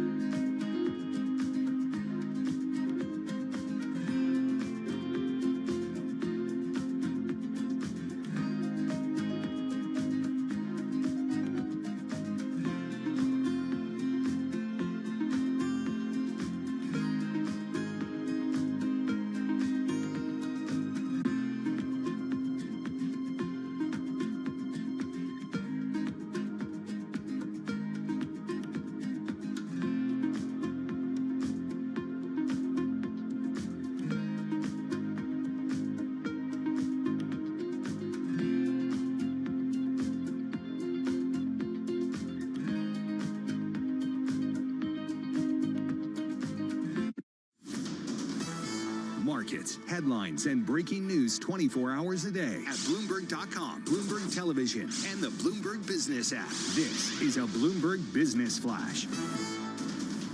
It's 11:21 on Wall Street. I'm Amy Morris. This Bloomberg Business Flash is brought to you by Oracle. Attention, growing businesses. Oracle is offering to cut your current cloud bill in half if you move to Oracle Cloud Infrastructure for new U.S. customers with minimum financial commitment. See if your company qualifies at oracle.com/Bloomberg. We check markets for you all day long here at Bloomberg. The S&P 500 down 1.1%, NASDAQ down 1.8%, and the Dow is down 0.8%. The 10-year Treasury yield at 4.08%, the 2-year yield at 3.58%. Disney shares about 10% lower now, about 9.5% now, after reporting sales that fell short of Wall Street estimates. The company predicts challenges early in the new fiscal year, including expenses tied to the theatrical release of Zootopia 2 and Avatar: Fire and Ash.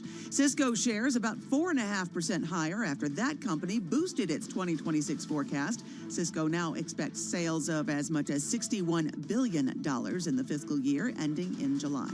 For on-demand news 24 hours a day, subscribe to Bloomberg News Now wherever you get your podcasts. I'm Amy Morris. That's a Bloomberg Business Flash. Now back to Bloomberg Intelligence with Paul Sweeney and Scarlett Fu. All right, Amy Morris, thank you so much. We appreciate that. Let's talk about the fixed income market here. I got the 10-year Treasury, I don't know, 4.10%. It feels like it's in a trading range. I don't know. I'm not going to take any credit risk. Why? I can get 4.10% from my U.S. government for 10 years. Not bad. But there are people out there that do take risks. They get paid to take that risk. Kate Her is one of them. She is the U.S. CIO of fixed income for JP Morgan Asset Management. And yes, the first question I asked was, are they in the new building? And they are. So that's good. But she joins us here in our Bloomberg Interactive Broker Studio. So that's cool. It's a nice little walk from JP Morgan to here. Kate, talk to us about your call on the bond market here. Where do you see value? Where do you see opportunity? Because everybody tells me spreads are tight, but then I look at my total return year to date. High yields done great. Leverage loans have done great. So where do you guys see it? We've been saying spreads are tight, yields are right. And you're right. Treasury yields are attractive in here. We think they're kind of range bound. Spreads are tight. I'm not going to take the other side of that argument from you, Paul. Spreads are tight, but yields are pretty reasonable. You know, you've actually seen a little bit of a backup in spreads here over the last really couple of weeks. Maybe to go back to the Treasury, I agree with you. We think the Treasury's kind of range bound here, maybe 3.75 to 4.25. As you all know, we've been in a little bit of a fog without any economic data. It looks like that fog's going to start lifting next week. And yeah. How messy do you think it'll get? I mean, there's going to be a lot of data coming out. It'll be uneven data. There's going to be a lot of questions about what quality it is as well. It's going to be messy. Okay. Yeah, are investors going to react to each data point, and can we even identify what they're reacting to? So, you know what I think is really interesting? The last time we really had data, go back to the Fed's meeting in September. And at that point, the markets were pricing in a more than 90% probability that the Fed was going to cut rates again in December. If you look this morning, that's down to about 50%. So it's almost a toss-up. And I think what's been priced into the market is that uncertainty about what is the quality of this data going to look like? How much are we going to get? Haskett was out this morning saying we're going to get essentially half of the typical employment reports. So we'll get, you know, the establishment, not the household survey.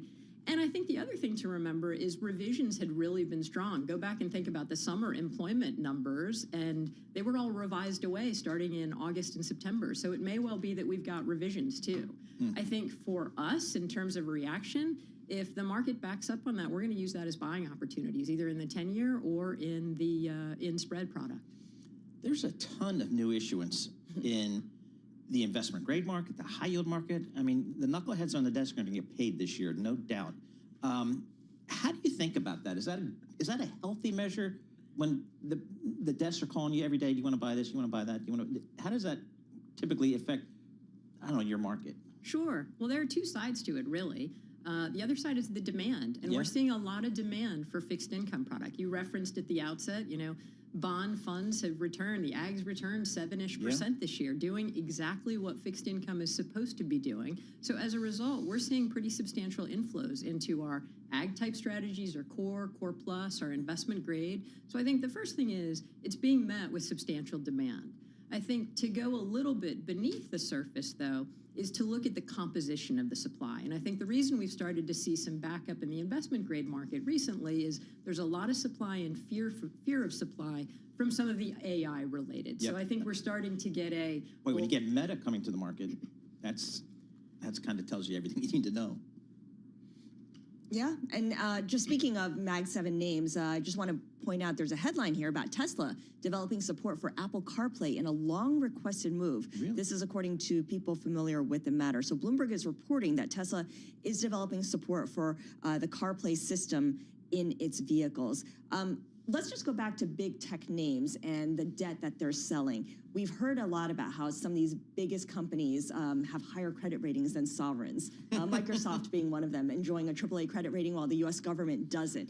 I mean, it's a fun fact, but what does that actually mean for investors who can only invest in investment grade? Well, I think a couple of things. The first thing is the strength of that credit rating speaks to the quality of the balance sheet and the significance of the cash flow. So Paul mentioned all this supply coming on. The supply is coming on from highly rated corporates that have a lot of cash flow to pay this back. So it's not like you've got supply coming on from a very distressed part of the market. So I think that also makes me less concerned about that. You know, in some countries, in emerging markets, you make the argument that some corporates can trade inside of a sovereign. That's not an argument that we are making here. Because at the end of the day, governments, municipalities, states, they can levy taxes to repay. Ultimately, even these highly rated tech companies are going to have to deliver cash flow and revenues to pay back this debt. Something near and dear to my heart in a fixed income world is municipal bonds. How do you guys, what's your call there these days? Yeah, they've been a really interesting sector because they lagged for a sustained period of time. The beginning of the year, they lagged because there were concerns about fundamentals. There was even a kind of talk in the market that the tax benefits for municipals would be taken away. That all subsided. So what we saw was a lack of demand in terms of selling for taxes, to pay taxes. A lot of people fund that with municipals. Concerns about fundamentals given government funding around healthcare, around education, relatively illiquid endowment funds for some of these coming to market with 20 and 30-year supply. So a lot of pressure from that. Municipals have started to catch up later this month, but we still think they're attractive on a tax equivalent yield. Absolutely. All right, good stuff. I see that you're on the board of trustees at the Children's Hospital of Philadelphia. That is an awesome place. I mean, the work they do there is unbelievable. Thanks for that. I agree. And for those of you out there who have had to have a child there, it's one of the most harrowing things ever.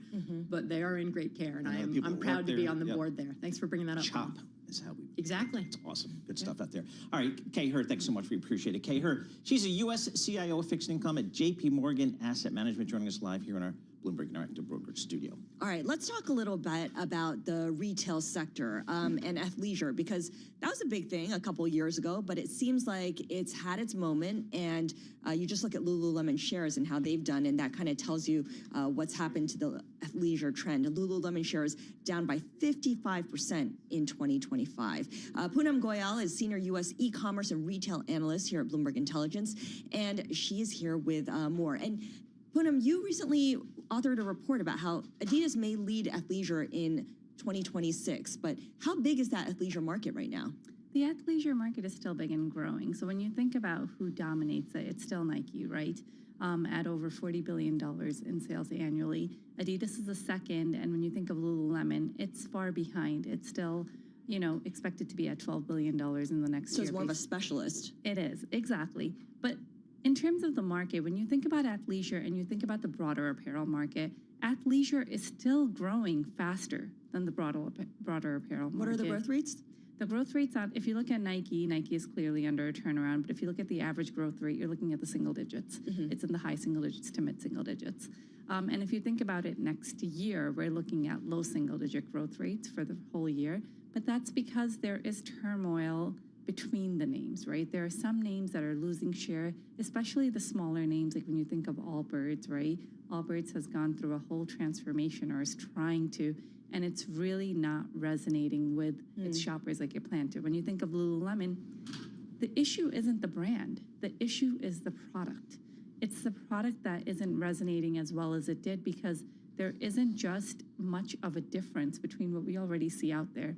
And then Nike, I think, is doing a phenomenal job right now to turn around its business. So we do expect it to gain traction in the second half of next year. I haven't seen you in forever, Poonam. Jeez, I used to see her every day. Now it's been forever. Poonam was actually literally one of our first analysts we hired back in the beginning of BI. Pretty incredible. Awesome. I love it coming together. Poonam, is athleisure a global marketplace? Because when I went over to Italy a few months ago, my friend who lives in Rome says, do not bring any of that athleisure stuff. We don't do that here in Italy. We dress like adults. Talk to us about the global trends. It is a global trend. Now, yes, Europe is probably more on the dressier end of it, absolutely. But I think it's a growing trend in Asia, which is a very important market for athleisure. China, especially, still very important. While trends have been mixed there for the last few years, we do think that as people begin to explore the outdoors, begin to explore fitness and health and wellness in a more meaningful way, that market is growing in that region, and it is very important to growth. Where does a company like Under Armour fit in here? So Under Armour is one of those companies that I've kind of went back and forth with. This might be, I've seen them trying to turn around their business several times in the last 20 years. So Kevin Plank is back in the seat. They're focusing on the right things. When you look at their playbook, they're focusing on product, they're focusing on reducing wholesale penetration and off-price where you really dilute the brand, and they're focusing on bringing marketing and endorsers as athletes back in a more meaningful way. Sounds great. But except we've heard it before. We've heard it before. So I think execution is really key here, and then just sticking to it, right? Because it's very easy to fall off the product cycle.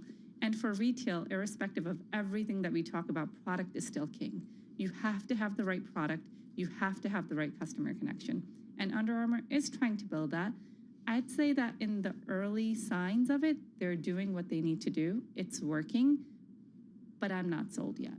I need to see it play out and stay. It needs to be sustained. I think that's the key here. See, I think that business is just so competitive. I mean, there's so many good brands there. And, I mean, you almost forget about a Puma, who's been around forever. And they're struggling. That feels very throwback, Paul. Yeah, well, I know. I'm throwback. First suede leather sneakers I got were Puma Clydes back in the day. So that's how far back I go. Poonam, thanks for joining us there. As always, Poonam Goyal, Senior U.S. E-commerce and Retail Analyst, Bloomberg Intelligence. Getting her here in the Bloomberg Interactive Broker Studio. I tell you, getting people out of Princeton, it's tough because it's an awesome place to work, fantastic food, and they're like, why am I going to ride a train into New York? So and have to commute my way in and fight the crowds when it's time to go get lunch. Exactly. So we appreciate your coming in, Poonam. Yeah, absolutely. I mean, you go to Tiger's Tail, that's it. Otherwise, there's nowhere to go. So you always come in with a New Jersey recommendation. Tiger's Tail in Princeton, if you're ever down there, that's another good one. And what was that pizza place? Conti's. There you go. Best, my favorite of all time. So there you go. S&P 500 off 68 points. That's 1%. That's a move. Dow off 325. That's a move. And NASDAQ down 375. 1.6%. This is Bloomberg.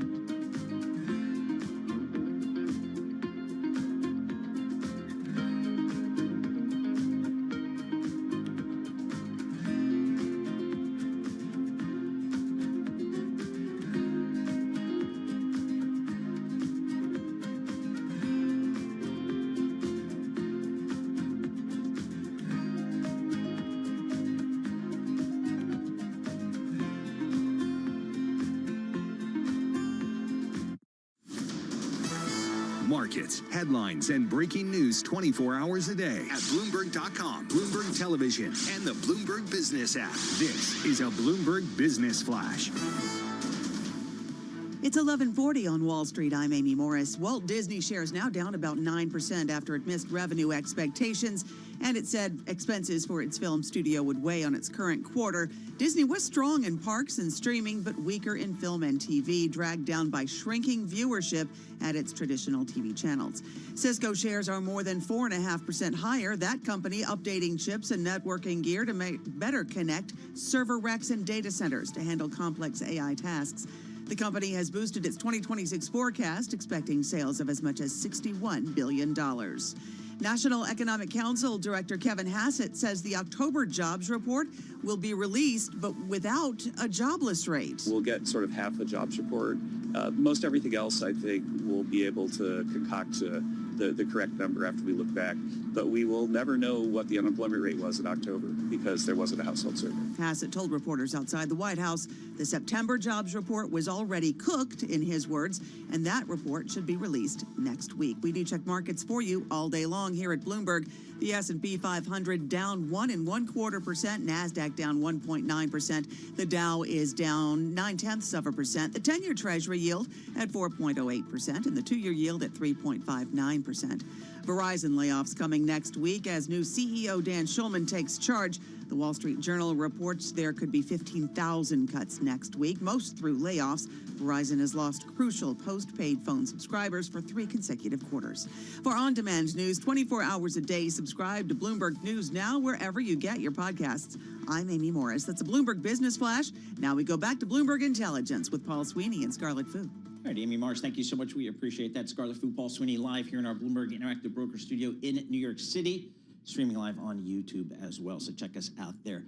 I don't think any of us really had a firm grasp of logistics, but then the pandemic came along, and I think we're all now experts on logistics, how stuff gets to us. Well, the companies have become experts, too, on supply chains in a way that they didn't have to worry about it before. Exactly. We got a logistics dude at Bloomberg Intelligence. We had it before the pandemic. We were thinking way ahead there. His name is Lee Klaskow. He's the Senior Transport, Logistics, and Shipping Analyst. So however you move stuff, he follows that. He does that for Bloomberg Intelligence.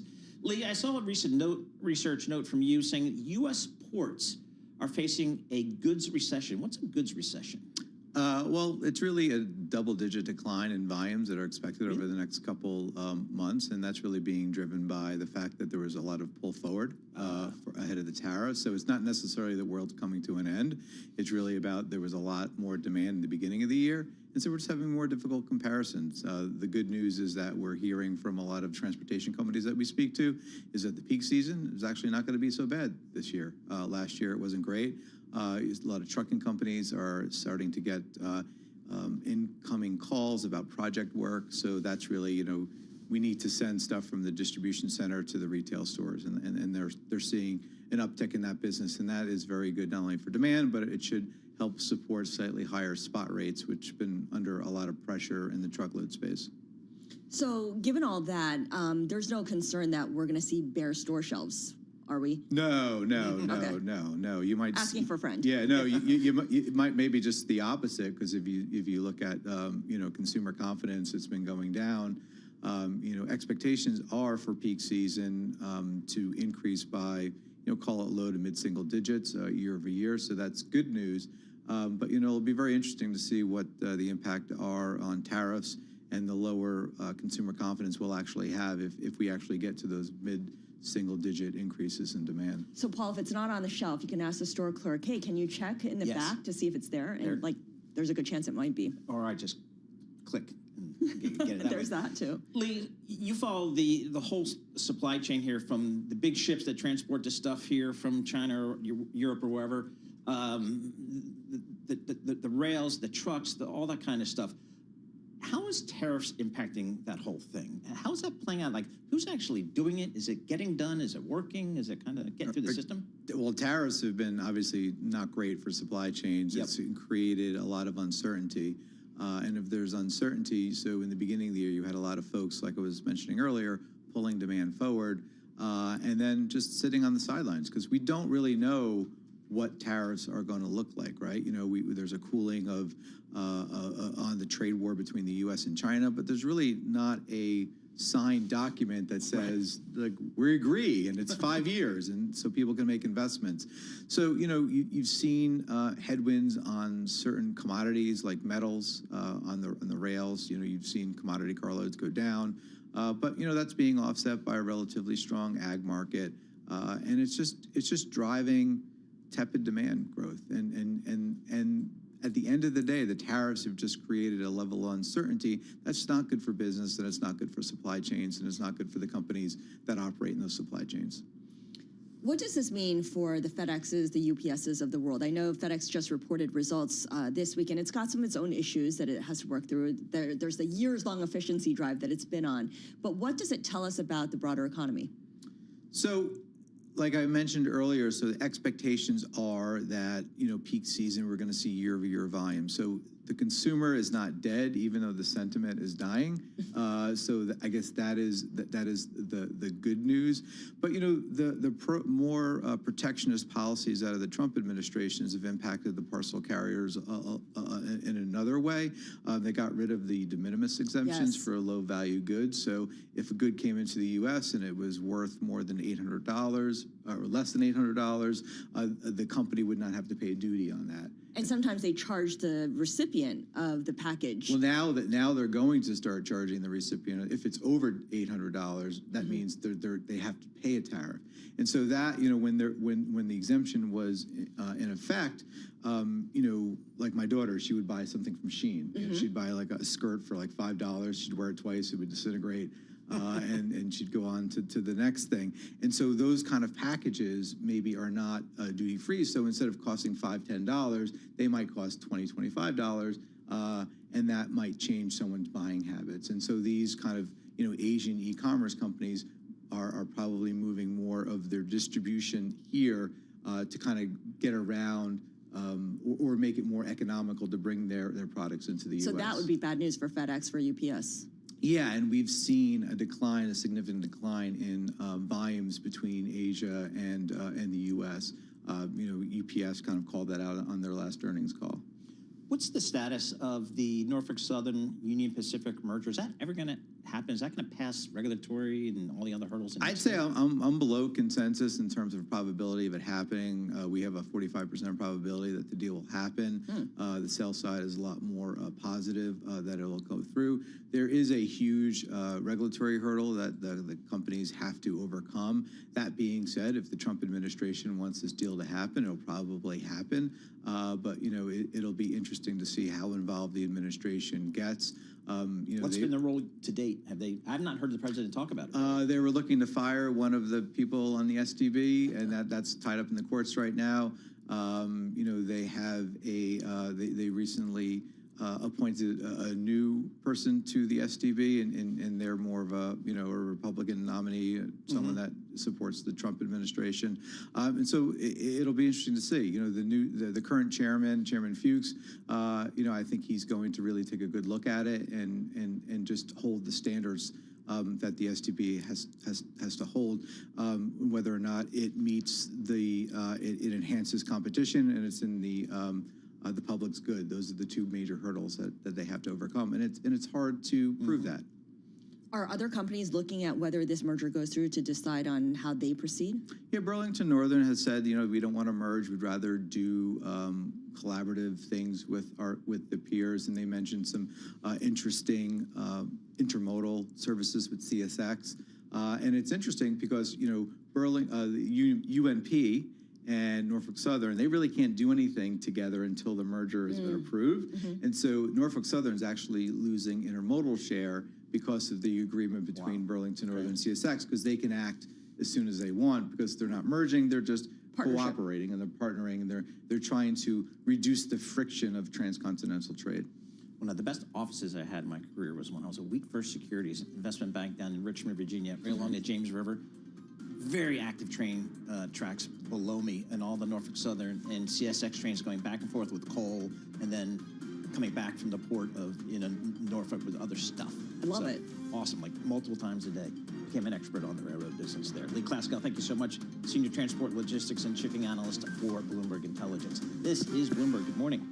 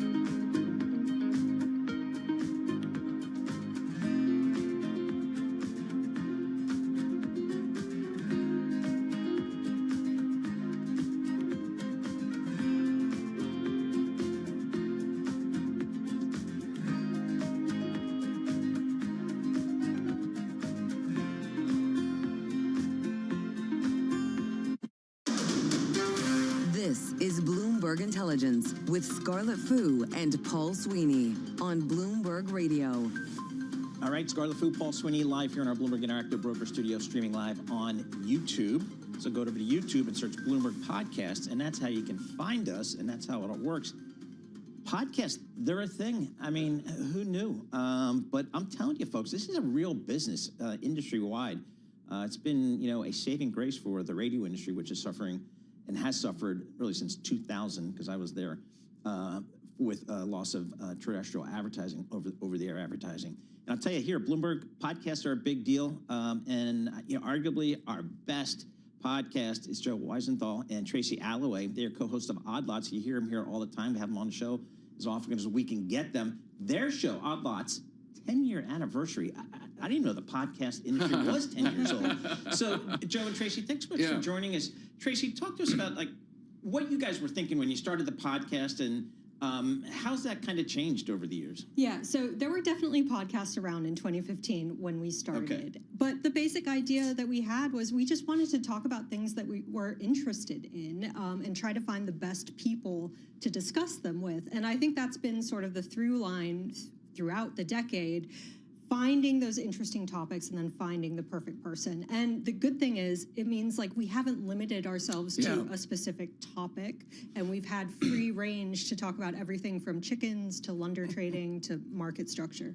if you go back and listen to those old episodes, we did not know what we were doing. It took us a long time to find our rhythm. I think, and you've probably experienced this, like there is no substitute for practice, right? Sure. People ask, oh, how do you do this? How do you think of the next question? How do you find a guest? It's like, well, I wasn't good at it. We weren't good at it for a long time. And fortunately, we had the opportunity to keep doing it. But anything that one does professionally, there is no getting in the reps. Yep.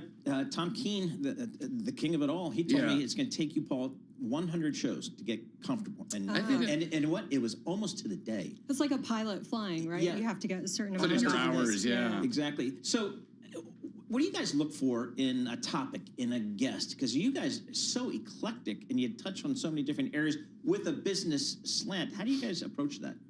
You know, I would say there's two things, which is one, I think both of us have honed pretty good skills, maybe through following social media, but just being in this business for a long time of like, okay, what are people interested in right now? Or what would people like to hear about?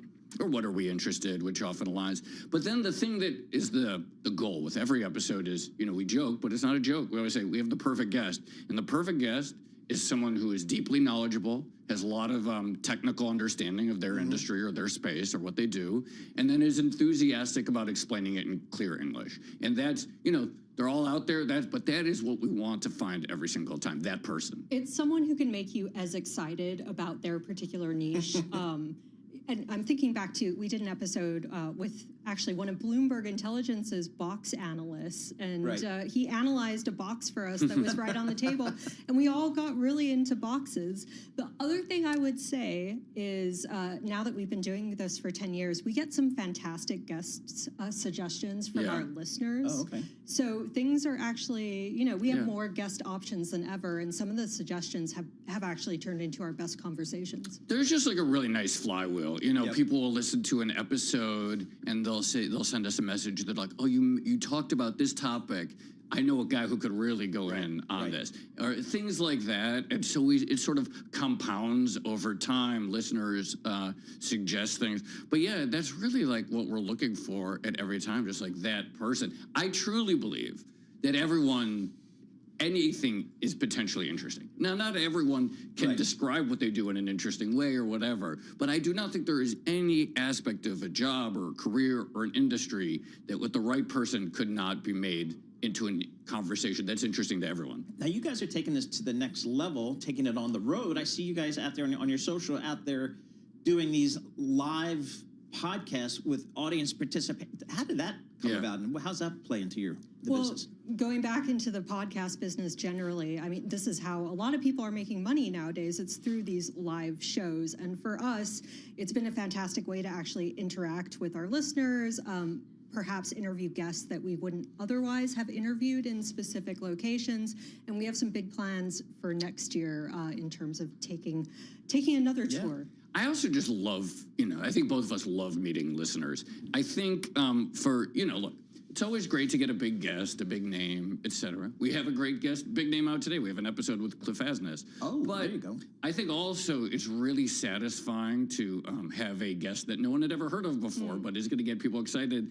And I think part of finding these people is to just be really in touch with listeners and not just be in rooms where you see the same old people or read the same old names. And so I think it helps a lot to actually just meet people. I will say, so I was ordering Christmas gift wrap the other day off of Etsy, and it turns out the person I was ordering it from was at one of our Chicago live shows. Is that right? Yeah. Yeah, and so now I'm thinking we got to do a Christmas gift wrap episode. We should have her on, for real. We should definitely do that. Are you guys, is it audio only, audio and video? We've started doing more video. So for years, it was basically just audio only. But it's interesting, like YouTube has become a huge platform for podcast consumption. And video is a little bit better for sort of like clips on social media, et cetera. Like audio clips alone never really took off for whatever reason. So I've been doing more video, and it's hard to replicate the comfort that comes with the pure audio setting, but it's worked pretty well. Joe, Tracy, thank you so much. We really appreciate it. Joe Weisenthal, Tracy Alloway, Odd Lots Podcast. You can get it anywhere you get your podcast. 10-year anniversary. How about that? That's pretty cool. So listen for that. For our listeners in the U.S., a reminder, you can listen to us via satellite radio on Sirius XM Channel 121. Access the world's only global audio business network, coast to coast, 24 hours a day. Bloomberg Radio on Sirius XM Channel 121 is presented by Oracle. Stay tuned for the latest market news and industry research. Your top stories and global business headlines are coming up right now. S&P 500 off 80 points, the Dow off 400, the NASDAQ off 400. This is Bloomberg Good Morning.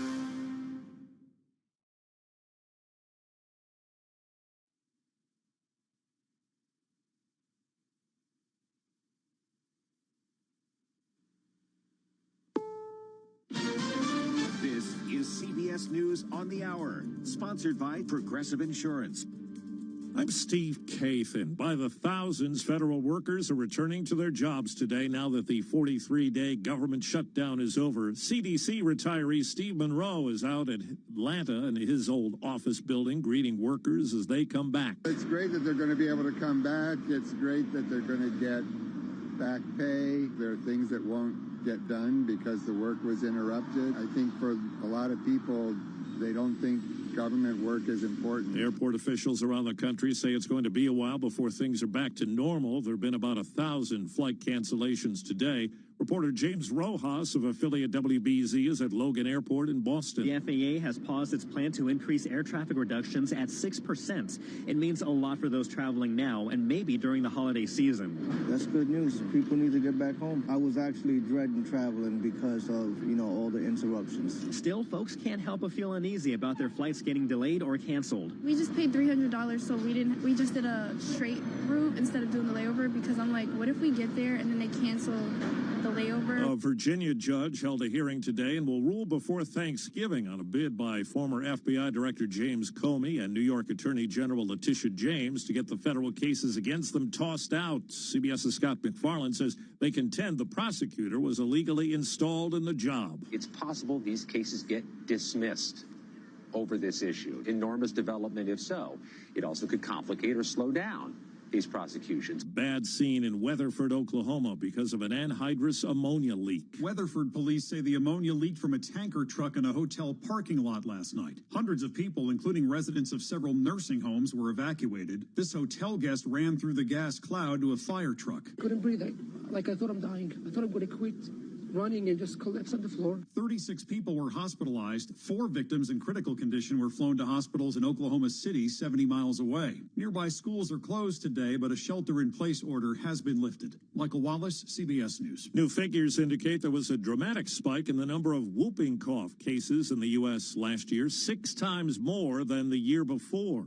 CBS News medical contributor Dr. Celine Gounder. One, we've seen an increase in non-medical exemptions to vaccination. Secondly, there is waning immunity with the pertussis, whooping cough vaccines that we use. Thirdly, we're just testing more aggressively with PCR tests. People might remember that from COVID.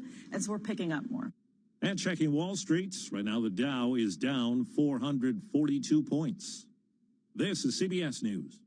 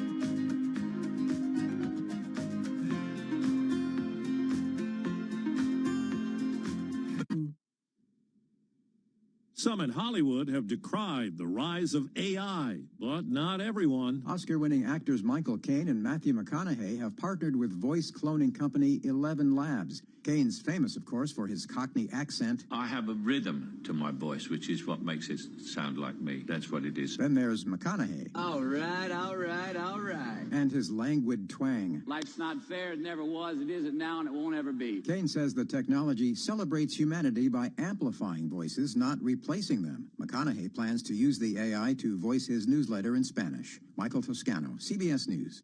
A diamond brooch that French Emperor Napoleon was said to have lost while fleeing from the Battle of Waterloo in the early 19th century sold for more than $4 million at an auction in Geneva. That's way above the amount experts were forecasting. It features an oval diamond weighing over 13 carats. Steve Kathan, CBS News.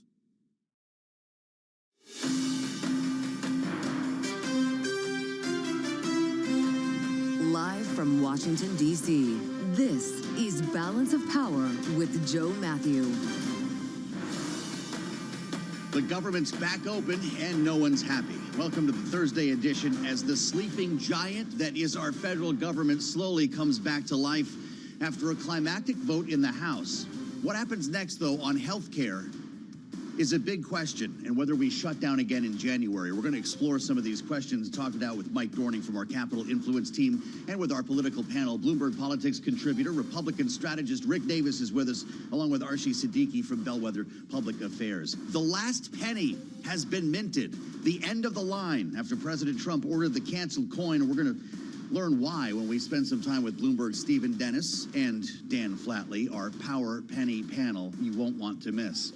And we start, as always, on Wall Street, where, again, no one seems to be very happy. Amy Morris has the latest on the markets for us, live from Washington. Amy, what's going on? Well, that's right across the screen, Joe, and that includes Walt Disney shares are about 9% lower after the media company missed revenue expectations and said expenses for its film studio would weigh on its current quarter.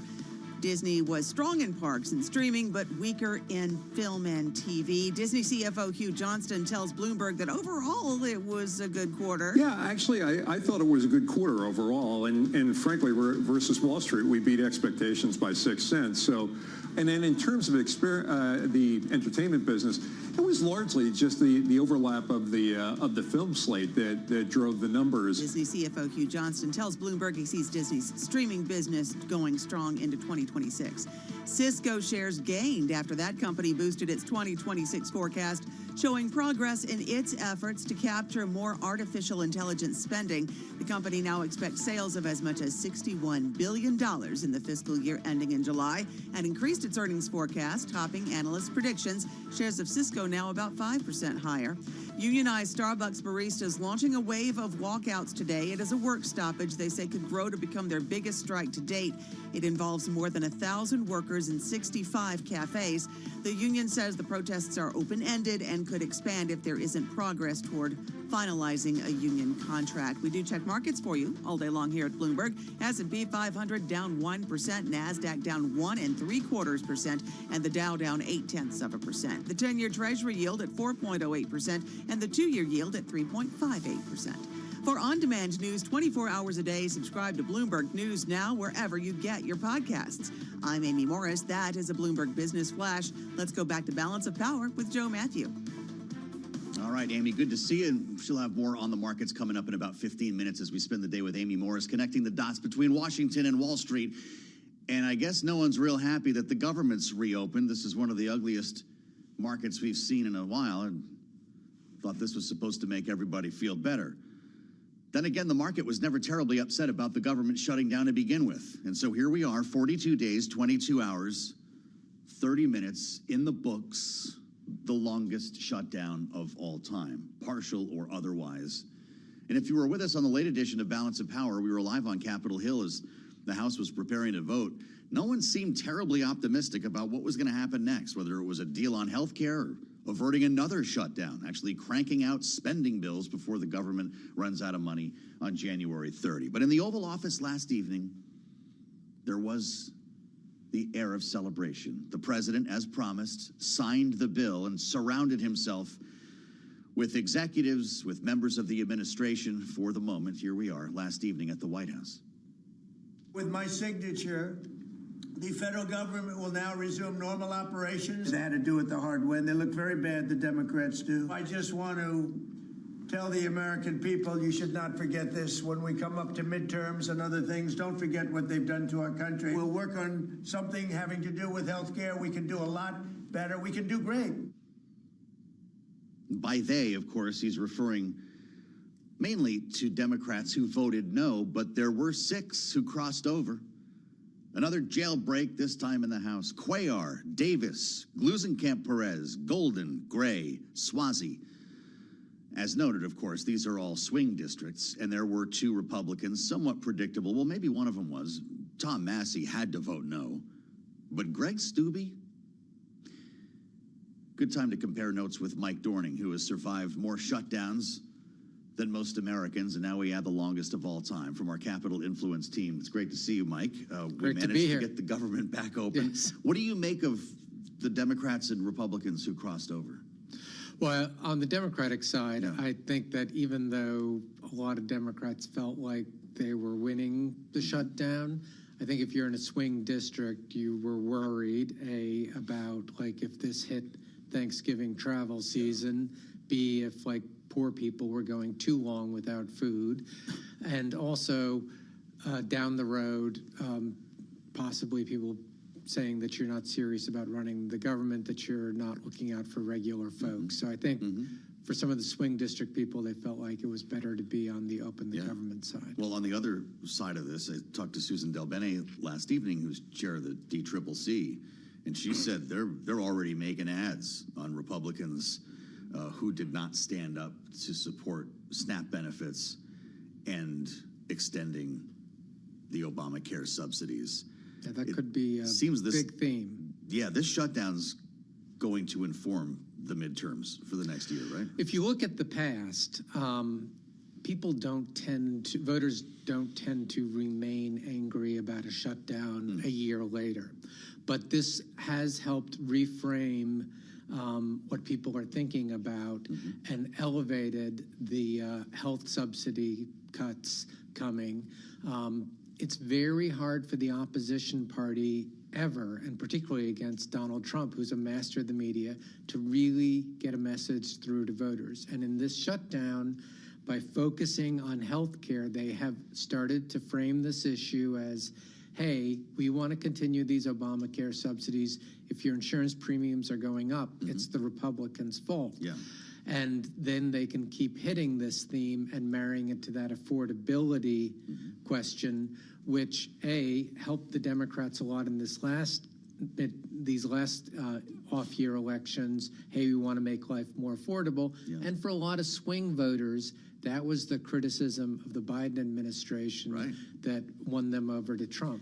So everyone's still running on affordability, and you wonder what's going to happen with this Obamacare matter, because the president has changed his tune a bit. He was talking about making a deal a couple of weeks ago. Now he says it's time to scrap the whole thing, replace it by giving people money directly and letting them somehow negotiate with the insurance companies. And I guess maybe we'll get more details on the concept of a plan. But if there's no deal to extend Obamacare subsidies, and maybe you see a deal emerging, do we just shut down again when this CR is over? I think there will definitely be pressure to do that. One thing with Trump, you never know whether he's sort of positioning himself to play hardball and then make a deal. Yes. Like you see that on the tariffs all the time. I'm going to like slap 100%, quadruple tariffs on this country, and then we'll make a deal. It's possible that he's going into this with this bravado and then trying to strike a deal with the Democrats on some sort of extension of the subsidies. But it's also possible he did, try to repeal Obamacare in his first administration. He doesn't like Obamacare at all. He's going to have Trump care, he says. Yeah, he wants something else that would be Trump care. So he clearly wants to move it more along a sort of a free market Republican thing.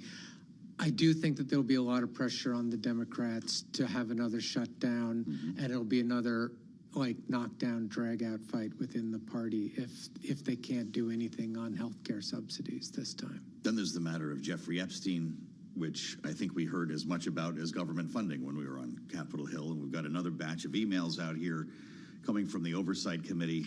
The President of the United States on Truth Social writes the Democrats are trying to bring up the Jeffrey Epstein hoax again because they'll do anything at all to deflect on how badly they've done on the shutdown and so many other subjects. And then he goes on to write, only a very bad or stupid Republican would fall into that trap. Talking about the discharge petition, yes. Right? And it looks like we're going to get a vote next week, not the beginning of December. We spoke with both names on this, Ro Khanna and Tim Burchett yesterday.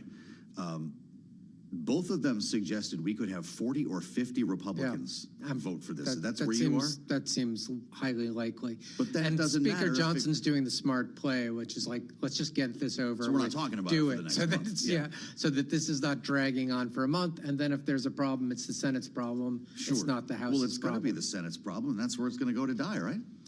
Probably. I mean, because any one senator can gum up the works on this. There, it's much easier to just let things die.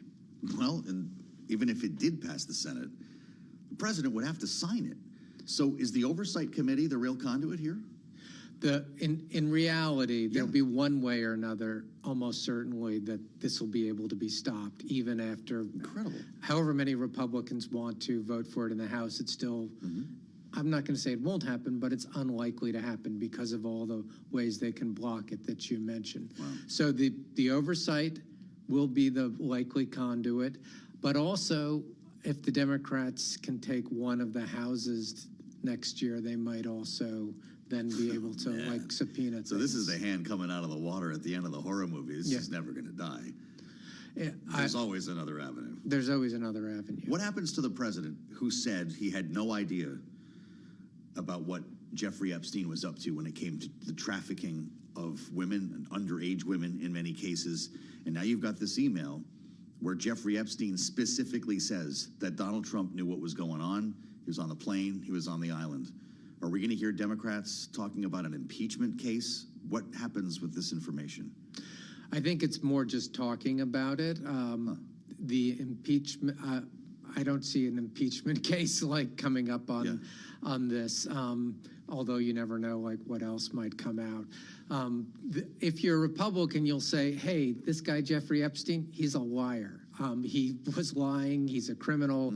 You know, you're not going to really believe him, even though these were supposedly private emails. So there was no, on the Democratic side, you'd say, hey, he didn't have an incentive to lie in these emails. So you can still kind of see it through whatever frame you want. It keeps things alive. It's more smoke. And the Democrats are after something more. It's going to be another rescissions package, another reconciliation. What's the agenda now that the government's back open?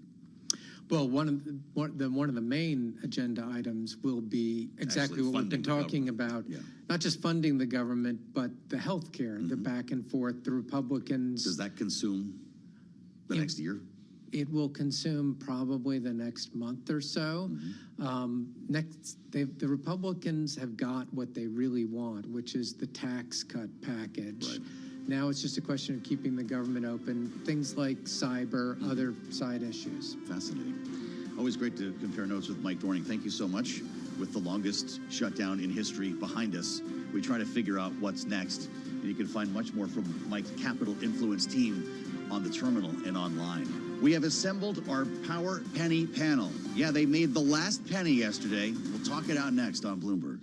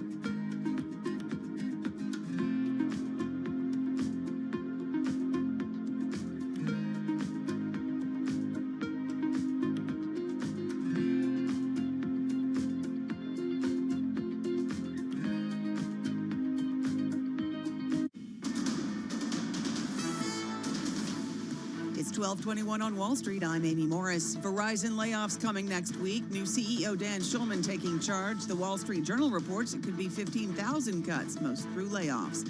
Verizon has lost crucial postpaid phone subscribers for 3 consecutive quarters. Shares of Verizon now 1% higher. Disney shares have fallen now 9% after reporting sales that fell short of Wall Street estimates. The company predicts challenges early in the new fiscal year, including expenses tied to the theatrical release of Zootopia 2 and Avatar: Fire and Ash. Cisco shares gained nearly 5% after that company boosted its 2026 forecast. Cisco now expects sales of as much as $61 billion in the fiscal year ending in July. We do check markets for you all day long here at Bloomberg. The S&P 500 down 1.2%. NASDAQ down 1.8%. The Dow is down 0.9%. The 10-year Treasury yield at 4.08% and the 2-year yield at 3.58%. And oil inventories rose by 6.4 million barrels. That's the highest level since early June. Checking Brent crude now, it is up 0.7%. For on-demand news 24 hours per day, subscribe to Bloomberg News Now wherever you get your podcasts. I'm Amy Morris. That's a Bloomberg Business Flash. Let's go back to Balance of Power with Joe Matthew. All right, Amy, many thanks. We'll have more on the markets. Amy Morris, a down day on Wall Street. We'll see where we're at about 20 minutes from now when we check back in to see how things are going. The government is open again. If you weren't playing along on your home game, we did get through a record shutdown. Last evening, around 10:30, the president signed the paper, and so we're back open. And the next question, of course, is, well, when's my airplane going to be on time? And that could take a minute. We're talking probably weeks, not days, they say, for both the air traffic control system to settle and for SNAP benefits to be restored. We're also, of course, thinking about paychecks. Federal employees will finally get paid starting Saturday, is what we're hearing from the Office of Personnel Management, no later than Wednesday. Those laid off en masse, again, part of the deal, if we're calling it a deal here, was to get them rehired.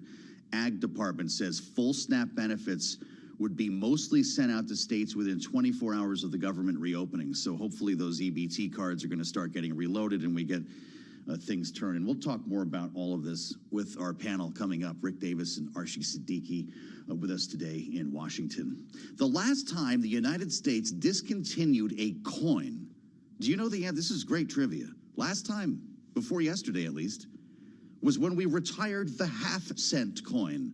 168 years ago, 1857. How many people have a half-cent coin rolling around? I really wonder. I mean, this is like a real Antiques Roadshow moment. And if you still got that big, dirty bowl full of pennies and pocket change that you always forget to bring with you because you pay with a debit card like most Americans, well, you probably have some pennies hanging around too. Will they become collector's items? I suspect it's going to take some time because there are still billions in circulation. But how about this yesterday? The U.S. Treasurer, Brandon Beach, presiding over the stamping of the final set of pennies at the Philadelphia Mint. And this is, by order of President Trump. It was back in February, he announced on Truth Social, for far too long, the United States has minted pennies which literally cost us more than 2 cents. This is so wasteful, he said. I've instructed my Secretary of the U.S. Treasury to stop producing new pennies. Let's rip the waste out of our great nation's budget, even if it's a penny at a time. He didn't write that one, did he, James? That somebody else put some time into that. Even if it's a penny at a time, I don't feel like that's Trump. Now, as I mentioned, there's a whole lot of them still in circulation, so you're going to still be seeing pennies. But then we're told some stores can't even get their hands on pennies anymore because they're going extinct. So let's get to the bottom of this. Producer James and I have fantasized about this panel, the Power Penny Panel, only on Bloomberg. There are 2 men up to the job. Bloomberg's Stephen Dennis, who's been following this story closer than any journalist really should, and Dan Flatley, who, of course, covers the Treasury for us. Look at these guys. Get on YouTube right now. Search Bloomberg Business News Live. Gentlemen, it's great to see you. Steve, if the president says it's time to rip the waste out of our great nation's budget, the nickel would be the place to start, wouldn't it? Let's go to the beginning now. And what this means for the United States, as the institutionalist you are, to say goodbye to the penny. Are you doing okay? No, I mean, this is really a moment that arguably should have happened 20 years ago. That's when we started that's when the penny started costing more to make than it was worth. And there were jokes on TV shows like The West Wing about how useless the penny was. One of the reasons why there are 300 billion pennies in circulation, according to the Treasurer's estimate, is because they are so useless in the eyes of consumers. You know, if you actually were using them, they wouldn't be in circulation. People would be spending them and not putting them in jars in their basements where most of those 300 billion pennies are. Right. So it just, you know, it's one of those things where everybody that I talked to in Washington kind of saw the penny as a joke for a long time, but up until the Super Bowl moment with that tweet, people weren't willing to take on this issue. The Super Bowl moment, Dan Flatley, I'm sure you could feel the ground shake at the Treasury when this took place. I'm curious what happens. We're going to talk to a congressman from Pennsylvania a little bit later on, the ranking member on the Budget Committee. What happens to this mint that's been making these since the 1700s, Dan? Yeah, you know, it's a great question, Joe. I mean, I'm sort of a rank nostalgist, so, you know, losing the penny, I felt a little sad. There were some great pieces yesterday. You know, we wrote about it, obviously, but basically everybody who covers Treasury wrote something. It was kind of a unique moment because everybody who covers Treasury wrote something about the demise of the penny, and they all sort of had their own unique kind of take on it. And I think the Times did like an obituary of the penny, and you know, our friends over at the Wall Street Journal did something, you know, in a similar vein. And so, yeah, it was definitely a moment. I do think, you know, it's not a small thing. You know, Steve probably has the figures closer at hand, but let's say it's roughly around 3/4 of all transactions are done digitally now. Maybe there's a fourth or so that are still done in cash. But for those transactions that are conducted in cash, you have to give exact change a lot of times. It varies state to state. There's a sort of a patchwork of laws, but it does create some complications. I'm not saying that it's a reason to keep the penny around forever necessarily, but it does create some complications. And so you did have a couple of folks yesterday come out, including a association representing retailers, saying Congress needs to act here, provide some clarity, and that's kind of what we're waiting for now. So we'll see. I'd be curious to hear what the representative has to say. Well, we'll get into this a little bit later on. I mean, Brendan Boyle will be here. So Dan points us to the real news here. This isn't just a nostalgia show, although I know there are some folks who are feeling a little sad right now. Retailers, Steve, want Congress to authorize rounding prices up to override state and local laws and food stamp regulations. We invoke SNAP here against the practice. So we're not going to see any more $2.99, $3.99.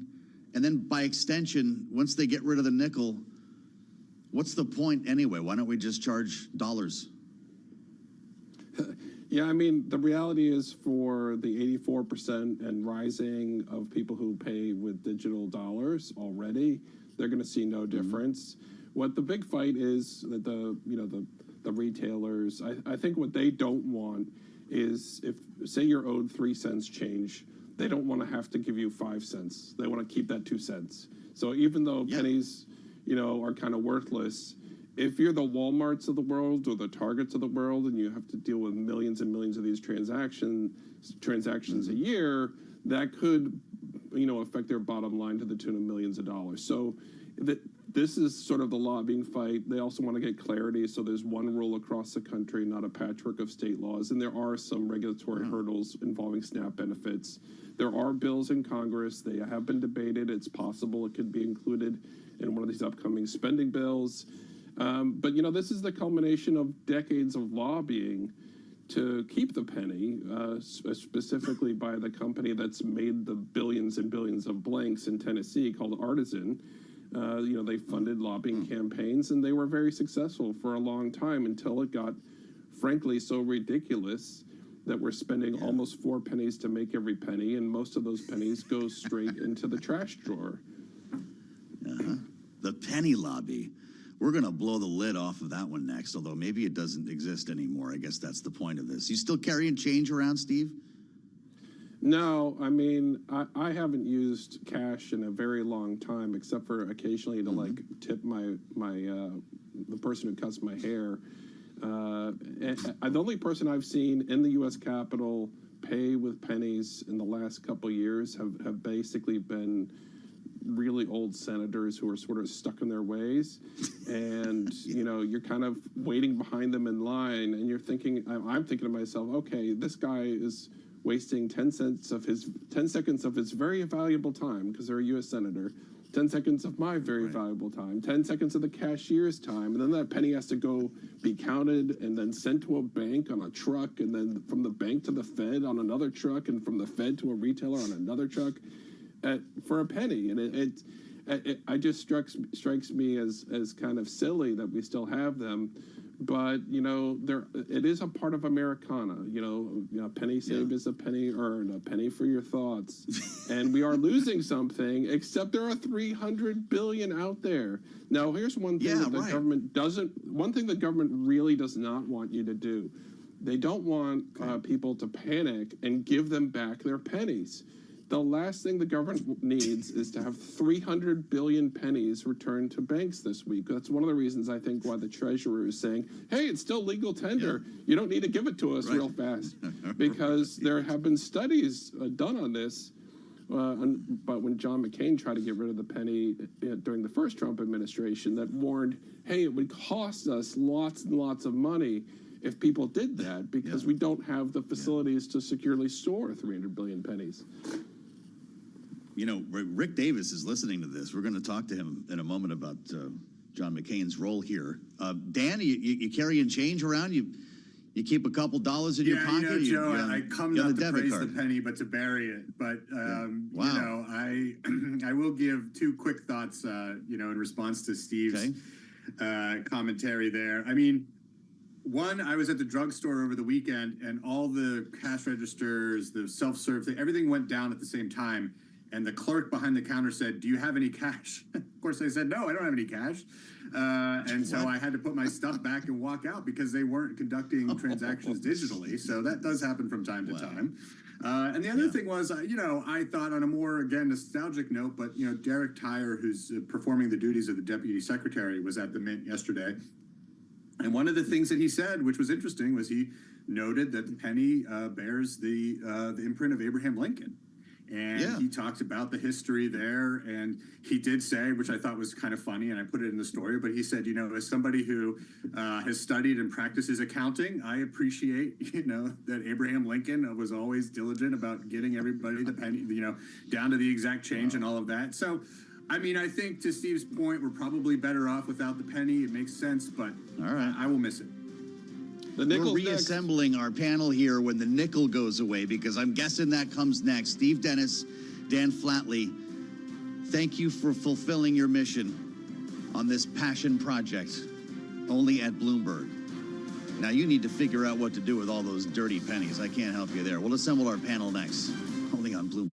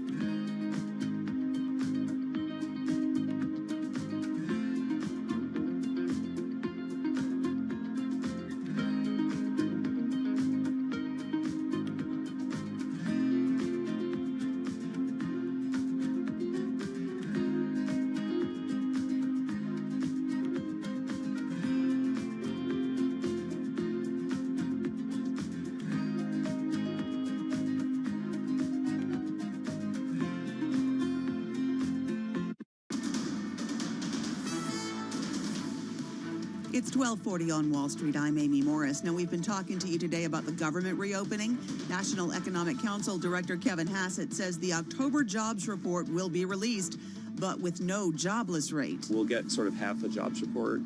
Most everything else, I think, we'll be able to concoct the correct number after we look back. But we will never know what the unemployment rate was in October because there wasn't a household survey. Hassett told reporters outside the White House the September jobs report was already cooked, in his words, and that report should be released next week. Walt Disney shares about 9% lower after the company missed revenue expectations and said expenses for its film studio would weigh on its current quarter. Disney was strong in parks and streaming, but weaker in film and TV. That was dragged down by shrinking viewership at its traditional TV channels. Cisco shares 4.5% higher. That company updating chips and networking gear to better connect server racks and data centers to handle complex AI tasks. That company has boosted its 2026 forecast, expecting sales of as much as $61 billion. And we do check markets for you all day long here at Bloomberg. The S&P 500 down 1%, NASDAQ down 1 3/4%, the Dow is down 0.8%, the 10-year Treasury yield at 4.07%, and the 2-year yield at 3.58%. Minneapolis Fed President Neil Kashkari says inflation remains too high. He says the labor sector also looks like it's under pressure. And San Francisco Fed President Mary Daly says it is just too soon to say whether they should lower interest rates in December. For on-demand news 24 hours a day, subscribe to Bloomberg News now wherever you get your podcasts. I'm Amy Morris. That's a Bloomberg Business Flash. Now back to Balance of Power with Joe Matthew. All right, Amy Morris, thank you so much. We'll get back to Amy top of the hour here and see how things are shaping up. It has not been a great day on the markets, obviously. Despite the fact that the government is reopened, we thought there'd be some optimism around this, but guess what? Everyone in Washington is still upset as well. No deal yet on a health care extension in terms of subsidies, no common ground when it comes to health care at all, it sounds like. And of course, the CR only goes to January 30, so there are worries about whether we're counting down to another shutdown in the new year. All of this, of course, has yet to become known, with the President of the United States taking a victory lap last evening. He did sign that bill, so we're reopened. We're waiting for the airports, the SNAP benefits, and everything else, paychecks for federal workers to follow. The newest member of Congress, by the way, has had the lapel pin for less than 24 hours. It was 4 o'clock in the afternoon yesterday, right before they got to voting, that Adelita Grijalva of Arizona, the Democrat, was actually sworn in, having waited through the entire shutdown. Speaker Johnson had said he was following the Pelosi precedent. We'll ask Archie about that in a minute. But there was a speech. We had the formal swearing in. Congresswoman Grijalva had this to say. It has been 50 days since the people of Arizona's 7th Congressional District elected me to represent them. 50 days that over 800,000 Arizonans have been left without access to the basic services that every constituent deserves. This is an abuse of power. I will sign the discharge petition right now to release the Epstein files. Justice cannot wait another day. Yeah, well, she said it. We'll talk about the Epstein files as well and the discharge petition that now has the votes. That's why many thought she had to wait over 50 days to stall this whole effort. And now we understand the discharge petition will get a vote next week, not in early December, as both Ro Khanna and Tim Burchett told us yesterday. So let's bring in the panel on all of this. The end of the shutdown, and yes, the Epstein files. Rick Davis is here, Bloomberg Politics contributor, Republican strategist, and partner at Stone Court Capital. And with me in studio, Archie Siddiqui, former senior aide to the aforementioned House Speaker Nancy Pelosi, founder, CEO, Bellwether Government Affairs, our Democratic strategist. Great to see both of you here. And Archie, I'll start with you on this. The symbolism of that swearing in was clearly meaningful for Democrats in the chamber, beyond the Epstein files. Yes, absolutely. I mean, I think it shows that elections matter, and having it was interesting. It did take her 50 days, yeah. which, given the state of the world, affordability, all these issues that are going on, it was a little bit it was jarring, I think, for Democrats. But I think it's one more seat, one more person to fight for constituents and on this affordability agenda. Is the Pelosi precedent a real thing? Speaker Johnson said he was simply doing what Nancy Pelosi had done before him. I think think if Speaker Johnson was taking, I guess, a template from Speaker Pelosi, then it probably would have been maybe on the shutdown negotiation, bicameral, bipartisan negotiations. So it's this picking and choosing and cherry picking. I would say no comment. All right. Rick, how are you feeling today? Because everybody we talked to last night, D's and R's, we're all in a bad mood. Nobody's on the same page with health care. The president's angry. He was trying to score points last evening, saying, remember what they did here to partially ruin the country. We still have a couple 100,000 workers who have yet to be paid. How do you pick up the pieces from the longest shutdown in history? Yeah, it's amazing how miserable Washington comes when they overcome misery. The Washington shutdown was not good. And the fact that everyone immediately is, instead of celebrating the fact that they finally got a bipartisan solution to this, and by the way, Republicans should be thrilled. They took our deal, right? I mean, like, I don't really get why any Republican would argue about this. It's the first time they've sort of stuck to the negotiation and said, this is the only thing we're going to say yes to, and the Democrats capitulated and gave it to them. So I don't know. I mean, maybe it's just the time of year. Maybe it's kind of grumpy before Christmas. I mean, there's a Grinch aspect to this that I don't understand. But look, if that part's over, and now we get to fight over the fun stuff, real stuff, health care, and Jeffrey Epstein, which I'm not sure is real, but that's definitely going to get its time in court. God, well, yes, indeed, and we're going to get into that in a moment. I do want to mention we just heard from Senator John Fetterman's office, and I'm just reading this with you for the first time. During an early morning walk, Senator Fetterman sustained a fall near his home in Braddock, and they say out of an abundance of caution, he was transported to a hospital in Pittsburgh. Upon evaluation, it was established that he had a ventricular fibrillation flare-up that led the senator to feeling lightheaded, falling to the ground, hitting his face, and he did sustain minor injuries, it says. The senator had this to say: if you thought my face looked bad before, wait till you see it now. So he's at least got his sense of humor with him still, and we'll let you know if anything else comes from all of this. Senator John Fetterman falling this morning while he was out for a walk. So let's talk about this effort to expose the Epstein files, because if you've been reading anything recently, you see that many are being exposed, having been released through the Oversight Committee in the House. Democrats released a couple of selected emails yesterday. It didn't make the president look very great, and then Republicans dropped about 20,000 documents here, as they had promised to do in this effort. The Speaker, Mike Johnson, was asked about all of this last evening, the effort to bring this through the committee and also by the discharge petition we were just talking about. Here's Mike Johnson. We have been for maximum transparency of the Epstein files from the very beginning. What I was opposed to is the reckless disregard that was used in drafting the discharge petition. And we've been over this many times, but it was not drafted in such a way that it would adequately protect innocent victims.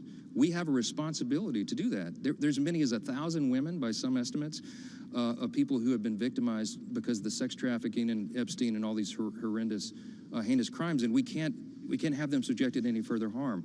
So we wanted to make sure that they were properly, whose names were properly redacted out of the files.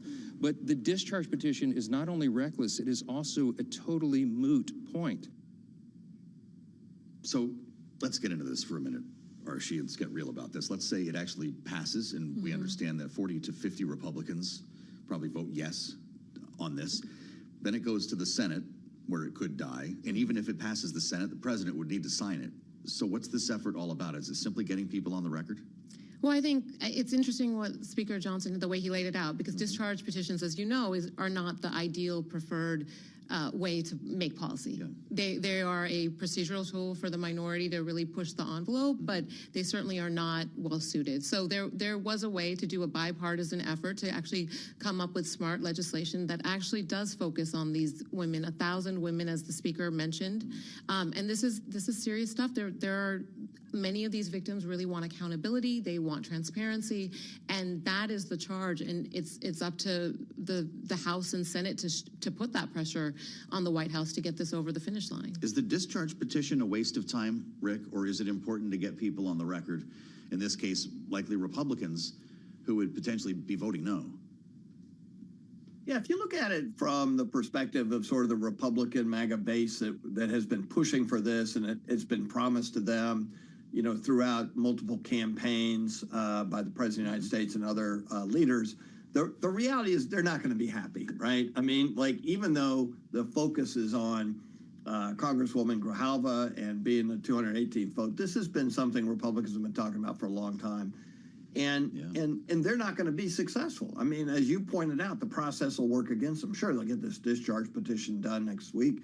It'll go to the Senate, where it likely will die, but it will not have Donald Trump's pen attached to it. I mean, this won't be one of the beautiful signatures on a fancy leather-bound document. And so what's going to happen then? I mean, like, it's really quite of a trap. If anything, a great trap set by Democrats to make Republicans look like hypocrites, because they haven't used the offices of the DOJ to distribute this information, which they said they would do. And so it honestly, I think that, you know, no matter what happens, it's going to be a mark on Republican leadership not making their base happy. All that being said, the trap is also set for the Democrats, because talking about Jeffrey Epstein is not talking about affordability, is not talking about health care, is not talking about their wins last Tuesday in elections. I mean, they are way off message. The Epstein files will not succeed as being an electoral issue. It's just a distraction, and frankly, one probably welcomed by some Republicans at this point. Wow, fascinating. We heard from Lauren Boebert yesterday, who apparently got an invite to come over to the White House and was sat down to talk about maybe reportedly removing her name from the discharge petition. She went on Twitter after and wrote simply, "I want to thank White House officials for meeting with me today. Together, we remain committed to ensuring transparency for the American people."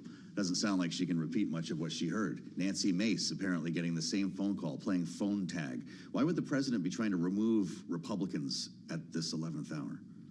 You know, it's interesting. I think it goes back to what Rick was talking about in terms of the Republican base and how this was a promise. And, you know, the Congresswoman Grijalva's election really did break the logjam. Till this point, this issue has been shoved in the wayside. One place where I would push back a little bit with Rick is this isn't about electoral politics. This is actually about the young women who were harmed and creating kind of some sort of sense of closure and some sort of path forward. Well, you know the line from Republicans. Mike Lawler said it to us even last evening. Tim Burchett said Democrats do not care about these victims. They are just motivated by politics to make Republicans and specifically Donald Trump look bad. Well, you look at it's a pretty tough line. It's a tough line, and on top of it, look at. I mean, if I think Rick is right. If anything, if Democrats were being political, it would be talk about, especially after these last elections, talk about affordability, double down there, and put this in the background. But I think at every level, Democrats know that they have to push this forward to do the right thing by these women. You know what else Tim Burchett suggested last evening, Rick, that we've heard from a lot of Republicans, is that if there was actually something in here that would damage Donald Trump, Democrats would have pulled this out during the campaign. Is there not some truth to that?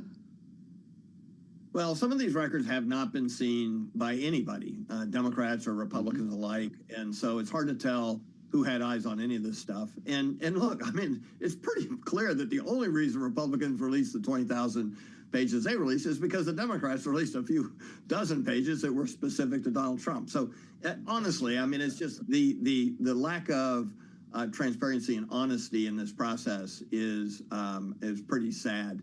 But again, it's all off message. Republicans shouldn't be talking about this, and Democrats are going to miss an opportunity by talking about this. And the whole thing, I think, is just a distraction to the American people. None of these promises should have been made. This should have been done through a legal channel and nothing more. It's not, you know, I agree. It shouldn't be a political issue, but it's one now, and it's going to occupy a lot of our time. But I would also remind everybody, once you've signed a discharge position and it goes live, in other words, it has the 218th number, you can't take your name off of it. It's actually outside the rules. So hauling these people over to the White House last night just added more fodder to this notion that do they have any idea what happens on Capitol Hill procedurally? Because they can't remove their name. Yeah, well, maybe that's why they called her before Grijalva was sworn in. That's a great point, Rick. Fascinating conversation that's going to get louder next week, because we're going to have the vote on the discharge petition, and reportedly Ro Khanna and Thomas Massie will be having another news conference with victims. So prepare to hear a lot more of this. Rick Davis and Arshi Siddiqui, our great panel, will be back in our second hour as we welcome our global television audience to the conversation. And we'll have Tyler Kendall with us as well, live from Washington. The government's back open, and everyone's still angry. And that's how we do it around here, it seems. We'll see if we can get to the bottom of this debate on health care. Brad Sherman, the congressman from California, will be with us straight ahead.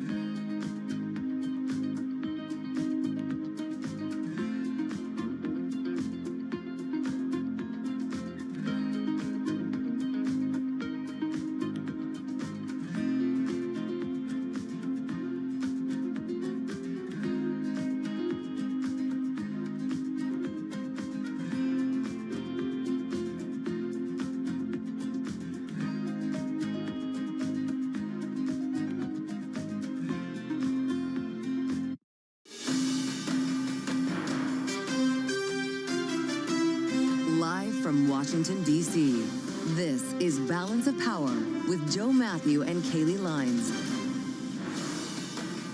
The government is back open. Now comes the hard part. Welcome to the Thursday edition as lawmakers prepare for a grand debate over health care after the president signed the bill to reopen the federal government. After a record closure, they're hoping to avoid another shutdown in the new year. I'm Joe Matthew alongside Tyler Kendall in Washington. Thanks for being with us here on the Thursday edition of Balance of Power on Bloomberg TV and radio. Tyler, lawmakers out of town already, but they've got just about the end of next month to figure out this whole healthcare puzzle. Right, exactly, because that's when the Affordable Care Act premium tax subsidies are set to expire, and this deal doesn't do anything about it besides for promise a vote in the Senate. But of course, Joe, that doesn't mean that there's going to be a vote in the House or any of the policies going to get enacted. Yeah, that's for sure. The president taking time as he signed the bill last evening to chastise Democrats, tell voters to remember what they did to the country during this time. And we should note that we're still waiting for SNAP benefits to be fulfilled. We're still waiting for the air traffic control system to settle down following thousands of delays and cancellations. And of course, for federal workers to get paychecks, Tyler. Right. It's going to take a little bit of time to restart the government after the longest shutdown in U.S. history. We should note of that tally last night, 6 Democrats joined Republicans in reopening the government. And we saw a trend like we saw a trend in the Senate. The senators that voted aren't up for re-election. The 6 Democrats that voted for this are all in battleground districts. It's something that we're going to be watching as we head into the midterms, but something that the markets are, of course, watching today. So that's why we head to Amy Morris here in Washington for a look at the Thursday trade. Hey, Amy. Hey there, Tyler. You know, Tesla says it's working on Apple CarPlay. That's something consumers have been asking for. Tesla says they'll start the rollout of CarPlay in the coming months. Tesla shares right now about 7% lower. The European Commission is investigating Google over concerns it unfairly demotes some news results that may be violating the bloc's Digital Markets Act. Google calls the investigation misguided. Shares of Google parent Alphabet down nearly 3%. Minneapolis Fed President Neil Kashkari says inflation remains too high at about 3%, warning that while parts of the U.S. economy are thriving, pockets of the labor market are coming under pressure.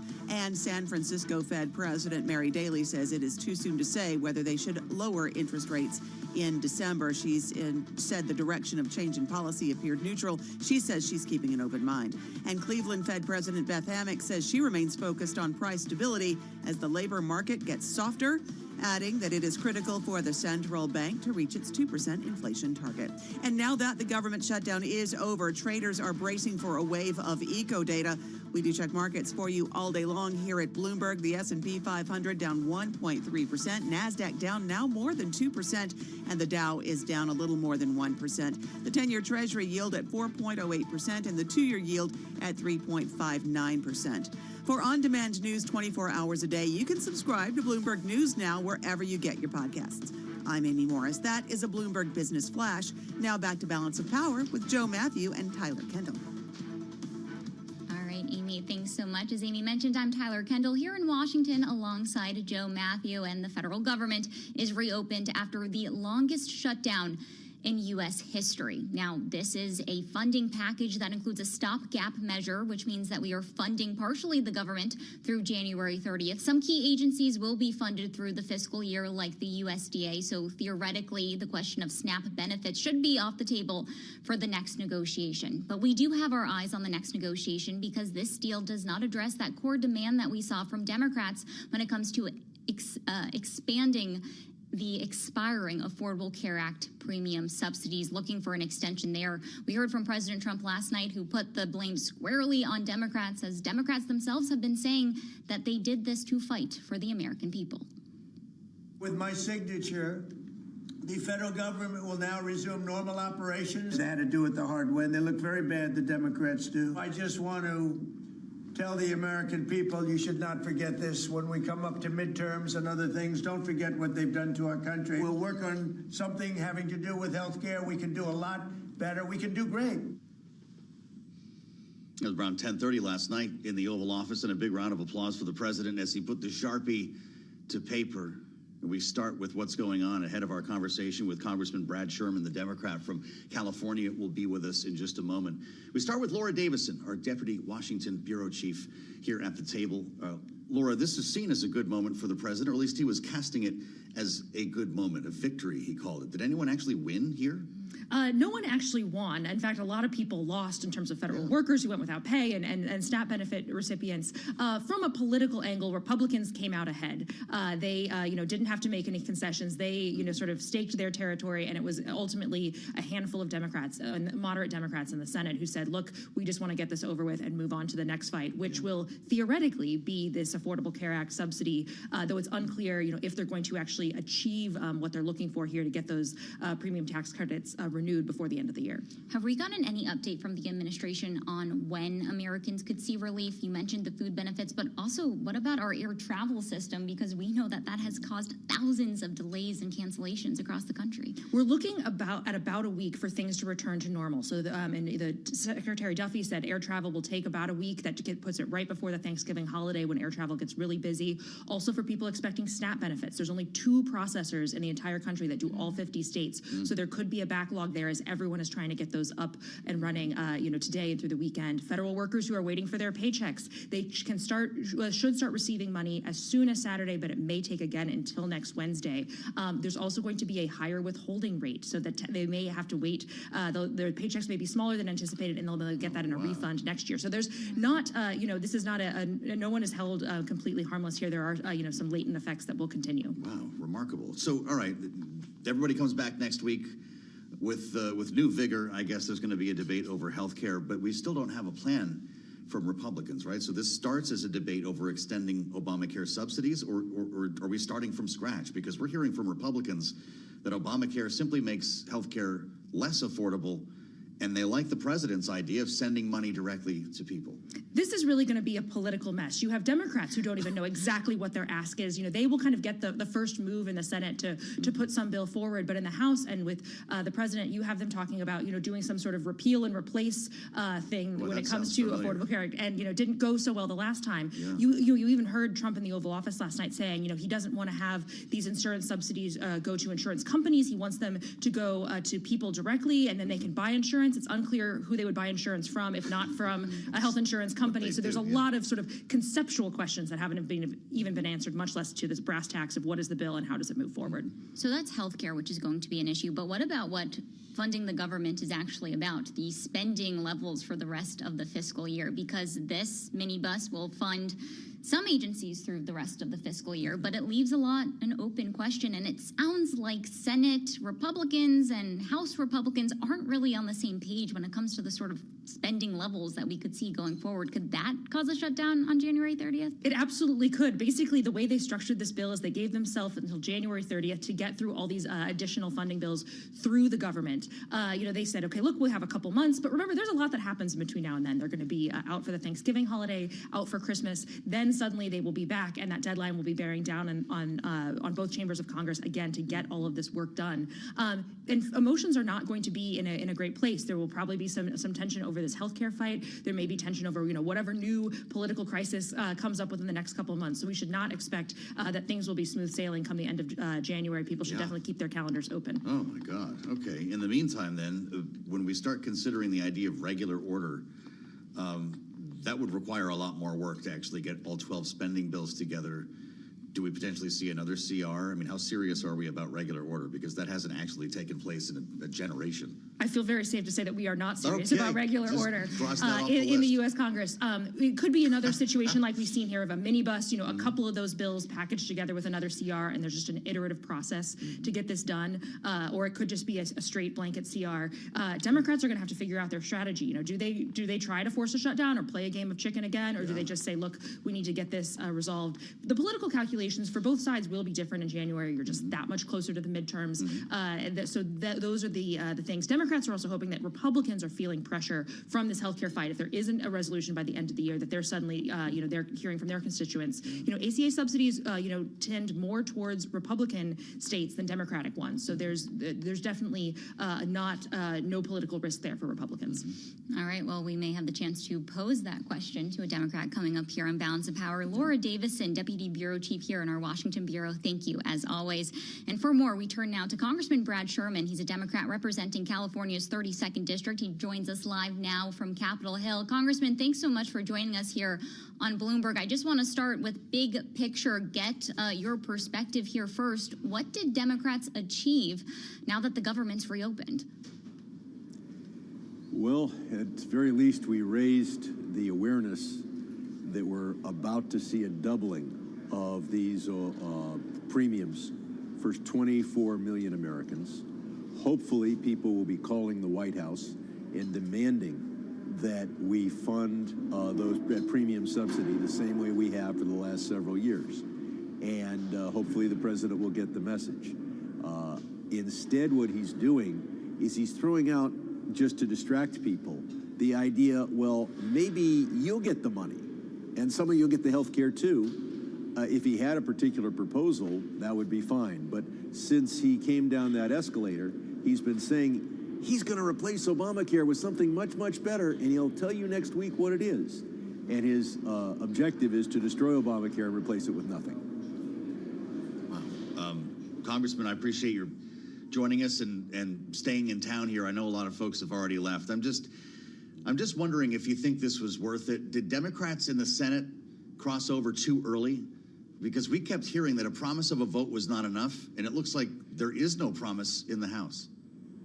The promise of a vote is illusory. Even if they were to vote it on the Senate, it probably wouldn't pass because Republicans would vote against it. Even if it passed the Senate, it would be shredded as soon as Mike Johnson, the House Speaker, got his hands on it. So that's an illusory promise. What we really need is to bring down the cost of the overall healthcare system. And that requires, I think, adopting Medicare for all. We've just got a crazy and complicated and very expensive system in this country. Medicare for all is the way to make it sane. Also, I'll be introducing a bill later this month or early next month to regulate all pharmaceutical prices the same way we regulate electric prices. Well, I appreciate you bringing up some tangible policy solutions we could see to help lower costs for Americans when it comes to health care, because we've heard Republicans say that just extending the Affordable Care Act premium subsidies would be putting a subsidy on top of subsidies. That's often the talking point that we hear. But I'm wondering, do we need to see an extension first when it comes to these tax credits in order for there to be time down the road to negotiate on a fuller deal like you might be outlining here? Look, President Trump, he keeps talking about abolishing Obamacare and replacing it with something even better, and he won't propose anything. Progressive Democrats have. We call it Medicare for all. But that's not a solution to the problem that we have in the next 6 weeks. Those premiums are going to double. We need those subsidies restored, and if millions of people will call the White House and say that, it'll happen. Medicare for all. Congressman, you're bringing us back to 2008, 2009. If Barack Obama could not get that done, how do you do it with this Congress? Well, we tried Obamacare. It's worked, I think, reasonably well. Republicans think it needs to be repealed and replaced. They don't have a proposal. We do. And I think that as more and more attention is paid to our healthcare system, we'll realize that we are by far not the healthiest of the rich countries in the world, but we pay usually about double for health care what other advanced countries do. A system of covering everyone makes sense and would be a lot less expensive. Have you gotten any indications from Republicans that this is something that they would negotiate on? Have any talks been happening on Capitol Hill? I realize you've only been back for one day, but it is clear that this has been the issue that we've been teeing up for a conversation on this entire shutdown. There are a few Republicans that want to restore the Obamacare subsidies, more in the Senate perhaps than in the House, but Republican leadership, I think, is going to try to do either nothing or do just a little bit so that they can say they did something. But they're hell-bent on even increasing the tax cuts for the very wealthy, and they know they can't do that without gutting programs like Obamacare. I want to ask you about the discharge petition that we now understand will get a vote next week to release the Epstein files. We spoke yesterday with Ro Khanna and with Tim Burchett about their efforts here to get the files out. And I'm wondering if you're prepared for that vote, and if that's as far as we go, Congressman. It doesn't appear to have support in the Senate. The president would have to sign it, right? Is the Oversight Committee the best venue for these documents? Well, the best venue is the floor of the House, and we will be voting on that next month. But it's going to take a lot of political pressure to get the Senate to vote on it. The reason for that is that in the House, you have a discharge petition process. so 218 members can sign, and a few Republicans joined us. In the Senate, it would take a lot of pressure on Thune because there is no discharge petition process. There's only popular will. But is there any indication that that pressure is building, or is this going to be a futile exercise if ultimately these documents don't get released? I think that this is the issue that will not die, and that eventually the public will demand the release of the files. You see the release of some of those files just this week. We're going to continue to have that, and ultimately the president is going to have to explain what his relationship with Epstein was and why he is so opposed to releasing the documents. You know, you step back from all of this, Congressman, I just wonder how you're feeling today. We've been talking with Democrats and Republicans over the past 48 hours, and in fact, over this entire shutdown.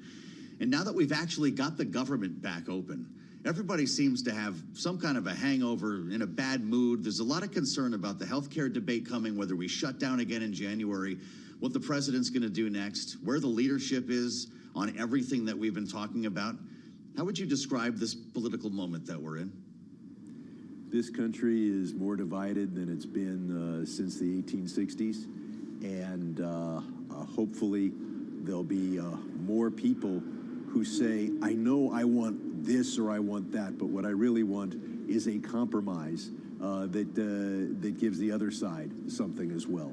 I haven't seen that from either side of the political spectrum, and all the polls are telling, and a lot of the problem is your phone, which is programmed to give you opinions that push you in the direction you're already in. And I wish I had a solution to that, but hopefully people are getting more of a reasonable and centrist view here on Bloomberg. So throw your phone on the water, Tyler. If only. Oh, absolutely. Watch Bloomberg, throw away your phone. Yep. Well, that's the political stakes, perhaps. I also wanted to pull on your expertise on the House Financial Services Committee and asked about the economic stakes here, because the NEC director, Kevin Hassett, today said that we may not get the unemployment rate for October. If hindsight's 2020, we're talking about the stakes right now. Do you think in a different world we should have deemed data essential so that we could have accurate forecasts for the economy? Absolutely. I think that what the Bureau of Labor Statistics does is essential. And I know it's been derided by this administration, but the fact is that you talk to people, they think there's inflation. The statisticians have shown us there's inflation. The only guy who doesn't see inflation is Donald Trump. It's good to have you back with us, Congressman. Safe travels getting home. Brad Sherman, the Democrat from California, with us on Bloomberg TV and radio. And Tyler, really does give you a sense of that kind of feeling of despair right now, ahead of the holidays and before this debate begins. And lack of trust, really, Joe, which is something that both sides of the aisle have told us about, but it seems really poignant on the Democrats' end. That's for sure. We'll play it to the panel coming up next. Rick Davis, Archie Siddiqui are with us in Washington, and glad that you're with us as well on the Thursday edition of Balance of Power. Alongside Tyler Kendall, I'm Joe Matthew. This is Bloomberg TV and radio.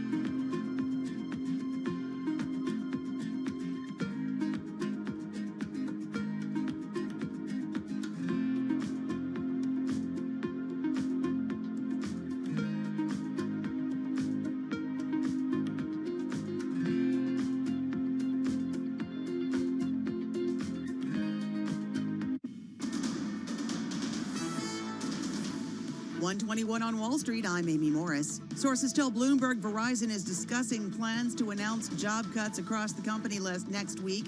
It would be a major step in a transformation led by new CEO Dan Schulman. The size and scope of the potential layoffs are still being discussed, but they could affect a significant portion of the workforce. Sources say the reductions could impact up to 15,000 workers. Shares of Verizon right now more than 1.5% higher. Disney shares nearly 8% lower after reporting sales that fell short of Wall Street estimates. The company predicts challenges early in the new fiscal year, including expenses tied to the theatrical release of Zootopia 2 and Avatar: Fire and Ash. Cisco's shares gained 4% after that company boosted its 2026 forecast. Cisco now expects sales of as much as $61 billion in the fiscal year ending in July. Wall Street traders bracing for an economic data deluge after the U.S. shutdown ended, and that has sent stocks lower. We checked markets all day long here at Bloomberg. The S&P 500 down 1.4%, NASDAQ down 2.2%, the Dow is down more than 1%, the 10-year Treasury yield at 4.09%, the 2-year yield at 3.58%. For on-demand news 24 hours a day, subscribe to Bloomberg News Now wherever you get your podcasts. I'm Amy Morris. That is a Bloomberg Business Flash. We go back to Balance of Power now with Joe Matthew and Tyler Kendall. All right, thanks so much, Amy. As Amy mentioned, I'm Tyler Kendall here in Washington alongside Joe Matthew, and the government is reopened, but the work is still just beginning because while they struck this deal to fund the government till January 30th, we've spoken to analysts and strategists, including Sarah Chamberlain here on this program yesterday, who put the odds of us shutting down again at 50-50, Joe. Yep. And that's because, as our Bloomberg government headline this morning on the terminal read, Dems eye January to reignite the ACA pressure. January 30 is when the money runs out again. And so that gives us a fairly short period of time to reimagine the entire U.S. healthcare system, which some Republicans, beginning with the president, are suggesting, as opposed to simply extending Obamacare subsidies that had been enhanced during COVID. This is going to be a difficult spot when lawmakers return next week and start this conversation after we just heard from Congressman Brad Sherman. There doesn't seem to be a lot of hope at the moment. No, and we've been talking to members on both sides of the aisle. Right now, Democrats have put forward potentially a 3-year extension. That's what they might vote on in the Senate, but that just doesn't seem like that's something that's a viable option for Republicans, at least not with at least structural changes to the program, or, as you're outlining from the president, something new altogether. Give them the money, let them negotiate on their own, is essentially what the president said.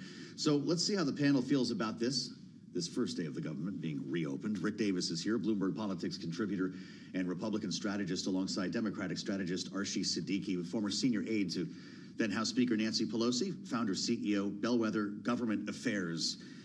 Rick, what are you feeling when you put your antennas up here in the Senate, where it's a pretty different story than the House? Brad Sherman doesn't think that there will even be a vote on health care in his chamber. John Thune, of course, has promised one in the Senate, but it might not pass. If that's the world we're in, are we heading for another shutdown? Yeah, we could be. I'll leave it to the Hill experts to sort of handicap that. But I was interested in a story I read recently that made no sense to me, other than the fact that I'd never heard of such a thing, and that was Senate Democrats, freshmen, were working with their counterparts in the House and their old friends on the Republican side to come up with a discharge petition for a ACA vote in the House. So, one, senators don't usually walk across the Capitol to the House side to figure out something. Yeah. Two, Democrats in the Senate rarely work with Republicans in the House on anything. And so it just shows you that we really don't have a clue what's going to happen next. There's going to be a vote in the Senate. That's the deal on the table. And that will generate activity, both on the Republican side, you know, because there are folks like Senator Cassidy who have a plan to try and, you know, create these accounts for people to put pre-tax income into, you know, at the employer level. But that doesn't cover everybody. And Democrats want at least a symbolic vote on extending the ACA subsidies. So I actually feel like there's a cauldron of success here. I think when you start mixing Republicans and Democrats together around an issue that affects both their constituencies, equally importantly, there's a way to find a path through that. And so I think we're at a stage now, and I think the elections help, that people are trying to figure out what do we do without, Donald Trump telling us what to do. And that has now created some discourse in the Senate that I think could be productive. So, Archie, let's get your thoughts on where this is headed, because Rick had mentioned this discharge petition. It's my understanding, I think 4 Republicans would have to go over to sign it in order to force a vote on the extension. But Rick also outlined that we're seeing some other options floated, like this flexible spending account from Senator Bill Cassidy, who's likely going to lead the negotiations on the Republican side. So where does this land? Because it seems like we have a lot of different options that could be on the table. I find the discharge petition discussion so interesting because in some ways it's just another means of finding political cover. It's so hard to get a discharge petition over the finish line, and it shows a broken promise. So all the Democrats I have talked to have been very concerned that Speaker Johnson continues to just be an extension of the White House in terms of the approach. So ultimately, unlocking this will be up to House moderate Republicans. They are impacted. They have said that they do want an extension. And I would also remind everyone that Leader Schumer did offer a 1-year extension to get us through this piece, and then this could be litigated and there'd be more time. And when you even look at this past summer, there were a number of provisions that expired at the end of December that were extended, but this wasn't one of them. That was the plan, the proposal John Thune called a non-starter. Rick, you're not only a creature of the Hill, but you've run a lot of campaigns, and I'm wondering if you can connect the dots for us here, because as we know, this shutdown will be distant memory by the time people are voting in the midterms, but the issues that we're talking around it and some of the vitriol that we've seen, I suspect, could inform voters' decisions, or at least the posture of a lot of campaigns in the cycle. How about you? What are you expecting? Yeah, look, I've never seen a Republican campaign win on healthcare issues. It's just advantage Democrat every way down the cycle. So smart Republicans on the Hill are trying to figure out how to make sure this doesn't hurt me too much. And the cycle itself, it's a midterm, party out of power. Republicans, aren't in the greatest position. And thirdly, we now see new polling coming out that has Donald Trump's approval rating sinking down to one of the lowest levels we've seen in modern times. So, Republicans are not bullish, in the quiet parlors of their campaigns, about what their prospects are this year. And I think they would be happy to get back to a do no harm. In other words, what do we got to do to make sure that we're not handing the Democrats a campaign issue here that comes back to bite us? They have until the end of the year. They've got some time to fashion a out on this, but as you point out, Joe, the clock is ticking, and it never gets easier the closer you get to these ACA deadlines hitting, and then it's a scramble. So I really, red flags are popping up everywhere on Capitol Hill. They got through the government shutdown, and now they're worried about what next. Wow. But Rick, what does a do no harm campaign, as you're saying, actually look like in practice when you have a president who has been proposing some affordability proposals in the last few days, like the 50-year mortgage, like tariff refund checks, like this idea to give more power to consumers instead of subsidies to insurance companies? Yeah, I guess the point I'm making is they're not looking for some new thing that's going to solve a problem, because they know new things rarely solve problems. There are a lot of Republicans sitting around going, well, what's the harm of just extending the ACA subsidies for a year? What's the downside to that? Yeah, it's expensive. It's inefficient. It's been expensive and inefficient for 5 years. And if I'm going to take away an issue that my opponent can use to really hurt me with my own base in some cases, why would I let them do that? And so that's my point. Existing policy rarely hurts a incumbent running for re-election. It's trying something new that doesn't work is devastating. Well, this shutdown is already playing in at least one campaign ad as we consider the midterm cycle that has already gotten underway. It's essentially the starting gun, as they said, followed last week's elections here. In this case, however, and this is an ad put up by Representative Mike Collins, Republican, who's running for Senate against Democrat Jon Ossoff. the campaign has put up a video of Ossoff talking about the shutdown, except it's an AI deep fake video that has already been rejected by the Ossoff campaign. It's such a glaring example of what is possible here in the worst ways that we thought we would show it to you and see what the panel thinks. Let's listen. Hi, it's Senator John Ossoff. I just voted to keep the government shut down. They say it'll hurt farmers, but I wouldn't know. I've only seen a farm on Instagram. And SNAP recipients don't think they're at my New York or California fundraisers. So who cares? Okay, again, AI generated. Squint your eyes a little bit, Archie. It looks pretty real. It's not as slick as some of the deep fakes that we've seen. But how worried are you about this being a major feature of the midterm cycle? Yeah, I think we've already saw the beginning of this over the redistricting fights, right? That was unprecedented. And now I think we should brace ourselves for a very vigorous campaign, because not only is the House of Representatives and the Senate, both are in play, but most importantly for the White House, right now they're enjoying unified Republican control. And if there is a check and balance on presidential authority, that changes the whole nature of the situation in Washington, The use D.C. of this kind of technology, though, I mean, you might be sophisticated enough to say, well, that's not John Ossoff, but a lot of voters might not be. Well, it also plays into some stereotypes of what Democrats are all about. Yeah. So I think it will be believable for some people. Yeah. Well, Rick, what's your view here? How dangerous is this? And I'm also wondering if this could spur maybe regulation in the AI space more when we're seeing our lawmakers directly impacted by this. Is this going to maybe impact the way that they're legislating around the issue going forward? Yeah, look, you didn't need AI to produce a fake campaign ad. They've been around for a long time.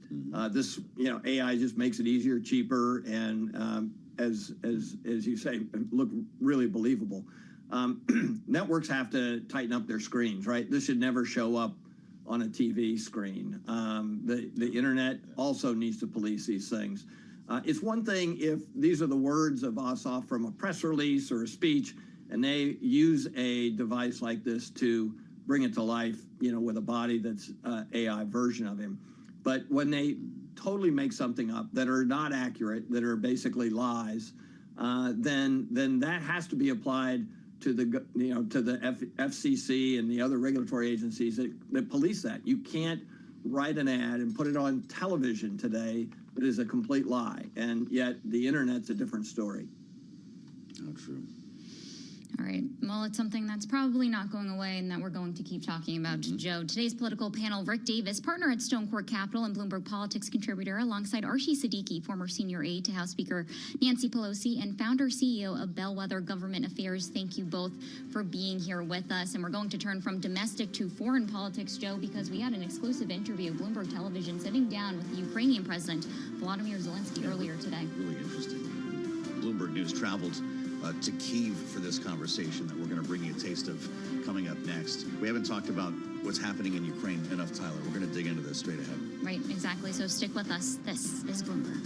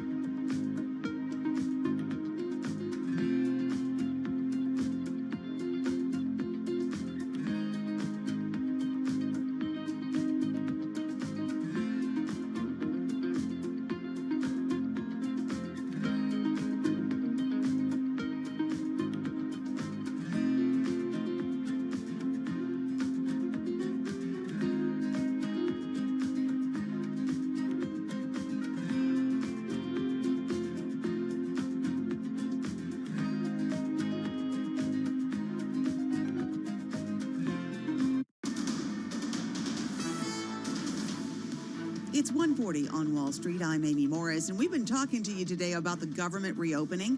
Well, National Economic Council Director Kevin Hassett says the October jobs report will be released, but without a reading of the unemployment rate because of the household survey, which produces the unemployment rate, not being conducted in October because of the government shutdown. Verizon layoffs are coming next week as new CEO Dan Schulman takes charge.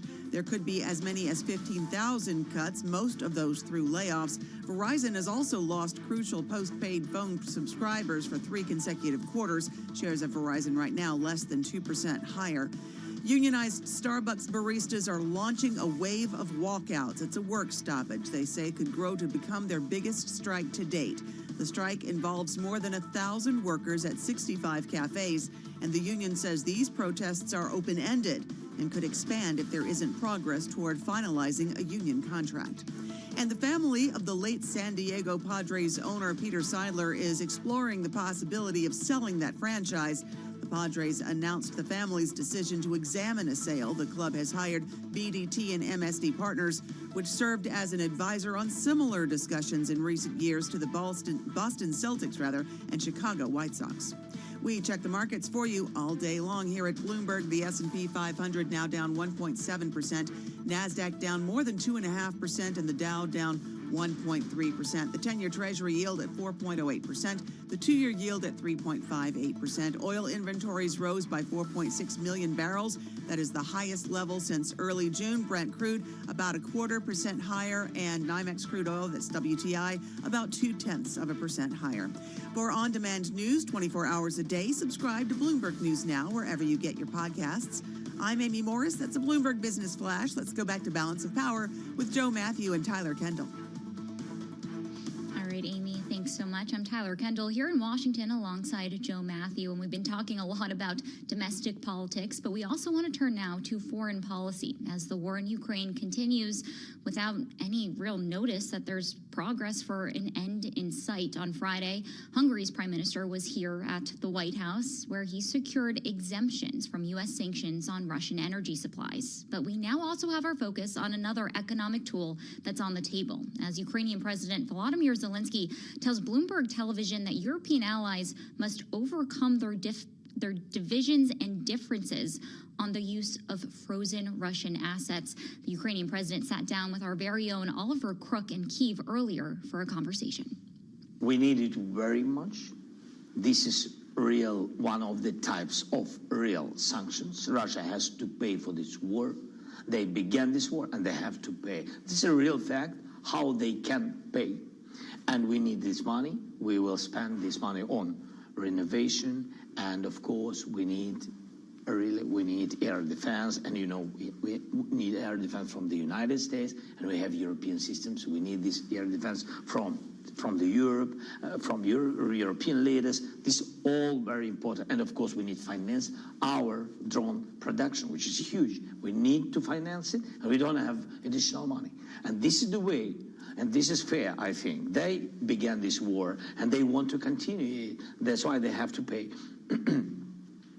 Is this the most significant thing European leaders can do right now to help? Of course, we can get more than 140 billion for today. Right. We can get it. By the way, from the United States, it will be also a good signal, like with energy, like sanctions of the White House, of President. What? Yes, it's about Lukoil and Rosneft and Lukoil. Important step. Yeah. And it brought some our partners, European partners, also to some strong decisions. And we've been happy that there have been 19th package. We are thankful to Europeans for this. Yeah. So that's why if President Trump, for example, will decide that he has some, I think more than 5 billion he has of assets, maybe he will decide to spend this money. It will help. Have you discussed alternatives with allies about Russian assets if that does not come through? Is there an alternative plan? Is there a plan B? No, they understand that we need their support, and if I hope, God bless, we will get this decision, but if they will not have this decision, of course, we together will find we have to find alternatives. It's a question of our surviving. That's why we need it very much, and I count on partners. And on the question of, you brought Donald Trump in connection to the Europeans, why did it take Donald Trump to get the Europeans to ban Russian LNG?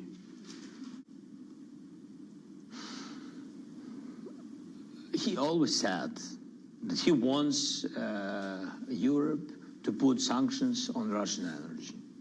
He always said that was during our meeting and etc. And you know that some countries in Europe, they really used it. Yes, it was not the case of 1 year.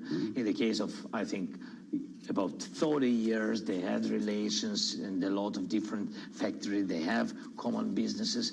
It's understandable. And then President of the United States, he said, okay, I'm ready, and if Europe will be ready. And of course, this decision, this way of sanctions was good, as I said to you, that it was American sanctions and European sanctions. It like split, and they came together. And I think this is good way. It was good way. And that's the same about assets. That's why I raised it about assets, that there are some assets in the United States. If the United States can do it, it will be helpful for European decisions also.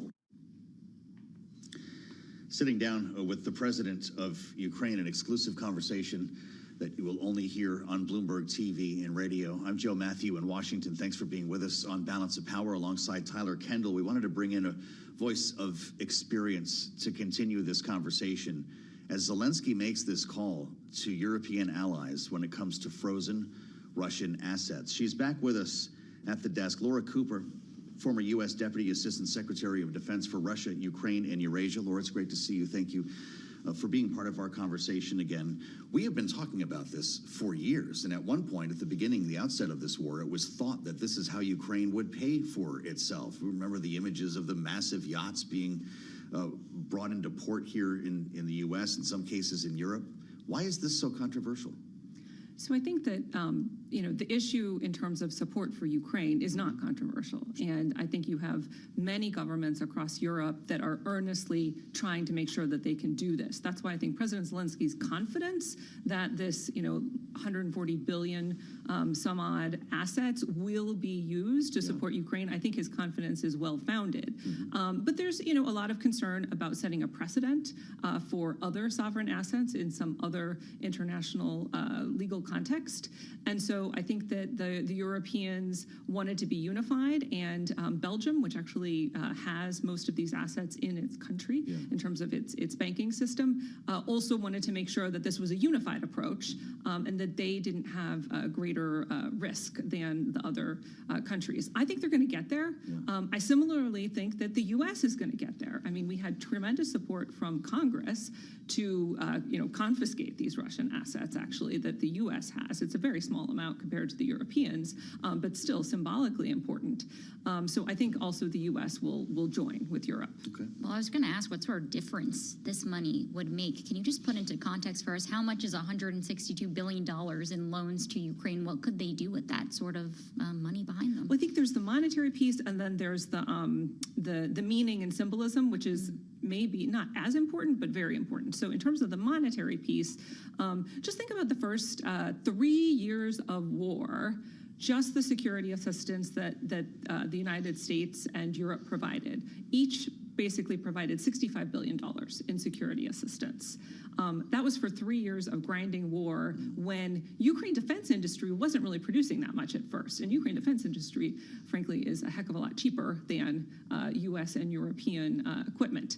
But then there's the meaning behind this. And right now, Putin is looking to Europe and he is looking to the United States, and he is trying to gauge, are you really in, and how long are you in? And so if we signal, hey, we just freed up, billions, $140 billion plus for Ukraine, we are in it for the long haul, this starts to change his calculus a bit. Interesting. It sure seems Putin is in it for the long haul based on what we heard from the former head of MI6, Richard Moore, sat down with Bloomberg and said that recent intelligence assessments show Vladimir Putin has no intention of reaching a peace deal with Ukraine and, in fact, is arming up for winter. What do you make of this? Well, I think if you look at what Putin is saying to his own population, it gives you a sense of the bind he's put himself in. Because he is telling the Russian public that Russia is succeeding, that Russia is making steady progress on the battlefield, and that Russia will achieve the goals that he outlined at the very beginning of this, goals of subjugating all of Ukraine and rolling back NATO forces from their existing borders. So he is telling his people that this is achievable. Meantime, what we know is that, Russia is at over 1 million casualties in this war. And we know that even though Russia has managed to survive on, a defense industry heavy economy, their time will not last forever. So Putin is playing a very cynical game with his own population because he knows he has staked his entire presidency on this war. What about the squeeze of U.S. sanctions on Russian energy supplies? Because there is data showing that we've seen a drop when it comes to Russian crude exports, but we also know that barrels still make their way to the market. How is that impacting the calculus that's playing out right now? So I think this is a move that we have to watch over time. And the signal that it sends is incredibly positive because it shows that, we are prepared to take punitive action against Russia for this war. Putin didn't come to the table. He didn't agree to a ceasefire. Therefore, there will be punishment. So that's terrific. But sanctions are all about implementation and about following through to make sure that all of these transactions actually are accounted for. And that's where it was tough work for the Europeans when they initiated sanctions. It was tough work for the United States when we first initiated sanctions. And so this administration is going to really have to roll up their sleeves and follow the money. The president appears, Trump that is, not ready to provide Tomahawk missiles to Ukraine as President Zelensky had asked. Well, the Department of Defense has approved this if the president wants to go ahead with it. He's made clear that he's not ready to do that now. How quickly would the war end if he did? So this is really important to take in context. The Tomahawk is a phenomenal capability, tremendously useful on the battlefield, but there really isn't a silver bullet here. There's no one capability that can just end this war, and that's in part because it's not just about the capability, it's about the quantity, and it's about what you're actually targeting. So we know that long-range strike is high on Ukraine's list of capabilities that they want to see more of. Right now, the most efficient and cost-effective way to do that is actually supporting Ukraine's long-range drone industry, because they can do it at a lower price point, and the volume they can produce in a short amount of time is nothing like some of these exquisite missiles. I'm not saying they don't need missiles. I'm just saying you can't rely on that. How do these discussions work when you're in the administration? Because we had the Ukrainian ambassador to the U.S. tell us last week that there were positive talks, in her words, when it came to the Tomahawk missiles. But what does diplomacy look like when we are negotiating over the type of weaponry that we could be sending abroad? Well, I cannot speak for this administration, and I don't know what their internal conversations are. But when we were looking to support Ukraine with, the best of U.S. equipment, we always looked at what will the effect be on, in the battle space? How will this be used, and will it be really useful? We looked at our own readiness implications, and do we have enough of this to be able to provide it to Ukraine in a meaningful way? Again, providing one missile doesn't really do much. And we also would look at what are our allies doing versus what we're doing. And I think we always would find a way to increase allied contribution so that we could work on this together.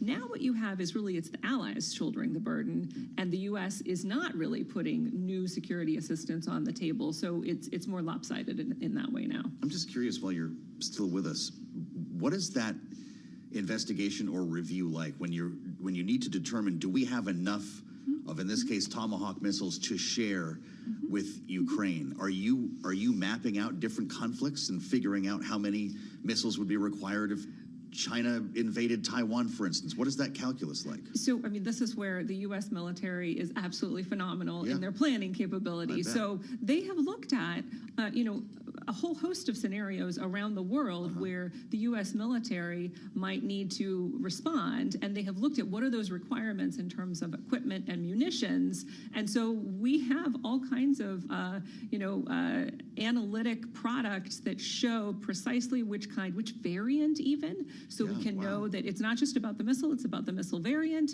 and we know what quantities we need to keep on hand. So it's something we pay a lot of attention to, and we were still able to provide, phenomenal support for Ukraine, even within those constraints. All right, fascinating conversation. Laura Cooper, former U.S. Deputy Assistant Secretary of Defense for Russia, Ukraine, and Eurasia. Thanks so much for joining us. And we were just talking about defense companies. Boeing's defense union, accepts a contract ending the second longest strike ever. A headline just hitting the Bloomberg terminal now. We'll have much more. Join us again at 5 p.m. Eastern on Balanced Power. Alongside Joe Matthew, I'm Tyler Kendall. Stick with us. This is Bloomberg.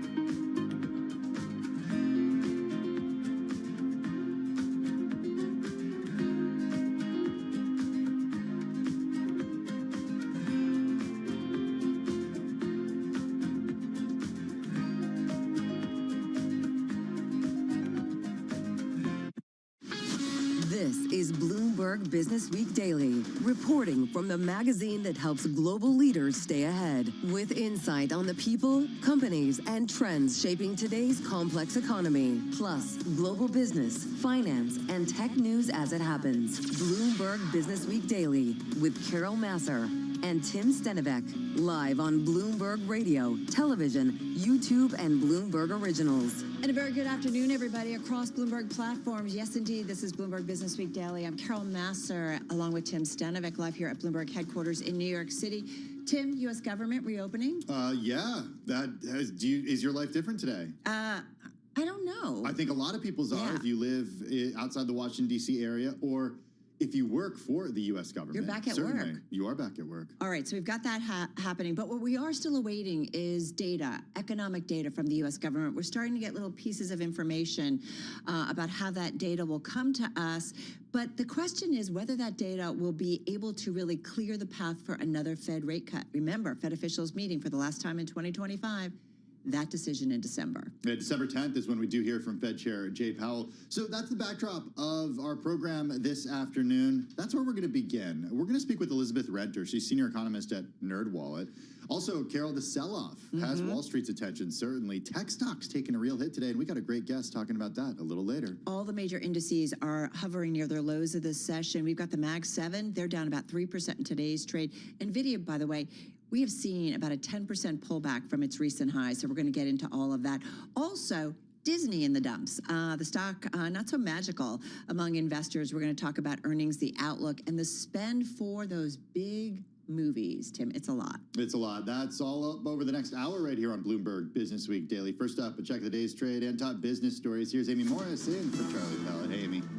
All right, thank you, Tim. And you're absolutely right. There's been a sell-off on Wall Street. Let's talk about that. The historically long government shutdown is over, and you might think that would send stocks higher, but traders are now bracing for a wave of eco data that they've been waiting for because of the government shutdown.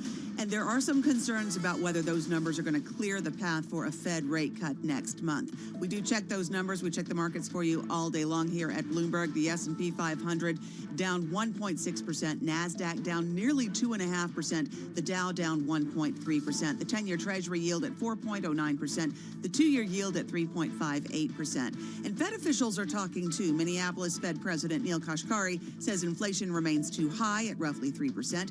San Francisco Fed President Mary Daly saying that it's too soon to say whether they should lower interest rates in December. She added that she's keeping an open mind. And Cleveland Fed President Beth Hammack says the Fed just should hold rates steady next month.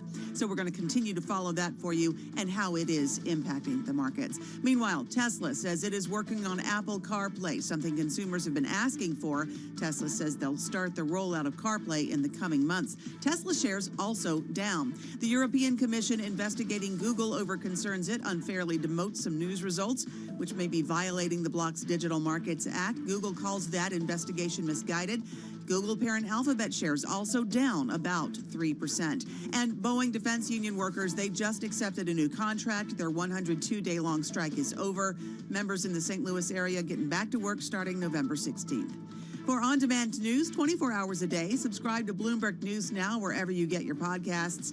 I'm Amy Morris. That's the Bloomberg Business Flash. Let's go back to Bloomberg Business Week Daily with Carol Masser and Tim Stenivek. All right, great stuff. Amy, thank you so much. Amy Morris in for Charlie Pellet on this Thursday. Well, as you know, we've got a sell-off on Wall Street. Traders bracing for a wave of economic releases after the U.S. government shutdown ended. It has driven, though, stocks and bonds lower on concern on whether the data that we ultimately get from the U.S. government as they play catch-up and then start to get back on schedule, whether or not it clears the way for another cut by the U.S. central bank. It's kind of in question right now. Another thing in question is just what this economy looks like. So we're hearing from different companies and we're hearing different things. The latest, Verizon, discussing plans to announce job cuts across the company next week. This according to people familiar with the plans. The move, a major step in a transformation led by new CEO Dan Schulman. Nonetheless, Carol, it's another example of another big company cutting some jobs. Yeah, exactly. And then you do have Fed speakers out there. Federal Reserve Bank of San Francisco President Mary Daly said it's too soon to decide whether policymakers should lower interest rates in December. Here's where we are. Let's see what Elizabeth Renter has to say. She's senior economist over at NerdWallet. She's with us from Durham, North Carolina. Hey, Elizabeth, good to be talking with you once again. So what conviction, first of all, do you have in making calls on the U.S. economy, on the U.S. labor market, on inflation? Hey, well, thanks for having me again. You know, it's tough to make sense of what's going on in the economy right now because the access to data is so limited. We're looking at private data sources and trying to infer what the BLS would have said over the past several weeks, and that's difficult. That's not to say it's brand new, right? Myself and the Fed and economists across the country have been looking at private data sources in addition to federal data sources for some time. We're just having to put more weight on them now than we would have.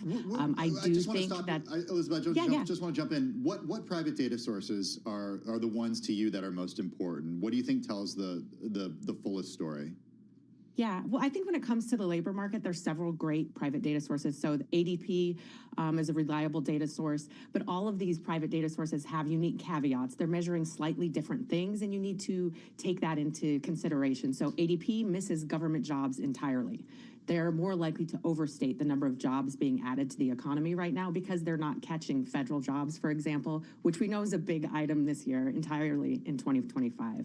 Then you have a source like Revelio Labs. They're another solid source of labor market data, but they're searching job profiles, professional profiles. So there may be a delay in their data because they're catching, if you're open to work on LinkedIn, for example.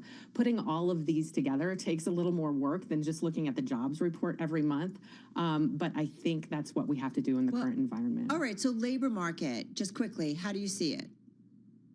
Solid, but gradually cooling, which is, I think, in alignment with what Fed Chair Powell said just a couple weeks ago. You know, there is some weakness. Hiring is slow, but the unemployment rate, according to the Cleveland or the Chicago Fed nowcast, remains in that 4.5% range, so not alarming. We are hearing a lot about layoffs in the headlines, but the headlines and what happens in practice or what would have been reflected in the BLS data are two different things. All right, inflation. So I want to just point out in an interview with Market Watch published today, Cleveland Fed President Beth Hammack said she's worried market participants might doubt the Fed's commitment to its 2% inflation target if the central bank continues to lower rates.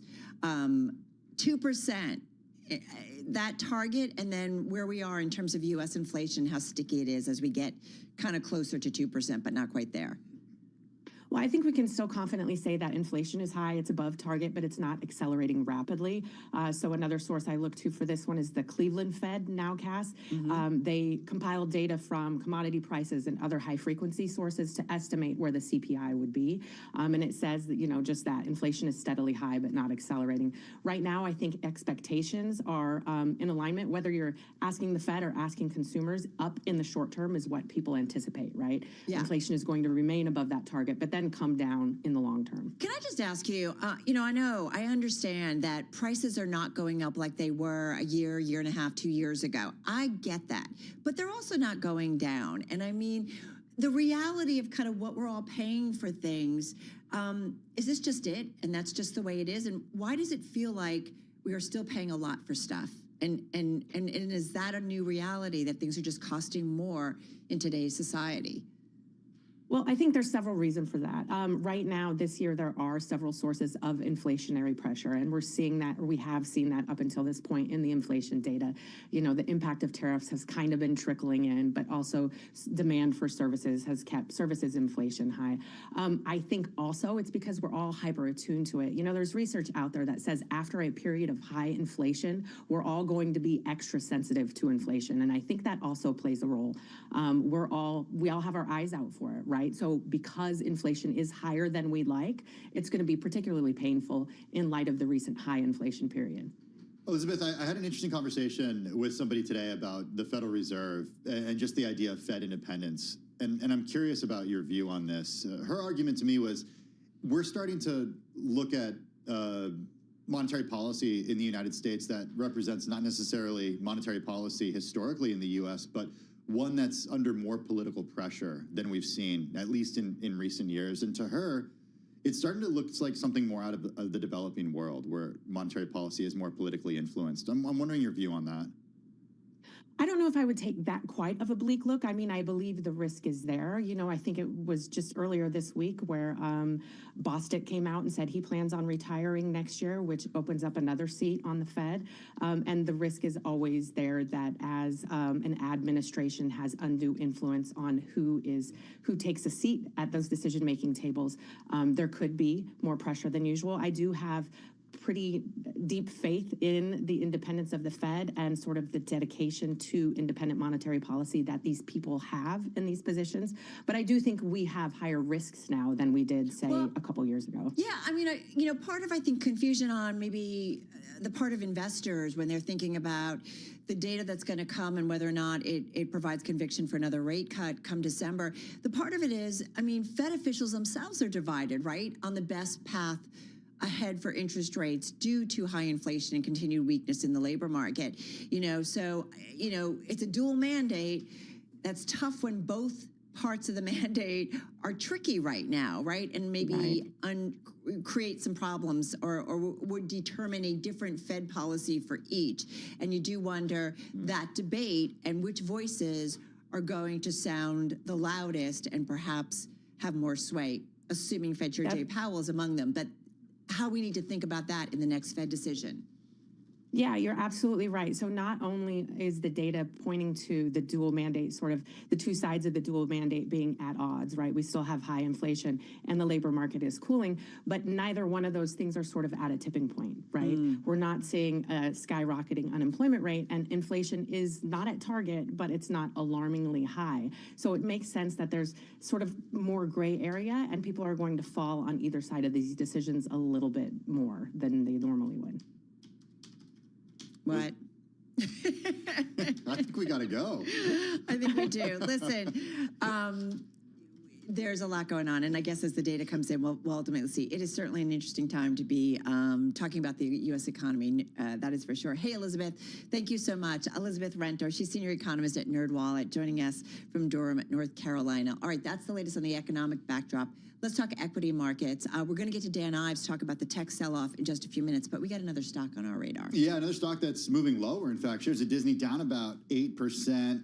Shows that it's not so magical, at least today, in the Magic Kingdom. Shares of the shares of the Walt Disney Company, rather, down the most since April. This says the company reported sales that fell short of Wall Street estimates and set a slate of big budget films, including the new Avatar picture, Carol, are going to weigh on results for the first quarter of its new fiscal year. Yeah, it's definitely played out in today's session. Hey, Disney CFO, Chief Financial Officer Hugh Johnston joined Bloomberg Television earlier today, covered a variety of topics, including a succession plan for the current CEO, Bob Iger.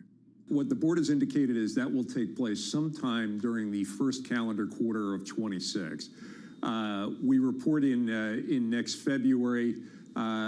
Whether that'll be before or after will be up to the board, but we should have it done by the end of March. All right, that again is Disney CFO Hugh Johnston. As he said, Disney expects to name a successor to Bob Iger by the end of March. Keep in mind, Iger was there for a long time. One named Bob or not one named Bob? That's a good point. Oh, that's right. That's my question. But it was Bob followed by Bob followed by Bob. But okay, Bob Iger there for a long time, considered kind of a mastermind in terms of CEOs and what he did with Disney. Then Bob Chapek came in, and there was a lot of focus, right, on streaming. And then things didn't go Just so reminding well. everybody about the succession last time And around. Bob Iger came back. Exactly, okay. So we'll see whether or not they have to be named Bob. Let's see what our Geeta Ranganathan has to say. She's Bloomberg Intelligence Senior Media Analyst. She's at BI headquarters in Princeton. We're going to talk succession in a moment, whether or not the next CEO, Geeta, has to be named Bob. But more importantly, let's talk about the quarter that was and the outlook that is. What do we need to know about earnings? Yeah, quarter that was fine. It was pretty much in line with expectations, Carol. I think what really has kind of spooked the street a little bit is guidance. Again, overall guidance for fiscal 2026 seems to be okay.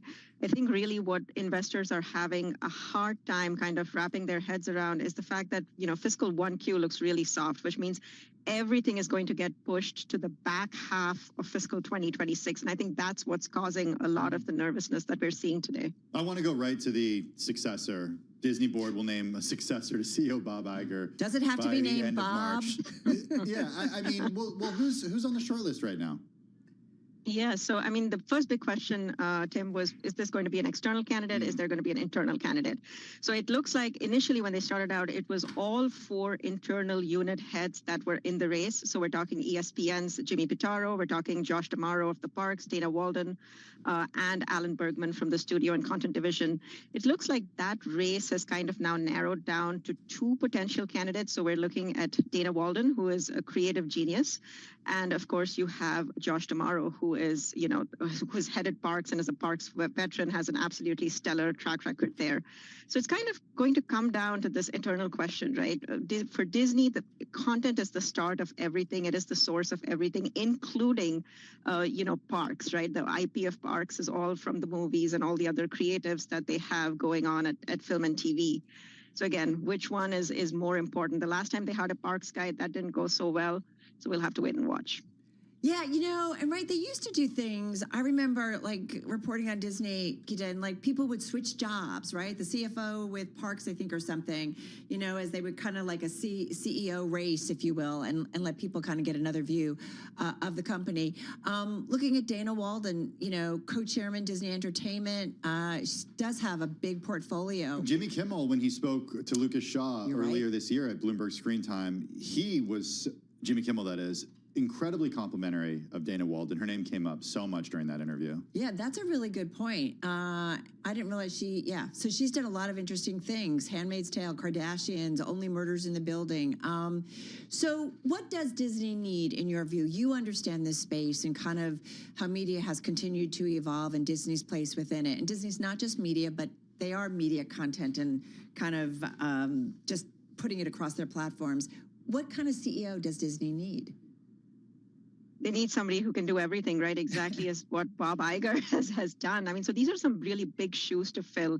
I just wonder with kind of, obviously Dana Walden really good at handling talent. You just brought up the Jimmy Kimmel controversy. I mean, you need to be able to have a lot of charisma. You need to be able to kind of work with a lot of these very, very hard personalities in Hollywood. So I think Dana Walden definitely knows her way around there. She obviously has a great reputation, a great track record. But at the same time, when you kind of look at the bread and butter of the business, that is the Parks business. And you have to kind of be an operations geek and an operations nerd to really get the day-to-day running at all of the parks, at all of the cruise ships, the vacations properties. And of course, Josh D'Amaro is the absolute superstar there. So I really wonder whether they actually need to have kind of a co-CEO structure.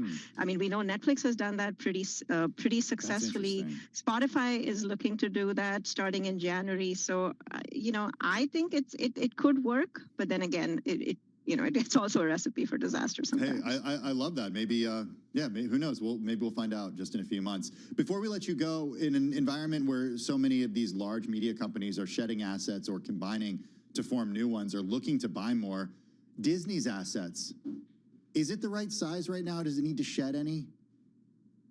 I don't think they need to shed anything. If at all something comes up, it's pretty much just the linear TV networks.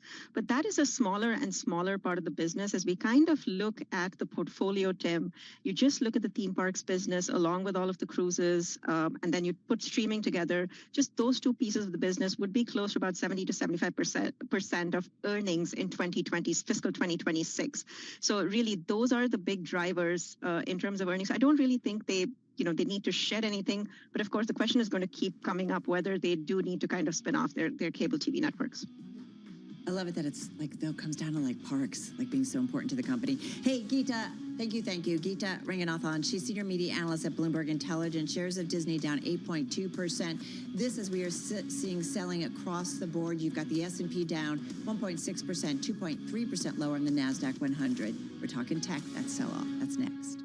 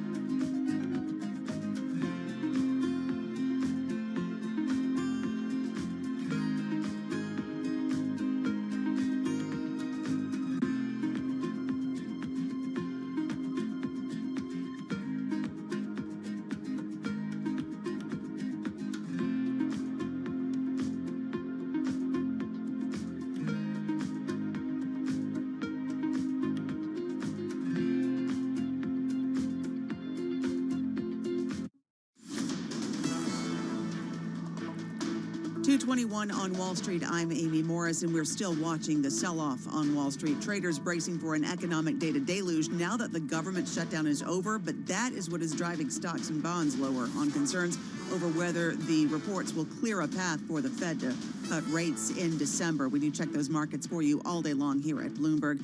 The S&P 500 now down 1.6%. NASDAQ down nearly 2.5%. The Dow down 1.4%. The 10-year Treasury yield at 4.09%. The 2-year yield at 3.58%. Sources tell Bloomberg Verizon discussing plans now to announce job cuts across the company next week.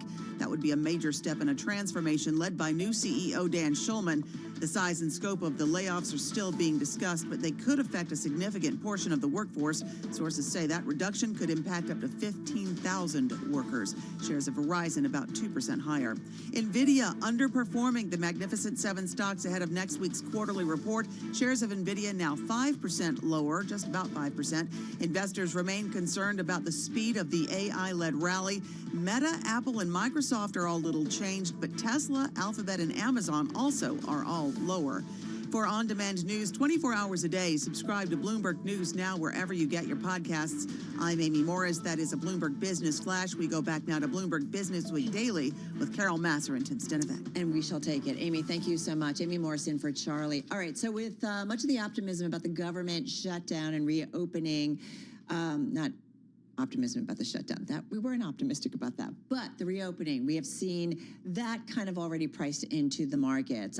Talks about exuberance did resurface after that reopening, but we also now are seeing kind of moving beyond that, and we now have kind of a sell-off in high-flying tech giants. You heard Amy talk about it. We keep on it.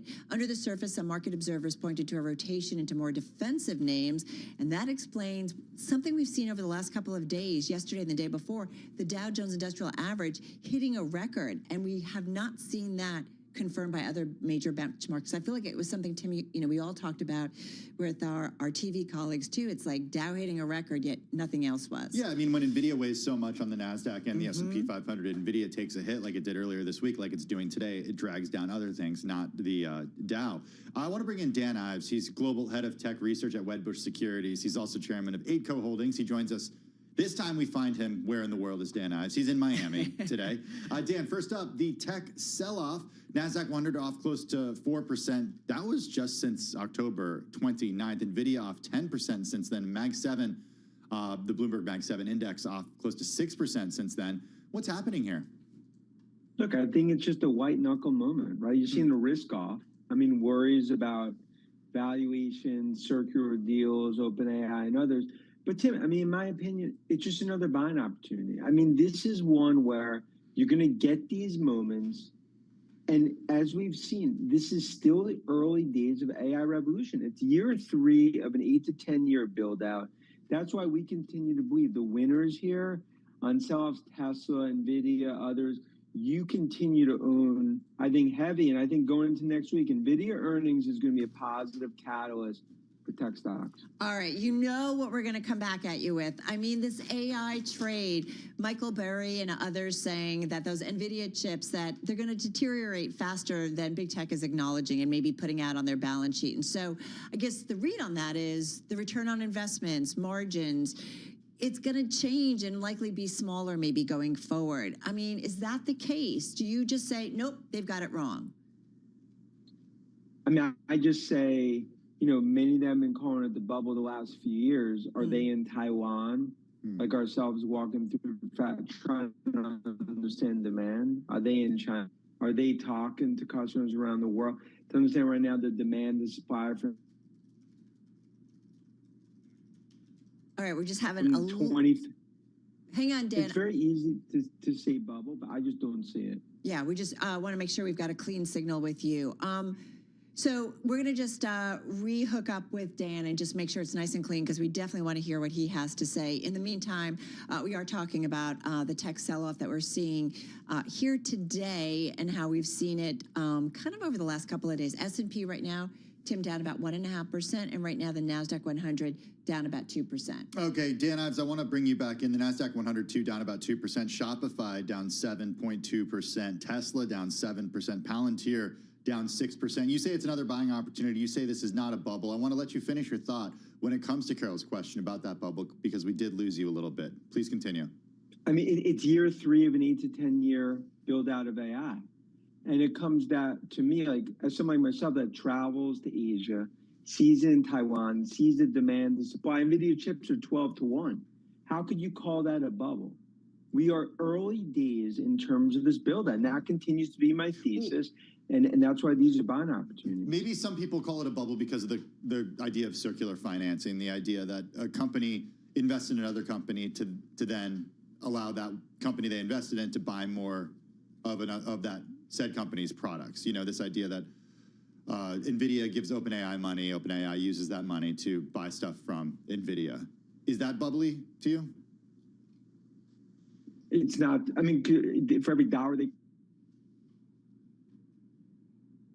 We're having a little bit of a freeze. Maybe we need to buy some of those NVIDIA chips. Where's the 6G we've been promised? That's what I'm waiting for. I don't know. We're hoping we're going to reconnect with Dan Ives because we really want to get his thoughts on all of this.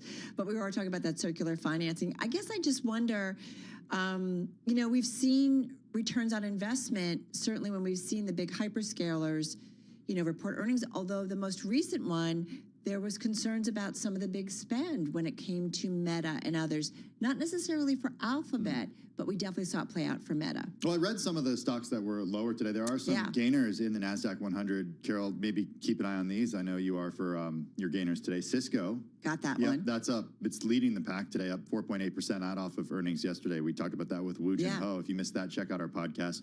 Verisk Analytics, Biogen, Regeneron, Thomson Reuters. So there are quite a few stocks. Regeneron is also another one. In the green, today. A lot of biotech stocks in the green. Well, I'm taking a look at the stocks. So I'm looking at the Philadelphia Semiconductor Index. It's down more than 4% in today's session. There's 30 names in that index. 29 are lower. So nearly all of them are lower. It looks like Texas Instruments is actually up, but just a hair, just barely. And so, there is that question out there. We still talk about AI a lot with companies. I'm just taking a look at the stocks too from the July 11th high. And let me just pull it up. Actually, that's Texas Instruments, but we've seen that one come down.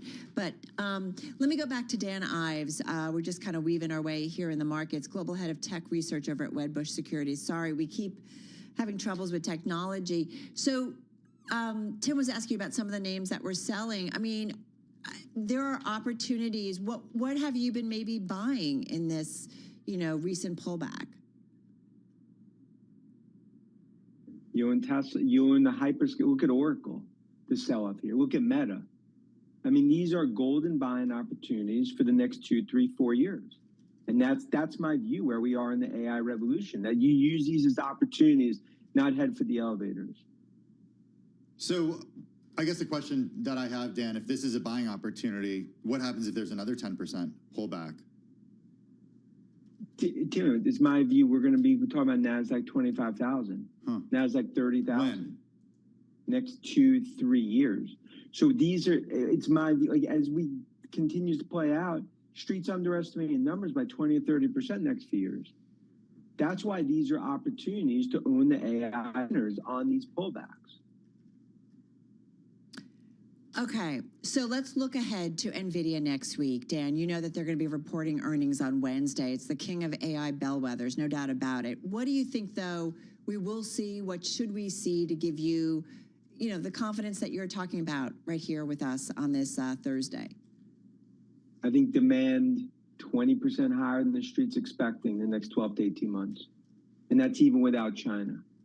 And I think when you hear from Jensen, combined with the hyperscaler, combined with what we see with Palantir, this is a CapEx super cycle playing out. That continues to be the thesis.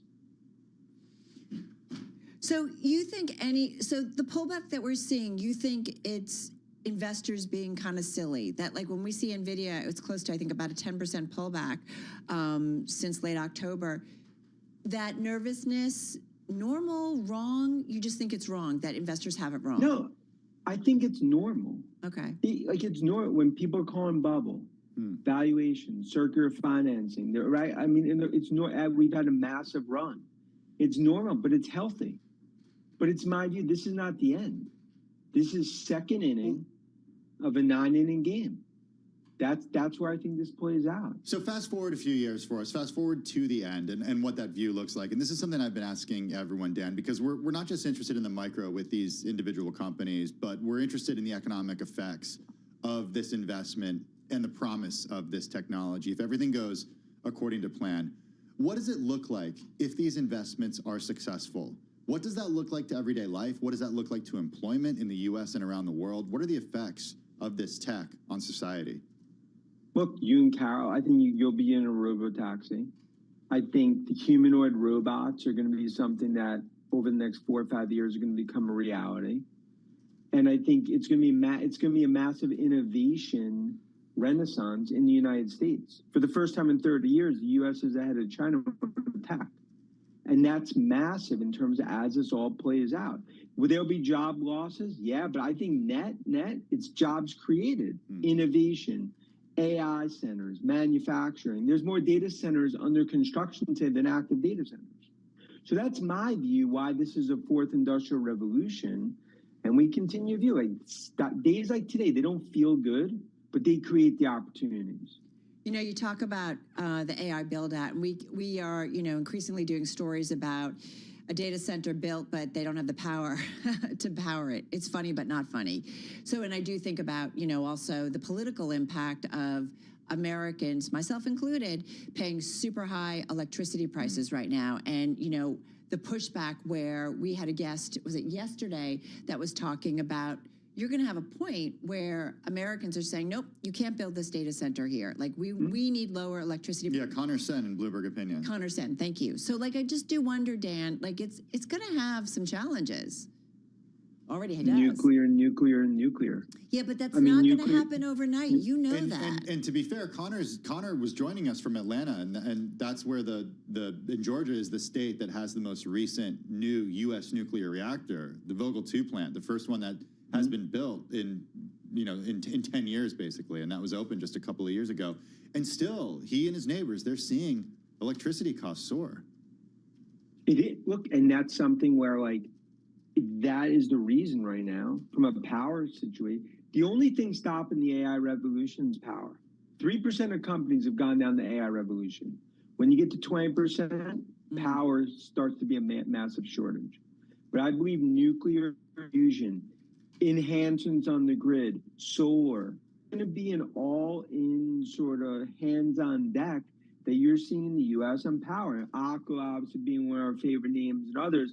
But that's my view, where you're going to see really a massive surge of focus on investment in technology to enhance power in the United States. Well, always appreciate it, Dan. And thanks for being so patient as we went through some of those tech problems. Dan Ives, Global Head of Technology Research at Wedbush Securities, the irony. Got to do some research into the Wi-Fi. No, it's that hotel Wi-Fi. That's it's always the Wi-Fi. Hey, listen, we've got a sell-off on this Thursday. S&P down 1.4%. NASDAQ 100, a decline of 2%. You're listening and watching Bloomberg Business Week Daily.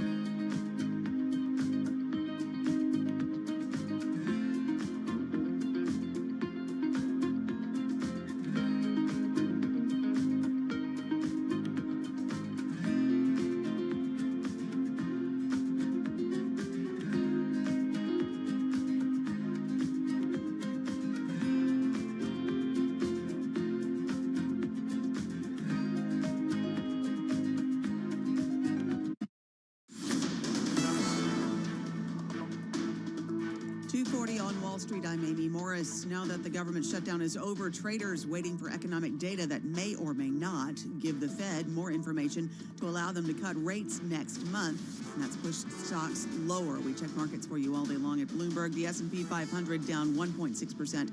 NASDAQ down 2.3%. The Dow down 1.4%. The 10-year Treasury yield at 4.09%. The 2-year yield at 3.58%. Bitcoin now down, let's look, now down more than 3%, dipping below 99,000. Oil inventories rose by 6.4 million barrels. That's the highest since early June. Now Brent crude is about 0.7% higher, and WTI about 0.4% higher. National Economic Council Director Kevin Hassett says the October jobs report will be released without a reading of the unemployment rate because the household survey, which produces the unemployment rate, wasn't conducted in October because of the government shutdown.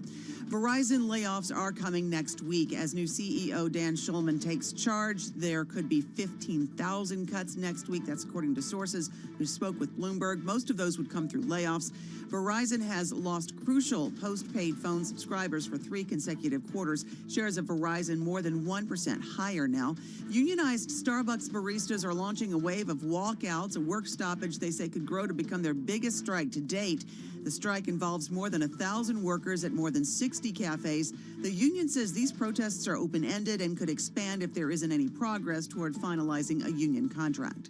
For on-demand news 24 hours a day, you can subscribe to Bloomberg News Now wherever you get your podcasts. I'm Amy Morris. That's a Bloomberg Business Flash. We go back now to Bloomberg Business Week Daily with Carol Masser and Tim Stenovec. All right, Amy, thank you so much. You are listening and watching Bloomberg Business Week Daily. Carol Masser, along with Tim Stenovec, live here at Bloomberg headquarters in New York City. We want to get to our weekly segment, Business Week Women's Health segment, where we focus on key issues in developing technologies impacting the present and future of women's health around the world. And a lot of times it's women's health, but also even more generally, a look at major health issues. And this week, though, definitely pertains to women. We're talking about hormone replacement therapies used to treat menopause symptoms, no longer needing to carry strict warnings about some potential side effects, including cancer and heart disease. That came from the U.S. Food and Drug Administration earlier in the week. Actually, on Monday it came. So we wanted to get to a voice that we've talked to before, and it's great to have her back with us. Dr. Fanny Lai is Associate Professor of Neurology and Neuroscience at the Icahn School of Medicine at Mount Sinai. She joins us from New York City. As Carol mentioned, this week, the FDA said it would remove the black box warnings from HRT products. The last time you were on the show with us, you said HRT may actually help diminish women's risk of dementia. What are your views on just the warning or the changing warnings coming from the federal government on this? Net, a good thing? So I want to qualify that statement by I hope that it will diminish the risk of dementia.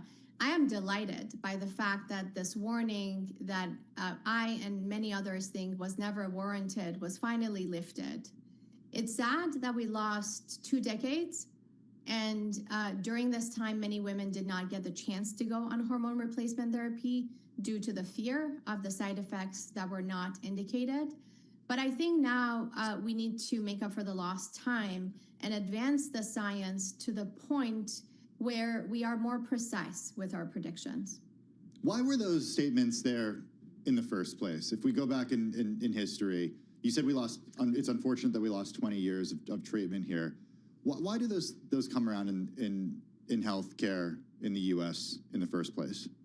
It was unfortunately a flawed design. Hormone replacement therapy was started for women who had gone through menopause in their 50s, and it wasn't until mid-60s that hormone replacement therapy was started. By then, it's too late. The physiology has drastically changed. A decade has gone by, and the impact of hormones the hormones may no longer have the impact on the health span that we need them to have. And then you just deal with the side effects. Wait, so I'm confused. So you're saying not as dangerous, and what a shame that women weren't allowed to use them earlier because there were these concerns and warnings on it?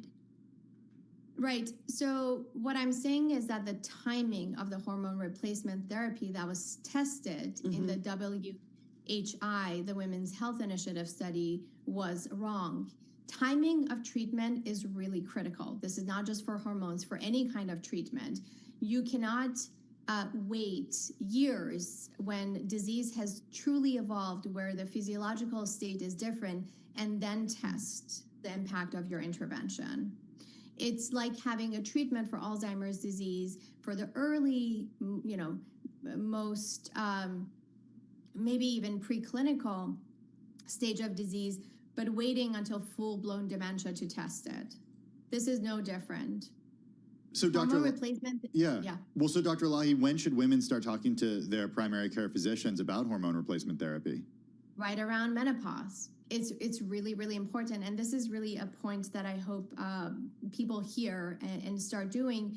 When people are thinking that there may be perimenopausal, that's when the conversation starts, or even before, as you're preparing to approach the age at which you may go through menopause or early post-menopause. We don't actually know how many years can go by before you start hormone replacement therapy. We definitely know a decade is too much. And I would say as early as possible is probably the smartest move. Wait, so let me go back to, because I do think it's safe to say, as a woman, like there has been that fear when it comes to hormone replacement therapy. So the concerns about cancer, heart disease, that's just not a reality? There is one kind of cancer that can, the risk for which can increase. That's uterine cancer if people are taking only estrogen. This is an important point. If women are considering to take only estrogen, they need to be aware that they need to get very close monitoring if they still have their uterus. But most hormone replacement therapy are combination pills. The risk of heart disease, that was just because these were older women, and the formulation that was used, the route, would also matter. Oral estrogen therapy can increase the risk of coagulation and perhaps other things. So route of administration matters, timing of administration really matters, and I would say that we are actually still in the dark with regards to the duration of the administration. That's a really important question remaining to be answered. So what should most women be asking themselves right now in regards to hormone replacement therapy? They need to be having the conversations with their providers and think about the providers would need to be thinking about each woman on an individual level. Mm-hmm. There are pros and cons to every treatment. And hormone replacement therapy in general no longer are considered risky, and in fact, we think could be really beneficial in the right clinical setting. If someone has a really high risk for various kinds of cancers, that would need to be taken into account, and the kind of hormone replacement therapy that is being administered would need to be investigated very closely. Women in general are at higher risk for various kinds of cancers, so the routine screening and care does not change.